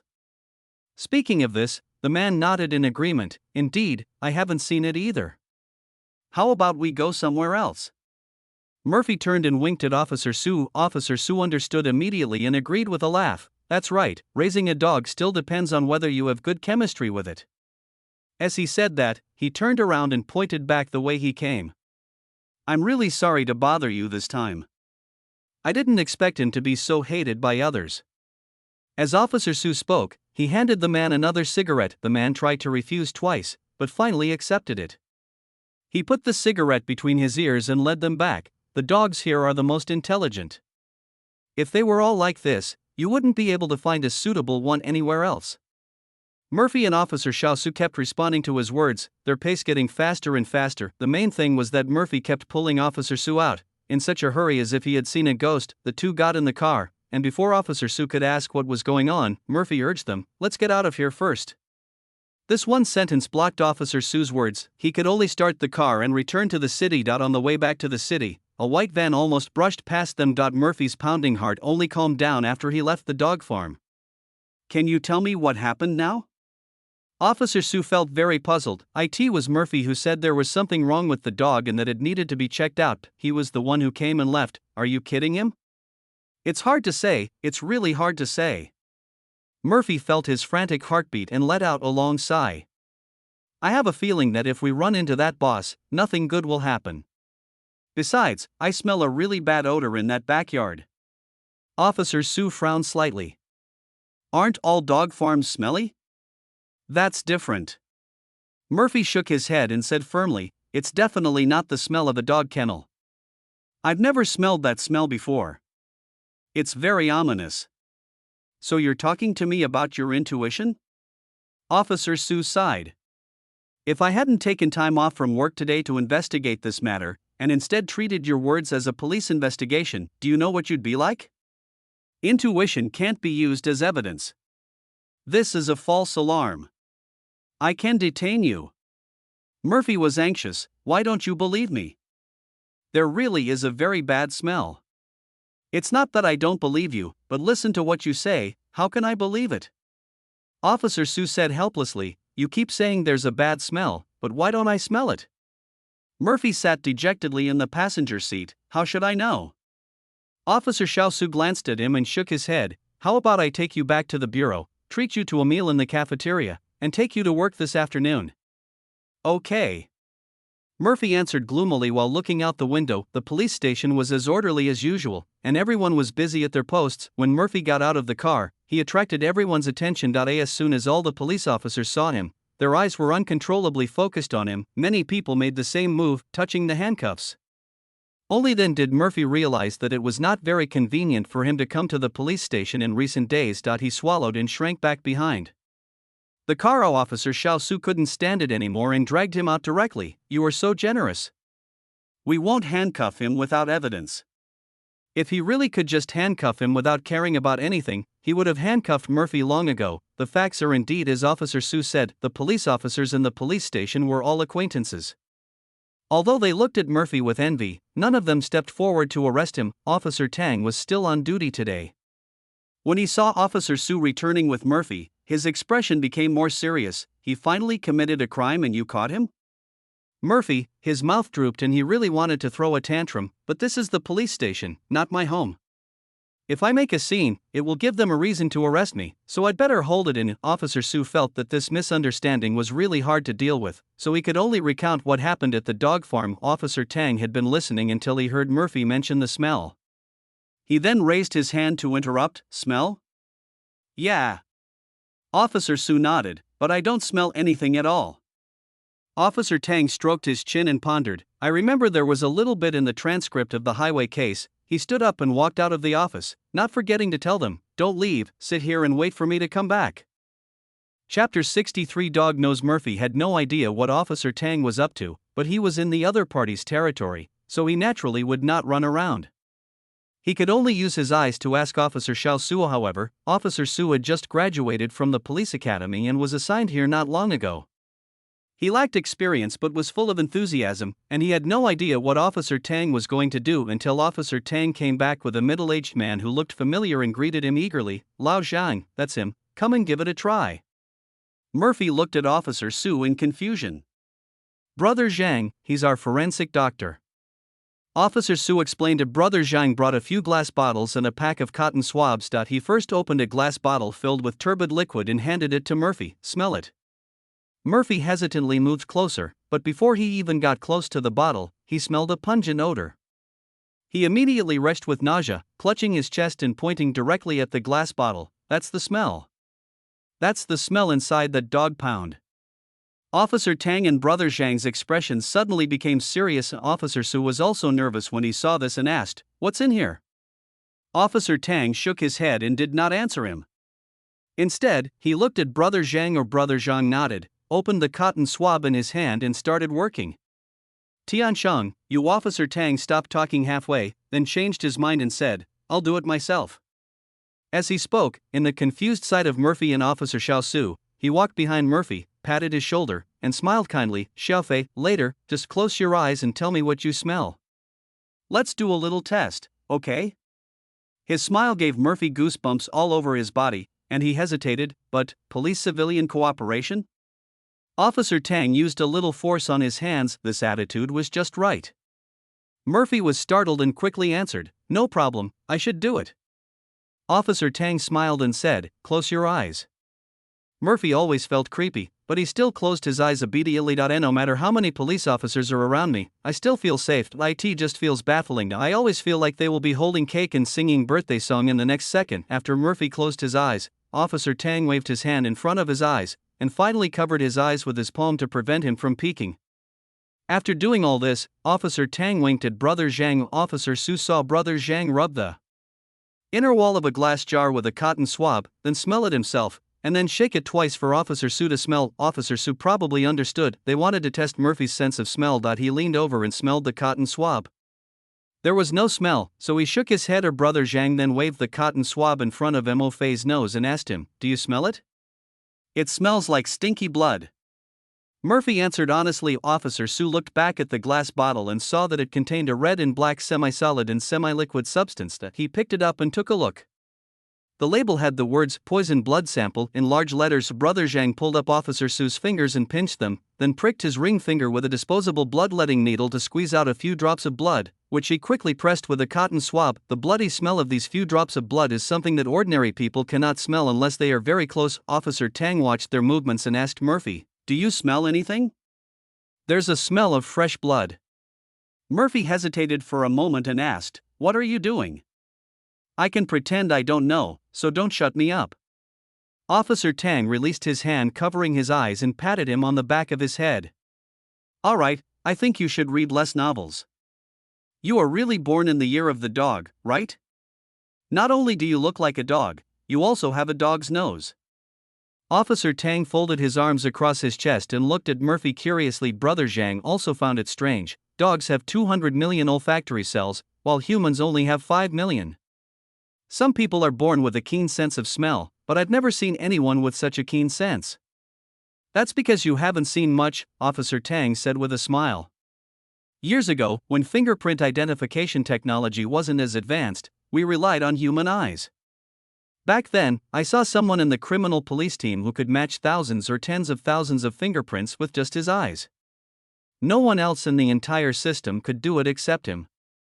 We all called him the Divine Eye." Officer Tang spoke of the past with some emotion. Later, software and hardware developed, and he retired. "You're treating me too differently then." Murphy curled his lips. "Their strength is their divine eyes, while my strength is my dog's nose."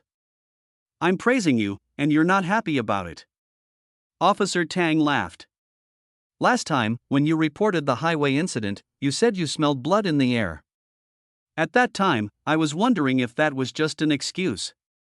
At a distance of several hundred meters, even with a tailwind, few people can smell the blood, but you can smell it." Officer Xiaosu grasped the key point. So the stench he smelled both times was real? Speaking of this, the smiles on Officer Tang and Brother Zhang's faces faded a lot. "What's that smell?"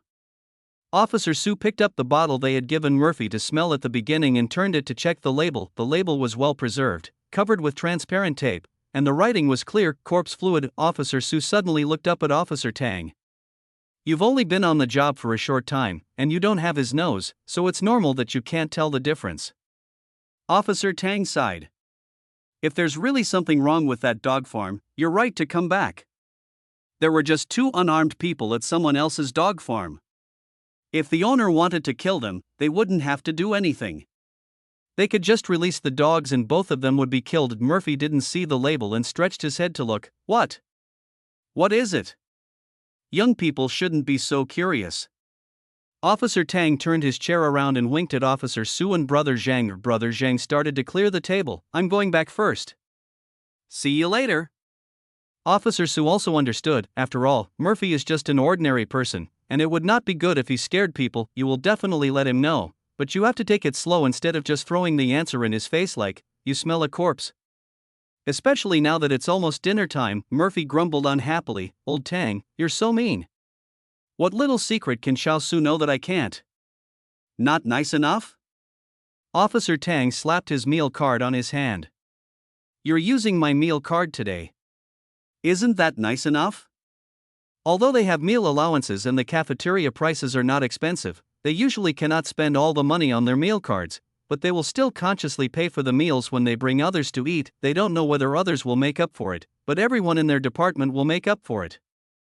Chapter 64 Human Bone Dog Farm. Now that we have discovered the stench of corpses in the dog farm, we cannot ignore it. Seeing Officer Su taking Murphy to the cafeteria, Officer Tang asked his colleagues to sit together and divide the tasks. If there is a stench of corpse, there must be bones, which means there are victims.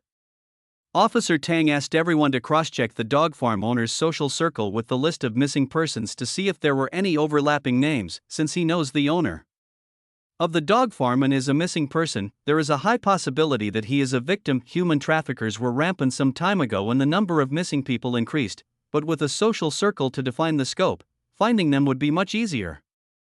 We'll also need to borrow some animal anesthetics from the veterinary station.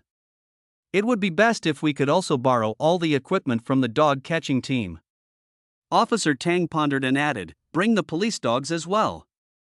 A young police officer raised his hand and asked, "But if we act like this and there's nothing wrong with the dog farm, we'll probably get a complaint, right? And raising dogs to eat people, would such a thing still happen now? This kind of thing is still too horrifying for ordinary people. It's like a plot from a movie or novel. Officer Tang shook his head. If you search on your phone right now, you'll find cases of people being killed and fed to pigs abroad 10 years ago. It's a real case, not any literary work. And the most crucial thing for us to take action is someone reporting it to the police, Officer Tang said seriously, looking at the young officer. As long as we receive a report, we will definitely handle it. Even if 80 out of 100 reports are misunderstandings or 10 are pranks, we can still help 10 people, right?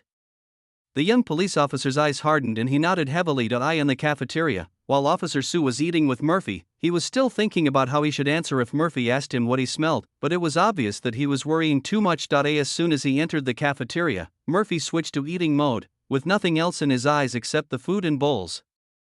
The uncles and aunts in the cafeteria are always happy to see Murphy. No old person would dislike a handsome young man who eats wholeheartedly. Murphy walked around the window and was given an extra bottle of milk. This is also because the old man and the old woman are not on the police force list, otherwise Murphy probably wouldn't be able to finish this meal. Officer Sue poked at the rice in his bowl without any appetite, his mind completely occupied by the matters at the dog farm. He is resting today, but he can return to the team.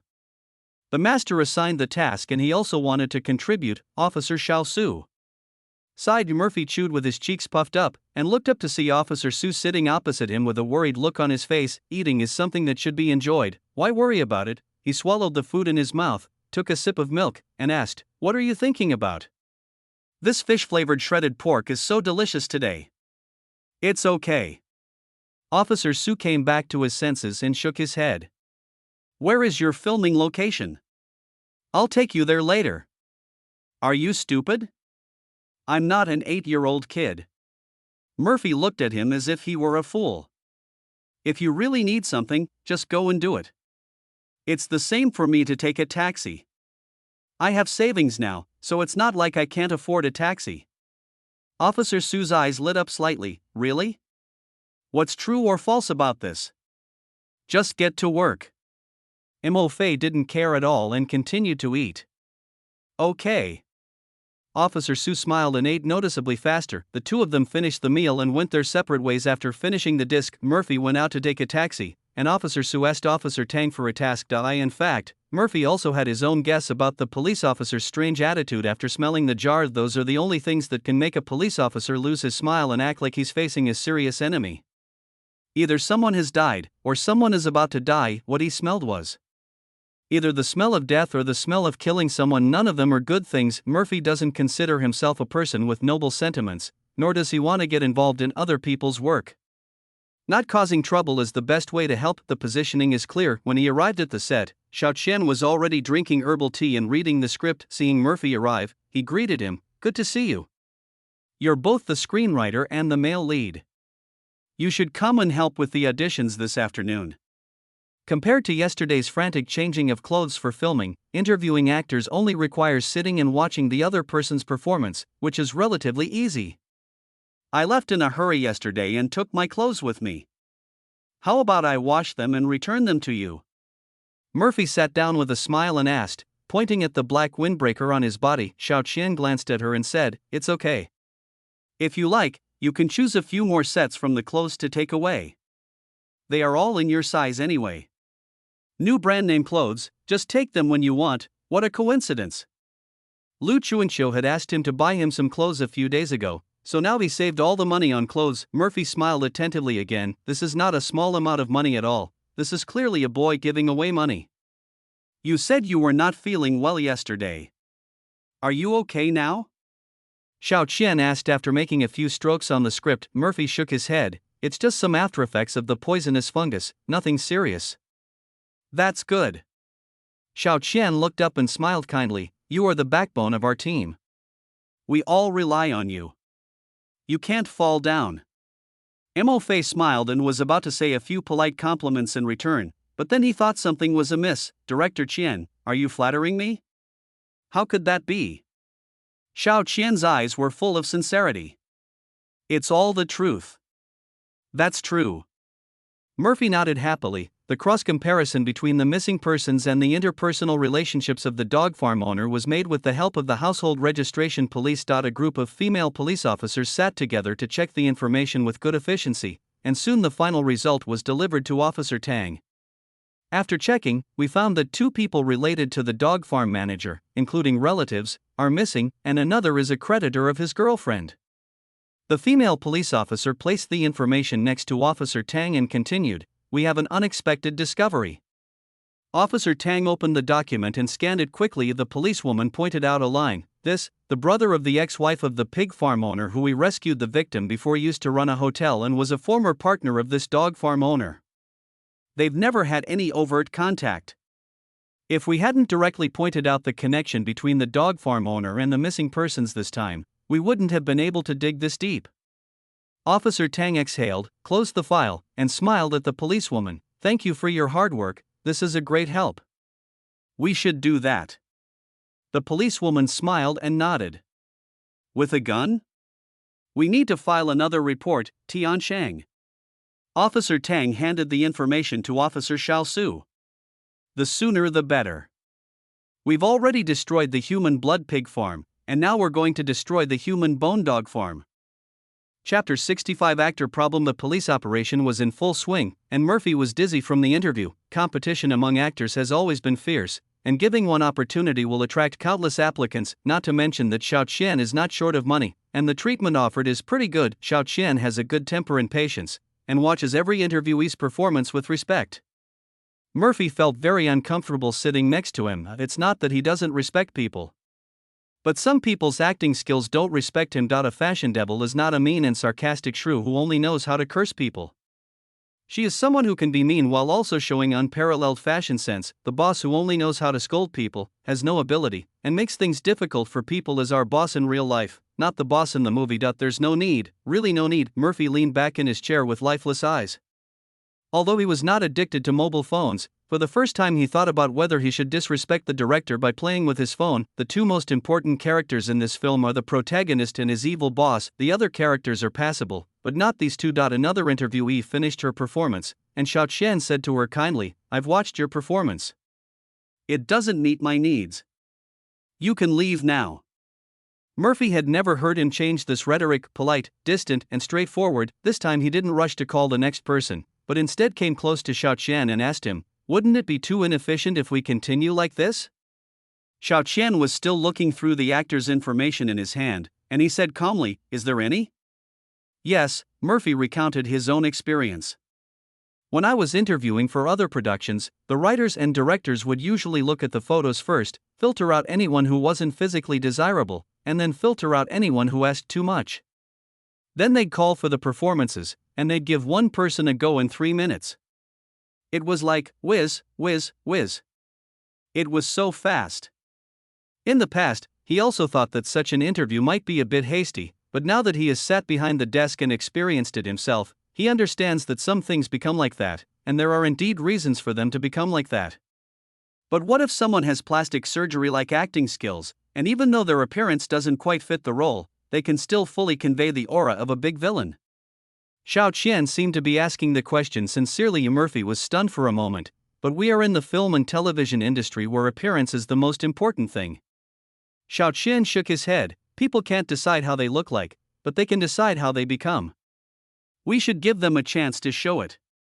Everyone is working hard to live." Murphy supported his cheek with one hand, looked at him and thought for a moment, then asked, "Where did you learn this?" "The fan comments section." Xiao Qian laughed. "I've been studying the comments sections of many celebrities for a few days, and what they say really makes sense." 6. Murphy finally understood what this brainwashing package was all about. The fans say this because they hope their idol can have more opportunities to. I didn't expect that there was actually a director who took these words to heart and was prepared to give all the actors a chance. Although what he said is true, the investment cost will be much higher, and ordinary people will not care about this at all. And according to Murphy's previous experience in filming that scene, Xiao Qianrun seems to be rather gentle, but he has very high requirements for his works and is the type who takes his time to produce fine results. If he continues at his current pace, he might not be able to finish filming such a good movie until next year. "You continue, I'll check my phone to change my mind." Murphy shook his phone. Xiao Qian nodded. Okay. Murphy propped up his head and opened his phone, but he didn't know what to play. Games? No videos? They're all about learning acting skills, but now's not the right time. Looking for someone to chat with. Mo Fei opened the address book. The police officers definitely can't do this, as they have other things to do, so we can only find someone else. Liu Chuanqiu must not know that he is slacking off. Murphy secretly sent a message to Director Wang. Dear Director Wang, do you know any actors with reasonable prices, excellent acting skills and looks that fit the bill of a fashion devil? After sending it, he copied it, removed the header and sent it to Wu Miao as usual. As they are also in the film industry, these two can be said to be his biggest connections ever since the last mushroom poisoning incident. Their message boxes have been as quiet as a chicken. Murphy is not addicted to the internet, and they probably felt embarrassed and did not take the initiative to send messages to greet him. Wu Miao, as expected of a young man, surfed with considerable intensity, and replied shortly after. Brother Mo, are you planning to make a movie? Fashion mobiles are a bit hard to find. You know how hard it is for older actresses in our industry to find resources. As Murphy was typing on the keyboard to reply, his phone vibrated again. Director Wang replied, but the one who responded faster than Director Wang was Wu Miao. I don't know how this kid trained his hand speed, but he kept talking in a string. If you really want to find someone, I can ask my sister. Wu Miao, you probably don't know this yet, but my eldest sister is my agent. She's my real one. Wu Miao. Last time a paparazzi insisted that she was my secret girlfriend. It was so funny. Wu Miao, when can we get together? I don't want to eat mushrooms anymore. I want to learn magic. Wu Miao, no, it's magic. Wu Miao, coach, I want to learn. Murphy looked at his phone, wondering if he had stirred up a hornet's nest. After adding each other's contact information, they all went to the hospital together and never had a chance to chat. I didn't expect that this person was such a chatterbox. As for whether these jumps are nutritious or not, Murphy chooses to put them aside for the time being. Maybe he will come up with a few more later. Now let's take a look at what Director Wang said. Compared with the young and energetic Wu Miao, Director Wang was obviously much calmer. He first sent a string of ellipses to express his speechlessness, and then sent 3 words, Hui Tianqin. These 3 words immediately lit up Murphy's train of thought. Yes, this senior has always been an excellent actress and has good looks, and most importantly, she is not expensive. There is no pay of hundreds of millions or tens of millions, but if there is someone to pull the strings, it will be very stable.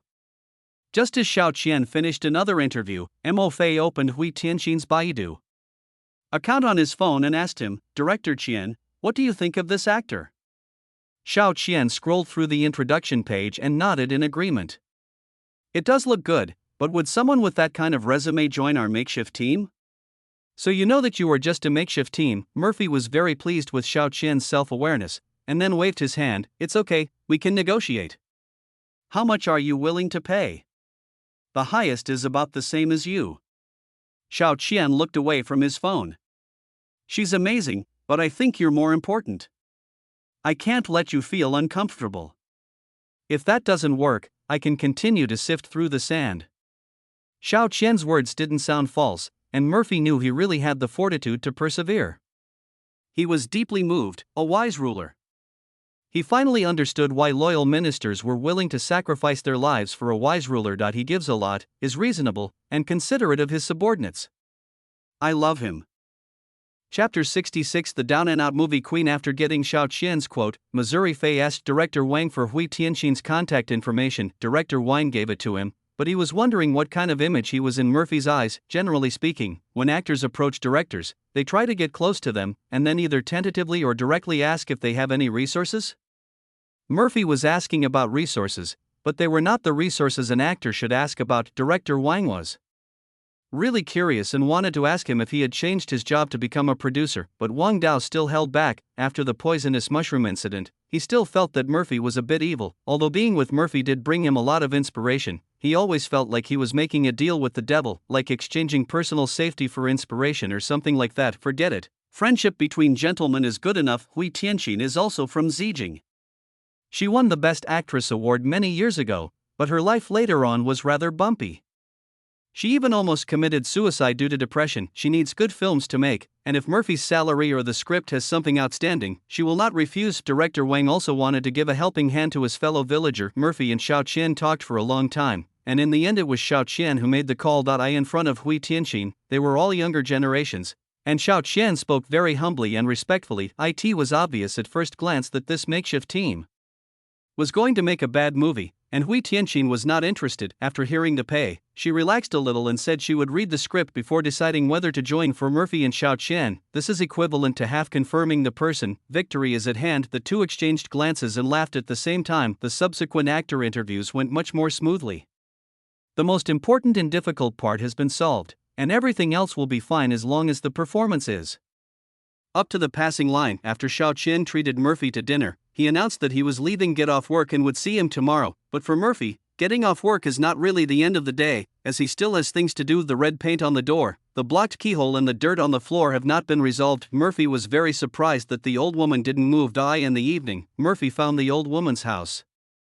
This time he did not climb over the windowsill, but knocked on the door seriously with a box of milk in his hand. The person who opened the door was the woman, who looked not in a good mental state. She was wearing an apron and looked like she was cooking. Seeing Murphy appear, her eyes lit up slightly. She shook her head to signal Murphy to be quiet before shouting into the room, "Mom, we're out of oil. I'm going to buy a bottle." After she finished speaking, it was a long time before a dull response came from the room. The woman slipped out of the door and walked to the corner of the stairs to talk with Murphy.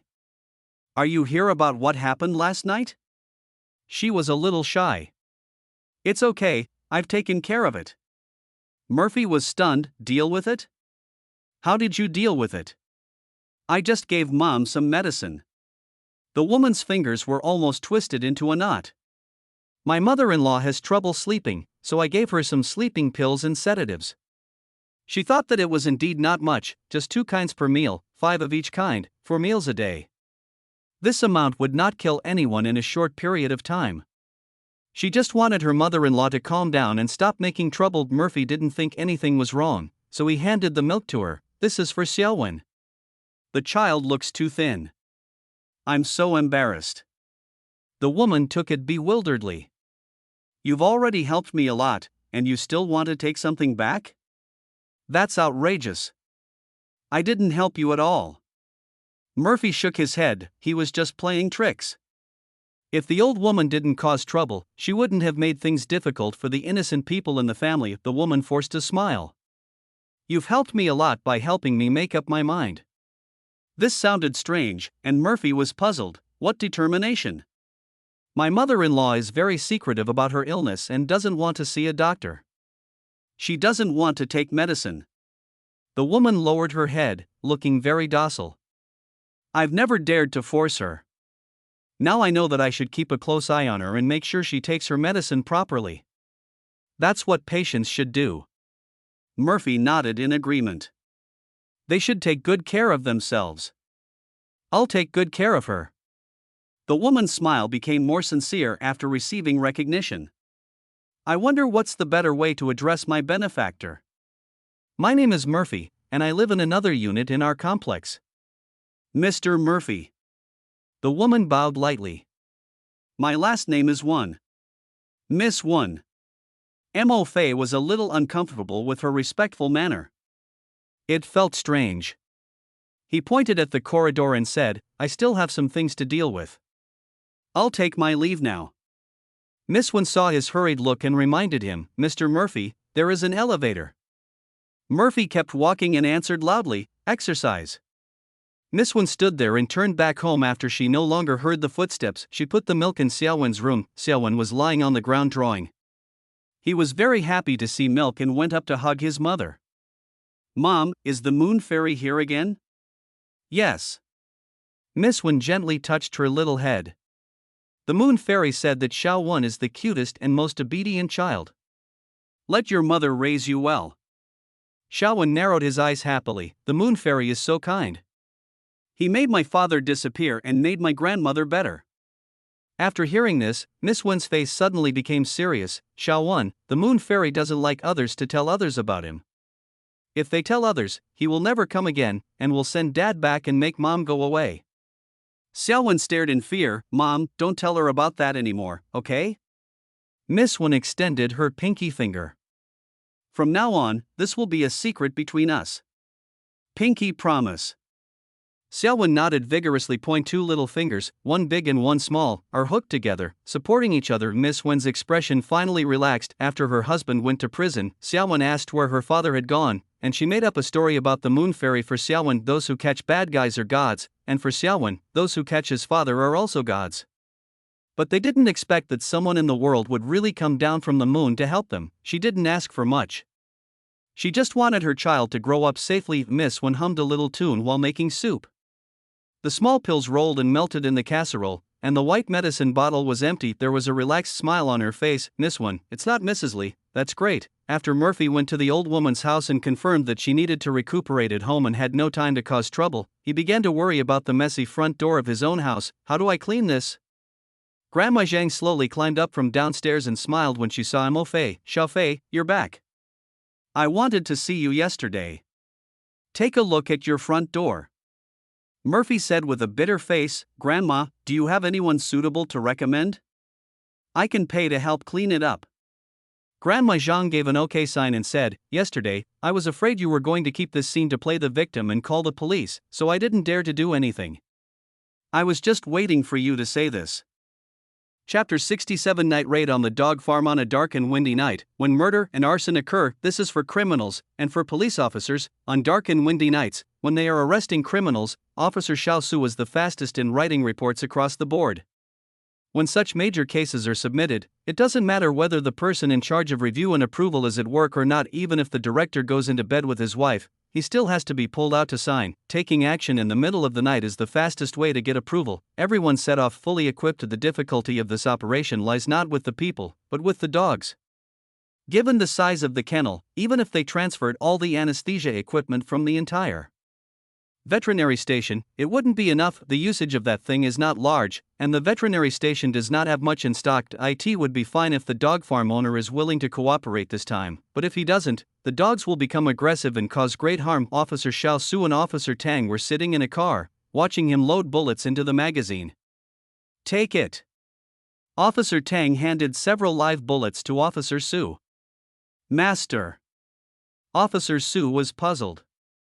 Why are you giving me these? Officer Tang focused on the task at hand and casually replied, last time, we caught a murderer with so many guns, which was very safe. This time, we are dealing with a beast without humanity who can't understand human language. You should bring more guns with you for safety. Then you don't need it? I'm old, and I can't shoot as accurately as you young people. Officer Tang put the magazine back into the gun. Then you don't have to use all blanks, or even rubber bullets. Officer Su leaned over and looked over. Are you afraid of hitting one of our own people? Officer Tang elbowed him and cursed, go to hell.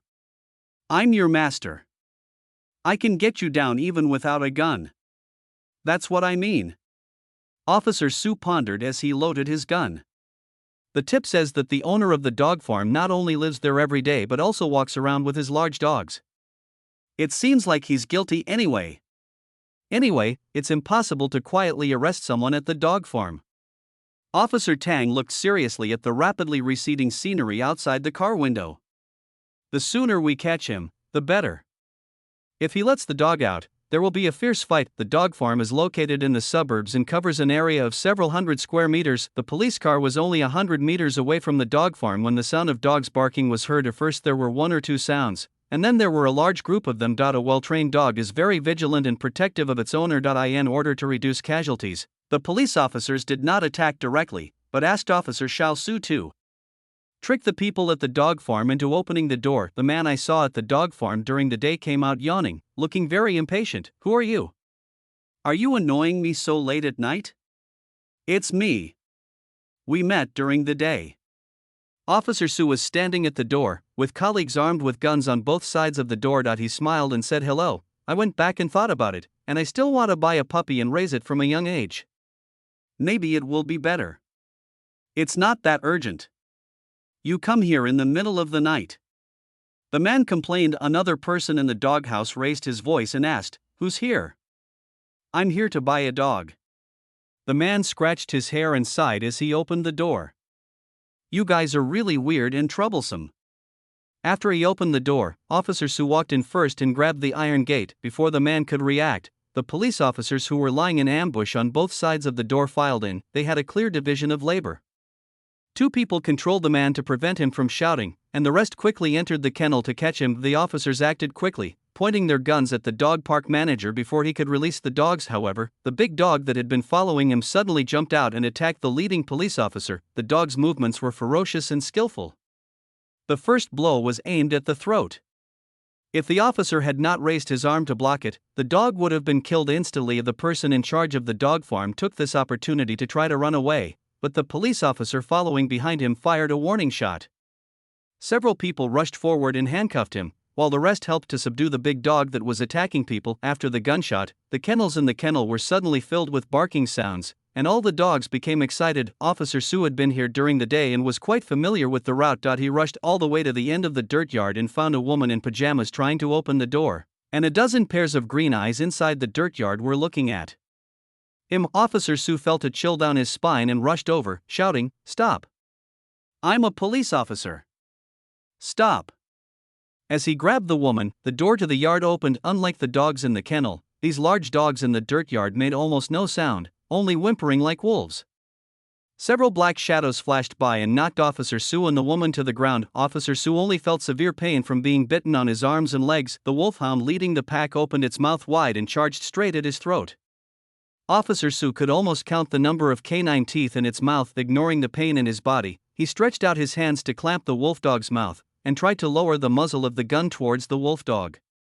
Tian Sheng. Officer Tang came over closely and saw this scene.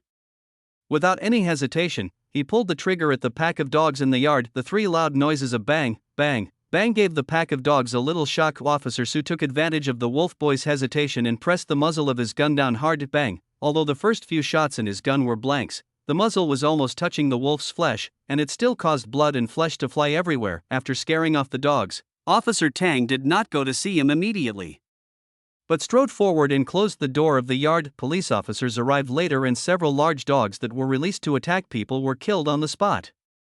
The 3 injured people were also sent to the ambulance. The 2 police officers' injuries were mainly concentrated in their limbs, but the woman who released the dog was not so lucky. Pieces of flesh were bitten off on her abdomen and face, and her injuries were the most serious. Those who needed to be put into the white car were put into the white car, and those who needed to be handcuffed were handcuffed into the police car. Officer Tang and several colleagues stayed at the dog farm waiting to deal with the next matters, but they couldn't help getting angry when they thought that those vicious dogs were almost all released. He kicked the iron door so hard it clanged. "Fuck! Don't just say this guy is definitely not clean. I'm going to kill him just for resisting law enforcement and assaulting a police officer. If you had no ulterior motives, you wouldn't have released the dogs in the back as your first reaction when something happened." A police officer took a pen and paper to record what he had seen tonight inside. "There are dogs in front and behind, and the ones in the back are all fierce and band dogs. This is not a thief-proof posture. If they were not fully equipped and decisive, the 3 or 5 strong men who came here would all be fed to the dogs. And those dogs look like they were out to get me." Another young officer holding a camera was also a little scared. "They were biting my throat. I don't believe they hadn't been trained before." Officer Tang's facial muscles twitched. Dig that dirt field at the back now." Chapter 68. Aunt May's escape route. The operation was very swift. Ordinary citizens continued to work and live as usual, but the police officers had an unsleepless night. With the assistance of police dogs, the police dug out a large number of human bones from the dirt yard. According to forensic identification, most of the bones dug out were from adults, with a few broken bones from children. There are more than 30 pairs that can be pieced together. How many of them are other people's relatives, friends, and precious jewels? This matter was of great importance, and the arrested dog farm manager and employees were interrogated overnight. The traffickers before were all tight-lipped and nothing could be gotten out of them, but now the person in charge of the dog farm has vomited something useful. According to his confession, many of the bodies buried under the dirt yard were ordered by him to be dealt with by a human trafficking leader code named Auntie May. Auntie May has been involved in human trafficking for more than 20 years, from children to women. In the past, illegal minds would also use her connections to arrest people. The corpses in the dirt yard were the stubborn ones who refused to surrender and were eliminated by Auntie May, as well as some sickly ones who were hit by her hands. Some people don't show symptoms on the surface, but they become ill when frightened. Before she could do anything, the person died, and she would bring the body to me to deal with. And then you fed it to the dog, right? The police officer in charge of taking the statement sneered. No one would believe this. Could Aunt May's trafficking be attributed to his ex-girlfriend's creditors? The person walking the dogs in the dog farm is the person in charge's ex-girlfriend. These two had a lot of fun together and they are still in contact even after breaking up. The police officers listed the evidence they had collected one by one. So many human bones were dug out from the dog farm. If the person in charge can't come up with any useful information, he will be punished for multiple crimes including insulting corpses, assaulting police officers, and violently resisting law enforcement. If the police officers find evidence that he murdered the unlucky creditor, they will have to add a charge of intentional homicide. The circumstances are so egregious that he will definitely be dragged out and shot. Obviously, the person in charge of the dog farm also knew this truth, and he had a very good attitude towards admitting his guilt. He said everything he needed to say except that he bit himself to death but did not kill anyone, including Aunt May's whereabouts. According to him, after the police cracked down on human trafficking, Aunt May ran away. It was said that she was going to a Southeast Asian country, but he didn't know the channel through which she left the country. Moreover, since the person in charge and Aunt May had never met in person, even a portrait could not be drawn. This shows how cunning Aunt May is. Officer Xiao Su's injuries were more serious than the other officers. He had several stitches on his arms and legs and received a rabies shot.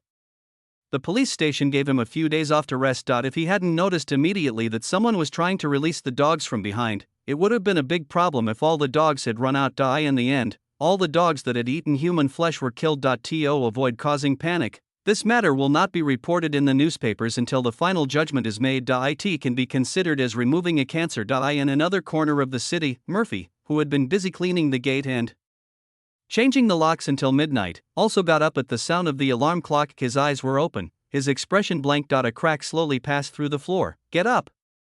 Murphy wiped his face randomly, trying to sober himself up. How weird. Why does it feel like I just laid down and the alarm goes off? It means there's something wrong with your brain. There's no hope. Just wait for death. I think I can still be saved. Murphy got up from the bed and washed up. After pouring cold water on my face, I felt a lot more awake. There was a knock on the door, and Lu Chuanxiu's voice came from outside the door. Xiaofei, open the door, I brought you breakfast.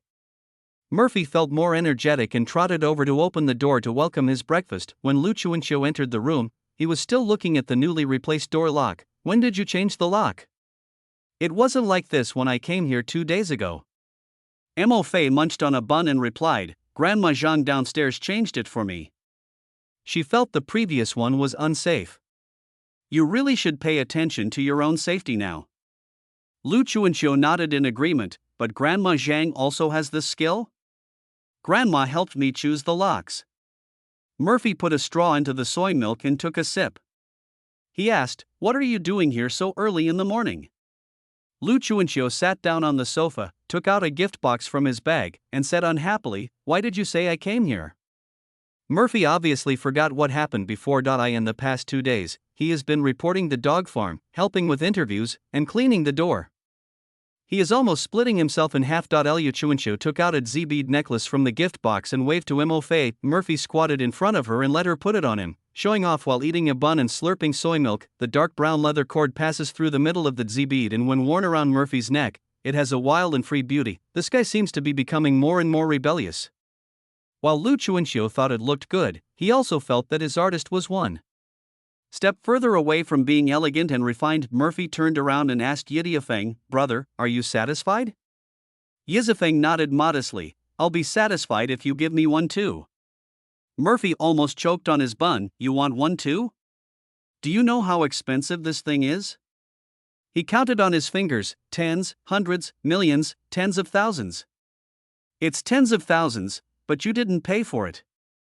Lu Chuanxiu rolled his eyes and took out his phone to take a picture. I'll take a picture to show them to the brand. Who knows, maybe I can get a free discount or endorsement. I'll also make myself known once again. Murphy started looking for alternatives online. For example, if you buy plastic Z beads in bulk and leather strings, it probably won't cost more than $10 to string one together yourself. The Yichifeng obviously saw through the human's little thoughts and directly added, I want the genuine, original one, exactly the same as yours. If it is different, how can we show that this person is protected by it? Mo Fei felt that the buns and soy milk were no longer fragrant. A money-eating beast, a real money-eating beast, but it also seems to bring wealth. Never mind, I have to do what I say. Liu Chuanqiu looked at Mo Fei with surprise as he really started to place an order on his phone. He looked out the window curiously and asked, Is the sun rising from the east today? She reached out and pinched Murphy's face again, or did someone replace that stingy ghost? Stop it.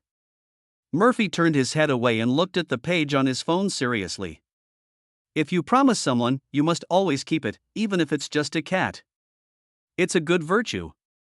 Lu Chuanqiu raised his eyebrows. Oh, she just likes the energetic look of this little kid. If he had a bad character, she wouldn't have thought of praising him despite his bad temper. Lu Chuanqiu leaned back on the sofa and said with a smile, I have another good news to tell you. Do you want to guess? Murphy's eyes lit up. Are you rich? Lu Chuanqiu shook his head. I'm rich?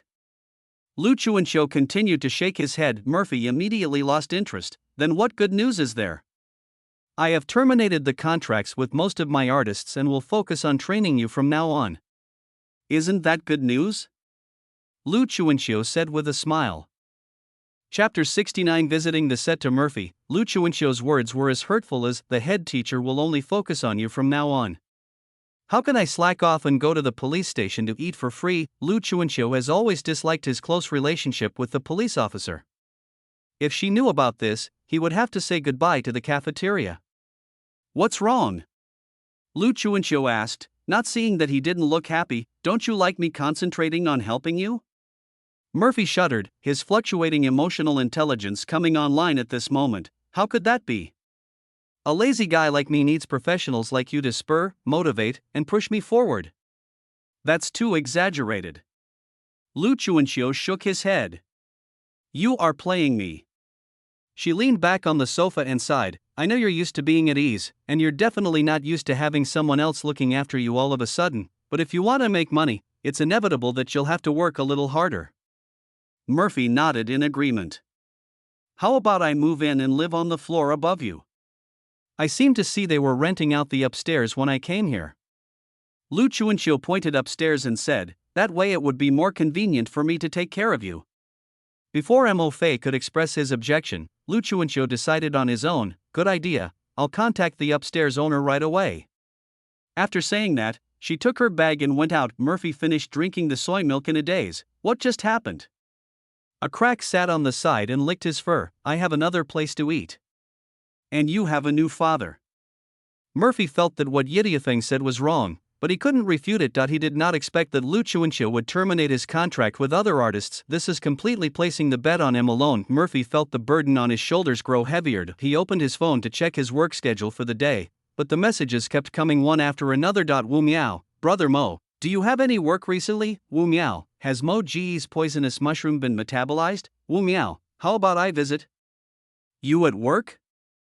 My sister agreed. Wu Miao, it's definitely not because I want to continue learning magic. Murphy silently replied with 4 words, you'd better. Wu Miao got the reply and became even more excited. It's settled then.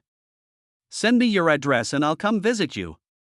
Wu Miao, I bought a lot of playing cards recently and will practice diligently. I will definitely not let your teachings down. Mo Fei frowned and looked at the phone screen, not realizing when he became his master, this kid's ability to climb up the pole is no worse than his. In fact, Mo Fei didn't understand. Wu Miao had been filming since he was a child and had never had many friends of the same age. Even if he had some, most of them were little girls. He felt a little lonely without any playmates. Even though Mo Fei had a dark look on his face while filming, his hand when he showed off at the finale was really handsome. No boy can resist the handsomeness of playing cards with bare hands, which is almost as good as an excavator. Moreover, after spending some free time together on the set, Wu Miao also discovered that Murphy only looked fierce, but was actually a very easy person to get along with. They even had a friendship of eating poisonous mushrooms together. Besides, how bad can a boy who loves to eat be? Wu Miao wants to make this friend. His agent met Mo Fei and Lu Chuanqiu in the hospital. She felt that although these two people were not well known, they should not have any serious problems. That's why she agreed to let Wu Miao interact with them. Liu Chuanxiu wrote down the phone number of the owner of the rental house outside and then came back. While checking his phone, he urged Mo Fei, "Don't you have work today? Pack up and go." "Sister, someone said he wants to visit me at work today. Should I prepare some snacks to entertain him?" Murphy asked, holding up his phone. "I've never hosted anyone before, so I have no experience." "Visiting the set? Who is that?" Lu Chuanxiu squinted at his screen and exclaimed when he saw the note, "Wu Miao? He's a much bigger star than you, and he's visiting you on set?" Lu Chuanxiu asked Mo Fei in disbelief, "What evidence do you have against him?" Murphy's mind raced, and he concluded, "My personality is shining. I think you're just a fool with good fortune." Lu Chuanxiu shook his head. "It seems like your luck has improved recently." Murphy pointed to a crack beside him and said, "Black cats ward off evil spirits. The doctor at the veterinary hospital said so. He didn't lie to me. Stop being so superstitious and leave the greeting of Wu Miao to me." Lu Chuanxiu raised his wrist to check his watch. "I'll give you half an hour now. Hurry and get going." Murphy got up from the ground and said, "Okay." Xiao Qian's work schedule today was to continue interviewing some other actors.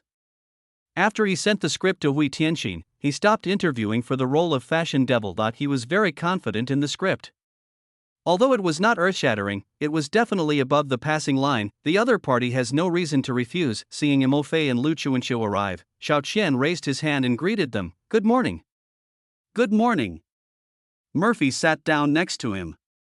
"Which part are we at now?" "Let me see." Xiao Qian flipped through his notebook. "Decoration." Unexpected answer. Murphy raised an eyebrow. "Decoration?" "Yeah, the actors have almost been chosen. Once the office set is finished, we can start filming." Xiao Qian sighed, "We need to hurry up a bit on that part." "That doesn't seem like your style." Murphy laughed. "Why are you speeding up all of a sudden?" Xiao Qian closed his notebook.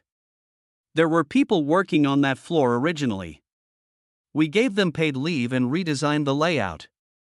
After filming is finished, we have to restore it. If it takes too long, the employees will complain." Murphy shook his head, "You don't understand workers. For things like paid vacations, the longer the better. We offer buffet lunch, afternoon tea, a lounge, a gym, a video studio, and pet sitting," Xiao Qian stated calmly. "Bonuses are based on performance, and we never have team-building events except at the end of the year." Xiao Qian then added, "If they work from home, they will have to pay for their own lunch, and their work efficiency will drop, so will their bonuses. No wonder they're unhappy." Murphy nodded thoughtfully, "It's simply a paradise for those who want to make a fortune." Xiao Qian also agreed, "I've seen how they work. If I were put in that situation, I wouldn't survive a day." Murphy and Xiao Qian looked at each other and reached a consensus that it couldn't be rolled up. "Then let's hurry up and shoot, and return the battlefield to them after we're done."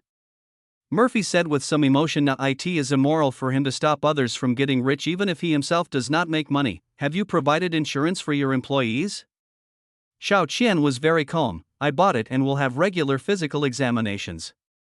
After all, bosses only want money, not lives." I interviewed some more actors while chatting, and it was noon. In a blink of an eye. Mo Fei received a message from Wu Miao, who said he was almost at the interview location. Murphy wanted to pick him up, but Wu Miao said it was not necessary. He had disguised himself to prevent paparazzi, and Murphy would definitely not recognize him. This actually piqued Murphy's curiosity. What kind of disguise is it?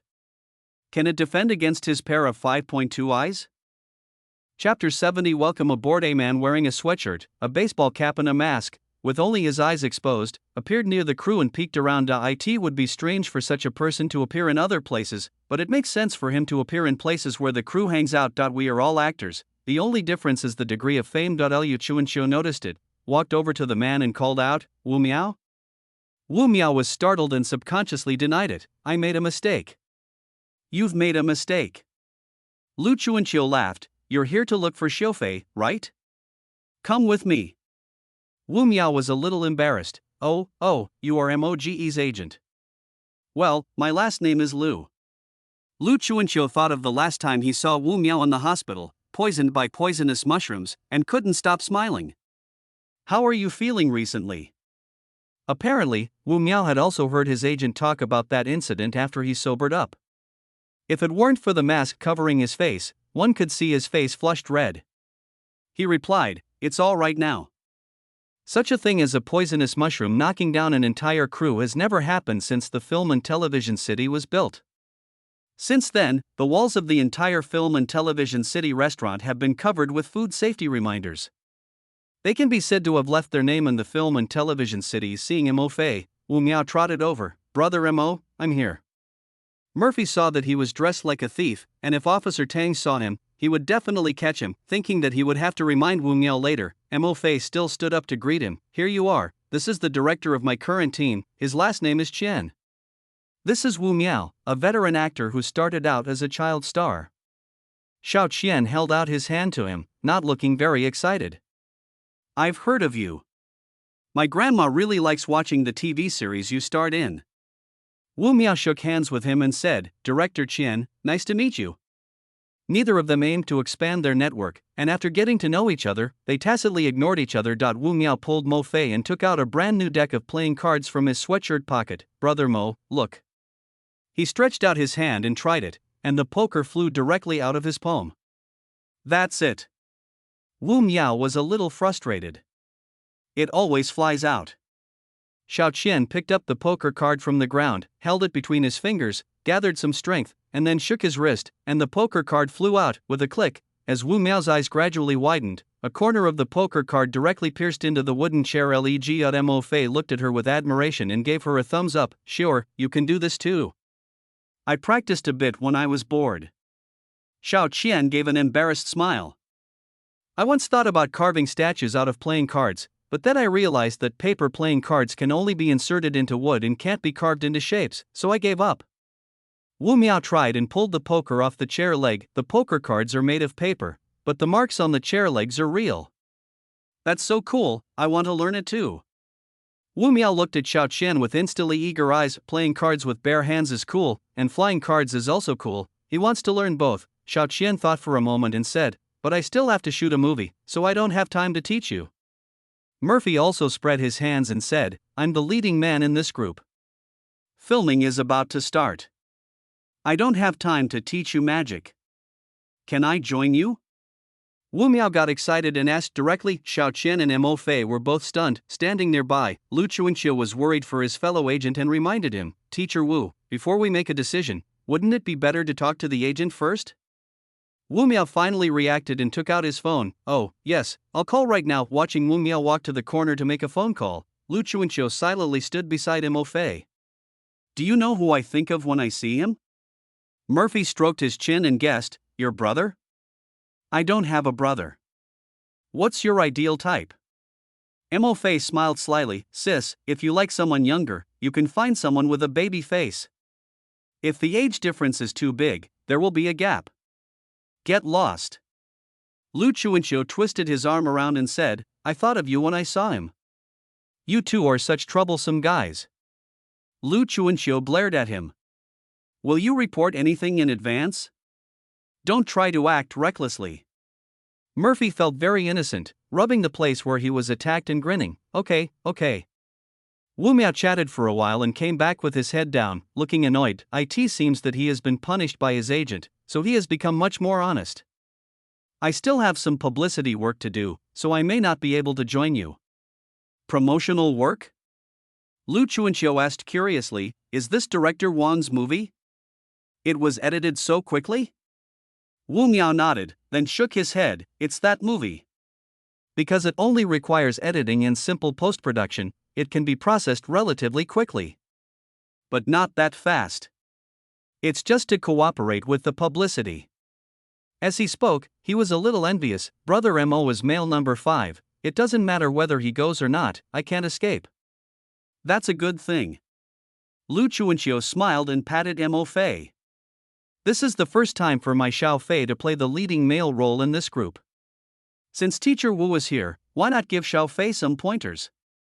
Wu Miao smiled shyly. "Learn from each other and make progress together.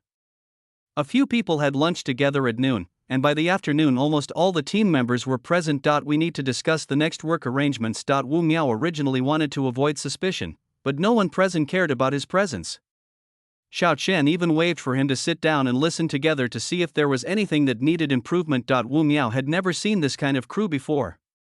He was surprised and a little curious, but as he listened, the expression on his face became numb. Where did they find this crew? Isn't there a single professional person at all? The lighting technician was reading the lighting manual, the makeup artist was still wearing overalls covered in oil paint, the costume designer was drawing on a tablet, and the photographer was holding up his thumb to check the proportions. The only one who is slightly more reliable is Murphy, but he is a professional actor, not a professional in other positions, and many of the arrangements he made are full of assumptions and mistakes. The director, who was in control of the whole scene, was the most outrageous. He kept taking notes while listening to Murphy talking, looking like a good student. Wu Miao pinched his thigh and it hurt. So this is really not a dream, but this kind of crew really exists. What kind of place is this second-generation rich guy from? He has so much free time that he has to waste money. Or money laundering. In short, there is too much money and nowhere to spend. It was also the first time for Lu Chuanqiu to see the working conditions of this crew, and he was no less shocked than Wu Miao. She thought that this crew might not be very reliable, but she didn't expect it to be so unreliable. Fortunately, the contract has been signed and the money has arrived, otherwise Lu Chuanqiu would be really worried that one day this group of people would have a flash of inspiration and run into outer space. Well, Wu Miao listened for a while, but couldn't bear it anymore and raised his hand to speak. How about I make a few suggestions? Chapter 71. Shooting accelerated. The entire crew was in the dark, and they absolutely welcomed any suggestions. Xiao Qian led the applause. Let us welcome Teacher Wu's valuable guidance. The others also applauded enthusiastically. Wu Miao has been filming since he was a child. Logically, nothing should make him feel embarrassed, but he has felt it twice in a short period of time since he met Mo Fei. Poisonous mushroom poisoning leads to social death, and it happens now. Mo Gu is such an amazing person, and he has a group of amazing friends. Wu Miao thought about it, cleared his throat and said, first of all, I suggest you hire a lighting assistant so that he doesn't have to keep reading the manual. He pointed at Ji Xingyu, who was frantically flipping through the instruction manual that looked like a small notebook. Ji Xingyu used to use simple fill lights, and the most complicated operation was changing the lampshade. It was impossible to use such a large machine without reading the instruction manual, but he was indeed dazzled. After Wu Miao made this suggestion, Ji Xingyu calmly closed the instructions and said, I think he's right. I can get the assistant's salary. Don't worry about that. Just hire an assistant. I'll take care of it. Xiao Qian wrote down the to-do list in his notebook. Anything else? Also, Wu Miao asked a soul-searching question, do you have a stage manager? Although the script supervisor is an inconspicuous position, it is absolutely indispensable in the crew. To put it simply, you can ask the script supervisor to handle anything, and he is responsible for everything. A film crew must have a script supervisor who is like an old lady. And having worked as a script supervisor on this crew is probably a glorious history that can be written on your resume. If this kind of team can provide such good assistance, what else can a script supervisor do? Stage supervisor. Xiao Qian hesitated for a moment. I think the squad leader can do it. I don't think so. Ji Xingyu put the light manual aside. The squad leader went abroad last year and is now a war correspondent. Have you forgotten?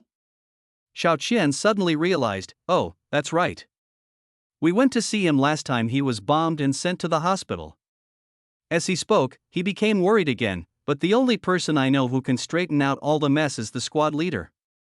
Wu Miao watched from the side, not daring to speak. In this situation, no matter which script supervisor he recommended, he felt that he would be hunted down by that script supervisor. Murphy clapped his hands. I have a candidate.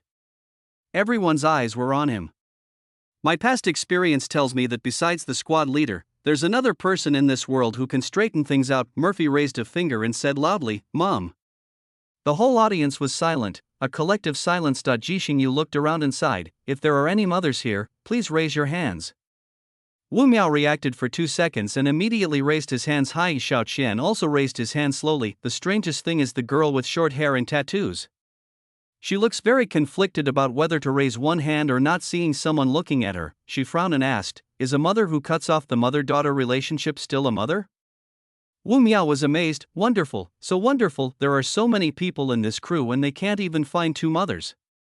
What a joke. No, that's not the point. I always feel that no matter what happens to this group, it won't be strange. Xiao Qian nodded resignedly. It seems that I can only ask my mother what she thinks. Auntie used to work in a theater and later gained experience in administrative management. If she is willing to help, there will be no problem. Ji Xingyu comforted, the others nodded as well. Director Xiao Qian is good in every way, generous, studious, and good-tempered, but he is slow-tempered. If there was someone who could make decisions, the progress would be faster. Your opinion is very valuable. Thank you very much. Xiao Qian said to Wu Miao with gratitude while holding the notebook. Wu Miao laughed dryly. It's okay, it's best to go out and not say that some of the suggestions were made by him, but it's a bit embarrassing. As for Lu Chuanxiu, he had long been numb. This arrangement is like playing house. Forget it, as long as I can make money without breaking the law or violating the moral bottom line, it's fine. Don't expect too much from silly kids. After finalizing the candidate, Xiao Qian started contacting people without delay. Before the filming officially started, Wu Miao had not forgotten the purpose of his visit, and asked Murphy if he had any tricks while holding a poker. Murphy did not hide anything and told everyone everything he could tell him: playing cards with bare hands, hiding cards, cutting cards in fancy ways, shuffling cards, etc. In fact, to put it bluntly, playing poker in fancy ways requires fast hand speed, and other magic tricks are similar. Either it's fast enough, or the props are reliable enough and the scene is big enough. Magic is a kind of deception, but it focuses more on entertainment. Phantom Thief's hand speed is definitely the fastest among the cards obtained so far. Even if Murphy wanted to, he could take Wu Miao's phone out of his pocket the moment they passed by, but that would be illegal. Murphy doesn't want to turn himself into a legal expert. After warmly welcoming and seeing off Wu Miao, Mrs. Chen also came to the scene at Xiao Qian's call. She seemed very satisfied that she could help with the filming. Xiao Qian took a notebook and explained to her what a script supervisor should do. Mrs. Qian summed it up in one sentence after hearing this: handyman? Xiao Qian was speechless. It doesn't matter. Mrs. Qian rolled up her sleeves and laughed. Fortunately, I'm wearing clothes that are convenient for movement. I, your mother, have done everything before. Although Mrs. Qian has a desire to become a famous actress, she does not just want to be an actress. The personnel and equipment of the entire crew became well organized after Mrs. Qian's summary and arrangement. Even the few actors newly signed by Xiao Qian were arranged. This kind of execution and integration ability is extraordinary. Lu Chuanxiu quietly approached Xiao Qian and asked him, I haven't asked you yet, what was your mother's previous job? The CEO of the company, the king of the roller coasters. Xiao Qian was quite moved when he saw his mother working. With her here, we have to roller coasters even if we don't want to. There was a hint of bitterness in Xiao Qian's smile. How could he not understand my fucking work ability? The reason I didn't think of inviting his mother over before was because I didn't want to put more pressure on myself, but now, all we can say is that they really can't stop others from enjoying the benefits just because they want to be comfortable. The company's eager file kings are still waiting to return to work. Is this the result of all your hard work? Mrs. Qian looked at Xiao Qian's notebook, her brows furrowed. If I had an employee as slow as you back then, I would have told you to go back and have fun. Come here, I'll give you a job. Xiao Qian smiled peacefully and walked up to Mrs. Chen as Lu Chuanxiu watched the warrior leave. Mo Fei stood beside Lu Chuanxiu while munching on some sunflower seeds. Why do you think the mother and son have such different personalities? Before Lu Chuanxiu could say anything, Madame Qian called out, the male lead, come here too. Murphy put the melon seeds in his pocket with a bitter smile. Come on. Chapter 72 Joker. After Mrs. Qian joined the crew, the atmosphere of the entire team instantly changed. As the director's mother, Mrs. Qian naturally has a suppressive power over the staff. As an elder, she also has considerable deterrent power over the group of seniors that Xiao Qian brought with him. In short, once this great god arrived, not only did the entire filming process become smoother, but the smiles also disappeared from everyone's faces. Only Ji Xingyu and the cameraman had time to argue about the picture problem. Ji Xingyu studied painting, and the cameraman studied photography. Both of them pursued the beauty of the picture. Lighting, characters, and the angle and position of the picture all have a great impact on the picture. They are committed to ensuring that every frame of the film is ready for release. Even Mrs. Chen had no objection to this attitude of striving for perfection. It's really hard for the actors, who have to try angles and shoot over and over again. Hui Tianqin said she was willing to join the filming the next day after reading the script, but she was still in Zhejiang at the time and did not arrive at the crew until 2 days later. At that time, Mrs. Chen had single-handedly cleared the entire crew of laziness, and everyone seemed particularly energetic and positive. Hui Tianqin originally thought that an unknown makeshift troop must be amateurish, and she was even prepared to be given random orders. But the fact was that she and Mrs. Chen really had a lot in common. Both of them are very serious about their work and handle problems cleanly and efficiently. When there are problems, they are raised and solved directly. Mrs. Chen also likes this former movie queen very much, and the two get along very harmoniously. The result is that the atmosphere of the entire crew has become more exciting. During the break in filming, Murphy couldn't help but slap his mouth while sitting on the side to rest. Why ask mom for help? Besides, who knew that Xiao Chen, who has such a gentle personality, is actually the king of roles? I thought she would be a gentle mother. As the filming progressed rapidly, Murphy also ushered in a new round of card replacement. It was an ordinary noon. Murphy, who was showing off his lunchbox, saw colorful lines interweaving to form a brand new card: identity, clown active, demolition expert, art is sophistry. As long as you can justify your argument, your words will be more persuasive. Passive, greet with a smile. Smiling is a life attitude. People who love to smile are not too unlucky. After all, people with bad luck can't smile. Fear aura, as a legend, no one can escape the punishment of the fear shadow if you want to scare them. It is very useful for scaring children. Reserve skills: moth to flame, mastery of human anatomy, best partner, mastery of magic, the skills of the phantom thief card are all good except enemy of life, and Murphy is also satisfied with the retained skills. It's just that he doesn't quite understand this Joker card. It doesn't look like it has any particularly bad skills, but it also feels a bit strange and hard to explain. He put down his lunchbox and two playing cards popped out of thin air in his hand. Big and small kings? Ji Xingyu asked in confusion, do you want to play landlord? Murphy shook his head slowly. This is my ID card and a copy of my ID card. Lu Chuanxiu sat across from him, lunchbox in hand. Hearing this, he simply smiled politely. If you play such a joke again outside, I'll throw you and your playing cards into the trash can.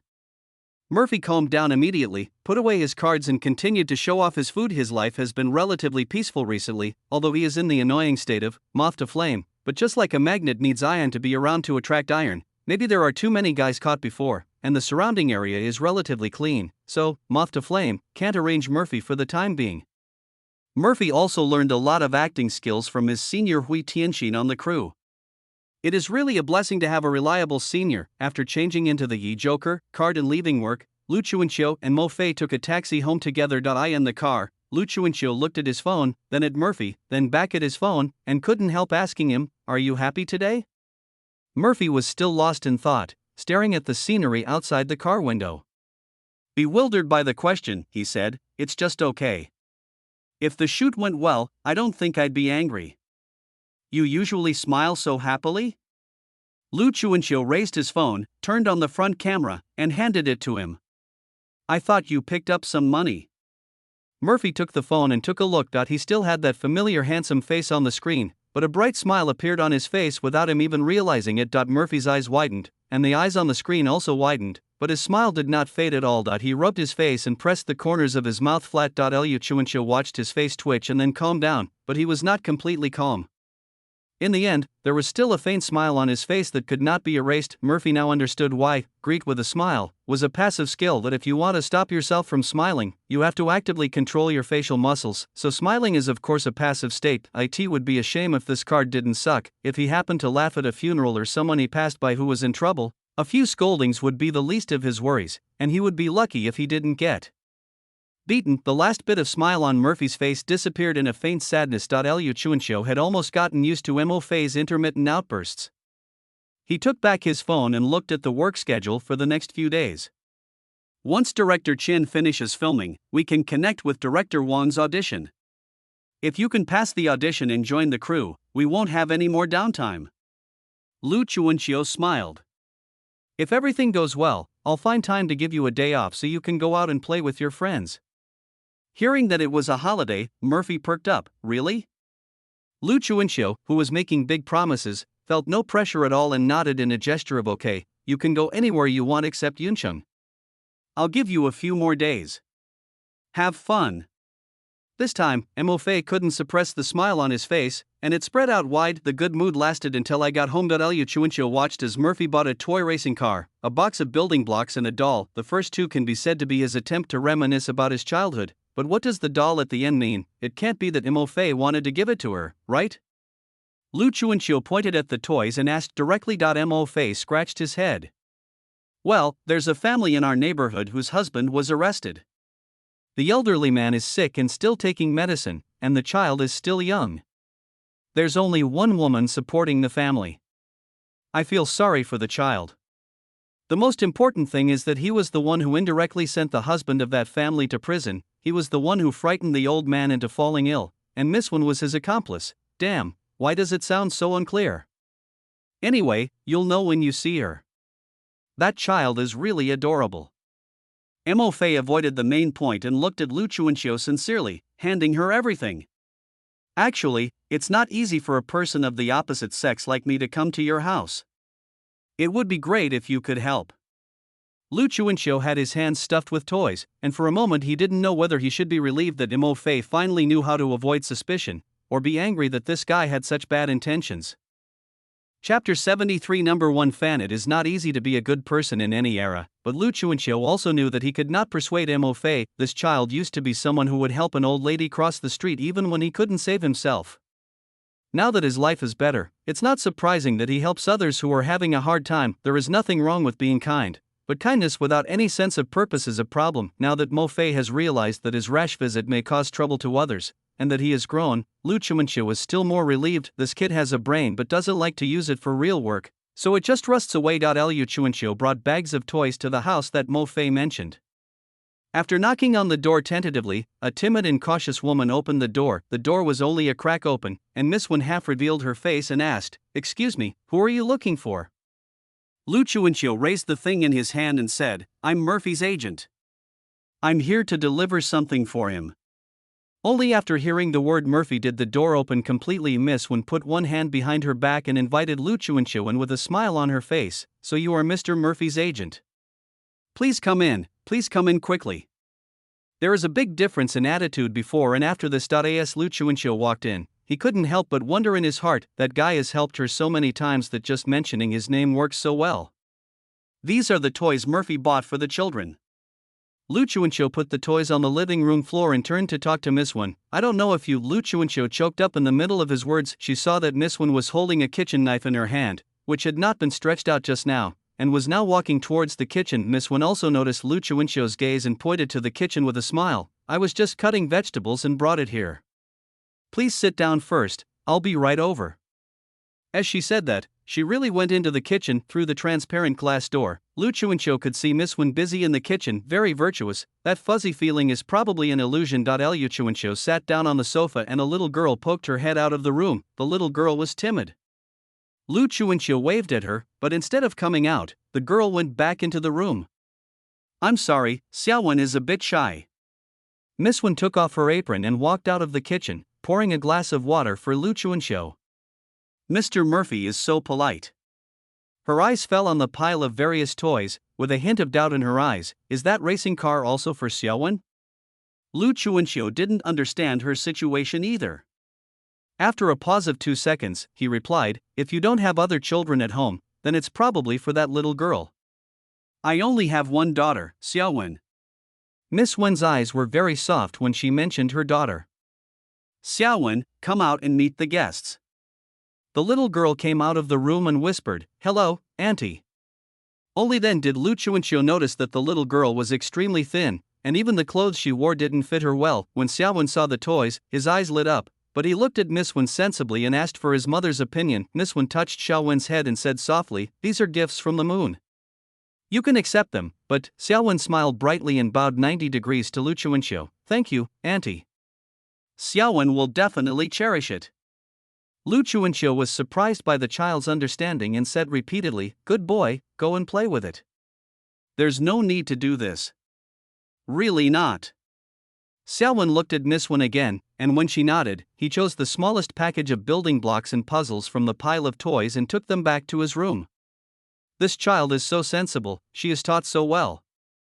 Lu Chuanqiu has seen many naughty children, But this is the first time he has seen such a well-behaved little girl. Miss Wan took a sip of tea with a smile on her face and didn't react at all to her words. It is a child's nature to love playing, and their sensible nature is undoubtedly due to the influence of their environment. If possible, Miss Wan would rather Xiaowen be a naughty child. At least such children can only be brought up in love. After Lu Chuanxiu finished his sigh, his eyes fell on the racing car that did not fit in with the painting style. So there is only one girl in this family. Who did Murphy buy this racing car for, the child's mother? Or an elderly person? Lu Chuanxiu didn't understand, but Miss Wan laughed out loud after following Lu Chuanxiu's gaze and seeing the racing car. I think I know why Mr. Murphy asked you to bring this. Miss Wan answered Lu Chuanxiu's question with sparkling eyes. I remember I loved four-wheel drive cars and robots when I was a kid, but everyone said they were boys' toys. Miss Wan sighed at Murphy's thoughts. Mr. Murphy is really a very gentle adult.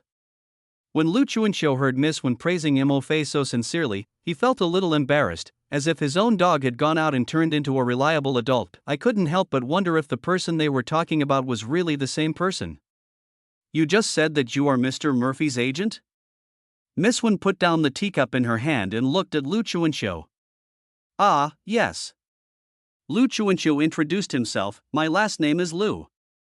Ms. Lu, Miss Wan asked curiously, is Mr. Murphy an actor? The position of agent usually only appears around actors. Yes. Talking about this, Lu Chuanxiu no longer felt sleepy. Xiao Fei has been in a lot of movies recently, and they will be released soon. Miss Wan couldn't hide her surprise on her face. Is that so? I will definitely go to support you then. She seemed to come alive all of a sudden. Then I want to be Mr. Murphy's #1 fan. With a common topic, the two women instantly became happy. At this moment, a heavy gasp suddenly came from the direction of the master bedroom. Surprised, Lu Chuanxiu lowered his voice and asked, is there anyone else at home? It's my mother-in-law. Miss Wan smiled gently. She's sick. She's been taking medicine but hasn't gotten better. She's resting at home. Is that so? Then I won't bother you anymore. Lu Chuanxiu realized that what Mo Fei said was true. With orphans, a widowed mother and a sick elderly person, this family is really supported by this weak woman in front of him. Having a guest might really be a burden, so he quickly stood up and said goodbye. Miss Wan did not keep her, but got up and saw her out. After the guests left, the house suddenly became quiet. Xiaowen, put your toys away. Mommy is going to feed Grandma. Miss Wan called out while holding the soup. Xiaowen dragged the big and small boxes on the coffee table back to the room with his short legs, his face full of happiness. Miss Wan smiled and opened the door to the master bedroom. The curtains in the master bedroom were drawn tightly, not letting any light into the room. Miss Wan called out softly, Mom, it's time for dinner. Chapter 74, The Difficult Sutra. When Lu Chuanxiu completed his mission and returned to Murphy's house, Grandma Jean was there with a lunchbox in her hand. My son's friends are here to bring me food again. I'm an old lady, but they're bringing me beef. I really don't know what they're thinking.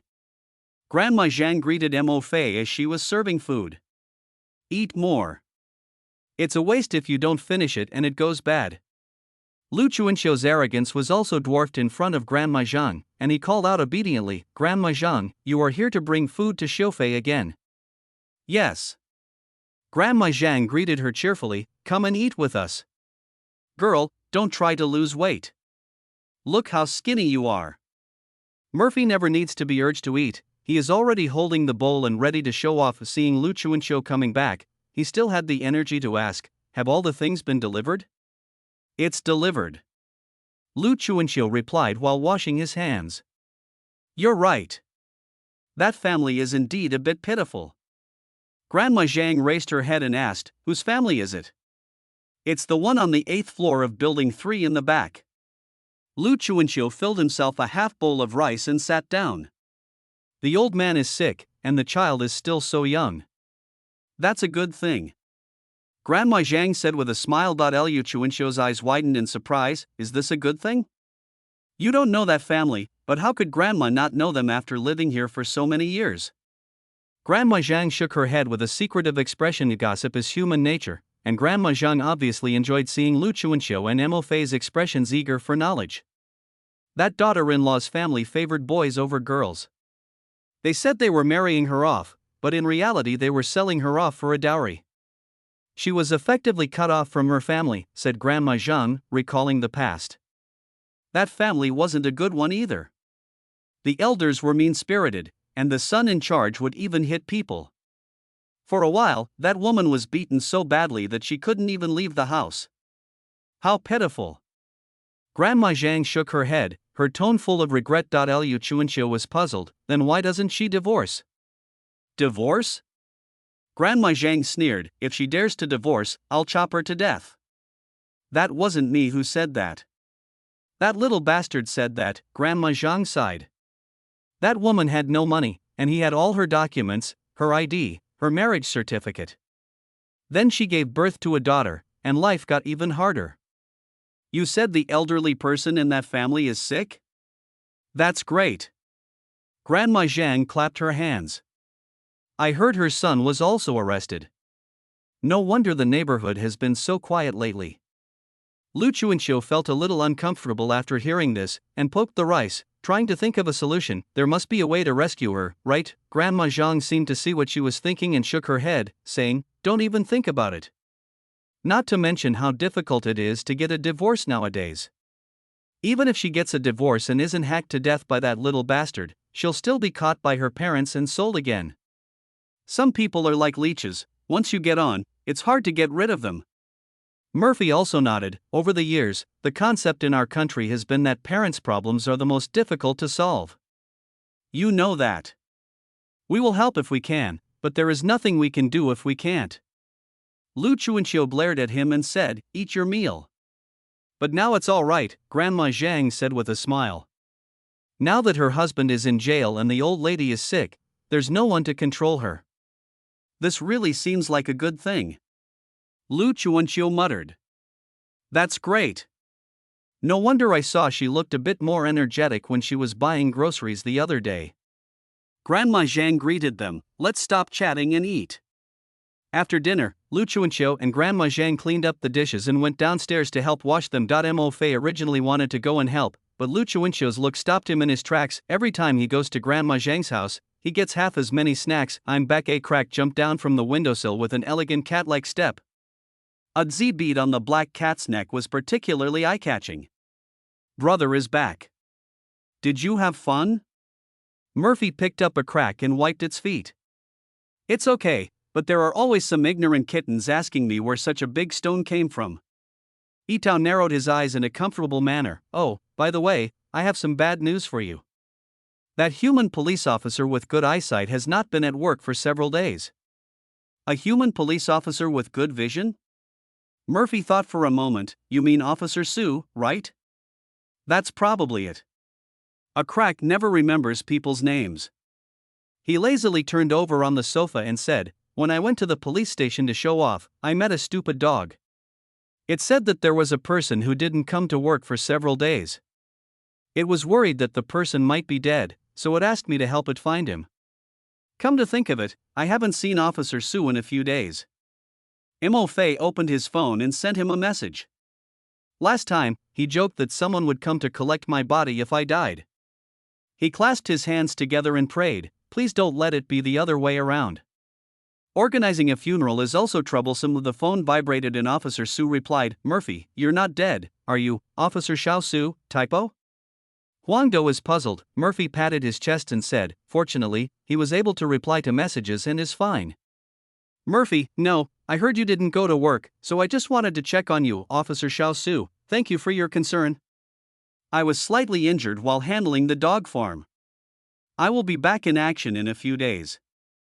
Yellow Bean Dog Head, look, he's recovering from his injuries. Murphy showed the screen of his phone to Yixiao. Tell that idiot not to worry. Hope he's all right.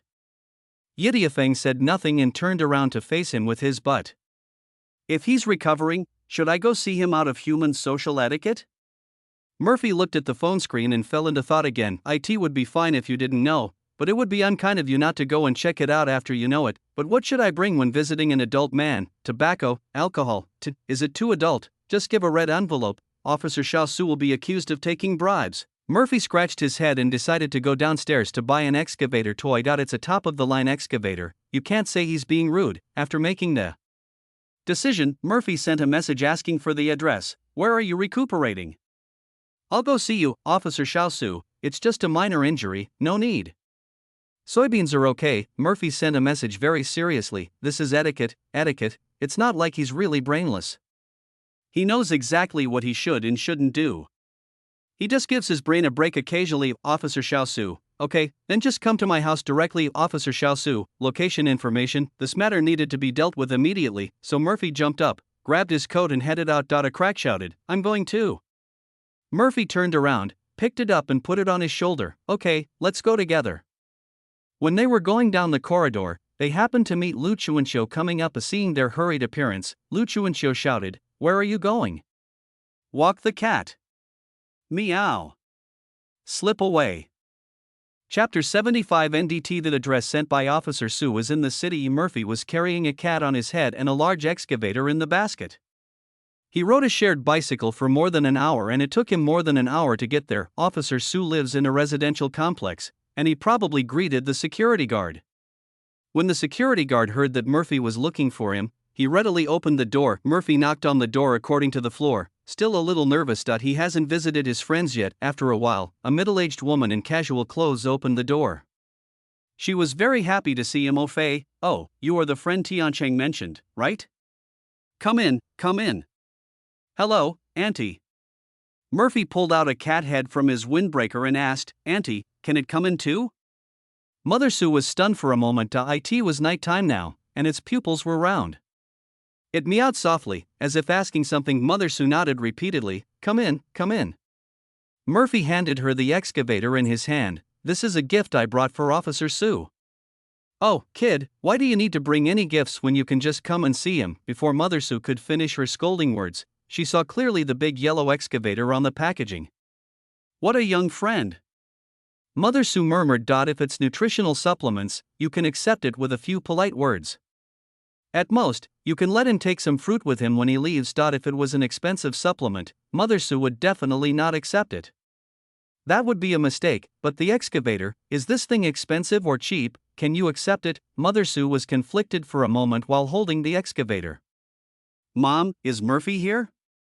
Officer Su walked out of the room wearing a blue and white striped pajamas. Compared to his daily casual clothes and the police uniform that carries a sense of majesty, he looks much younger in his pajamas, with his hair limply sticking to his face, looking like a well-behaved child from another family. However, Officer Su, who just started working, is indeed still young. Murphy shook his slit cat paw at him and said, Hi. Officer Su burst out laughing. Why did you bring a cat here? It's worried about you coming too. Murphy answered seriously. Sit down. Officer Su pointed to the mahogany sofa and limped to the refrigerator. What would you like to drink? Soda? It's all right. Murphy looked at his limping gait and became puzzled. You call this a minor injury? It's just 2 dog bites, no big deal. Officer Su didn't take it seriously and took 2 cans of soda and put them on the table. Murphy thought back to the large dogs he had seen at the dog farm and was skeptical about Officer Su's statement that the dog had bitten twice. You're still drinking iced tea. Mother Su placed the steaming cup of tea in front of Officer Su and glared at him. Drink hot water. Okay, Mom. Officer Su immediately became obedient and started drinking from the teacup in small sips. Murphy asked, Are you really okay? He's really fine. Officer Su shook his head. He just needed over 20 stitches and a few tetanus shots. If he recovers well, he'll be able to jump around again. 20-odd stitches and you still think it's okay? Murphy touched his arm. The last time I had surgery, it only took a few stitches. Mother Su greeted him with a fruit plate and snacks. Young man, come and eat something. Don't be polite. It's just like being at home. Okay, thank you, Auntie. Murphy quickly stood up and thanked her. Don't worry, Auntie. I'll just take a look at him and then leave. Okay, you young people can chat. I won't disturb you. Mother Su smiled and went back to the room. Officer Su smiled broadly as he held his teacup in his hand. I'm not mistaken. People like you are soft-hearted and don't take any hardship. You need someone like my mother to deal with you. Murphy rolled his eyes at him. Is this how you treat your friends? Bad review. It's okay if it's a bad review, Officer Sue said indifferently. I don't think you've encountered any problems recently, right? Otherwise, you wouldn't have contacted me only today. Things. Murphy thought for a moment and realized that being forced to roll up should not be the officer's responsibility, so he shook his head. Peace in the world. Officer Xiao Su nodded. I can see that, otherwise you wouldn't be smiling so happily. Mo Fei touched the corner of his mouth, which had turned up again without him knowing when, and felt a little tired. This is only true if the person he is visiting is someone he knows.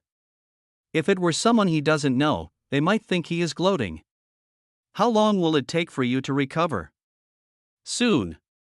Officer Su counted on his fingers. We'll be back to work in a few days. After a while of sitting in, we'll be able to go out on field duty. I think you're quite ambitious. Murphy was amazed at his professionalism. It took more than 20 stitches, but they were stitches on the flesh, not on a doll, so it will be fine after that. The wound is still real. The bureau is short of staff. Officer Su's expression became more serious. You just said the world is peaceful, but I don't think it's peaceful at all. Do you know what's buried in the dog pound? A body? Seeing Officer Su's surprised expression, Murphy said helplessly, I'm just too lazy to think, I'm not stupid. Besides, you guys are just about to stick the answer on my face. Officer Xiao Su raised his eyebrows and jokingly said, Sorry, I almost forgot. Before Murphy could condemn him, he continued the conversation. Most of the bodies in the dog farm are missing persons who were abducted before. Murphy's attention was successfully diverted. Is the dog farm owner related to the human traffickers? Yes, Officer Xiao Su confirmed. The trafficker leader has already escaped. The dog farm manager said he's about to flee to Southeast Asia. And the code name for the trafficker leader has also been confirmed, Auntie May. He sighed. You said that women and children are the main targets of trafficking. How come there are still women doing this kind of thing? Forget it if you can't figure it out. Murphy comforted him. Anyone who can do such a thing is not a normal person. It's normal that you can't figure it out. Newly employed police officers have much stronger empathy than veteran police officers and are more likely to get stuck in a rut. Officer Tang never doubts what these criminals are thinking or experiencing. No matter what they have experienced in the past, that is not a reason to pass on the misfortune to others. Since they did such a thing, they are scum. The right thing to do is to handcuff them and bring them back to face legal punishment. This requires time and accumulated experience from cases to change, and cannot be rushed. Murphy glanced around the living room, trying to change the subject, and finally stopped at a black and white photo on the wall. Who is this? Black and white photos are usually portraits of the deceased, but this one is a bit strange. The photo should be a bust cut from some photo, and the protagonist's face is deformed by being squeezed by a pair of hands. In addition, the pixels of the photo are blurred, making it even harder to see the face of the man who is the protagonist. My dad. Officer Su took a quick glance and replied listlessly, dead. Chapter 76 Card Analysis. Everyone seems to have a story. After saying the word dead, Officer Su cheered up and teased Murphy, a humanoid dog, for wearing the same necklace as a cat. When Murphy showed him the price of the necklace, Officer Su's expression changed from "you're so funny" to "are you okay?" This is definitely the most expensive cat necklace he has ever seen, no doubt about it. Seeing that he was in a better mood, Murphy said goodbye. It is inappropriate to stay in someone else's home at night, as it will affect the patient's rest. I see you're quite ill too. A crack stepped on Murphy's shoulder and blew a cold wind. I bought so many things just by saying so, but I couldn't bear to take a taxi. It takes more than 2 hours to go back and forth, and it's really hard. Shared bicycles are not a very good means of transportation. This is called energy conservation and environmental protection. What do you know? Murphy's feet moved quickly. The cold wind blew his windbreaker up, and there was a black cat standing on his shoulder. I wonder how handsome it would be if the shared bicycle was replaced with a motorcycle. It's a shame this guy is just a guy who rides a bicycle to the bar. It won't cost a penny more. The next morning, Murphy was woken up by the vibration of his cell phone. He reached out to tap it in a daze, then remembered that he hadn't set the alarm at all. This vibration frequency meant he was either receiving a phone call or being bombarded with messages. Murphy was worried about missing his work schedule, so he had to get up and check the news. Wu Miao, Brother Mo. Director Wang's audition is scheduled for this afternoon. I need to go for the interview. Let's go together, Lu Chuanxiu. Don't forget the audition this afternoon. Sister Qian and I have agreed to give you the afternoon off, so be prepared. Wu Miao, my sister said this movie is great, let's cheer it on, brother Mo, Wu Miao. I don't know if we will have the same roles, but even if we do, I won't lose. Wu Miao, I have already mastered playing cards with bare hands. Next time, please ask your friends to teach me how to play cards, Wu Miao. Brother Mo, Murphy turned his phone upside down with an expressionless face. It's noisy, really noisy. Lu Chuanxiu also said that he was difficult to deal with. Only after switching him and Wu Miao did she know who was difficult to deal with. The morning shooting went on as planned. In his free time, the poker in Murphy's hand flew around, dazzling the eyes. After exploring it for a while, Murphy had a rough idea of the nature of this card's retention skills. Phantom Thief has several characteristics, including agility, ability to change voice at will, fast hand speed, and a thief's nature. These characteristics are reflected in several active and passive skills respectively. Among them, the one that represents hand speed is Magic Mastery. After retaining Magic Mastery, the corresponding hand speed is also retained, and it is not limited to performing magic tricks. The skills obtained previously also correspond to certain characteristics of other card identities. For example, Moths to the Flame corresponds to the characteristic of Buddha's son, that his extraordinary identity will inevitably cause trouble. It seems very unlucky, but if he goes to Japan where life is pretty good, will it be a blessing or a curse? Its mastery of human anatomy corresponds to the basic condition required for the Ripper to commit crimes, but as the user, Murphy can use this skill to stab people or save people. Best partner corresponds to the characteristic of the great detective, that there is always a supporting actor around him, and even after a gap is left, it is not all to help him, and sometimes they will even make personal attacks on him. If we look at it this way, the use of these skills can be viewed from multiple angles and dimensions, rather than just looking at the surface. In addition to being useful in magic, hand speed is also very useful in pen spinning, knife spinning, and roping. By combining hand speed with human body structure, and acquiring the skill of keeping your hands steady, it is possible to perform surgery and save lives. However, it is better to get a certificate before the operation. Murphy does not want to be caught for practicing medicine without a license, but he realized more than that. Murphy feels that some cards are similar, like Outlaw, of Ripper, and Enemy of Life, of Phantom Thief.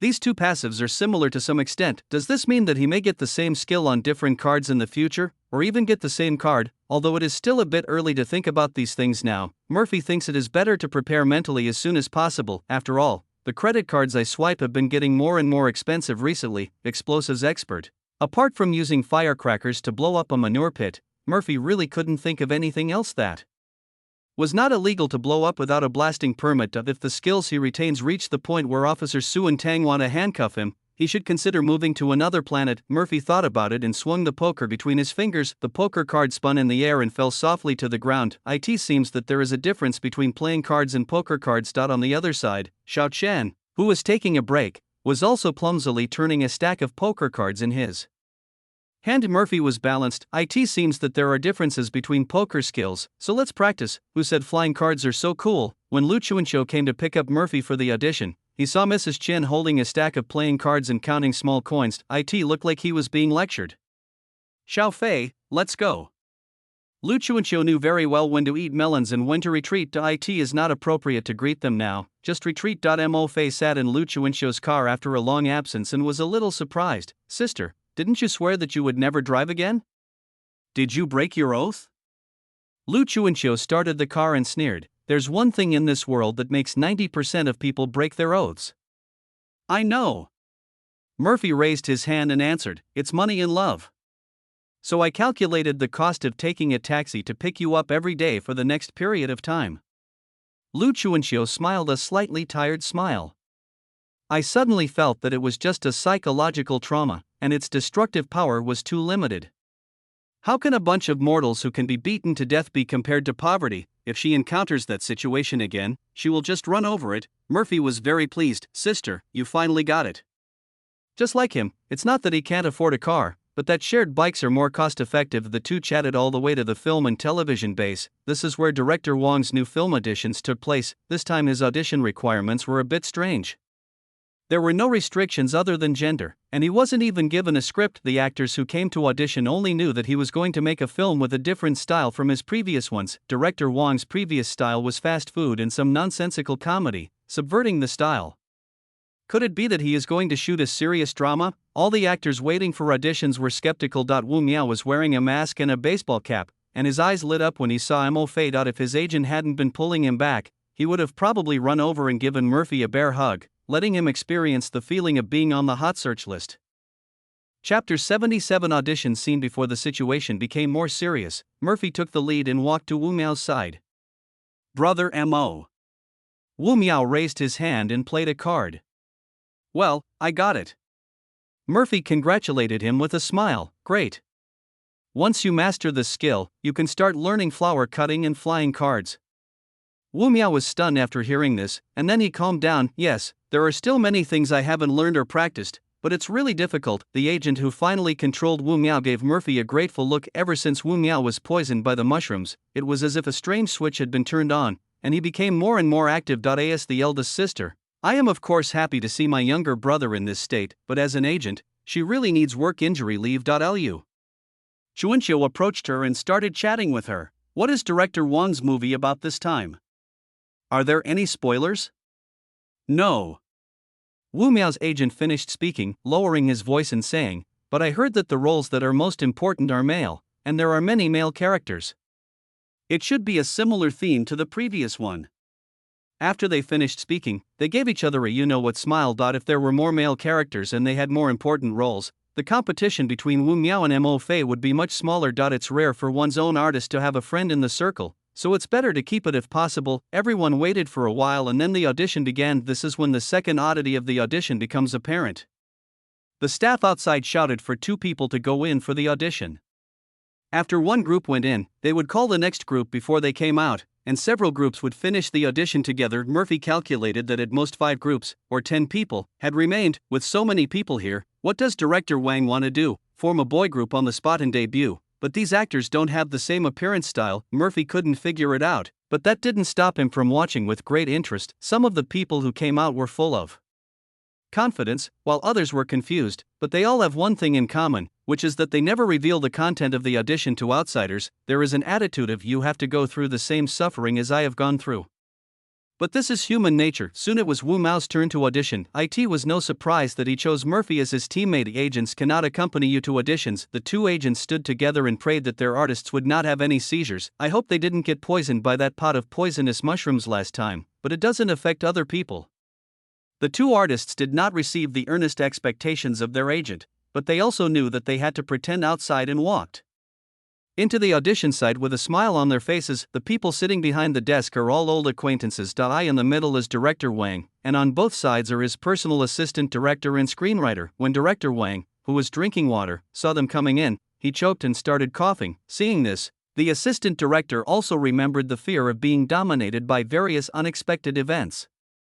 He cleared his throat and said with a stiff upper lip, "Now there are 2 roles, a serious and upright police officer and a playful criminal. You two can divide the improvisation among yourselves." Wu Miao and Mo Fei looked at each other and made a decision at the same time. Murphy raised his eyebrows, and the smile on his face widened to a brilliant level. "Mr. Officer, if you arrest someone without evidence, I can sue you." Just with these words, Director Wang felt his heart beating wildly. Damn, isn't this the behavior of those rampant criminals in old Bohemia? He disregards public authority, the law, and police officers, and is arrogant and conceited. This guy's acting skills have improved again. Wu Miao, worthy of being a child star, immediately took over Murphy's role and looked at his empty hand with a cold face. "If there is no evidence, I won't ask you to come back." He made a gesture of flipping through some documents with his other hand. "Are you confident in yourself?" Murphy's upper body swayed as he fell back, as if leaning on the back of a chair. He lowered his head and looked up at him. His smile seemed to have changed. "I don't have confidence in myself, I have confidence in you, officer. You two were very good friends before." Director Wang looked at them and added a sentence. Wu Miao's face was filled with indifference and anger. He clenched his fist and said, "Do you think I can't catch you? Do you think you know me better than I know you?" Murphy laughed out loud. "Don't be silly. When have you ever beaten me in a game of tag since we were little? But this is not a game." Wu Miao stared at Murphy. Yeah. Murphy tilted his head, his expression becoming frivolous. This time it's a life. The muscles on Wu Miao's face twitched. He calmly closed the void information, opened the non-existent door and walked out, not forgetting to close the door gently, but after closing the door, his expression suddenly went out of control and he cursed the national quintessence with his mouth. Seeing him leave, the smile on Murphy's face faded a lot, and now he said to himself, "Come on, officer." Cut. Director Wang nodded. Excellent performance. It was more than just wonderful. The smile on Murphy's face never faded, and his smile had so many levels, and he didn't smile happily at all. This is so rare, you have to know how to laugh, but not laugh happily. At least among the people who came before him, Wang Dao had not seen anyone demonstrate this point so intuitively. We've worked together once before, so I won't beat around the bush. Director Wang closed the script in front of him and said, "The script I prepared is suitable for you two to act." After their last collaboration, Director Wang recognized Wu Miao's acting skills and professionalism, and Murphy's slightly crazy state and decent acting skills were also very suitable. It is even said that Murphy is one of the sources of inspiration for this book. But Director Wang made a sudden change. "If there's no one more suitable, you guys will be the next in line. Now go back and wait for notification." Seeing the two young men's joy turn into sorrow, Director Wang was extremely satisfied. Who says only actors can act as directors? He also made cameo appearances in movies when he was young, but he was speaking the truth. If there is a suitable candidate later, Director Wang will hesitate whether to use Mo Fei. After all, this person is very evil. He never has a day of peace when filming, and even after filming, he can attract a pot of poisonous mushrooms, but Director Wang felt that he probably couldn't choose a more suitable person. After all, he was the source of inspiration and his acting skills were also acceptable. Apart from him, everyone else could only be a compromise. He is unwilling to be just a mediocre person. With a faint hope, Director Wang is looking forward to whether there will be some actor who will make a big splash in the future. It would be even better if he could have overwhelming acting skills. Outside the audition site, two agents saw their artists coming out and hurried over to ask about the situation. Wu Miao thought about it and said, "I think it's okay." "What about Brother Mo?" Murphy lazily raised his hand and gestured okay. "I think a little more than him is fine." "You're so pretentious." Wu Miao bared his teeth in disdain, then grinned foolishly. "You're quite handsome." Chapter 78. Once a teenager, now a teenager. How to act cool elegantly and without being noticeable is the skill that every middle school student most wants to learn. Wu Miao was probably brought to the late second year of middle school by Doug Uzi, and he admired Murphy so much that he wanted to learn from him.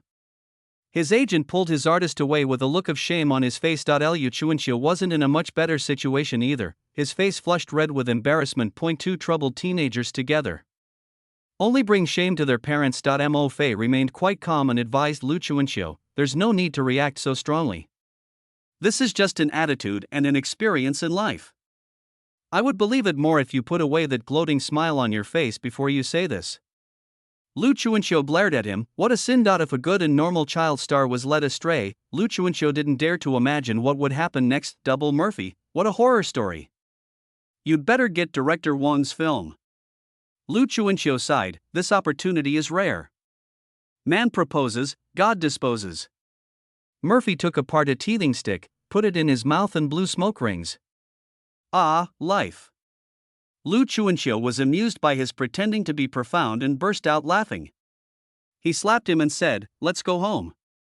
As expected, Director Wang's interview did not go smoothly. After watching Wu Miao and Mo Fei's performances, I always felt that the performances of others were a bit too makeshift. Police officers and criminals are naturally contradictory, but they have to be good friends. If you push too hard in either of these two relationships, the performance may be distorted.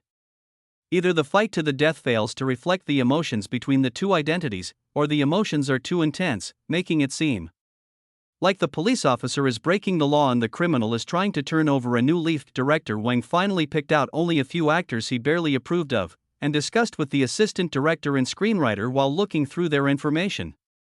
"Truth be told," the screenwriter said, shaking his head as he read the materials, "the police officer role is easy enough, but the criminal is a high-functioning sociopath. He can't be too overtly vicious, or else we'll just fall back into the old, all black and white, thriller drama tropes of yesteryear." He pulled out a document and threw it on the table. "The face is too fierce, it's not suitable." Wang Dao nodded, indicating his agreement with this statement. Then I'll say something too. The assistant director quickly pulled out some documents. Boss, I support you wanting to make your own film, but you have to consider the budget. These actors have good acting skills and a track record, but the cost effectiveness of their pay is a problem.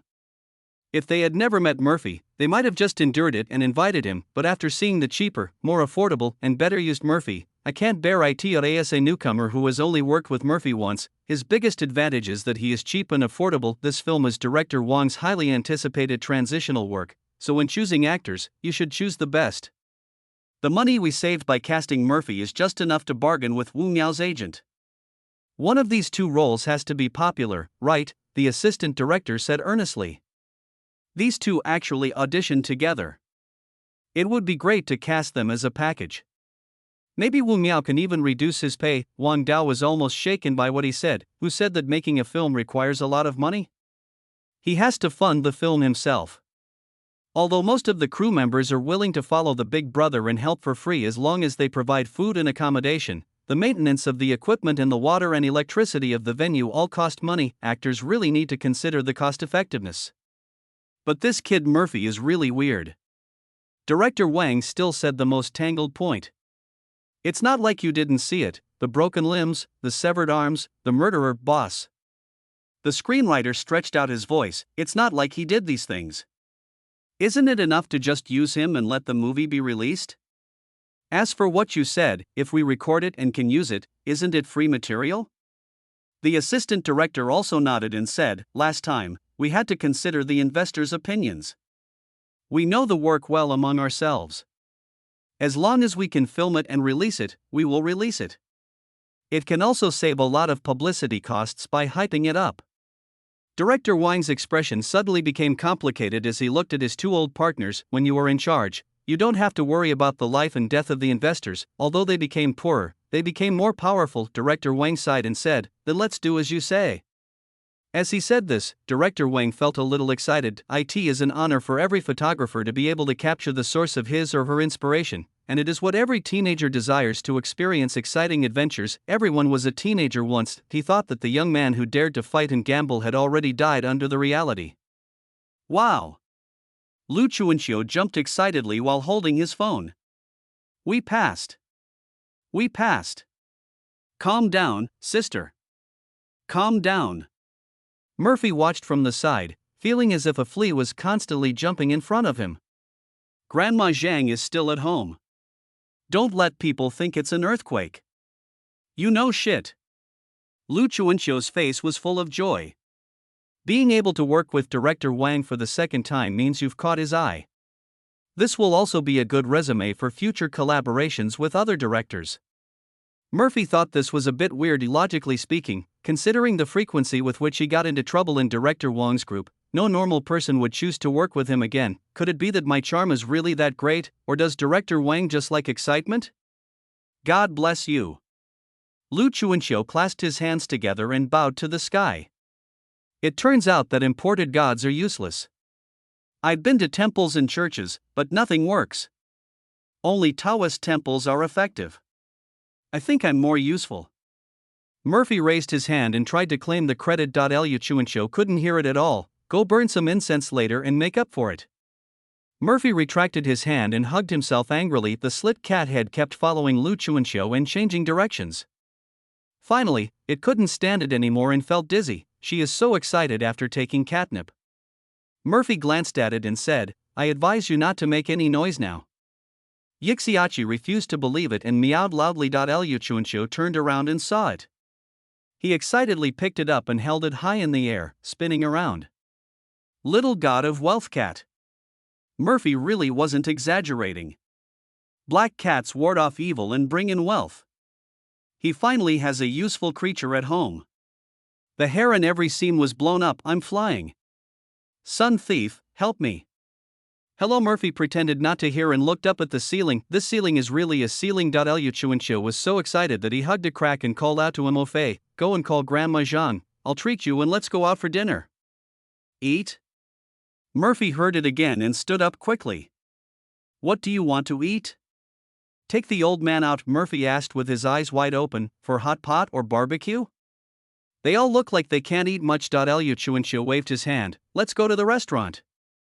Chapter 79 Encountering Street Photography. When it comes to eating out, Murphy thinks of that questionable private restaurant. Although it was later found out that the dog meat used by the boss was from dogs raised normally, it is impossible to say that you are not disgusted at all after such an incident. Fortunately, Mrs. Qian and the crew didn't know what had happened. They only knew that the private restaurant was closed for some reason. Seeing that Mo Fei looked unhappy, Lu Chuanxiu thought that he didn't like eating out. Do you have a better suggestion? No. Murphy shook his head. Anything except Hangzhou cuisine is fine. Lu Chuanxiu put the cat on the ground with a smile. Then I'll go call Grandma Zhang. As soon as she let go, she slipped under the coffee table through a gap. Is she okay? Did she really not take catnip? When others are excited, give them some space to perform and don't interrupt them. Murphy shared his experience. It's very effective in avoiding accidental injuries.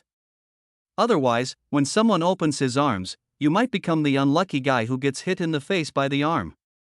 Aren't you excited? A crack stumped Murphy. Excited? A little bit. The main reason was that he didn't think that director Wang would be so stubborn as to choose him. Sometimes he wondered if Lu Chuanxiu had gone to threaten director Wang. Grandma Zhang may not understand what getting a film contract means to Murphy, but she is happy to see them happy. Liu Chuanxiu said he would treat everyone to a meal, but Grandma Zhang kept saying she wanted to pay for it herself. The last two people walked in front, pulling and tugging at each other, while Murphy, with a cat on his shoulder, watched helplessly from behind. In the evening, there were already crowds of people strolling on the pedestrian street. People in casual clothes and those dressed fashionably walked together, creating a strange harmony. The people holding the cameras also aimed the lenses at the particularly eye-catching people among the passers-by. The shutter click sound was very small, but after experiencing so many incidents that could result in punishment or handcuffs, and even dealing with murderers head-on, Murphy was no longer the silly kid he used to be. He caught the source of the sound and gave it a cold warning look. The person holding the camera's hand shook, and there was another click sound. Murphy walked forward, a smile still on his face, but a cold look in his eyes. Hello? The man holding the camera swallowed hard, his hands shaking as he reluctantly replied, Let me explain. Murphy smiled and nodded. You say. The man's legs also began to feel weak. This expression and demeanor don't look like he's fine at all. As Lu Chuanxiu walked, he finally realized that the pet behind him had disappeared. She turned around and saw Murphy confronting someone, so she stepped forward and asked, What's wrong? An ordinary person came and finally smoothed over his words. He explained to Lu Chuanxiu, Hello, I'm a part-time street photographer. I just accidentally took a picture of you. I won't send your picture out without your consent. Lu Chuanxiu pointed at himself in confusion. Did you take a picture of me? Murphy closed his eyes and exhaled helplessly. I was photographed. This time he used the aura of fear on purpose. This effect is much stronger than outlaw, but as long as you act with malice, you can deter the other party instead of causing indiscriminate oppression. It can save a lot of time to resolve some minor disputes. After all, in today's society, some people like to bully others when they see them smiling and easygoing. Did you get photographed in the street photography? Lu Chuanxiu became interested. Show it to me. The man quickly handed over the camera, explaining, I really didn't mean to do that. I'm not afraid of you laughing at me. My main job is an entertainment reporter, or in other words, a paparazzi. I'd be blinded by all that random shit I usually take, so I only do street photography occasionally. The photos in his camera are all normal, including beautiful men and women, old people with stories written on their faces, and even stray cats and dogs. The paparazzi feels that he has been quite unlucky recently. The main business was already in a downturn, and last time we encountered people suspected of being involved in gangs and shady dealings. After a busy period, I came out to take pictures for my hobby, and I took another picture of the big guy going out. That look almost scared him. Silly childhood shadows are about to become adult shadows. Liu Chuanxiu called up the photos he had just taken. The setting sun shines on the man in black, outlining his well-proportioned figure. He has his hands in his windbreaker pockets, with a happy smile on his face. You can even vaguely see a small animal standing on his other shoulder. He looks extremely relaxed. In the next photo, the man looked at the camera. Although he still had a smile on his face, his eyes became sharp. His lazy temperament and the smile on his face made people inexplicably frightened. A black cat also showed its head from behind the man's face, with its green eyes pointed like needles, staring at the camera. Liu Chuanxiu looked at the two photos back and forth, his face full of amazement. These are really well taken. Can you send me a copy? Looking at the two pictures together, it seems as if the person in the photo is about to rush out and kill the photographer in the next second. If the cameraman wasn't right in front of him, Liu Chuanxiu would have wanted to ask the cameraman if he was still alive after taking this photo. The atmosphere is simply full of the paparazzi. Was praised, patted his head and smiled. Okay. I also want to ask you if I can use these two photos to contribute to the article. What kind of article are you submitting? Liu Chuanxiu was puzzled, but he didn't forget to show Grandma Zhang the photo on the small screen. Look, our Xiaofei is so handsome. Submitting to a magazine. The paparazzi pulled out his phone. Look, sometimes when I take a good photo, I'll contact the person to discuss submitting it. If we're selected, we'll split the prize money equally. He flipped through his previous chat history, and a row of contacts scrolled down, all of them discussing photos. I say. Murphy felt that if he didn't speak up, they would just pretend he didn't exist. Isn't it better to ask my opinion first on this matter? The paparazzi shuddered, carefully turned his gaze back to his face, and found that he seemed to no longer be angry, so he smiled. Of course. He gave a thumbs up and praised, this is definitely the most satisfying photo I've ever taken. It's good enough to submit to a fashion magazine. Liu Chuanxiu returned the camera to him. Okay, let's add a contact number first. The paparazzi were overjoyed, and both parties exchanged phone numbers, and the matter was over. Grandma Zhang pulled Liu Chuanxiu and said, send me a copy of that photo as well. It looks a bit like what the old man looked like when he was young. She had a complicated expression. I'll send it to my son. Neither Liu Chuanxiu nor Mo Fei asked about Grandma Zhang's experiences when she was young, but it seemed that Grandma Zhang did have a story. Liu Chuanxiu was stunned for a moment, then nodded and smiled. Okay. This little incident was nothing to them. As he left, Murphy glanced at the paparazzi and said, be careful. If you shoot like this, you might really encounter unreasonable people and get beaten. The paparazzi felt a chill down his spine, but he had also taken the photos he was most satisfied with. He hurried back to do the post-production and simply packed up and went home. Chapter 80 Cross-Border Cooperation. The celebratory dinner was very peaceful, the restaurant is clean and the ingredients are fresh. There is nothing wrong with it except that it is a bit expensive. When he got home in the evening, Mo Fei received a greeting message from Wu Miao. Wu Miao, brother Mo, did you pass your audition? Wu Miao, I passed, and I think you passed too, but my elder sister said I still have to read the script before deciding whether to join the group. Wu Miao, my elder sister said that I had already played the leading male role of director Wang once, so there was not much point in playing it again. Wu Miao. If you decide to join the group, I want to join too. Murphy's mouth twitched as he watched. I was so happy when I received the approval notice, while others were still hesitating in their selection. It's really frustrating to compare yourself with others. He fell on the sofa and replied, it's confirmed, I will join the group unless something unexpected happens. Wu Miao, then I want to go too. Wu Miao, I will go and fight with my elder sister now. Wu Miao, wait for me. Murphy felt a little complicated. I see some junior high school student who needs a companion to go to the bathroom, childish, but I'm quite happy. If you smile anymore, your face will be ruined. Yidio Oshio licked his paws on the coffee table, expressing his contempt for Murphy's lack of reserve. I'll let you know now that not only will my face not rot, my mouth can also eat cats. Murphy rolled over and got up, starting a not-so-intense chase with a cracked. Grandma Zhang downstairs was sleeping soundly with an eye mask on. The next day in the police station, when the passing officers saw the figure in the office, they couldn't suppress their surprise on their faces. Xiao Su, you're back so soon? You were so badly injured, why didn't you take a few more days of rest? A female police officer put a bottle of milk on his desk and asked with concern. The bureau is short of staff, so I might as well just write some documents here. Officer Su looked up and smiled. Thank you, Sister Wang. His desk was already piled high with various snacks and drinks, and his colleagues had taken turns greeting him. The policewoman looked at him and sighed. Young man, don't try too hard. Your master used to be. It's because I didn't pay attention to rest and maintenance in the past, and now I have to accept a useless apprentice like you.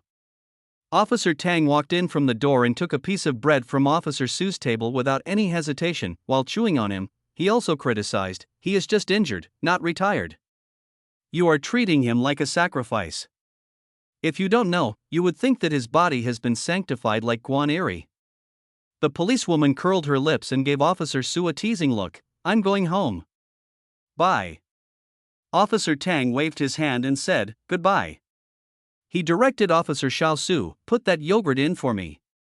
Officer Xiao Su not only interrupted, but also raised it and handed it to him. Didn't you eat breakfast again? You asked the wrong question. Officer Tang shook his head. I didn't eat lunch yesterday. You're staying up all night again? Officer Su looked at his master as if he were an alien.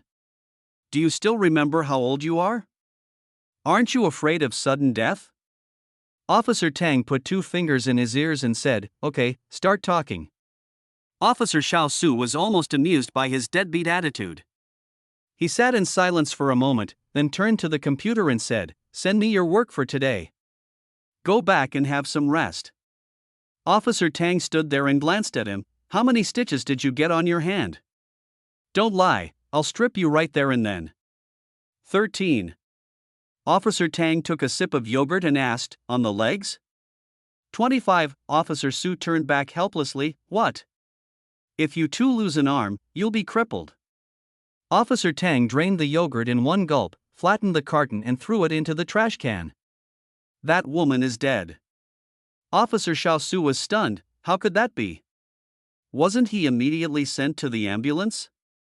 How could you possibly prevent her from committing suicide? Officer Tang shook his head. She was already an accomplice and should have been jailed. She even had a large piece of flesh bitten off her face. She jumped out of the bathroom window in the middle of the night while everyone was resting and died instantly. Officer Su pursed his lips and lowered his head. Silly boy, you don't think that if you had stopped her from opening the door quickly, she wouldn't have been bitten by the dog and committed suicide, right? Officer Tang pulled a chair over and sat down. How could she not know that she had no creditors? Didn't she open the kennel door herself? If you really want to stay in this business, spend less time reflecting on yourself and more time blaming others. Officer Tang waved his hand in front of him and said, Hey, young man, do you know what I did yesterday? Officer Xiao Su shook his head blankly. That Aunt May will always be a nuisance if she's not apprehended. The higher-ups have decided to launch a cross-border collaboration, and this is a starting point. They'll select a few of us to join. Officer Tang smiled at Officer Su's eyes, which lit up instantly, and then poured cold water on him. You're already a ragdoll, and you still want to handle international cases? Wake up. Then why are you telling me all this? Officer Su's expression fell and he turned back to work. Hey! Officer Tang waved his hand. This kind of thing isn't something that can be launched immediately. You should take good care of your injuries. Maybe when you're better, you can go. Really? Officer Xiao Su looked at him suspiciously. How could I fool you with something like this? Officer Tang opened another candy and popped it into his mouth. Your grades have always been the best here, and your combat performance is also good.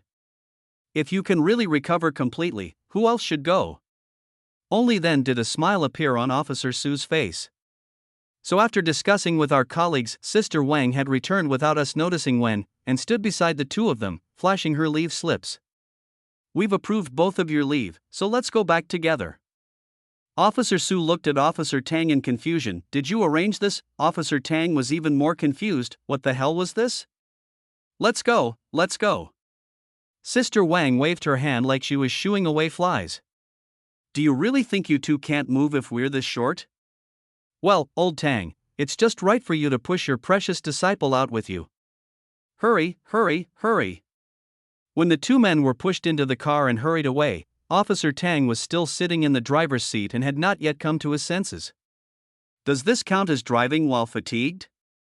Officer Su, who was carried to the passenger seat, looked at him silently. How about I do it?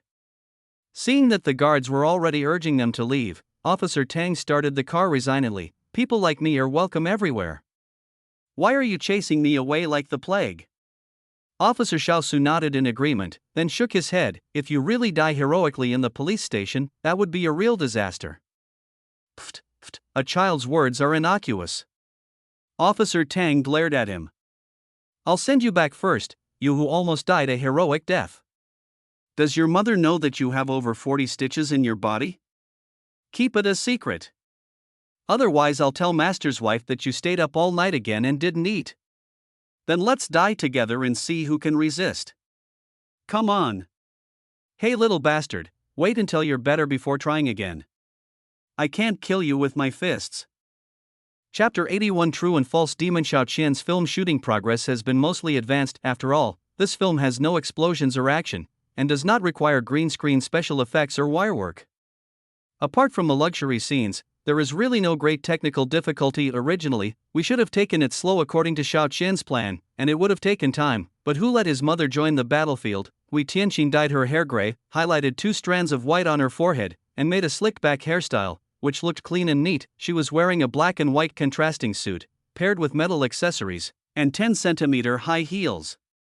As she walked into the office building with her head held high and wearing sunglasses, the crowd subconsciously made way for her. When she walked into the elevator, the girl who was already in the elevator subconsciously apologized and ran out to change to another elevator. As the elevator reached the floor, the elevator door slowly opened with a ding, and Hui Tianqing walked out of the elevator and took off her sunglasses. Sorry, Sister Linda. A young man in a casual suit came forward with a notebook in his hand. I don't know why it's so hard to decide on a time. I'm sorry, Sister Linda, I really did contact. I'm not interested in the details of your incompetent job. Tell Jordan to change the models in the sports section. I want young, clean, and rhythmic girls, not dirty, ugly mud. Reply to Mr. Lin that I will attend his party and have the driver take me there at 8:30 and pick me up at 8:45. Call Huaxin Ice House and ask them to replace the cream cake with fruit cake without blueberries, cranberries, or any other berries unless they change the supplier. Call my ex-husband and remind him he has a parent-teacher conference for his middle school-aged child to attend tonight. Then call my husband and ask him to meet him for dinner at the place Billy and I went. Tell Richard the first saw the photos of the female racers he sent me. They're so skinny. Their racing suits don't show any muscle definition at all, and they look like they'll break if hit. Can't you find a pretty, healthy girl with muscular tones who won't look bulky in a racing suit? The young man took notes and replied, of course. Hui Tianqing stopped and watched him frantically, then asked, then can I go up to the sky and pick the moon? Of course not. After confirming that he was listening seriously and not just saying it casually, Hui Tianqing spoke again, also, I want to see the clothes John picked for Chris for the second interview audition. I wonder how much weight she has lost, and who is he? Hui Tianqing's gaze fell on Mo Fei, who was sitting awkwardly outside the office. A bunch of strangers. The young man stepped aside to block Murphy. HR sent him here as an assistant. I've already interviewed him, and he's totally unsuitable for this place. I want to do it myself. Hui Tianqing glanced at him. The people you chose the last 2 times weren't much better. Let him in, yes. Cut.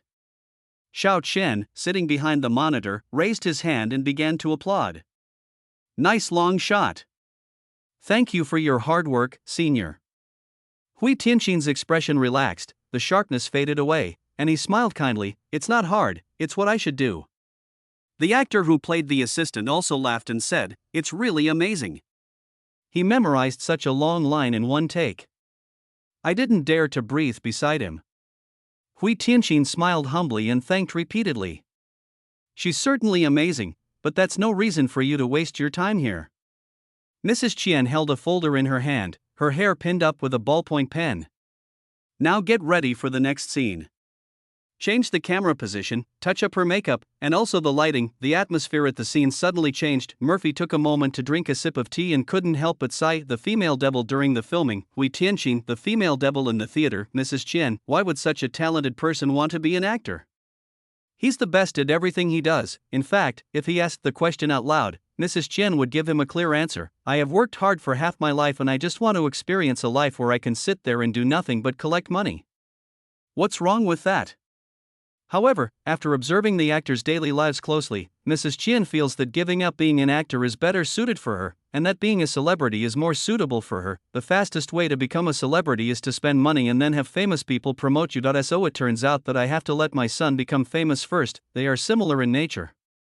When they finished the daytime shooting and were preparing for the night scene, the makeup artist, who was bored in browsing her phone, suddenly slid 2 fingers on the phone screen, constantly zooming in and out of a picture. Ouch!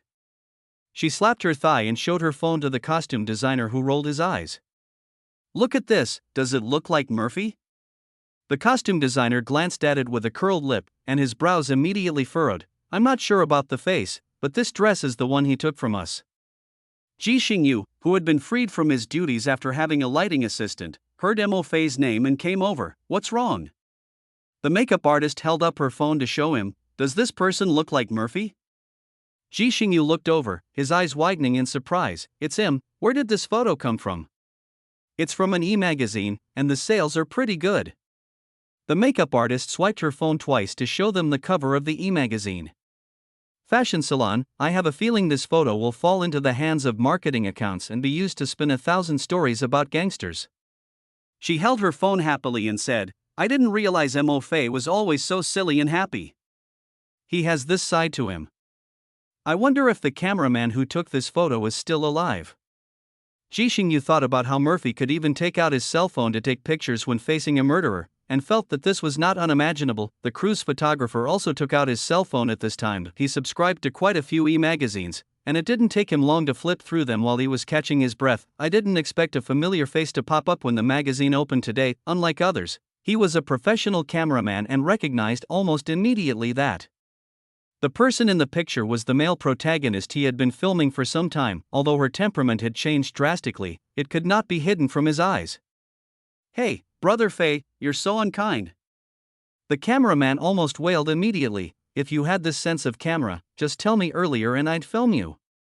Murphy, who was rushing to recharge his energy, was stunned by the howl. What? The other crew members were also attracted by the camera and all looked at them. The cameraman, now preoccupied with the fact that he had missed his news, showed the photo to Murphy. Is this you? Don't say it's your twin brother. Murphy saw the familiar photo and nodded. It's me. What's wrong? What a wild feeling, what a great model. The cameraman slapped his thigh. I want to take the photo. You have to let me take the photo. I'll retouch it for you for free. Chapter 82 Photography Model. There's a saying that outsiders used to mock the photography industry. The 3 elements of photography: the model must be good looking, the model must be good looking, and the model must be damn good looking. Although it's just a joke, in addition to landscape and humanistic photography, models are indeed a very important factor for portrait photography. Murphy was not a professional photographer and did not understand the cameraman's excitement. He asked in confusion, Aren't you filming me the whole time? It's not this silly road deer feeling. The cameraman pointed at the photo. Like this, you're going to be mean to me. Murphy, he had never heard such a strange request in his life, considering that they were colleagues in the same crew. Murphy reluctantly met his request. As long as I think about gouging out his eyes. When the cameraman was a child, he was most afraid of the legend of the old lady with a cat face. However, as he grew older, he knew that there was no old lady with a cat face in the world, and gradually let go of his fear of it. But now, looking at Murphy, who still had a smile on his face but eyes full of malice, the cameraman suddenly recalled the pure fear of his childhood. That is the instinctive feeling of a living thing when it is threatened. Murphy was furious for a moment, but seeing the other person's stunned look, he was afraid that he had frightened him, so he asked with concern, Are you okay? It's okay. The cameraman's eyes lit up instantly. My graduation project, hello. Huh? Murphy's face was filled with question marks. What? What did you say? In the end, all the alumni and the crew got together to explain the matter clearly. Among the students, Xiao Qin pulled over to help, except for the senior in charge of costumes who has successfully graduated. The others are still in the final stage. This finishing touch is the graduation project. I've been busy with this at home lately. Ji Xingyu clearly sympathized with the cameraman's feelings. But I've already chosen the theme, all I need is time. The makeup artist, who studied painting like him, was full of envy when he heard this. I don't even have a direction now. So, can you help me with my graduation project? The cameraman looked at Murphy with an extremely eager gaze, almost as if he were looking at Gundam. It's paid, you name your price. Murphy propped his chin up and thought for a moment. But after all you've said, I still don't know what the status of your graduation project is. It's very simple. The photographer opened his phone and introduced enthusiastically, "My focus is portrait photography, but I don't want to take pure beauty or commercial photos." It was my squad leader who gave me the inspiration. I wanted to take photos where danger and beauty coexist, giving people a sense of fear and shock. He said as he showed Murphy the photo. Those photos should have been taken by the squad leader mentioned by the cameraman. They were all ruins, and there was even a close-up photo of a building exploding. Thinking of the squad leader who was blown into the hospital, Murphy's admiration for this warrior he had never met reached a new level. "But you can't blow me up," Murphy said sincerely, "I'm afraid of death." He said it seriously, and the cameraman, afraid of losing his chance, quickly explained, "I'm not going to blast you. I just didn't know where to find a dangerous and attractive model. I can't really go to prison to find someone. But that photo of yours feels so right." Although the screen weakened Murphy's intimidating temperament, it was enough. "Just combine you with some images." The cameraman looked at Murphy and started to think about it in his mind. The scare just now brought him new inspiration. "If we combine you with some images that bring joy to people in the public's impression, we can create a sense of contrast." The cameraman said and nodded. At first he just wanted to complete his graduation project, but now he really wants to capture the scenes in his mind. No photographer can resist his muse. "No," Murphy listened to this description and looked at his current status card. "Are you trying to say, clown? How did you know?" The cameraman jumped up, as excited as a little kid. "This is a genius idea, right?" Murphy is difficult to evaluate, because he had seen in his dream a man who was extremely unlucky and turned into a clown. Before the transformation he was a loser, after the transformation he was a nightmare. That was so thrilling. It's just that he hasn't seen similar works and images yet. This is also a good subject. I can ask director Wang later if he would accept this script. There are so many images that can represent joy. Why do you both choose clowns?" The makeup artist raised her hand in confusion. "Opera harlequins, dolls, fairy tale princesses and princes, and even our folk gods, they're all good. I need the most direct contrast." The cameraman clenched his fists. "I can shoot everything you say. Shoot a whole series." A voice came from the side, puzzled and sincere. "Have you asked Murphy's opinion?" The photographer was so happy that he fainted. When he turned to look at Murphy, he found that his eyes were wandering and his expression was unnatural. The others also looked like they had been caught playing games by their parents. The photographer calmed down and looked again. Lu Chuanqiu was standing next to Murphy, looking at him with a smile. Seeing that he finally noticed him, Lu Chuanqiu showed a slightly apologetic expression. "I'm sorry, Xiaofei's work schedule is quite full later, so I may not have time to help you. After finishing filming here, I will join director Wang's crew, so I don't have time." If she hadn't kept a close eye on him and let Mo Fei agree to something without thinking, even if she split Mo Fei in half, it would not be enough. The cameraman was startled, then immediately reacted, "No problem, no problem. I can follow him and adapt to his schedule. I'll do all the preparations. As long as he's free for a day or two, we can shoot a set. Shooting a few sets in succession will be enough." Murphy asked, hands in his pockets, "Is there any overtime pay?" Lu Chuanqiu glared at Mo Fei and said, "Don't make trouble." "Yes. Definitely." Thinking of the money that the students invested in their graduation projects, the cameraman made a gesture. Lu Chuanqiu hesitated slightly. "1,000? 10,000. The cameraman said solemnly, "According to the order." "Hey, we're all Director Qian's classmates, why are you being so polite?" Lu Chuanqiu immediately laughed.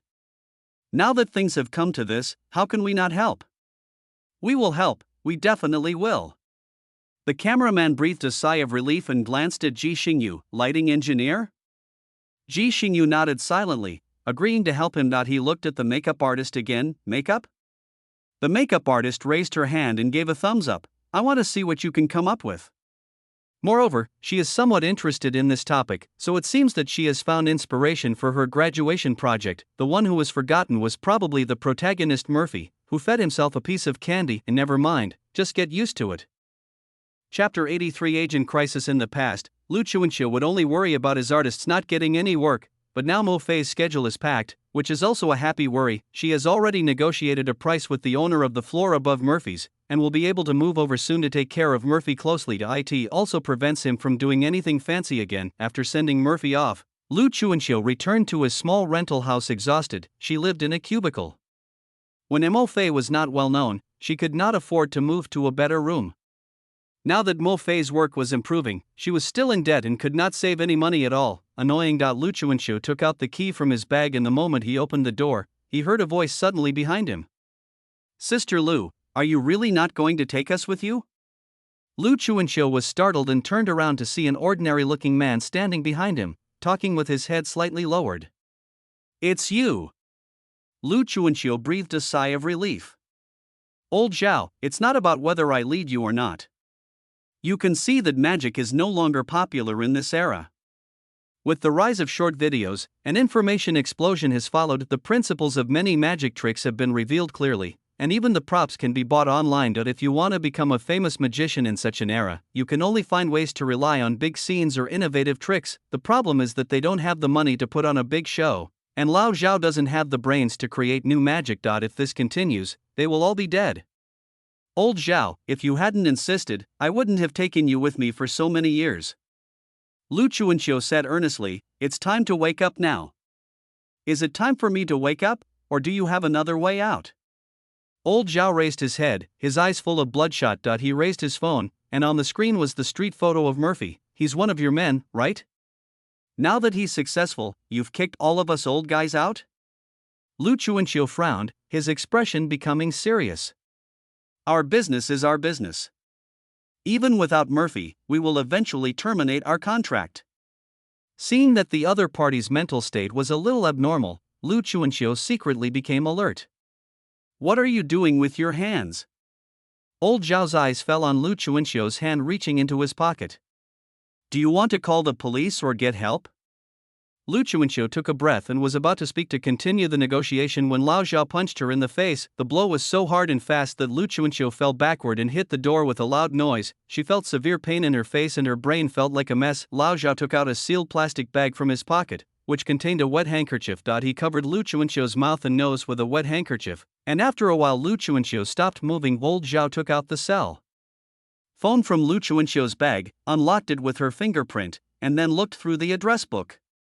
He sent a message to the director who was pinned to the top of the list saying that he was taking a day off due to illness, and then found the message record with Mo Fei. The light from his phone screen shone on his face, and his busy schedule pierced his heart. For performers, having too many schedules is not the most frightening thing. What is frightening is that no one is interested. Old Zhao used Lu Chuanxiu's cell phone to send a message to Mo Fei saying that he was not feeling well and asked for a day off. Then he opened the door of the rental house, put Lu Chuanxiu's handbag and cell phone into the room, and finally carried Lu Chuanxiu away. Some of those who received the message didn't care, while others were completely confused. Mrs. Xian casually replied with an okay, but director Wang didn't understand why the actor's agent would ask for leave from him when the previous play had already ended and the next play had not yet started. He felt that it was sent to the wrong person and simply left it alone. Murphy stared at his phone with a look of despair on his face. "What's that expression on your face?" I stepped through him and sat down on the other side. "The end of the world, it's scarier than the end of the world. Sister Lu said she's sick and needs to take a leave." Mo Fei looked at the phone screen, his face wrinkled. "You came late and don't understand. I've known her for all these years and I've never seen her take a sick leave. Once, her fever reached 39 degrees Celsius, but she was still rushing around to contact people. If a kind-hearted person hadn't noticed she wasn't in good condition, she would have died from the fever. Murphy felt something was wrong. She was fine when she sent me back. There was even time to punish him for eating spicy strips in the CARDI in the blink of an eye. You were so sick that you have to take a leave." He was worried and started to put on his coat. "I have to go check it out." A crack pulled at his clothes. Together, Murphy picked up the cat in one hand and the U-shaped lock in the other, and rushed out of the door. This time he didn't choose public transportation, but took a taxi. The cubicle that Lu Chuanxiu rented was in the city, with a better location than the old residential area, but it was also more congested. A traffic jam that usually takes half an hour suddenly doubled the time. When Mo Fei arrived at Lu Chuanxiu's house and knocked on the door, no one answered for a long time. He called the other party again, but could only hear the faint ringing of the phone through the wall, which was not very soundproof. Could she have fainted and lost consciousness in there? In a hurry, Murphy didn't care about anything else. He raised the U-shaped lock and slammed it against the door several times. Seeing that the door handle was deformed, he took 2 steps back and kicked the door. After a loud bang, the door was forced open. A crack took the lead and rushed in. When Murphy entered the door, it had already circled the room and concluded, "No one is there." Murphy looked at the phone that was still on the sofa, and his ominous premonition became stronger and stronger. And nowadays, it is impossible for people to go out without their mobile phones. What's more, Lu Chuanxiu, who works with information, never lets go of her cell phone, as if it would explode automatically if it were 10 meters away from her. Murphy felt that something really happened this time. He immediately called Officer Tang. When the call was picked up, Officer Tang's voice was hoarse, as if he had been woken from a sound sleep. "Hello? Officer Tang, this is Murphy. I want to report a missing woman." Officer Tang was alerted when he heard the word "report a crime." The rustling sound of fabric rubbing against each other came from the receiver. "Where is the location? When did he disappear? It shouldn't have been long. We met 2 hours ago, but then she sent a strange message and disappeared," Murphy said, highlighting the key points. "Her phone and handbag were at home, but she's gone. She was almost kidnapped by human traffickers before, and she ended up beating them up." Murphy's meaning was very clear. The handbag and mobile phone were at home, which was obviously an abnormal situation. The abnormal news and the previous experience of being almost caught by human traffickers meant that this time it might be a revenge act by the criminals. "Send me the address and I'll be there right away." After Officer Tang finished speaking, he hung up the phone. Chapter 84. Suspicious person. Officer Tang drove at full speed to Lu Chuanxiu's residence. His clothes and hair were messy and he was obviously in a hurry to go out. When Officer Tang saw the door being broken open by force, his expression became serious. "Who opened the door?" he asked Murphy as he walked into the room. Murphy answered truthfully. "When I got here, I heard a cell phone ringing inside, but no one opened the door. I was worried that she might have had an accident, so I kicked the door open in a moment of panic." Officer Tang felt a little relieved after feeling that his heart had been in his throat. It cannot be said that he did anything wrong in this operation. "Tell me what happened." Officer Tang took out a small notebook from his pocket and wrote down what Murphy had said. Although the unusual text messages and the separated mobile phone cannot be used as direct evidence, they are enough to show that Lu Chuanxiu's disappearance is indeed unusual. "Does she have any enemies?" Officer Tang asked, taking notes quickly. Murphy frowned. "What I said before may have offended the human traffickers. As for the rest, I'm not sure." He could list a lot of people he had offended, but Lu Chuanxiu always valued peace when she was around others. If he asked her who she had offended, Mo Fei really couldn't think of it for a moment. Officer Tang stopped writing and looked unhappy. The most difficult thing now is that the missing person is an adult female, and there is no direct evidence that she was in danger. Although a report can be filed, the conditions for filing a case have not yet been met. Officer Tang walked to the window and looked out. Neon lights are flashing outside the building and traffic is bustling downstairs. He scanned the street and the shops on both sides several times, trying to find a camera that could capture the entrance and exit of the building. There are more than 20 households on one floor of the cubicle where Lu Chuanxiu lives. There are all kinds of people living in the building, including manicurists, cat cafe owners, and board game hall owners. Not only is the crowd coming and going mixed, but there are only a few cameras in the elevator lobby on one floor. "Come with me to find the building manager." Officer Tang looked around and found nothing else unusual in the room. When he was leaving, Mo Fei looked at the door that he had kicked into a C shape, feeling a little guilty. "What about this door? Don't let the time come when you find the person back only to find that the house has been robbed. Let's find someone to watch over it first." Officer Tang had no other choice. No one will come to change the door at night, so we need to find someone to guard the door and keep an eye on Lu Chuanxiu in case he comes back to inform them. Then I'll give it to Murphy. Got stuck when he flipped through the address book. Given his rather meager circle of friends, he couldn't think of anyone who could help him. The omnipotent Officer Su was injured. Why not give Ji Xingyu a call? No need.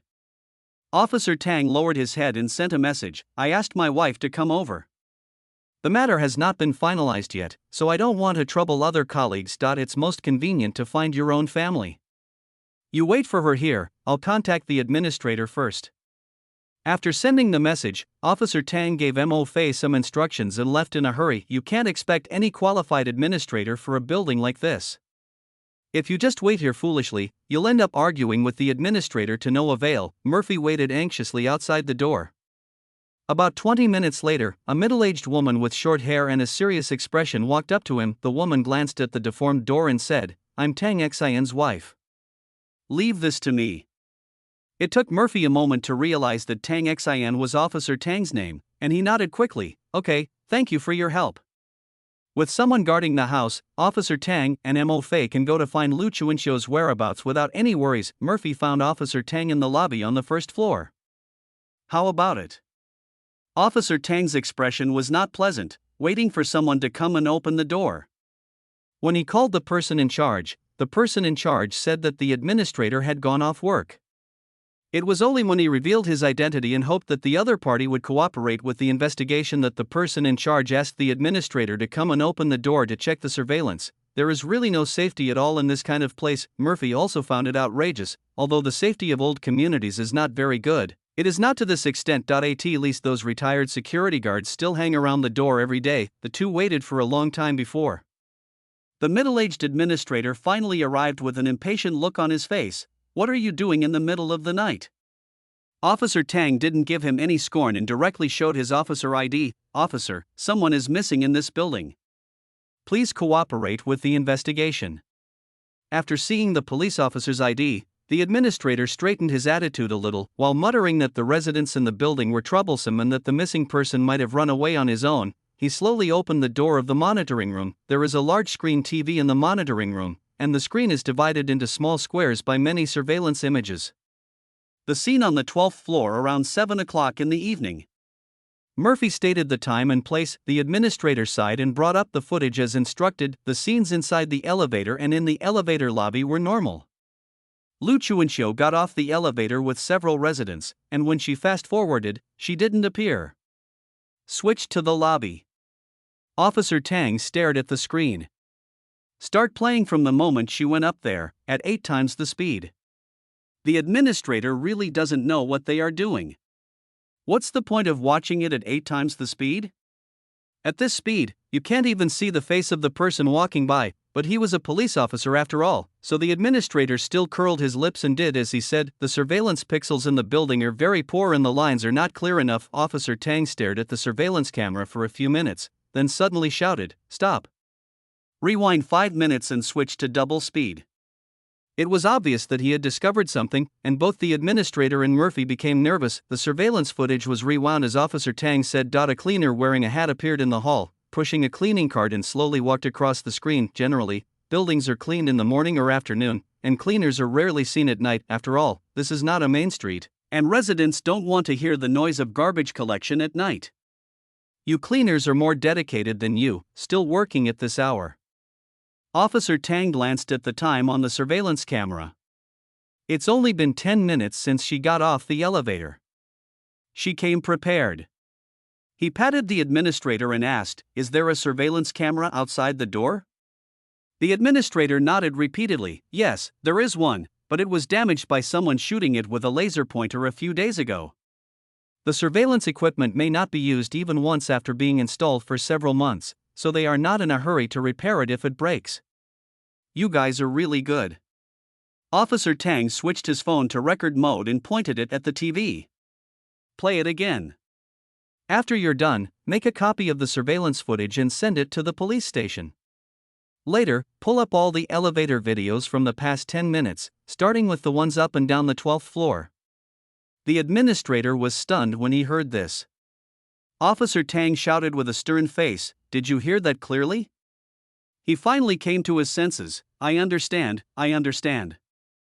Chapter 85 Explosion. There are few surveillance cameras in this building, but fortunately, Officer Tang has rich experience in handling cases and a keen intuition. He was able to roughly integrate the entire situation through the information conveyed by several cameras. First, when Lu Chuanxiu walked out of the elevator after get off work, her handbag and mobile phone were at home, so there are two possibilities. Or maybe after she returned home, she encountered someone she knew knocking on the door and was abducted. Or someone knocked her unconscious outside the door, opened the door with her key, and put the handbag and cell phone into the room, judging from the information Murphy received. The person who attacked Luciencio should be familiar with the nature of her work and know her home address, but lacks in-depth understanding of her personality and the way she gets along with Murphy. That was someone close to Luciencio but whom Moffat was not familiar with. This basically eliminates the possibility that the crime was committed in revenge by human traffickers. After all, human traffickers don't care whether Luciancio's mobile phone and handbag are left in the room or thrown into the trash can when they commit crimes. The second is time. From the time Luciencio got off the elevator, Officer Tang checked the elevator surveillance cameras on other floors and found that a cleaner appeared on the 14th floor 7 minutes later. At that time, he had already pushed the garbage truck into the elevator. Judging from his pushing movements and the direction of the garbage truck, it was obvious that the garbage truck was loaded with something. Then it is very likely that this person disguised as a cleaner attacked Luciencio, knocked her unconscious, and then put her into the garbage truck and took her away. It's a pity that this person was fully armed and the surveillance camera did not capture his face from beginning to end. We can only confirm that he was a man about 1.7 meters tall and of medium build. There are too many people entering and leaving the building, and there is also a shopping mall entrance and exit, so it is basically impossible to control them through surveillance. Officer Tang walked outside the building and continued to look for cameras facing this direction, but the results were not satisfactory. It was late at night. This time, most people have finished washing up and are lying in bed ready to go to sleep, or playing with their mobile phones while preparing to stay up late. Officer Tang walked around the building several times and asked Murphy, "Do you know if she has any other relatives or friends here? I've never heard Sister Lou mention her family since I met her." Moffat frowned and recalled, "As for friends, she used to manage a few artists besides me, but they recently terminated their contracts." Terminate the artist's contract? Officer Tang paused and turned to look at Murphy. Is it because of personal ethics issues or financial disputes? Neither. Sister Lou said she wanted to focus on training me, so she terminated the contract with them. Murphy followed Officer Tang's train of thought and took the initiative to say, "We were not well known before. My work has improved recently, so Sister Lou terminated the contract with them. Who knows, there may be someone who really holds a grudge because of this incident. But I've never met them. I only know that including me, Sister Lou had about 6 people under her." People's jealousy and brains are sometimes difficult to understand. If there were more normal people, the police station would not be short of staff all the time. Officer Tang started making another phone call. After dialing the number, he asked Murphy, "Is her phone with you?" Murphy nodded and the call was connected. Officer Tang nodded as he spoke. "Hello? Hey, Xiao Lu, it's me. Can you come to the police station right now? It's urgent." "Yeah, okay, it's okay, see you at the bureau later." He hung up the phone and called to Murphy, "Get in the car." The guard at the police station recognized Officer Tang's car and was a little surprised that he came back in the middle of the night. When he saw Officer Tang's serious expression through the car window, he realized that a case had occurred. There were not many people on duty at the police station at night, and everyone who came out after hearing the noise was surprised. They sent people back for vacation in the morning, and they came back in the evening, but when they saw Murphy get out of the passenger seat, their expressions all turned serious. "This guy must have come here for something, he's here for work." "Old Tang, the police officer on duty stepped forward to ask about the situation." Officer Tang gave a clear and concise order, "Take him to file a case. Open the information room. Xiao Lu will need it later." "Open a case? Illegal detention." Officer Tang frowned. "We need to find her as soon as possible." "Do you know her ID number?" Moffat touched his handbag and took out Luciancio's ID from it. "Yes. Let's file a case first." Officer Tang waved his hand. His previous action of checking the surveillance cameras in the building was already against the rules. Generally speaking, the police can only take action after a case is filed. However, rules are dead, but people are alive. If everything is done according to rules and regulations, the idiom "adapt to circumstances" will not appear. Murphy registered according to the procedure, but he still felt uneasy. He was worried that this incident might have been caused by a moth flying into a flame, and that Luciencio might have been implicated by him. The same thing happened last time when someone was robbed. Murphy thought it would be better to find a deserted place to practice. It won't involve others. "I asked my men to find someone." A crack came in from outside the door and jumped onto Murphy. "It's just that it's a bit difficult to find only one person this time." It's rare for a group of people to be locked up, and the target of one person pulling a tug of war with another is not so obvious. Murphy didn't say anything, just touched its soft fur. Before Officer Liu arrived, the police station received another call. The person who called the police said that something exploded near a residential building. Although there were no casualties, it had caused panic among residents. The police officer on duty responded immediately after receiving the call. The already deserted police station became even more deserted. About a quarter of an hour later, an electric car drove into the police station. The person in the car parked the car without even taking out the key and ran into the house. "Captain Tang, I'm here. Unlock this phone." Officer Tang handed Liu Chuanxiu's phone to him, an unlit cigarette between his lips. "Check the address book." Officer Liu took the phone, looked at the exterior, then glanced at the charging port. "Do you have a Type-C cable?"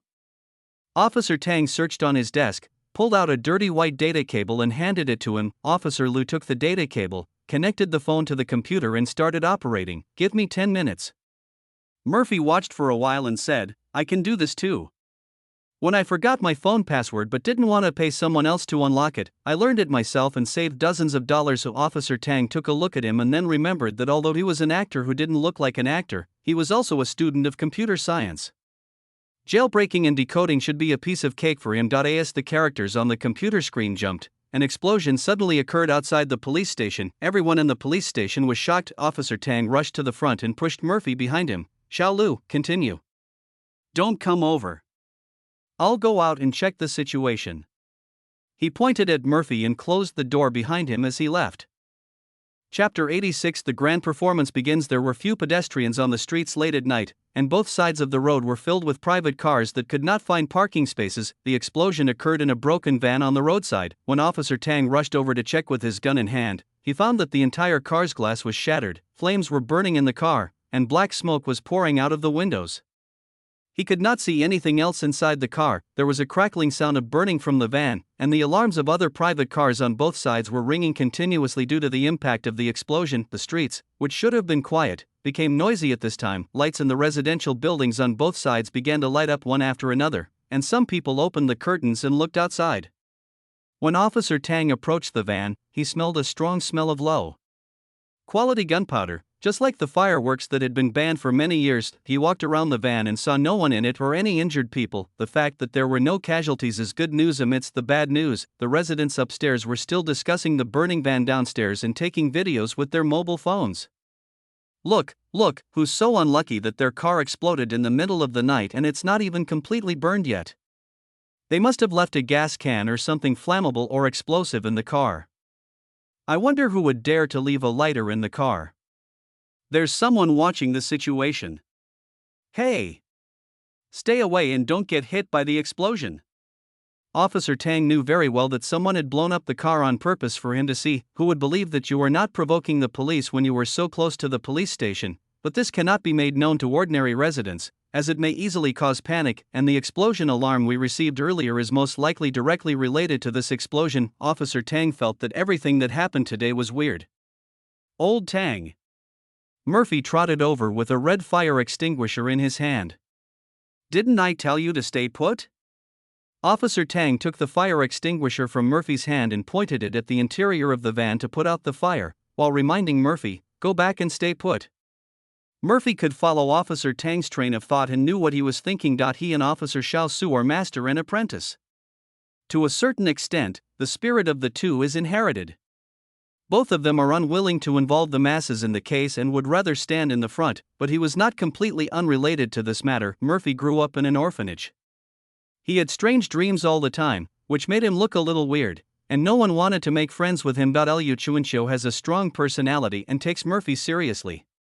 He makes decisions that seek to gain both Murphy and his own interests. Otherwise, if she had been a pimp, she wouldn't have lived such a miserable life. Once a person loses his conscience, he can live a happy life, but she still chose to move forward with difficulty, and Mo Fei's call of sister was sincere. "Officer Tang, are these explosions related to the people who kidnapped Sister Liu?" Mo Fei frowned and expressed his guess. Officer Tang did not answer immediately, but instead sprayed the entire can of fire extinguisher at the van. He went forward to take a look and saw that the van was empty and all the seats had been removed. There's no direct evidence yet to prove the connection between the two cases. Officer Tang breathed a sigh of relief and said, "We will definitely do our best to find her." When he saw Murphy's expression, he paused and spoke with a reminder and warning, "Murphy, don't do anything stupid." Murphy's behavior has been normal during this period of time, so much so that he almost forgot the dangerous aura he felt from Murphy at the beginning. This time Lu Chuanxiu was kidnapped, and Mo Fei was very angry. It was impossible for him to have no ill will towards the person who did it, even though this malice was not directed at Officer Tang. The momentum was enough to alert him. The person in front of him is not a gentle and harmless little white rabbit, but a practical man who can defeat 4 big men by himself. What kind of stupid thing could I do?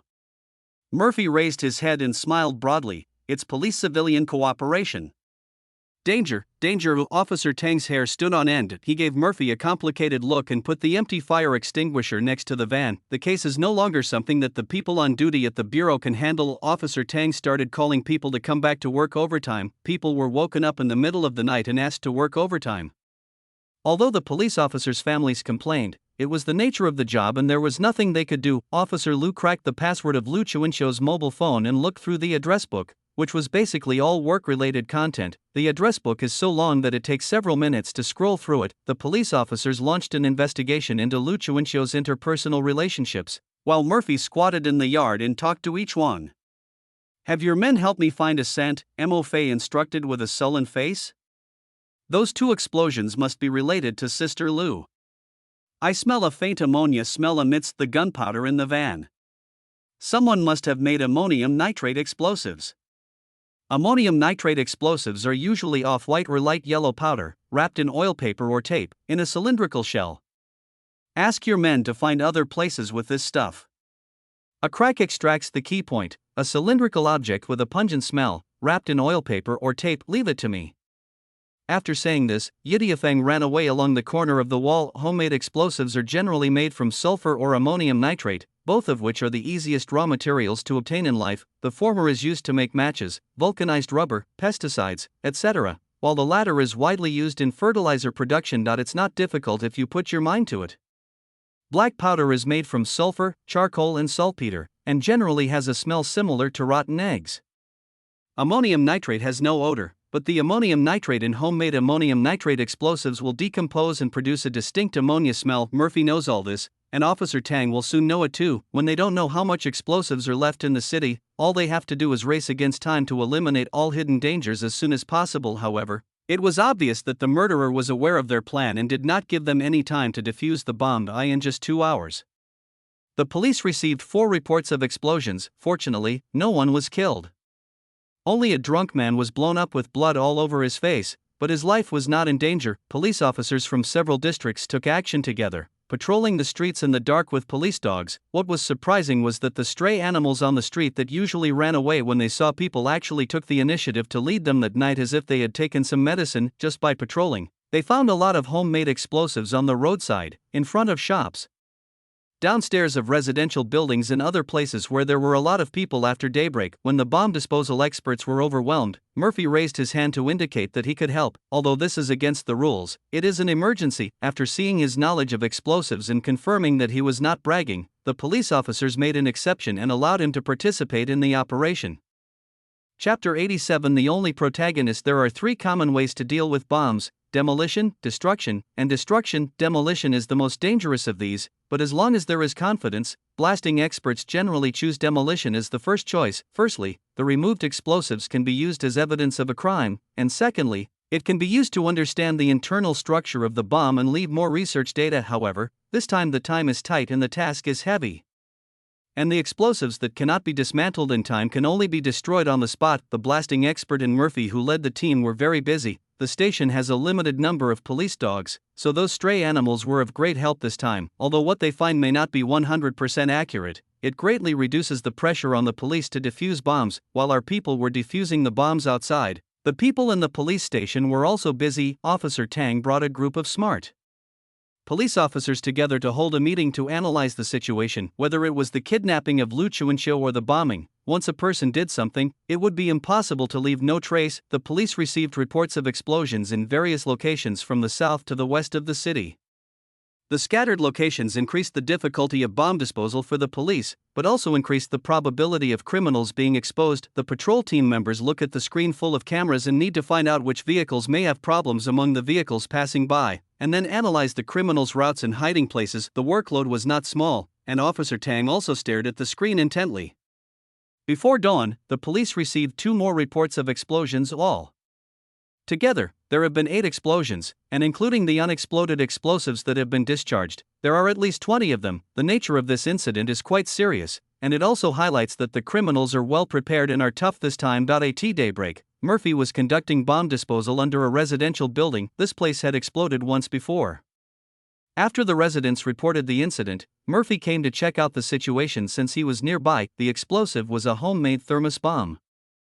Fortunately, no casualties were caused, and they also found another unexploded thermos bomb at the scene. The police and Murphy conducted a careful investigation of the explosion scene. After daybreak, some elderly people in the residential buildings started to come out and move around, so it was not suitable to destroy them on the spot. Murphy moved and dismantled the unexploded thermos bomb device bit by bit. When he took out the explosives from the thermos with his hands, his heart skipped a beat. This thermos looks almost identical to the one that exploded before, but judging from the power after the explosion, the exploded thermos contained a maximum of 300 grams of explosives, but the thermos that didn't explode contained 600 grams. After removing the explosives, Murphy also discovered 2 glass bottles inside the unexploded bomb. One glass bottle contained black powder mixed with a large number of steel balls and nails, and the other bottle contained a mixture of gasoline and diesel. The bomb's exterior was cast in cement before being camouflaged with thermoses. This kind of explosives is designed to take lives. If they still handled it according to the lethality of the previous thermos bomb, if it was handled improperly and exploded, it would not be a question of whether people would die or not, but a question of how many people would die.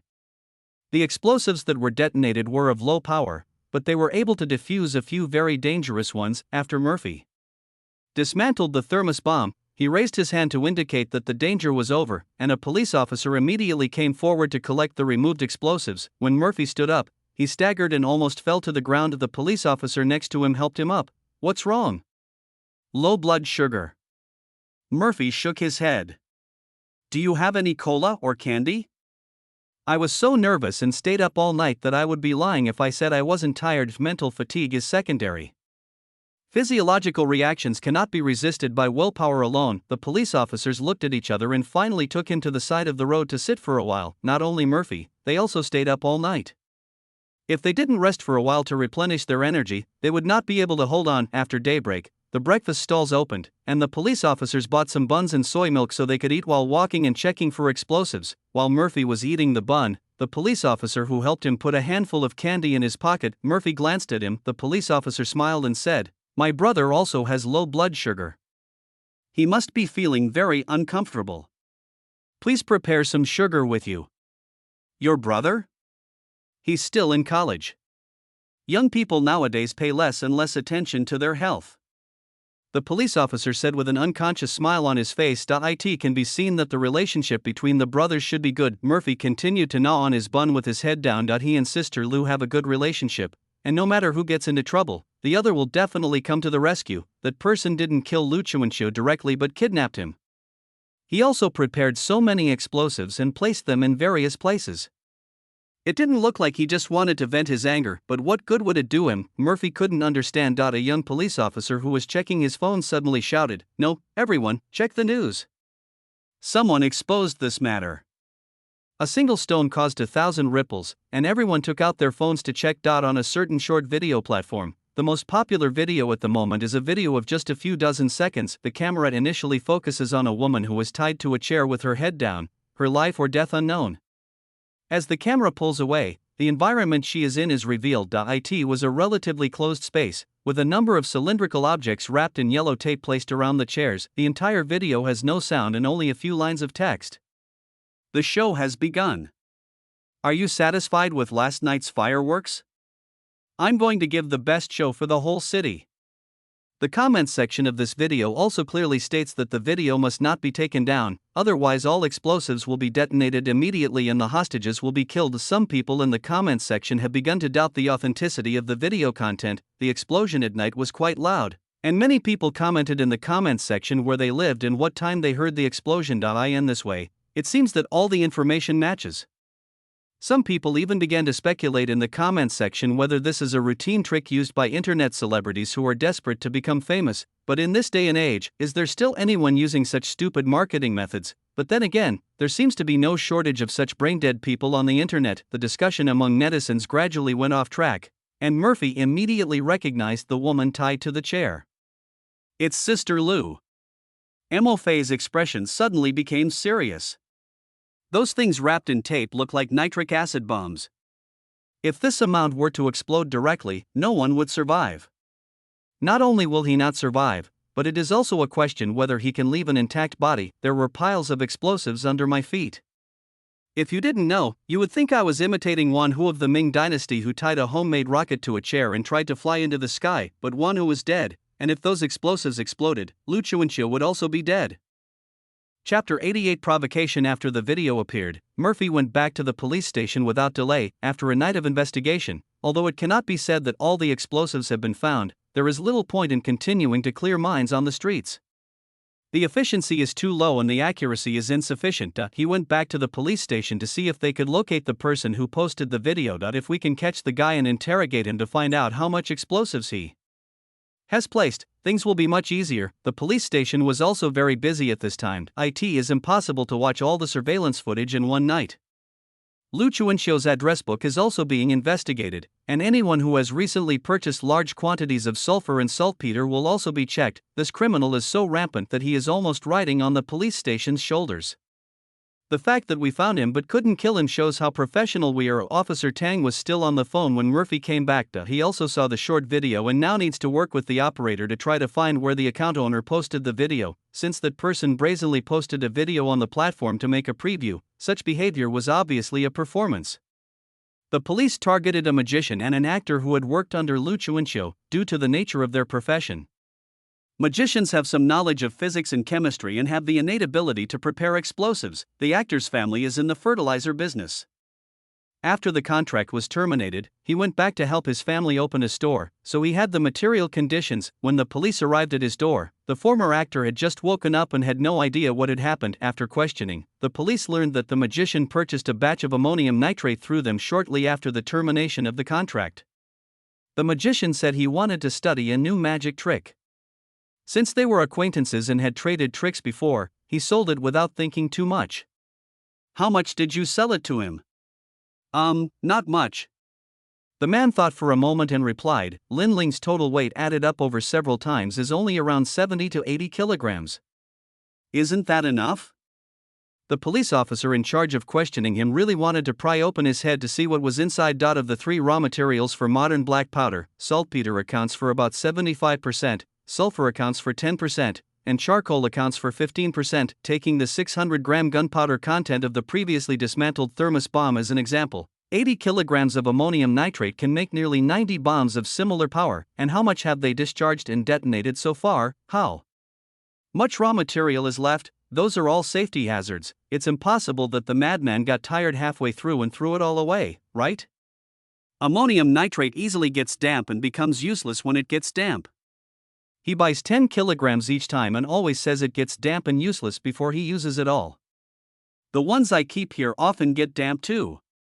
While speaking, the man still felt aggrieved. A ton of ammonium nitrate only costs a few thousand yuan, and there is no profit at all if you sell it retail. He only wanted to help the other person because they were both struggling to make a name for themselves, but who knew that this bastard was so useless?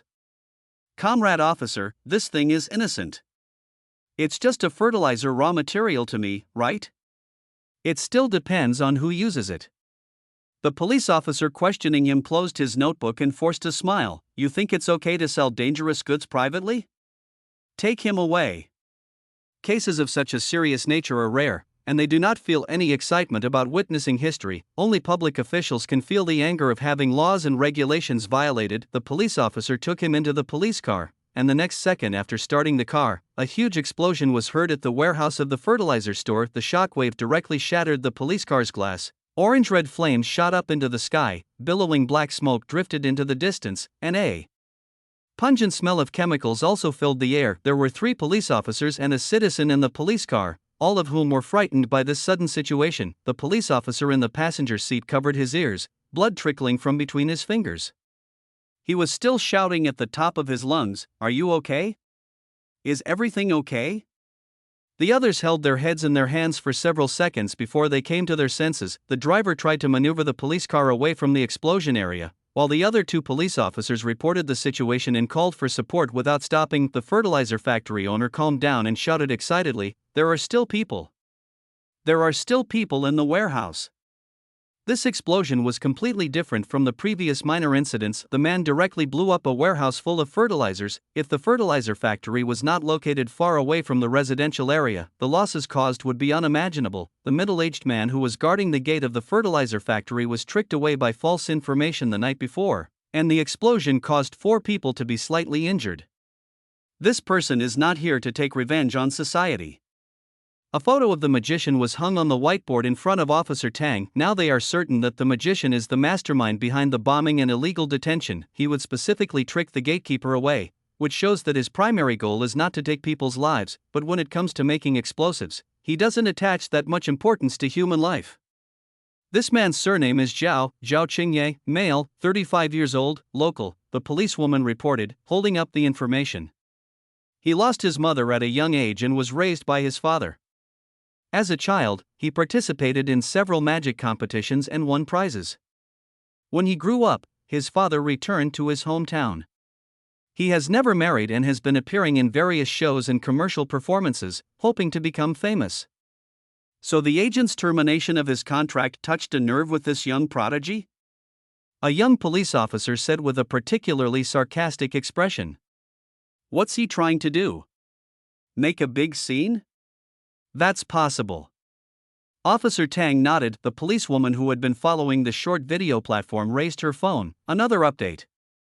This time his content was.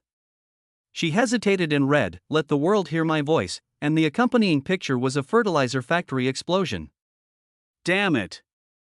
The young police officer who had spoken earlier rolled his eyes. Mr. Wang will die with regrets. An older police officer nearby scolded him, "Stop talking." He even started a live stream. The policewoman's expression turned surprised. He showed his face. Everyone immediately opened their phones and looked through it. On the screen, a man with ordinary appearance and ordinary figure, nothing special about him, was standing on a place that looked like a rooftop, leaning his head over the railing to look out. When he faced the camera, the only eye-catching thing about him was revealed: a cylindrical object made of yellow tape tied around his body. There was a sudden gasp in the police station. What does he want to do? Officer Tang didn't look at anyone, but stared at the environment on the screen, and he wanted to find out where Zhao Qingye was. Before he could recognize it, someone outside the meeting room shouted, "Where are you going?" When Officer Tang looked up, he saw Murphy's figure leaving like a gust of wind. Almost subconsciously, he stood up and shouted, "Follow him." Chapter 89 Discord game. Officer Tang was right. Murphy did recognize the man's location at a glance. He had been to that place several times, all for filming. That's the rooftop of the Twin Towers. This kind of building has security. Murphy didn't know how that man got in, but that didn't stop him from running over and giving him a smack in the face. When Murphy ran out of the police station and tried to get a taxi, a police car stopped in front of him. Officer Tang, sitting in the driver's seat, called out to him, "Destination, get in the car." Twin Towers, that guy is on the rooftop.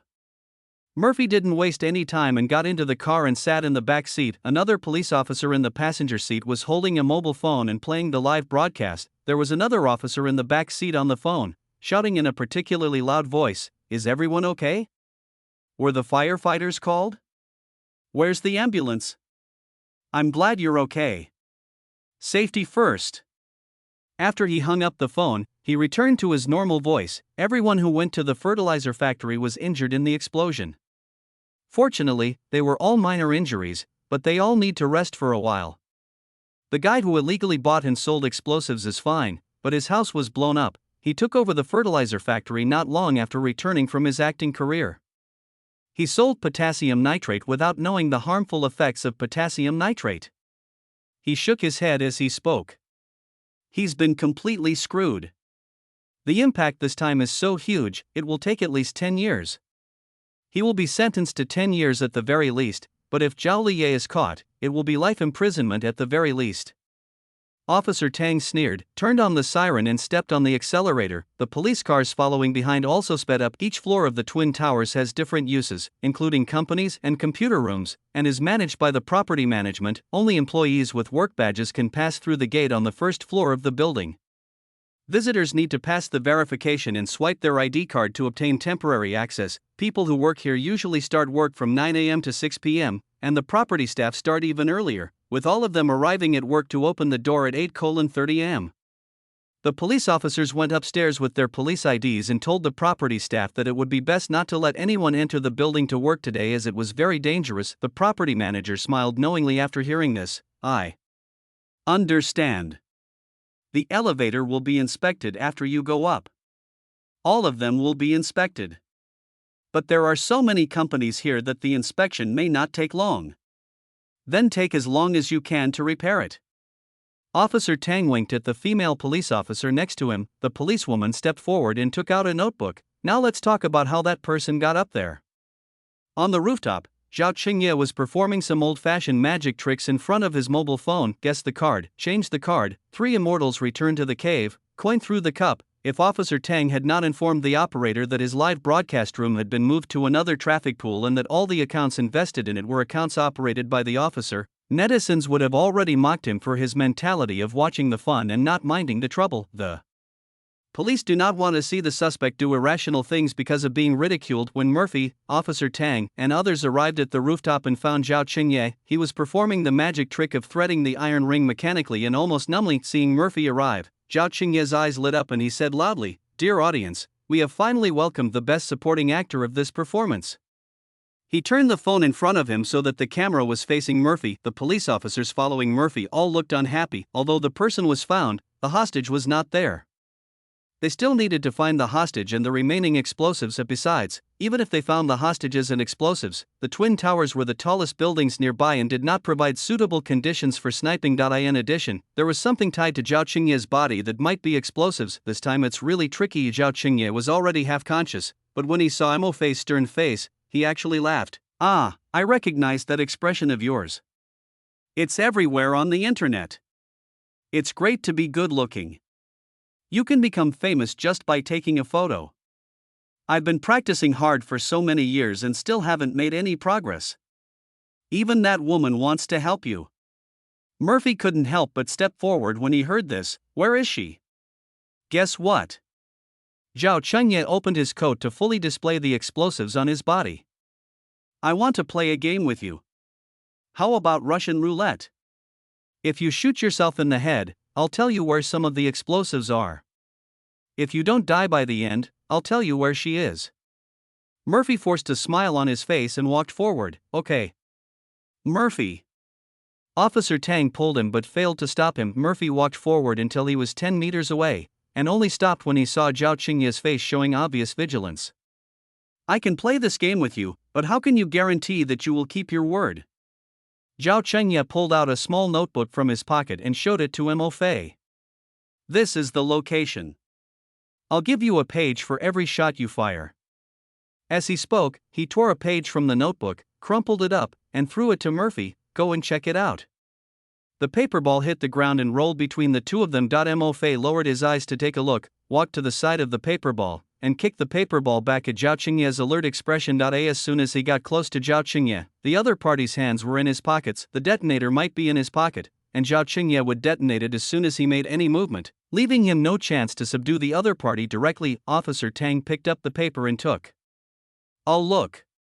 There were 4 or 5 addresses written on it in a sloppy handwriting. He handed the note to the police officer behind him and looked at Murphy worriedly. "Do you really want to bet with him? It's not me who wants to gamble with him. He's gambling with me with Sister Lou's life and the lives of many innocent people." Murphy gave him a reassuring look. "Give me a revolver and a bullet. Don't worry, I know how to count." Officer Tang couldn't be at ease. If it weren't for this madman who only let Murphy pass, he wouldn't mind playing this bullshit game with the other party. The addresses on the note were quickly verified to be accurate. Except for one location that had been defused last night, homemade bombs were found in the remaining locations. The revolver needed for the Russian roulette was delivered to Officer Tang a quarter of an hour later. "Police 9mm revolver, this is rubber bullet, this is live bullet. Officer Tang placed the empty gun in Murphy's hand, holding 2 bullets in his hand. If it is hit to the head, the rubber bullet can also be fatal. He won't let me use rubber bullets, just give me live bullets.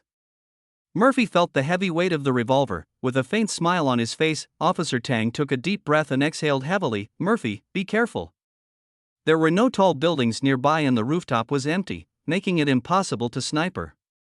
The distance between them and Zhao Chengye was beyond the killing range of the police pistol, so they could only rely on Murphy. Chapter 90 Fatal Gamble. When Murphy stood in front of Zhao Chengye again with a pistol and bullets, the sunlight was already shining on them. The sun is always warm. Murphy still stood 5 meters in front of Zhao Chengye and showed him the revolver and bullets in his hand. Is it live ammunition?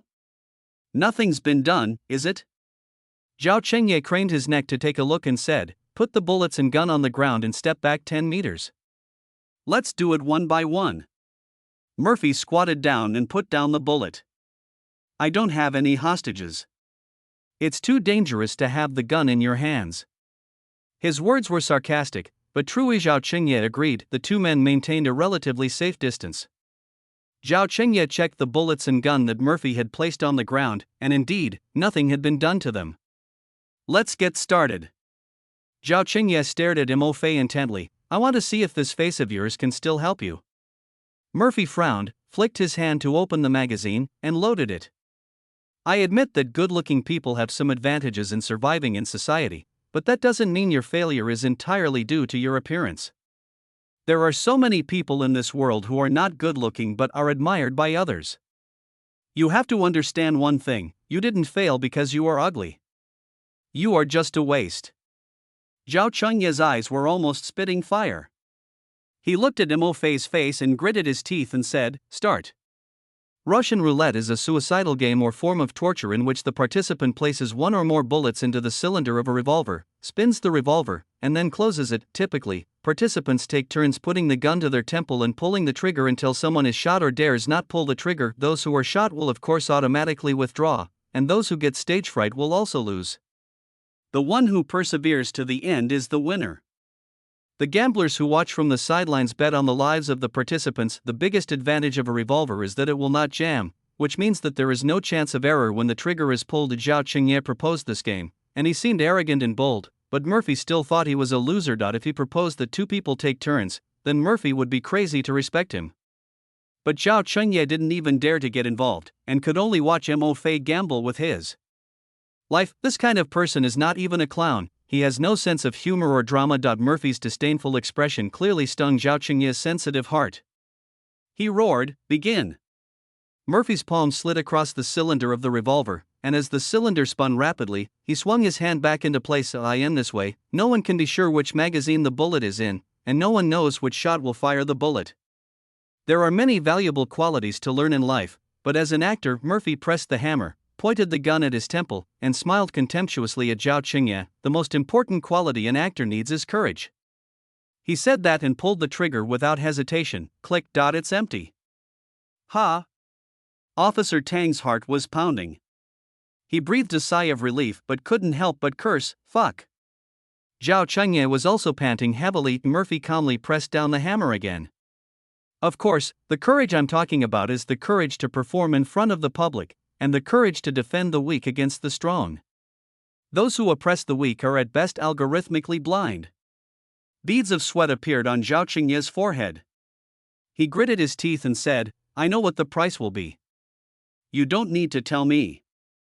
He tore a page from the notebook and showed it to his phone several times. I know there must be police in the live studio. My bet is fulfilled. You continue. Murphy turned and looked at the officers. Officer Tang exchanged a few words with the person behind him with a serious expression and nodded at him. Very good. Murphy put the gun to his chin. It's normal for you to feel that you're not understood and your talents aren't accepted by the public. Just like you haven't seen how much effort Sister Lu has put in for us. Even though I don't like work, I always take it seriously. The finger on the trigger slowly tightened. Click. Another empty post. The officers couldn't help but let out a small cheer. The muscles in Zhao Chengye's cheeks began to twitch unnaturally. Murphy showed no expression this time, and calmly pressed down the hammer. In fact, I always feel that I am quite lucky. I was lucky to meet a responsible agent, and when I called the police, they were all serious and good policemen. Although the friends around me are not particularly normal, they are all good people. Zhao Qingye smiled slightly sinisterly. Then I hope you will always be lucky. He tore off another page of address and showed it to the live broadcast room. This time, Murphy pointed the gun at his heart. Is this the third shot? Let me think of something stylish to say to compliment this solemn scene. He tilted his head and thought for a while, then suddenly grinned, pulled the trigger and shouted, "Bang!" Click. The police officers were all startled and shook as if they had been electrocuted. They really wanted to drag Murphy back and beat him up. Is now the time to be naughty? Zhao Qingye was not scared. He was looking forward to the moment when Murphy was hit, so how could he be scared? It's a joke, Murphy said with an innocent expression, taking a step forward. Did it amuse you? Zhao Qingye's Adam's apple rolled as he gave an ugly smile. You are very interesting. Another page was torn from the notebook. Murphy asked him curiously, how many pages are there in your notebook? 6 pages. Zhao Qingye finally revealed his sinister intentions. 6 pages of address. The magazine capacity is 6 rounds. If Murphy wants to get all the addresses, he will have to fire the final shot. Once this game starts, it can't be stopped. Zhao Qingye wanted to see how long Mo Fei could remain calm. Unexpectedly, Murphy just nodded in understanding. That will be soon. He pressed the hammer down with his thumb, aimed the gun at himself seriously, and cleared his throat. If this shot is real, then I want to leave a last message to the world. Click. The fourth empty shot. Everyone is still waiting for his last words. Zhao Qingye was stunned. Murphy blinked, took a step forward, and said with a smile, just teasing you. At this time, the distance between Murphy and Zhao Qingye had shortened to about 3 meters. However, a surprise attack at this distance might still give the other party time to detonate. How is this possible? Zhao Qingye looked at Mo Fei as if he were a monster. This is impossible. That's impossible. Murphy played with his revolver. Like I said, I've always had good luck. He pressed the hammer, pointed the gun at his throat, and took a step forward with a smile on his face. Now, it's time to reveal the answer to the mystery.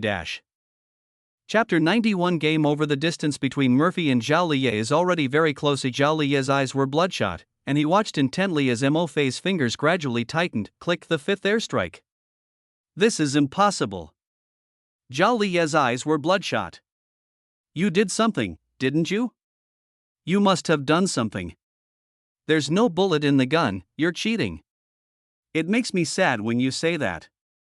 Murphy shook his head and walked forward while opening the magazine. Due to the direction, Zhao Liye did not see what was inside the magazine at first glance, but Murphy slowly raised the revolver with his palm and magazine facing inward. Zhao Liye could only see a bright yellow bullet falling from behind Mo Fei's hand to the ground with a crisp ding sound. Zhao Liye's attention was completely attracted by the bullet.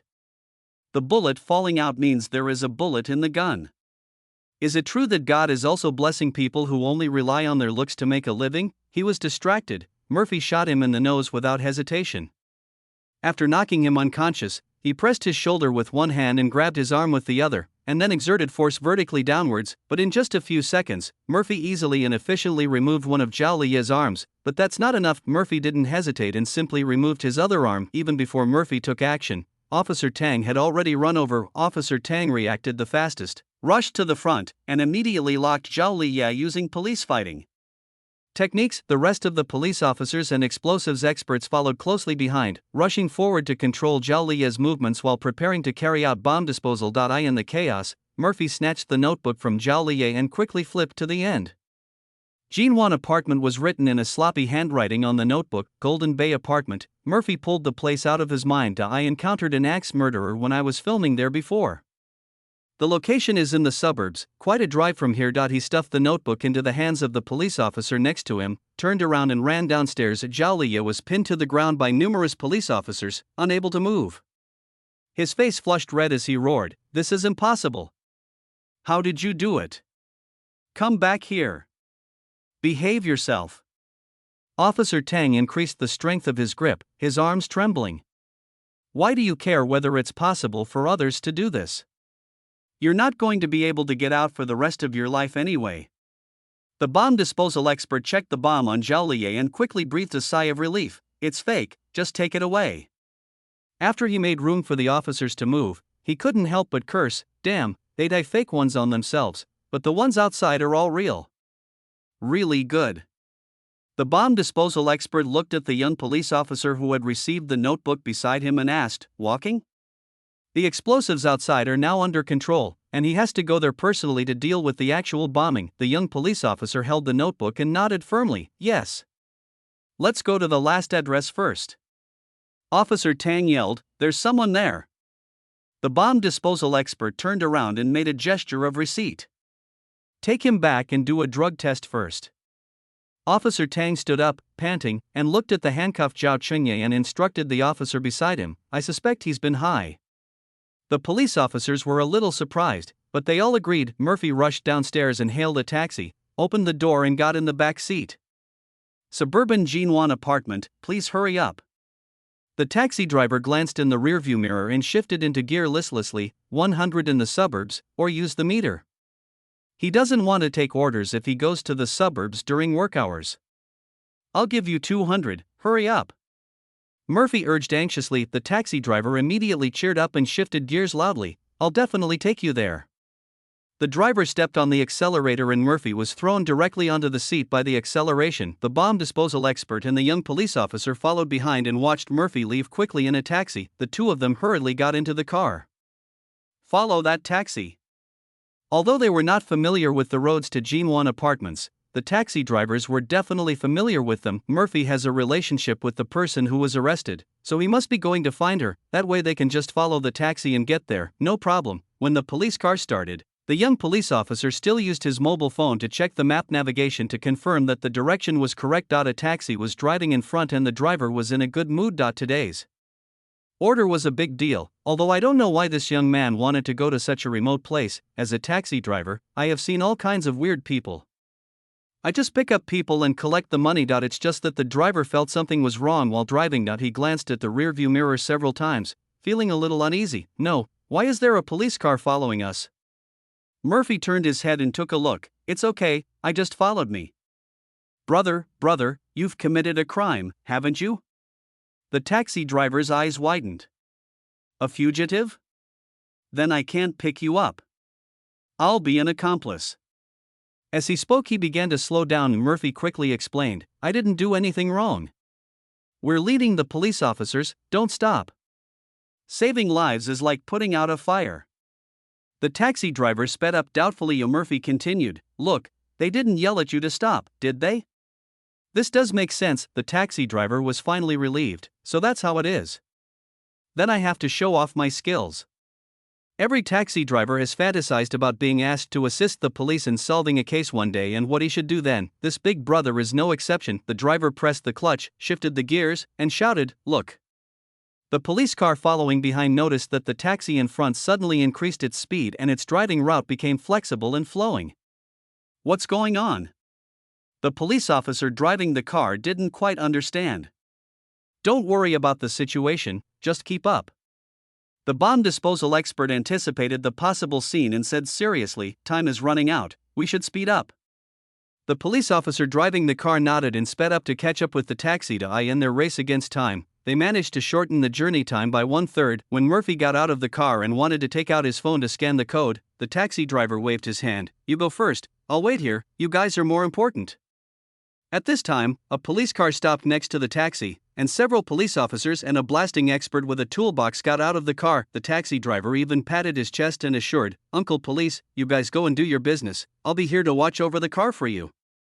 The police officers were stunned for a second when they heard the word "Uncle Police" being called out, but they didn't have time to dwell on it at this time. "Driver, please stay away. This place might be dangerous," the bomb disposal expert instructed, then looked towards the unfinished buildings. "Check each floor from near to far. Report any problems immediately, yes." Chapter 92. The character of a hero. This area of unfinished buildings was quite large. The police officers and Murphy searched from far to near and finally found a room surrounded by black cloth on the second floor of an apartment building. The unfinished building is not very complete.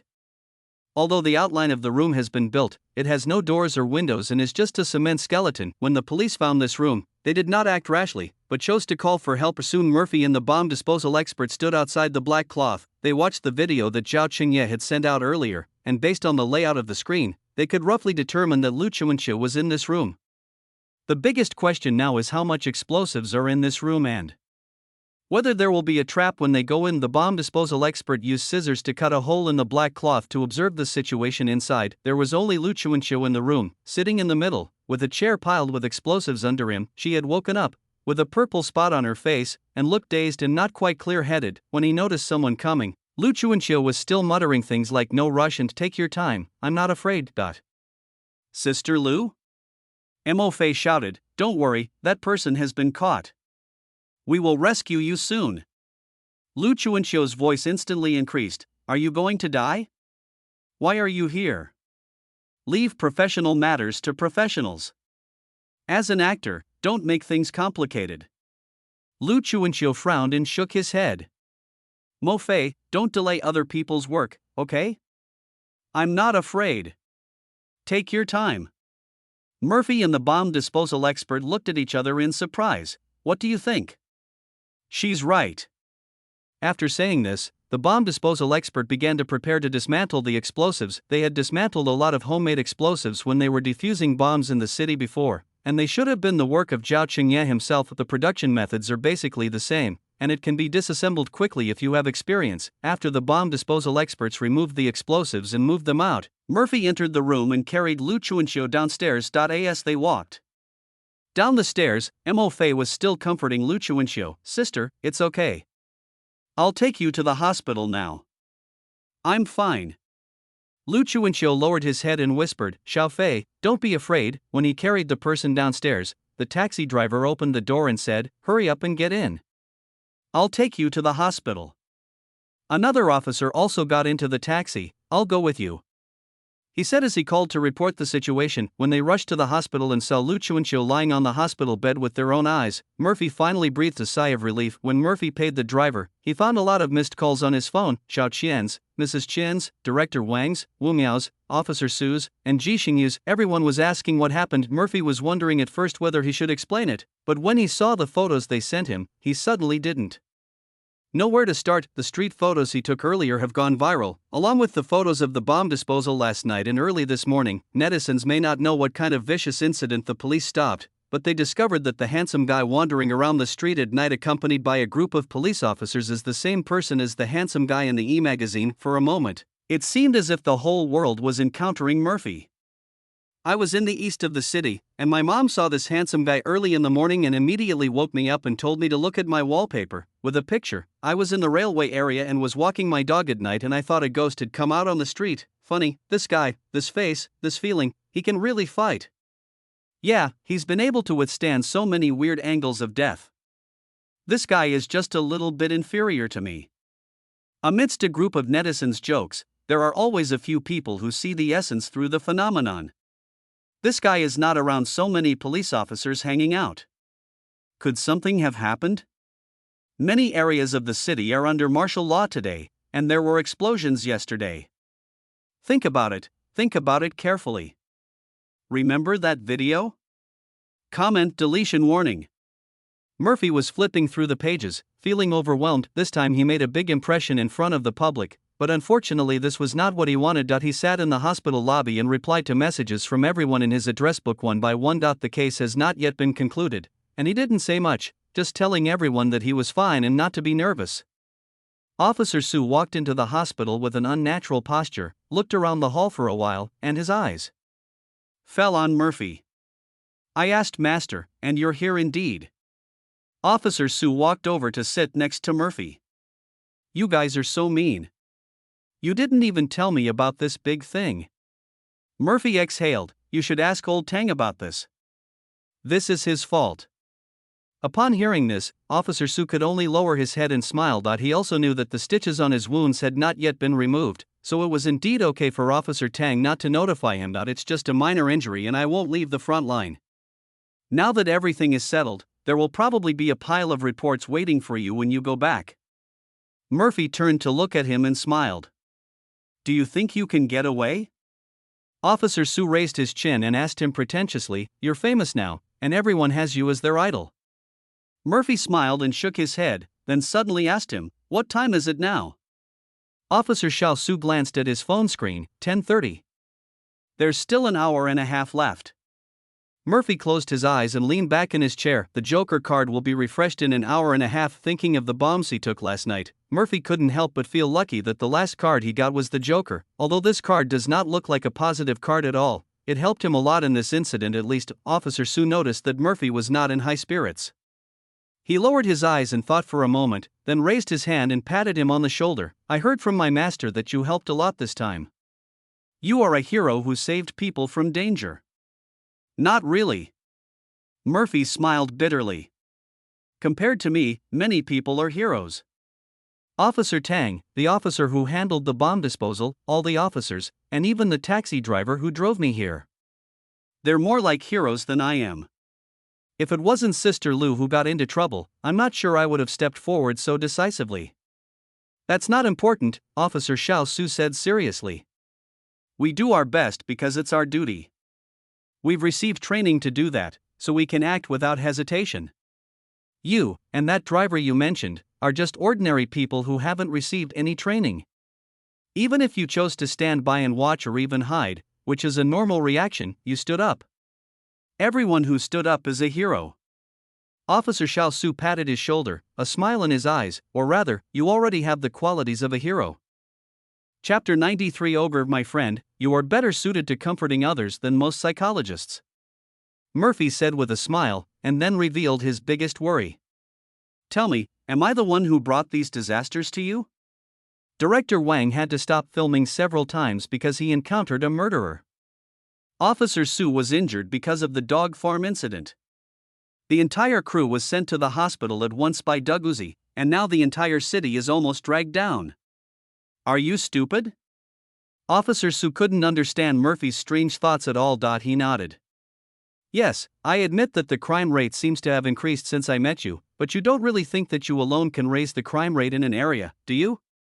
My master once said that if there were more normal people in the world, we wouldn't have to be so busy. I'll pass this on to you as well. Officer Xiao Su shook him vigorously. Wake up! They can do that kind of thing because they are that kind of people. What does it have to do with you? Even if it wasn't you, Murphy, if they run into Wang Fei or Li Fei and get upset someday, they'll explode just the same. Unless you tell me that you instigated them to do these things. That's impossible. Murphy denied it outright. Even if I broke my brain, I wouldn't incite others to commit crimes. The minimum sentence is 3 years, no upper limit. Officer Xiao Su raised an eyebrow and looked at him. Wow, you've done quite a thorough research. Since you didn't instigate them, what relationship do they have to you? Officer Su checked the time. Thousands of people die every hour in this world. Could it be that they all died because you're still alive? After hearing what he said, Murphy felt as if everything had suddenly become clear. Moths to a flame will attract evil people, not turn good people into evil people. In other words, as long as all the bad guys are sent to jail, no bad guys in the world will be attracted to him. That's also a solution. Wasn't there peace for a while recently? This shows that this approach is effective. Murphy nodded as he thought about it. Officer Su found it very amusing to see him thinking, and was also genuinely pleased that he was a good person. All police officers have the same wish, which is to have no thieves in the world. The hospital's electronic screen refreshed with a new call number. Officer Su looked up and said, "It's my turn. I'll go first." He came here today not just to see the poor guy Murphy, but also to see the stitches being removed from the wound. Murphy nodded and watched him enter the doctor's office. After a while, Lu Chuanxiu's blood test results came out. Doctors detected gamma-hydroxybutyric acid in her blood. Gamma-hydroxybutyric acid, commonly known as obedient water, has a strong inhibitory effect on the central nervous system. It is colorless and odorless. It is often used by criminals as an anesthetic, medicine, or rape drug. It is a synthetic drug. If this substance is consumed in excess, convulsions, coma, liver failure, respiratory depression, respiratory arrest, etc. may occur. The poisoned person may also suffocate to death due to airway obstruction caused by vomiting. The doctor couldn't help shaking his head as he looked at the test report. Even professional anesthesiologists like us can't guarantee that every medication we use is foolproof. It's even more impossible for these criminals to be more professional than doctors. If you don't take this medicine right, it could kill you. Murphy listened and calculated in his mind the crimes Jaulia should have committed: illegal detention, illegal purchase of dangerous goods, illegal production of explosives, endangering public safety, attempted murder. Now it depends on whether the judge will sentence him to death or life imprisonment. After all, no matter how big the incident he caused was, there were indeed no casualties. Or in other words, there was no time for casualties. The doctor hated drug abusers like this and comforted Murphy, "Don't worry, the patient will be fine once the gamma hydroxybutyrate is metabolized in his body. Apart from facial bruises, there are no other external injuries. Just rest for 2 days." "Thank you, doctor." After thanking him, Murphy sat down beside Luciuncio's bed to rest. "I guess the police station is already very busy at this time." Zhao Qingye had to be arrested and interrogated, and there were still some bombs to be defused. Officer Tang estimated that he would not be able to take care of him for the time being, so he could go there in the afternoon to take a statement. After removing the stitches, Officer Su came over to visit them and said he wanted to go home. Murphy guessed that he was probably going back to the police station to help. By noon, Murphy was able to face the next card with a calm mind. Identity, overactive, meat cooking mastery. There are no vegetarians here, so the skill of cooking meat is greatly improved. Mastering psychology, not mind reading, not mind reading, not mind reading. Psychology students will beat you up. Passive, stay classy. Elegance never goes out of style, and it's also the best disguise for criminals. Mild misophobia, good living habits are reflected in all aspects. Reserve skills, moth to flame, mastery of human anatomy, best partner, mastery of magic, aura of fear. After browsing the cards, Murphy's Adam's apple rolled. For some reason, he felt a little craving for meat. Either I'm hungry or I want to eat meat. As he was thinking, he suddenly heard a banging sound coming from the window, as if someone was knocking on the window. Murphy looked back and saw a black cat standing outside the window, its green eyes staring at him. "This is the 4th floor. How did you get up here?" Murphy immediately stood up and opened the window. "Only the 4th floor, no problem." A crack sat on the windowsill without entering the room. To make a long story short, all the dangers in the city have been eliminated, and the reward is ready. Murphy was startled. What reward? Eat and drink. A slit of cat eyes opened wide. If you don't offer sacrifices to the gods, be careful that the gods will hit you. Murphy thought about it and it seemed to make sense. Then can I sterilize them at the same time? Sterilizing stray animals can extend their lifespan and prevent the creation of more stray animals. A crack thought for a moment and said, "Cats don't take this seriously, but dogs don't. There's a lot of uncertainty about stray animals in heat." Murphy pondered for a moment. Then it would be a disaster if we could catch them. A crack doesn't matter. Take good food and drink to treat them for a few days. There are animals that are obsessed with their testicles, but they are not many. The most important thing is to survive. If sterilization can bring a better living environment, that's fine. Murphy calculated his savings and thought it would be great if he could get a pet hospital to join him and do these things at a friendly price. "Okay, I'll go get ready and wait for you at home." After saying this, Yidieoxio jumped out of the window, which scared Murphy. He leaned over to take a look and found that the cat was descending layer by layer along the protrusions on the wall, moving around very flexibly. This skill is worthy of a cat. Chapter 94. Death Penalty. Death Penalty. Luciuncio was awakened by a burst of fragrance. She felt dizzy and had an urge to vomit. When she opened her eyes drowsily, she found 3 people standing in front of her. "Xiao Fei?" Luciuncio called out. Mo Fei, who was talking to Officer Tang, was also very surprised to see Luciuncio wake up. "Sister, you're awake. Are you hungry? Are you feeling unwell?" "No, I'm fine." Luciuncio was still a little confused. "Why is the police officer here too?" She touched her face again. "Hiss, it hurts." Seeing this, the police officer following Officer Tang took the initiative to go to the corridor to call a doctor. After a series of examinations, the doctor concluded that Zhao Qingye had indeed acted without restraint and had used an overdose of medication, which had had a significant impact on Luciuncio's brain. The symptoms are a bit like a concussion, including nausea, headache, and transient amnesia. "I guess I need to rest for a while." After listening to this, Mo Fei said to Luciuncio very seriously, "Don't worry, sister, I will definitely take good care of you and myself." It would be a lie for Luciuncio to say that he was not moved, but he was indeed relieved and couldn't help but feel uneasy. Murphy is clear about big things, but he is crazy about small things. Officer Tang stood by and helped Mo Fei speak. Yes, Miss Liu, don't worry, Mo Fei is very reliable. It's thanks to him that we were able to rescue you in time this time. Lu Chuanqiu was rather reserved towards someone he wasn't familiar with, so he smiled and nodded. That's good. It's impossible to be at ease, this guy can't even cook for himself.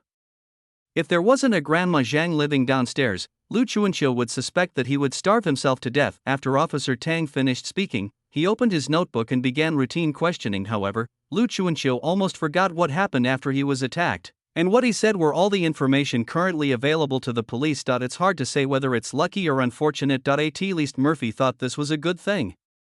There was no point in remembering such unfortunate things, Officer Tang had already prepared for this.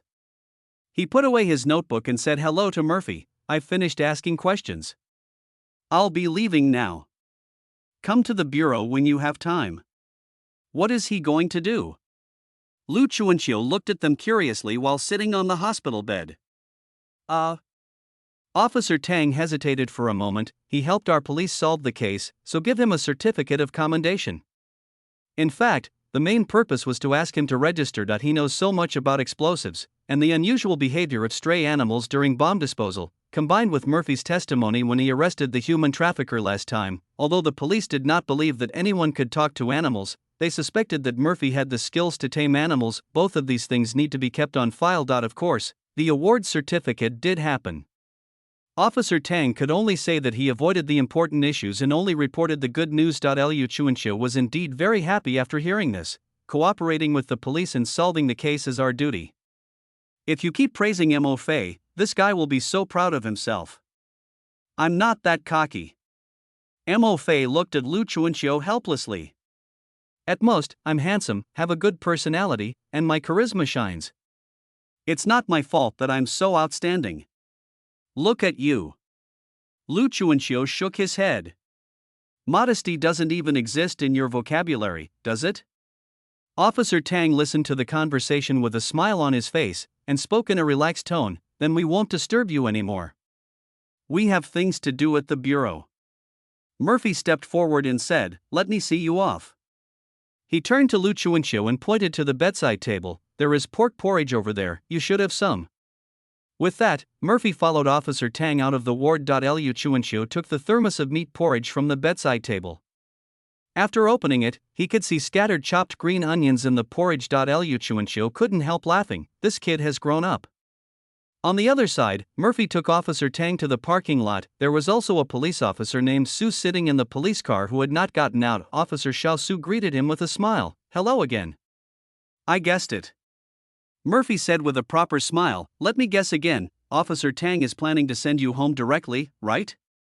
Officer Tang, who had just opened the car door, looked at him in surprise. You know me so well? I guess you have something to say to me, right? Murphy smiled more calmly. Officer Tang closed the car door, crossed his arms, and looked at Murphy. Why do I feel like you're a little different now? You seem like a social elite? I'm an actor. I can act any other way you want. Murphy winked at Officer Tang. Any good news? You know it's good news? Officer Tang laughed. But it is indeed good news. Officer Xiao Su continued, it was the serial killer you caught. He was sentenced to death immediately at the first instance trial, but the court rejected his appeal and upheld the original sentence. Murphy really smiled this time. That's good news indeed.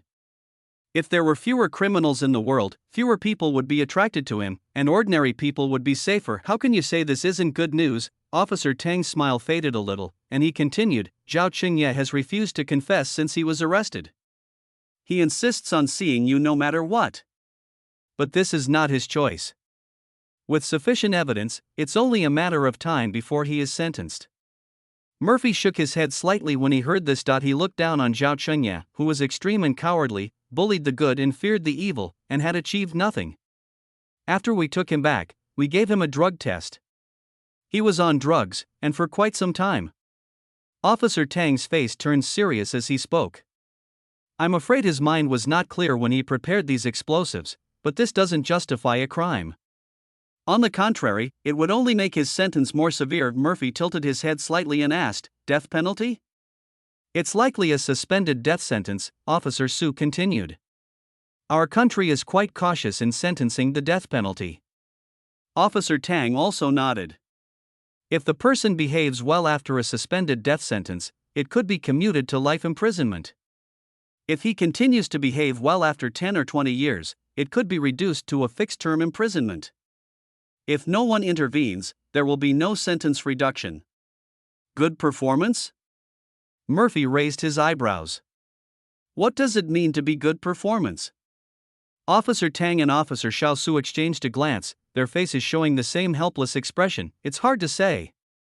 For some people, it is considered good behavior if they actively reform, sincerely repent, and help to make meritorious contributions, while for others, it is considered good behavior if they just don't cause trouble. The ITL depends on how strong their connections outside are, but for now, Zhao Qingye can stay in there until he dies. Murphy also understood their subtext and smiled. It's okay, light and darkness always go hand in hand.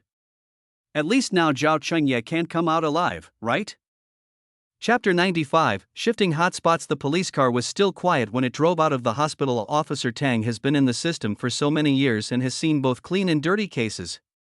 Although he sometimes feels angry, he is no longer at the age to be depressed about it. Officer Su and the young officer driving the car were still young, so they couldn't help but feel depressed when they heard about this kind of thing. Seeing this, Officer Tang talked about the scene where Murphy confronted Zhao Liye on the rooftop. His eloquence was average, but after all, he had seen it with his own eyes, and the incident was indeed exciting.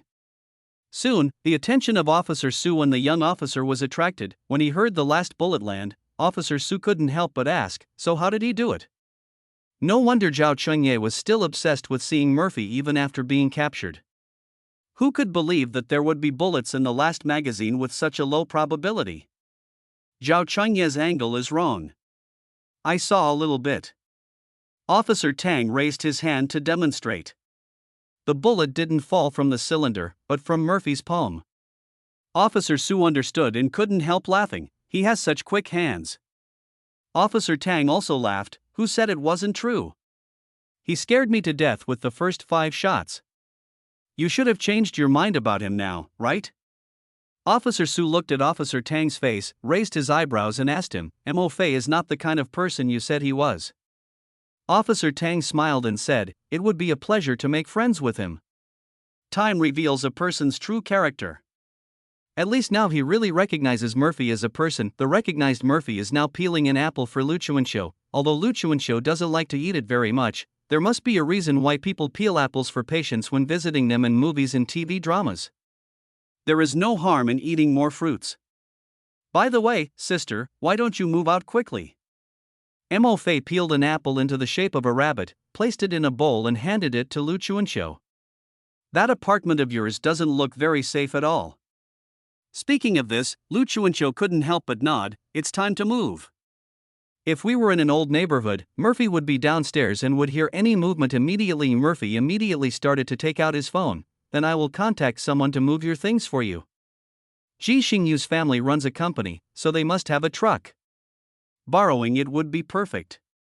He was sending messages while talking. Apart from eating, Lu Chuanxiu had never seen him so anxious. I feel like this kid has really grown up. Lu Chuanxiu looked at Mo Fei like an elder sister looking at her younger brother, and the more she looked, the more pleased she felt. By the way, where's my phone? Lu Chuanxiu watched Mo Fei send a message and suddenly thought of something very important. Is my phone thrown away? No, I'm at the police station. Mo Fei thought of the door of Lu Chuanxiu's house that was kicked into a C shape, the entry about encountering big shots around the world that was high on the hot list, and the news of being congratulated by a group of people. He felt that it would be better not to look at his phone until Lu Chuanxiu was fully recovered, otherwise it will be easy to get sucked away again. Lu Chuanxiu listened and nodded thoughtfully. Then we must hurry and get it back. Murphy is now in a critical period of growth and cannot be careless. Murphy smiled a little guilty, holding his phone and pointing to the door. I'm going to make a call. Go ahead. Lu Chuanxiu looked at his figure and always felt that something was wrong. Murphy walked to the window at the end of the corridor and immediately called Ji Xingyu, brother, help. Ji Xingyu was confused and relieved at the same time. I'm glad you're okay. I saw all the photos of you and the police officer together on the internet, and I thought something serious had happened. What can I do for you? Just tell me. Help me find someone to move. Mo Fei said seriously, Sister Lu wants to move upstairs in my house, the sooner the better. And find someone to change the door. He has to pay compensation for the door he kicked in. Ji Xingyu originally thought that Mo Fei was calling for help because he was begging for help from the police station, but he didn't expect to hear such a strange request. Although he was puzzled, he still agreed, okay, if you are really anxious, I can find someone for you this afternoon. Thank you so much. I'll treat you to dinner later. Murphy hung up the phone and made another call. Director Wang, when will our movie be released? When will the next movie start filming? After receiving Murphy's call, Director Wang actually felt flattered. What made him even more flattered was that this person finally asked some questions that actors should ask instead of looking for some weird resources. Director Wang wanted to make a move, but he cleared his throat and said, the release still needs to be reviewed.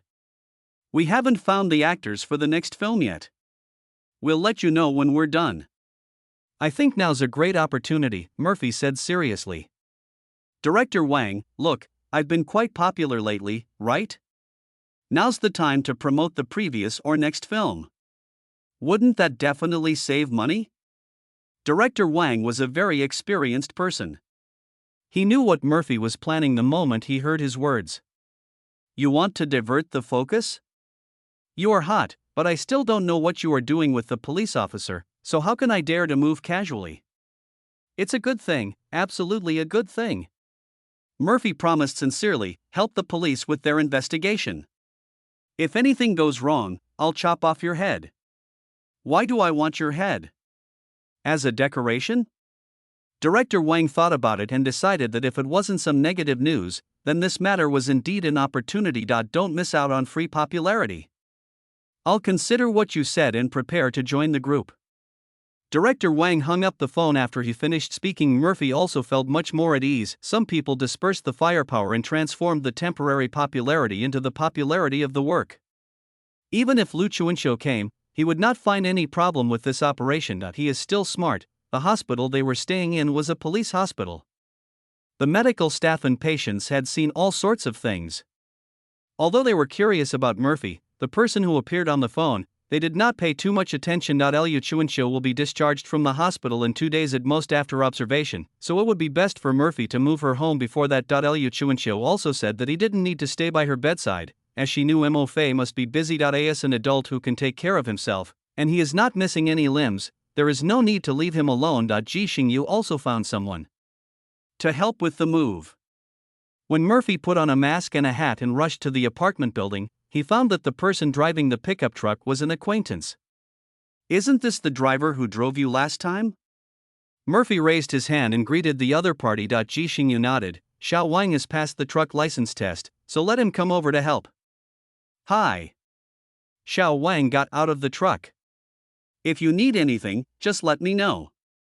We're all friends of the boss, so you're welcome.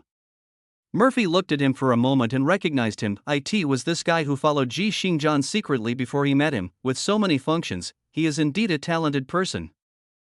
Chapter 96. Meeting the writer. Xiao Wang and Mo Fei moved very quickly and moved everything they could out of Lu Chuanxiu's small room in one go. As for the deformed door, the security door manufacturer said that the goods can only be delivered tomorrow. Anyway, I don't have to worry about it for the time being because I have moved all the things in the house. After moving, I finally feel relieved. Mo Fei let out a long sigh and was about to treat Ji Xingyu and Xiao Wang to dinner when his phone screen lit up. The caller is Director Wang. This is rare. Before Mo Fei could even open his mouth after answering the phone, he heard a barrage of words from the other end. Xiao Mo? Xiao Mo. We're already planning to do what you mentioned at noon. You have to help us with something. Don't shirk your responsibility. Murphy was completely bewildered. How can I help you? Director Wang sighed when talking about this. It's not that new film. My people are good at adapting scripts. I also have ideas, but I still need someone to expand the ideas into a story. You have a lot of connections in this area, right?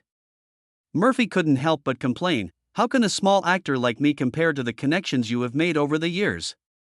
Nonsense. Director Wang fumed. I have the candidate, but convincing him is a problem. Murphy smiled when he heard this. Is there anyone else you can't convince? Director Wang sighed. This is a bit complicated. That person is best at writing about crime and corruption, but he's unwilling to come out because of a small matter. A storyteller unwilling to come out, Murphy pondered for a moment. Did it cross the line? Did it plagiarize? Was it plagiarized? Director Wang was silent for a few seconds, then answered with difficulty, both. Murphy couldn't help but stand in awe. How did he do it? It's very complicated, and his mental state isn't quite right now. Anyway, you and Wu Miao should come with me to see him tonight. Wang Dao was overwhelmed when he talked about it. If this guy's writing skills were not really good and cheap, he would not want to take on this difficult task. The only thing we can do now is to go to his house with ideas and actors to see if we can inspire his creative inspiration and enthusiasm. After all, this person is really cheap now. Hearing that they would be there tonight, Mo Fei glanced at Ji Xingyu and Xiao Wang. The two of them agreed not to worry and that they could get back on there. Mo Fei nodded apologetically and responded to Director Wang, okay. It's embarrassing to ask someone to help without any appreciation. Ji Xingyu didn't care about this at all and said with a smile, friends are there to help each other, right? Let's go. Xiao Wang received overtime pay because he came here to help a friend. The arrangements here are almost done, and Director Wang's car to pick people up has arrived outside the old community. The screenwriter was driving, Director Wang was sitting in the passenger seat, and Wu Miao and his agent were sitting in the back seat. Brother Mo. Wu Miao waved at him excitedly. His agent has become indifferent and is too lazy to bring him back. After getting in the car, Murphy asked Director Wang in the front seat, who exactly is this person we're going to meet? Director Wang's chubby face was filled with worry. You'll know when you see him. It's quite mysterious. The car drove further and further off the track, and finally stopped in a residential area on the outskirts of the city where housing prices were very cheap. Wu Miao and Mo Fei followed Director Wang wearing masks. Murphy also heard Director Wang and the screenwriter repeatedly saying things like, I wonder if he's in a good mental state lately. Murphy's curiosity is really growing. Several people took the elevator to the 18th floor, and the screenwriter knocked on the door of the house on the far left. Old Deng, please open the door. I'm here to bring you the god of wealth. Old Deng. It's old you. Open the door. The screenwriter shouted for more than a minute before the security door was opened. A middle-aged man, reeking of alcohol, with an untidy beard and unkempt appearance, opened the door. Lao you? Old Deng narrowed his eyes, sizing up the screenwriter, and burped as he spoke. There are so many people here. What are you doing here? Director Wang's expression was unbearable to watch. It's over, this guy is not getting better, he's even crazier. The screenwriter was still trying to negotiate with Lao Deng. We came here specifically to invite you to come out of the mountains? Old Deng laughed heartily, tears mingling with his laughter. You're inviting me in, aren't you? I was warned for writing about the military, I was banned for writing about high-ranking officials, and I was banned for writing about the supernatural. Old Deng yelled, what do you want me to write about? What do you want me to write about? Everything I'm good at writing has become off-limits. To make a living, I've been forced to write all sorts of online novels. No matter what I write, people accuse me of plagiarism. Do you know how many times I've been ripped off this year? 4 times. And it's always by the same person. Every time, I'm being ripped off just as I'm starting to get started. Can you understand? Goodbye. Old Deng took a step back and was about to close the door. Murphy sighed, so you don't even have the heart to slap them? Old Deng paused, looking at him with cloudy eyes. How do you know I haven't tried it? There are only so many protagonists with unique personalities. They can be cheerful, lively, humorous, silent, and reliable. Hundreds of thousands of novels have already been written. If the personalities are the same, they will probably be labeled as plagiarism. The overbearing protagonist and gentle second male lead in female channels, the glamorous best friend and the face-slapping broken-off engagement in male channels. Any similarity is a fusion of plot points. I don't even know where the term fusion of plot points came from. Writing in a way that follows the crowd is doomed to have no future, but even in such circles, there are things that outsiders cannot imagine. I've explained it, but people don't want to hear it. Times have changed, and what happened then has become just an image. Old Deng's back hunched slump. They believe what they want to believe, and they criticize from a moral high ground, regardless of the truth. Even if the truth comes out in the end, What good will it do? No one can compensate me for the emotional damage and wasted time I've endured. After these words were spoken, everyone fell silent. The screenwriter is also a writer and can empathize with Lao Deng's situation the most. Murphy also thought this was unexplainable. Indeed, people never care how many bowls of noodles Liuzi eats. Old Deng paused as he closed the door. What 6?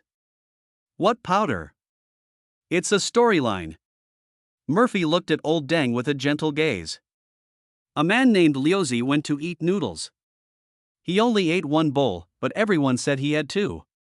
To prove his innocence, he cut open his stomach with a knife to prove that he had only eaten a bowl of noodles, but he himself died. Old Deng loosened his grip on the security door and turned around silently. The screenwriter looked at Murphy, then at the open door, and waved his hand. Go in. There is hope for this. Old Deng looked unkempt. The room was relatively clean except for the smell of alcohol. There were a lot of things piled up in it, making it a bit messy. He walked over to the coffee table, picked up the unfinished bottle of ergotu on the table and put it in the refrigerator. He pointed at the sofa and said, "Sit down and talk." A group of people lined up and sat down as obediently as elementary school students. There's no way. Old Deng does seem to be emotionally unstable, so we can't provoke him. Chapter 97, Talk Therapy. After entering the room, Mo Fei and Wu Miao took off their masks. The entry of a group of adults made the already narrow room suddenly cramped. Old Deng looked around and saw that these 5 people had filled up the sofa that was rarely used in his house. He simply sat cross-legged on the floor. Let me be clear, just because I let you in doesn't mean I agree to cooperate with you. This is also for your own good. If the story I write touches on any red lines, you and I will be implicated and die together. Speaking of his job, Lao Deng is obviously still full of resentment. These days, literary creation has many sensitive areas. At the beginning, there were many flowers blooming and 100 schools of thought contending, but later on, it was cut left and right. It was unfortunate for Lao Deng that all his previous writings were within the scope of the cuts. After more than 10 years of writing, he has no representative works, but he is still a newcomer when he returns. If you don't follow the trend when writing online novels, you won't even be able to make a living. If you follow the trend, you can't put down the golden pen in your hand. After putting down the golden pen, you find that the online literature circle is not that easy to survive, just very desperate. Lao Deng's overly negative performance made director Wang and the screenwriter very uneasy. Everyone turned their attention to Murphy. After all, it was he who spoke that allowed them to enter in the first place. It's up to you, brother. Murphy felt a little pressured being watched by so many people.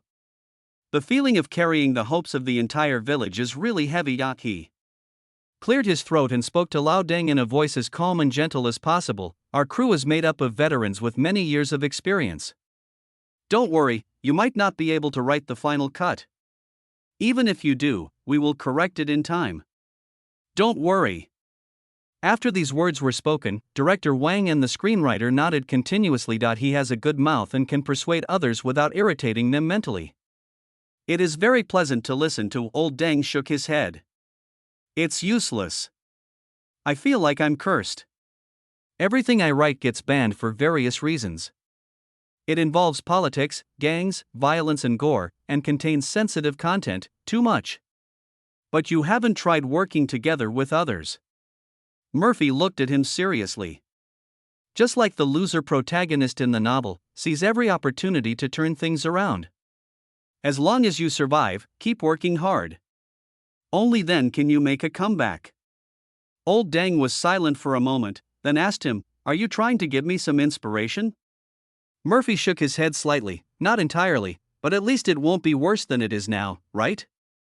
Give it a try. The worst that can happen is that director Wang's hard work will go to waste, but you can still get your reward. The best outcome is a win-win for both you and director Wang.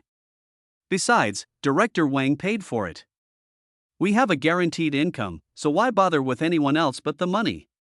Mo Fei pointed at director Wang. Wang Dao straightened his back unconsciously. Old Deng looked at Murphy, then at director Wang, and finally at the screenwriter. He saw anticipation on the face of his former friend. Old Deng let out a long sigh. "Tell me what you want me to write."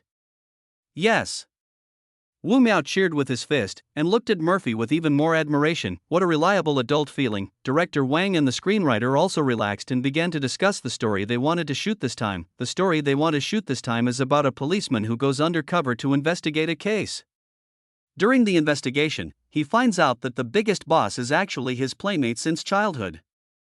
After a series of struggles, the policeman shoots the criminal dead. The most challenging part of this story is the police's struggle between rationality and emotion, and the contrast between the criminals who appear gentle on the surface but are actually cruel and inhumane. Director Wang is very confident in Wu Miao and Mo Fei's acting skills. What he was most worried about was the scale of the story. If the police are portrayed as being too hesitant, it could be considered as smearing the police. If the criminals are portrayed as too brutal, the film may not pass the review due to the bloody violence. Grasping the scale is also an art, but as it stands now, Director Wang's personal editor can avoid this problem very well. After all, I have enough experience, and Lao Deng is indeed worthy of being the great god he once was. Just by listening to Director Wang describe his inspiration and the outline of the story, he could tell a nearly complete story with ups and downs in the plot. Wu Miao was fascinated by it. Murphy also understood why Director Wang had to go to old Deng's house with a stern face to ask him to come out of retirement. IT is definitely cheap. Considering the other party's living environment and previous experiences, his price is estimated to be only a quarter of that of people of the same level in the industry or even lower. This made Murphy think of himself, also cheap and easy to use. Thinking of this, Murphy looked at old Deng with a hint of sympathy in his eyes. It's all the strange events that attract people's physical qualities. Director Wang was also very excited and wanted to take out the contract for Deng to sign on the spot. Although Lao Deng's physique that prohibits everything he writes is a bit weird, he is cheap. Anyway, there is already a loser like Murphy in the group, so what's the harm in having one more? Maybe even two negatives can equal a positive. As Director Wang thought about this, the smile on his face became more genuine, and the look he gave old Deng was also extremely sincere. Old Deng could also sense whether others were sincere or not, and seeing Director Wang's sincere attitude, he was also touched. A gentleman will die for his friend, so he will definitely help with this matter. With these professionals around, I don't believe he will be banned this time. In the harmonious atmosphere, Wu Miao quietly tugged at Mo Fei. Brother Mo, have you been cooperating with the official recently? Murphy raised his eyebrows and asked him, why do you say that? It's that trending search. Wu Miao explained in a low voice, my sister said that in this kind of scene, if you're not a serial killer identifying the scene, then you're some official treasure. She has only seen this scene with those academicians. Not really. Murphy quickly waved his hands in denial. I wouldn't dare touch an academician. I'm just doing something small with the police. Wu Miao looked skeptical. Is that so? Although he is young and looks gullible, he has been in the entertainment industry for so many years and is actually quite clever. Realizing that Murphy had no intention of revealing the truth and that this matter was related to the official, Wu Miao did not ask any further questions and instead asked about some techniques of hiding and playing cards. Lao Deng and screenwriter Director Wang were chatting animatedly. As the three of them talked, they looked at Mo Fei and Wu Miao and couldn't help nodding. Old Deng said with admiration, they get along like a pair of good brothers. Perhaps we can revise our script a little bit. A pair of close fraternal twins were separated in their youth due to some events. One was adopted by a police officer and later became a police officer. The other one struggled to survive in the den of thieves, and was eventually chosen by the thief boss to be his successor. When they met again after growing up, they both felt a closeness to each other, but one was a policeman and the other a thief, so they were destined to kill each other. Director Wang slapped his thigh when he heard this. Great. That's a great idea. Chapter 98, Filming and Release. Director Wang's original idea was good, but Deng's idea was obviously more tragic. Brothers killing each other and fate playing tricks on them instantly raised the tragedy of this matter to a higher level. After Lao Deng entered the working state, he became a little crazy. He talked more and more stories and could not listen to what others said at all. Since the purpose of this trip had been achieved, Director Wang didn't bother him anymore. He pulled Lao Deng into the crew group chat and then said goodbye. On the way back, Director Wang told Murphy, our crew is basically all here now. Keep an eye out for news. We might have to film somewhere else. Murphy made an okay gesture. Xiao Qian's scene is only one scene away from completion. It's the last scene of the movie. After resigning, the protagonist went to look for a new job. The company he interviewed called the female devil to inquire and got the reply, he is the stupidest assistant I have ever seen. but it would be a stupid decision not to hire him. The first half of the sentence is an insult, and the second half is a compliment. It's clearly tsundere, the protagonist got the job, and when he went out, he happened to see the female devil getting into the car as swiftly as usual. The two saw each other across the street, they understood each other and were relieved. As the car drove away, Xiao Qian raised his hand. Click. The shooting is over. Xiao Qian said and clapped happily. Other people in the crew also applauded, and everyone applauded sincerely. Mrs. Qian was pleased with the preliminary completion of the work, while the other staff members were happy that they no longer had to roll it. There are not many people who are good at making plans in this crew, and if you can't slack off while working, you lose most of the fun. While Murphy reported the good news to Lu Chuanxiu, he also received the start time and location from director Wang. The timing is fine, and once you get used to the work, joining the team seamlessly is no big deal. The starting location, the border between Yunnan and Myanmar. Are you serious? Murphy simply couldn't imagine what kind of scene full of talented people would be created when he appeared at the border between Yunnan and Myanmar with his moth to a flame mentality. Will human traffickers and drug dealers dance together, and smugglers and murderers fly together? Murphy tried to send a message to persuade director Wang to change his mind. After all, he had really had bad luck in director Wang's team, and director Wang himself should know that. Director Wang's reply to him was simple. Go ahead and don't worry. He has prepared himself mentally. To be precise, director Wang planned to first send Murphy over alone on the pretext of helping him understand the character's emotions, and then let the crew arrive after a while. The border between Yun and Myanmar is very chaotic, and Mo Fei is a very unlucky person. In this case, why not let them fight poison with poison and see who is more poisonous? Of course, director Wang didn't mean to just leave Mo Fei alone. He had already used his connections to contact a top-notch bodyguard. The bodyguard is not only proficient in various cold and hot weapons, but also has learned various fighting skills from masters at home and abroad. As a retired Special Forces soldier, he has some connections in both the black and white worlds and has a say. It is really expensive, but it is definitely worth it for the safety of the crew. It took him a lot of effort from his early years to get in touch with this person. Director Wang also spent a lot of money on this film. Seeing that he had no way to persuade director Wang, Mo Fei had to change his mind and start persuading Lu Chuanxiu that he was going to such a remote place, and it was foreseeable how dangerous it would be.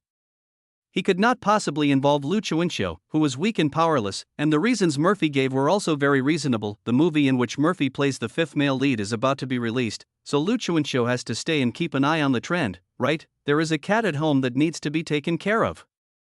We can't let a cat that we just raised not long ago become a stray cat again, right? Besides, there is still some residual poison in her mind. What if something unexpected happens when she goes there? Murphy fishes it out again. There's no need, really no need. Lu Chuanxiu had just received the phone and had not yet recovered from the shock of his artist became famous, but it didn't seem to be a normal fame. When he received Mo Fei's long and careful advice, the corners of Lu Chuanxiu's mouth twitched. He felt like there were thousands of words stuck in his throat, but he couldn't express them in words. If Mo Fei was in front of her, Lu Chuanxiu would have fainted, but after smoking, she would agree with Murphy's opinion. Lu Chuanxiu is not a person without self-awareness, and she is also aware of the chaos at the border between Yunnan and Myanmar. Lu Chuanxiu had seen from the last incident of eggs stopping the car that Murphy might have been able to protect himself in the past, but if she was included, there might be an extra burden. It probably won't be of much help, and may even add unnecessary workload to Murphy, but she didn't expect director Wang to be so wild. Why go there to shoot such a good movie? Are you thinking your life is too comfortable? It is true that wealth and honor are achieved through risk. Lu Chuanxiu sighed and searched for self-defense tools on the internet. Since she can't stop the artist from making progress, she will do her best to arm Murphy to the teeth. Lu Chuanxiu was walking towards the old neighborhood while browsing his phone when he suddenly heard someone calling him in a gentle voice. Ms. Lu. Lu Chuanxiu looked in the direction of the sound. Miss Wen was carrying a shopping bag with a look of surprise on her face. Ms. Lu, Mr. Murphy's upcoming movie is so exciting. I will definitely go to see it. Lu Chuanxiu subconsciously thanked him. Thank you. But Xiao Fei only played a small role in the film. You can see this? Miss Wen smiled and nodded. Of course. I noticed the massive publicity that Mr. Murphy and the police had forged some collaboration a while ago. She took out a brand new fish-killing knife from her grocery bag and showed it to Lu Chuanxiu. I watched the trailer, and Mr. Murphy's character is very charming. I even bought some of his merchandise. Ms. Wen smiled shyly and said, it should be considered personal peripherals, right? This is my first time chasing stars, so I don't know much about these things. Lu Chuanqiu was speechless for a moment as he looked at the fish-killing knife with a cold gleam, a little unsure, should it be considered as such? Miss Wen held the knife, a look of regret on her face. I've searched several supermarkets and only found this kind of fish knife. It feels a little different from the one Mr. Murphy uses. That chilling feeling on my back came back. Lu Chuanqiu forced a smile and said, it's already very good. As long as you have the intention, it's all right. Oh, right. Miss Wen took out another identical fish knife from her bag and handed it to Lu Chuanqiu. Could you please give this to Mr. Murphy for his signature? Miss Wen's smile was filled with anticipation, one for my signature collection and one for my use. I learned a little bit about it online. Lu Chuanqiu took the knife and nodded silently. Very good, learning never ends. She looked calm on the surface, but she was already screaming in her heart, don't learn anything weird. Chapter 99 Long Air Misses. Xian took the crew to a normal wrap-up banquet and then let them go. When Mo Fei got home, he found Lu Chuanqiu looking thoughtfully at an unfamiliar knife on the table. What's wrong? Murphy reached out and picked up the knife, examining it. A fish-killing knife? Why are you buying this? Are you planning to open a sashimi shop? That's not important. Lu Chuanqiu shook his head. This is something your fans sent to you for an autograph. Murphy was even more puzzled. I still have fans? He thought for a few seconds and asked, Miss Wen asked you to deliver it? Lu Chuanqiu looked at him in surprise. How do you know? Did you see it? That's not the case, but I've been thinking for a while. Murphy sat down across from her. If someone uses the adjective my fan, then they definitely know me and have good intentions towards me.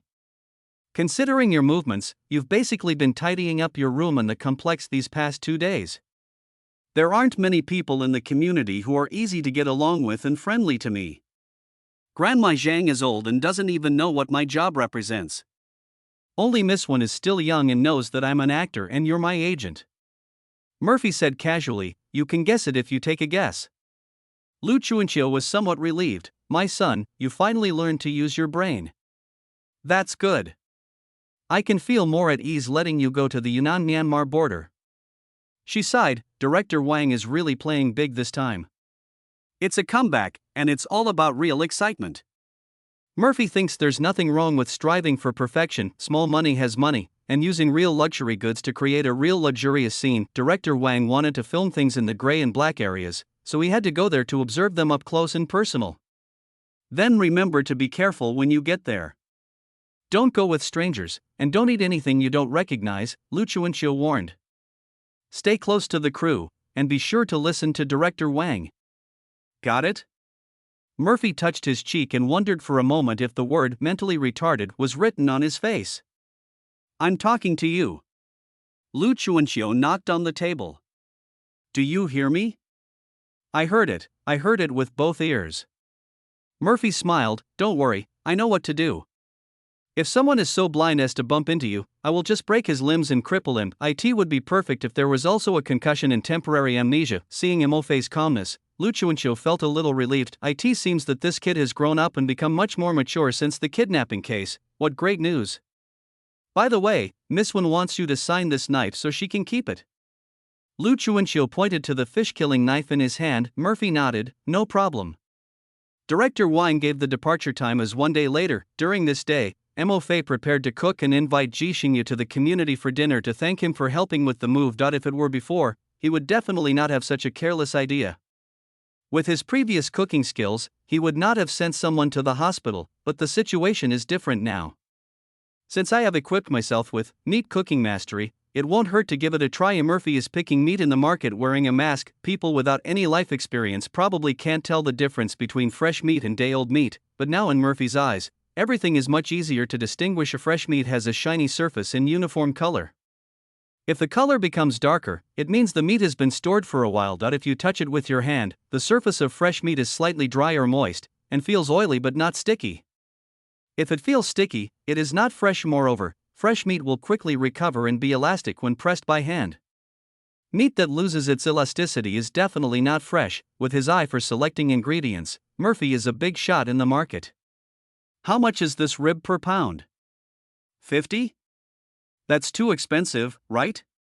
How about 45? The butcher was a husband and wife operation. The male owner shook his head upon hearing this. I can't sell it. I can't make a dime at this price and I'm still putting money in. 48, I'll take 2 kilograms.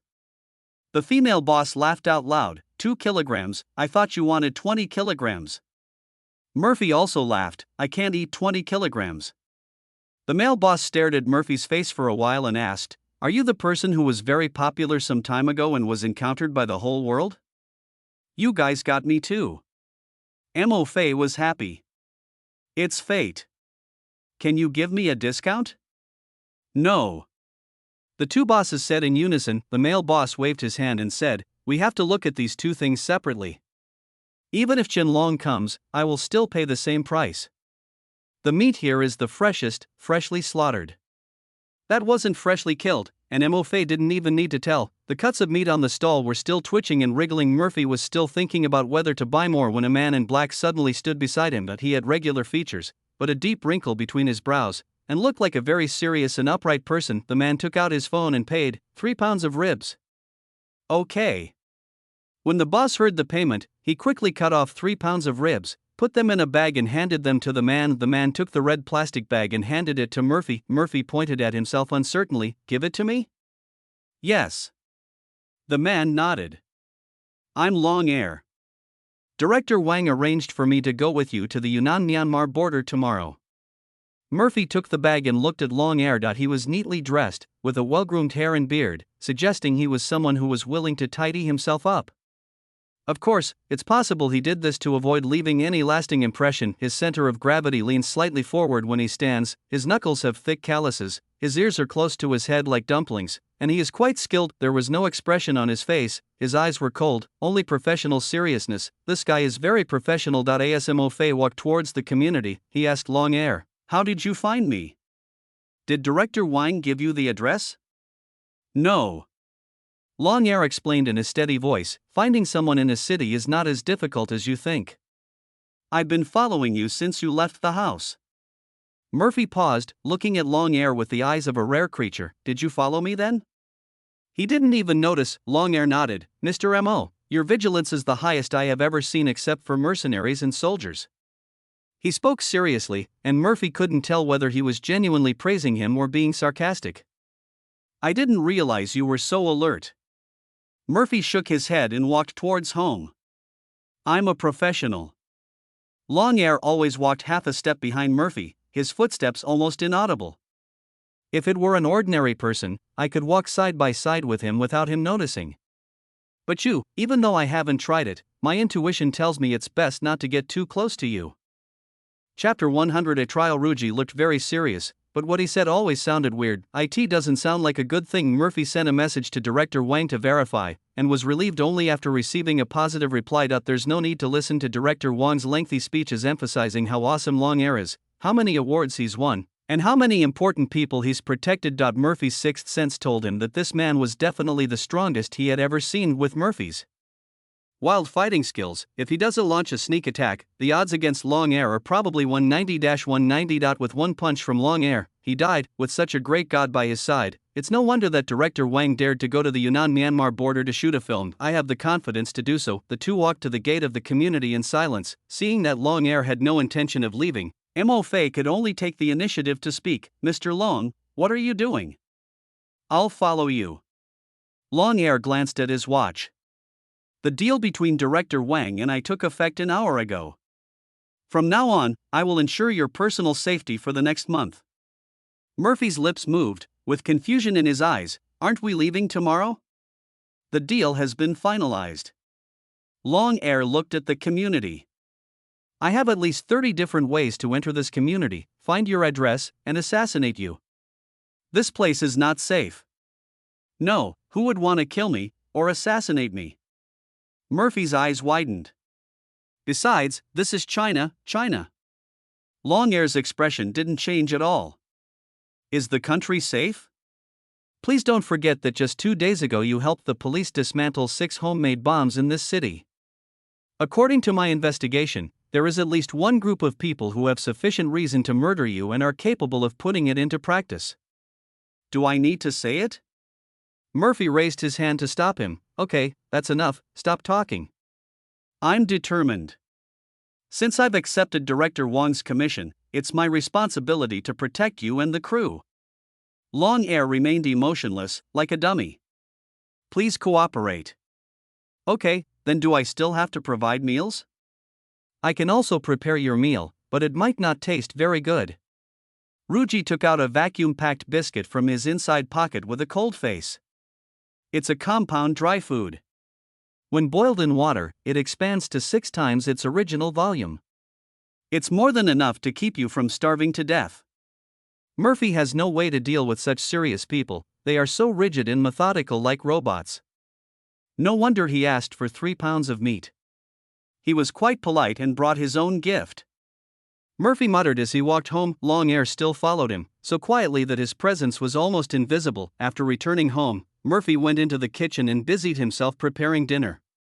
Long Air shook the door, stared at the keyhole for a while, and then his eyes fell on the open windowsill. He walked over to close the window, scanned the entire room, and reached out to turn the headlights to warm light mode. Murphy noticed the change in light, and when he peeked out from the kitchen to see what was going on, he saw Long Air holding the ensigned fish knife and looking at it. Noticing his gaze, Long Air raised his hand and gestured to Murphy. If you need a weapon to defend yourself, this is not a good choice.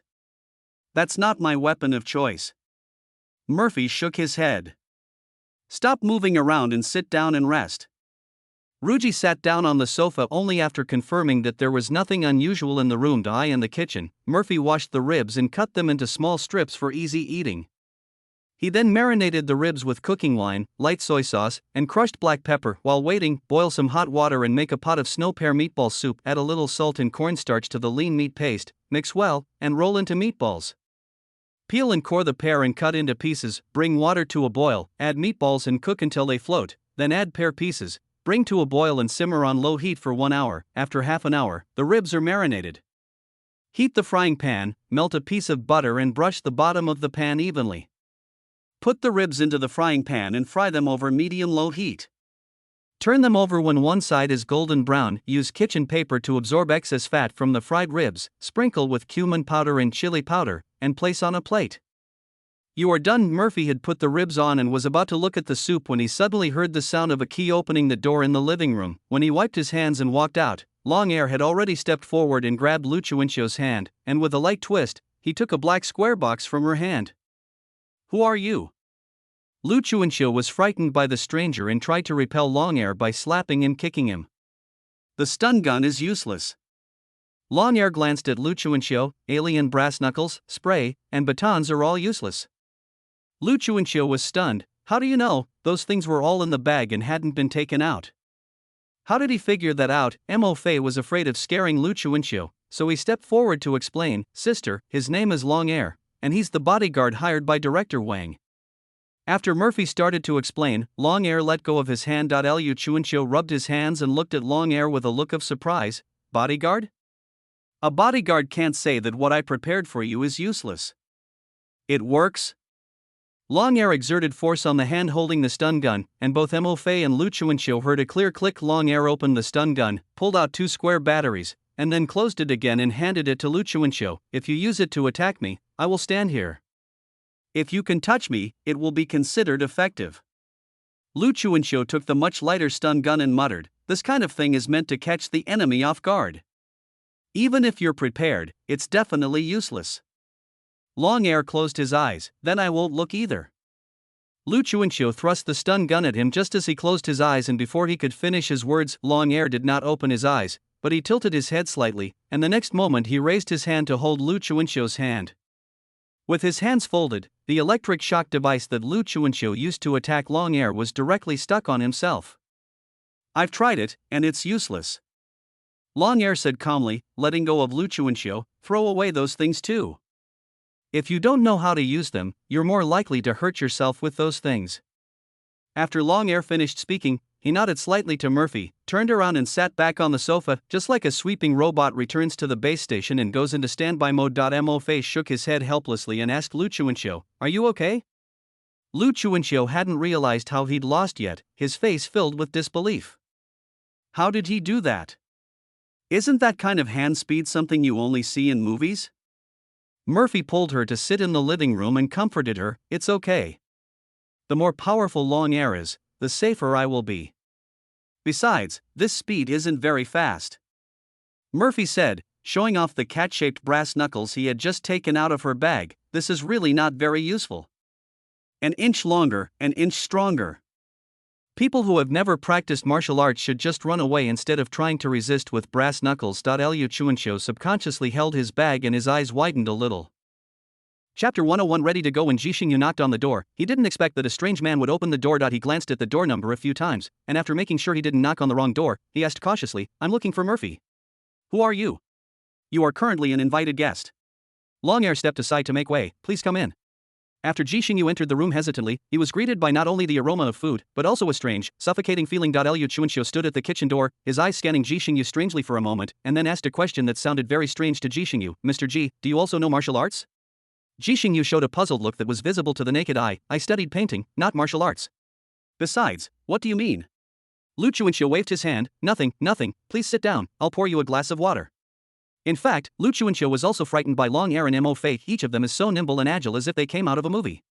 When did she have so many experts around her? Jixingyu felt that the atmosphere in this room was really strange. He sat on the sofa, next to the stern-faced Ruji. Liu Chuanxiu placed a glass of water in front of Jixingyu, then retreated to the kitchen door and looked at Long Air warily. No one spoke, and an awkward silence hung in the air. Long Air stood still as a mountain, while Jixingyu held the teacup with his toes tapping the ground. What does it mean to feel like every second feels like a year?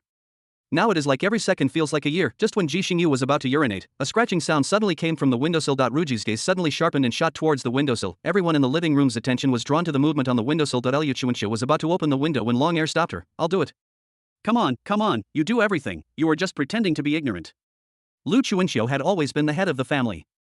Now that someone bigger than her had come, she felt provoked and kept muttering in dissatisfaction. Long Air heard Lu Chuanxiu's low complaint, but he acted as if he didn't hear it and approached the balcony cautiously through the window. He could clearly see a black cat outside the windowsill scratching the window constantly and meowing. When the black cat saw that there was someone in the room, it dug even harder. Ruji walked forward and opened the window. He grabbed the black cat with one hand and checked it over and over again. After finding no external devices, he let go and closed the window. The black cat was as powerless in his hands as a kitten, and after landing on the ground, it meowed at him in dissatisfaction. Judging from his expression and tone, he wasn't saying anything nice. Liu Chuanxiu picked it up to comfort it. Hong Longer glared at him and said, "Can't you be a little gentler? You've messed up like this right after you arrived. I don't know if you're here to help us or to cause trouble." Long Air looked at the black cat with a calm expression. On the battlefield, a team once used a cat basking in the sun on the enemy's position to lock onto the local command center and successfully blew it up. A lot of times pets can cause bad things. After saying this, Ruji pulled the curtains in the living room and returned to his seat. Liu Chuanxiu hugged the ferocious cat and lost all his temper towards this mute bodyguard. He is angry with everyone and everything, and now he even doesn't let a cat go. He is capable but also very sick. Jixingyu watched from the side with a complicated expression. He always thought that the guys in his class were bad at talking, but he didn't expect there were some masters, and this kind of character is very similar to the mercenaries he has seen abroad. Where did Murphy recruit such a person? As Jixingyu was thinking this, Mo Fei opened the kitchen door and came out with a large pot of soup. "Come on, it's time to eat. I'll go downstairs to call Grandma Zhang." Lu Chuanxiu put the cat down, rolled his eyes at Long Air, opened the door and went downstairs. "Xiao Ji is here." Murphy greeted him warmly. "Have a seat, come on, we can start eating once everyone is here." When Jixingyu saw Mo Fei, he felt like he had seen a savior. He didn't care about the name and quickly stepped forward to pull him aside and whispered, "Who is he?" Mo Fei raised his head and glanced at Long Air's cold profile before answering, "The staff member Director Wang has hired. There's a dangerous scene coming up, and we need professionals to protect the crew, so Director Wang approached him." Mo Fei wiped his hands with a tissue and smiled. "He's amazing." Jixingyu showed an expression that was hard to describe. "I see. He has great skills, great awareness, and is even good at arguing with others." A crack was meowing on the ground, arching its back and getting angry at Long Air. Ruji didn't care about the hostility of the cat at all and naturally sat down at the last seat. When Grandma Zhang arrived, the table was already full of food except for 2 plates of vegetables in front of Grandma Zhang. The rest of the food on the table was meat. Pan-fried ribs, stir-fried beef, braised lamb. At the dinner table, Murphy explained his future itinerary. When they heard that he was going to the border between Yunnan and Myanmar, Jixingyu and Grandma Zhang felt a little worried. Myanmar is not at peace now. Not only are various forces fighting each other, conflicts have never stopped. Moreover, human trafficking, smuggling and leaf trading are rampant. It has never been a peaceful place from ancient times to the present. Although the border area between Yunnan and Myanmar is relatively safer, it is still close to that area, and you never know when someone who is not afraid of death may cross the border. Liu Chuanqiu looked very confident as he gnawed on the short ribs. Don't worry, Xiaofei is reliable now. And look, there's a great god over there who can definitely protect Xiaofei. Grandma Zhang pushed up her glasses and looked at Long Air. This boy is good, he looks very strong. Murphy and Long Air are simply human eating machines. Even though the table was full of meat, the amount of food was decreasing at a visible rate. Jixingyu felt that if he ate any slower, he would not be full. According to the law that the more you eat, the stronger you become, these two people do have a lot of strength. I didn't know you had such great cooking skills before, Xiaofei. Lu Chuanqiu wasn't worried about his figure, and ate the meat one bite after another. Are you trying to hide your skills? Murphy thought for a moment and gave a reasonable explanation. That's not the case. It's mainly because I didn't have money to eat meat before. Lu Chuanqiu choked. It was true before they met Wang Dao. They lived in poverty and could not afford to eat meat. We'll be different from now on. Lu Chuanqiu took a sip of water and smiled contentedly. But even if you have money, you still have to pay attention to your diet and keep in good shape. Hey, how much weight can you gain by eating 2 pieces of meat? Grandma Zhang disapproved as she gave her some meat. You're already so skinny and you're still thinking about losing weight. Eat more, eat more. Lu Chuanqiu nodded repeatedly while holding the bowl. Grandma Zhang turned around and asked Xiaofei, do you need anything to prepare for your business trip? Tell me and I'll help you. Before Murphy could answer, Long Air put down his chopsticks and said, no, I'll prepare it.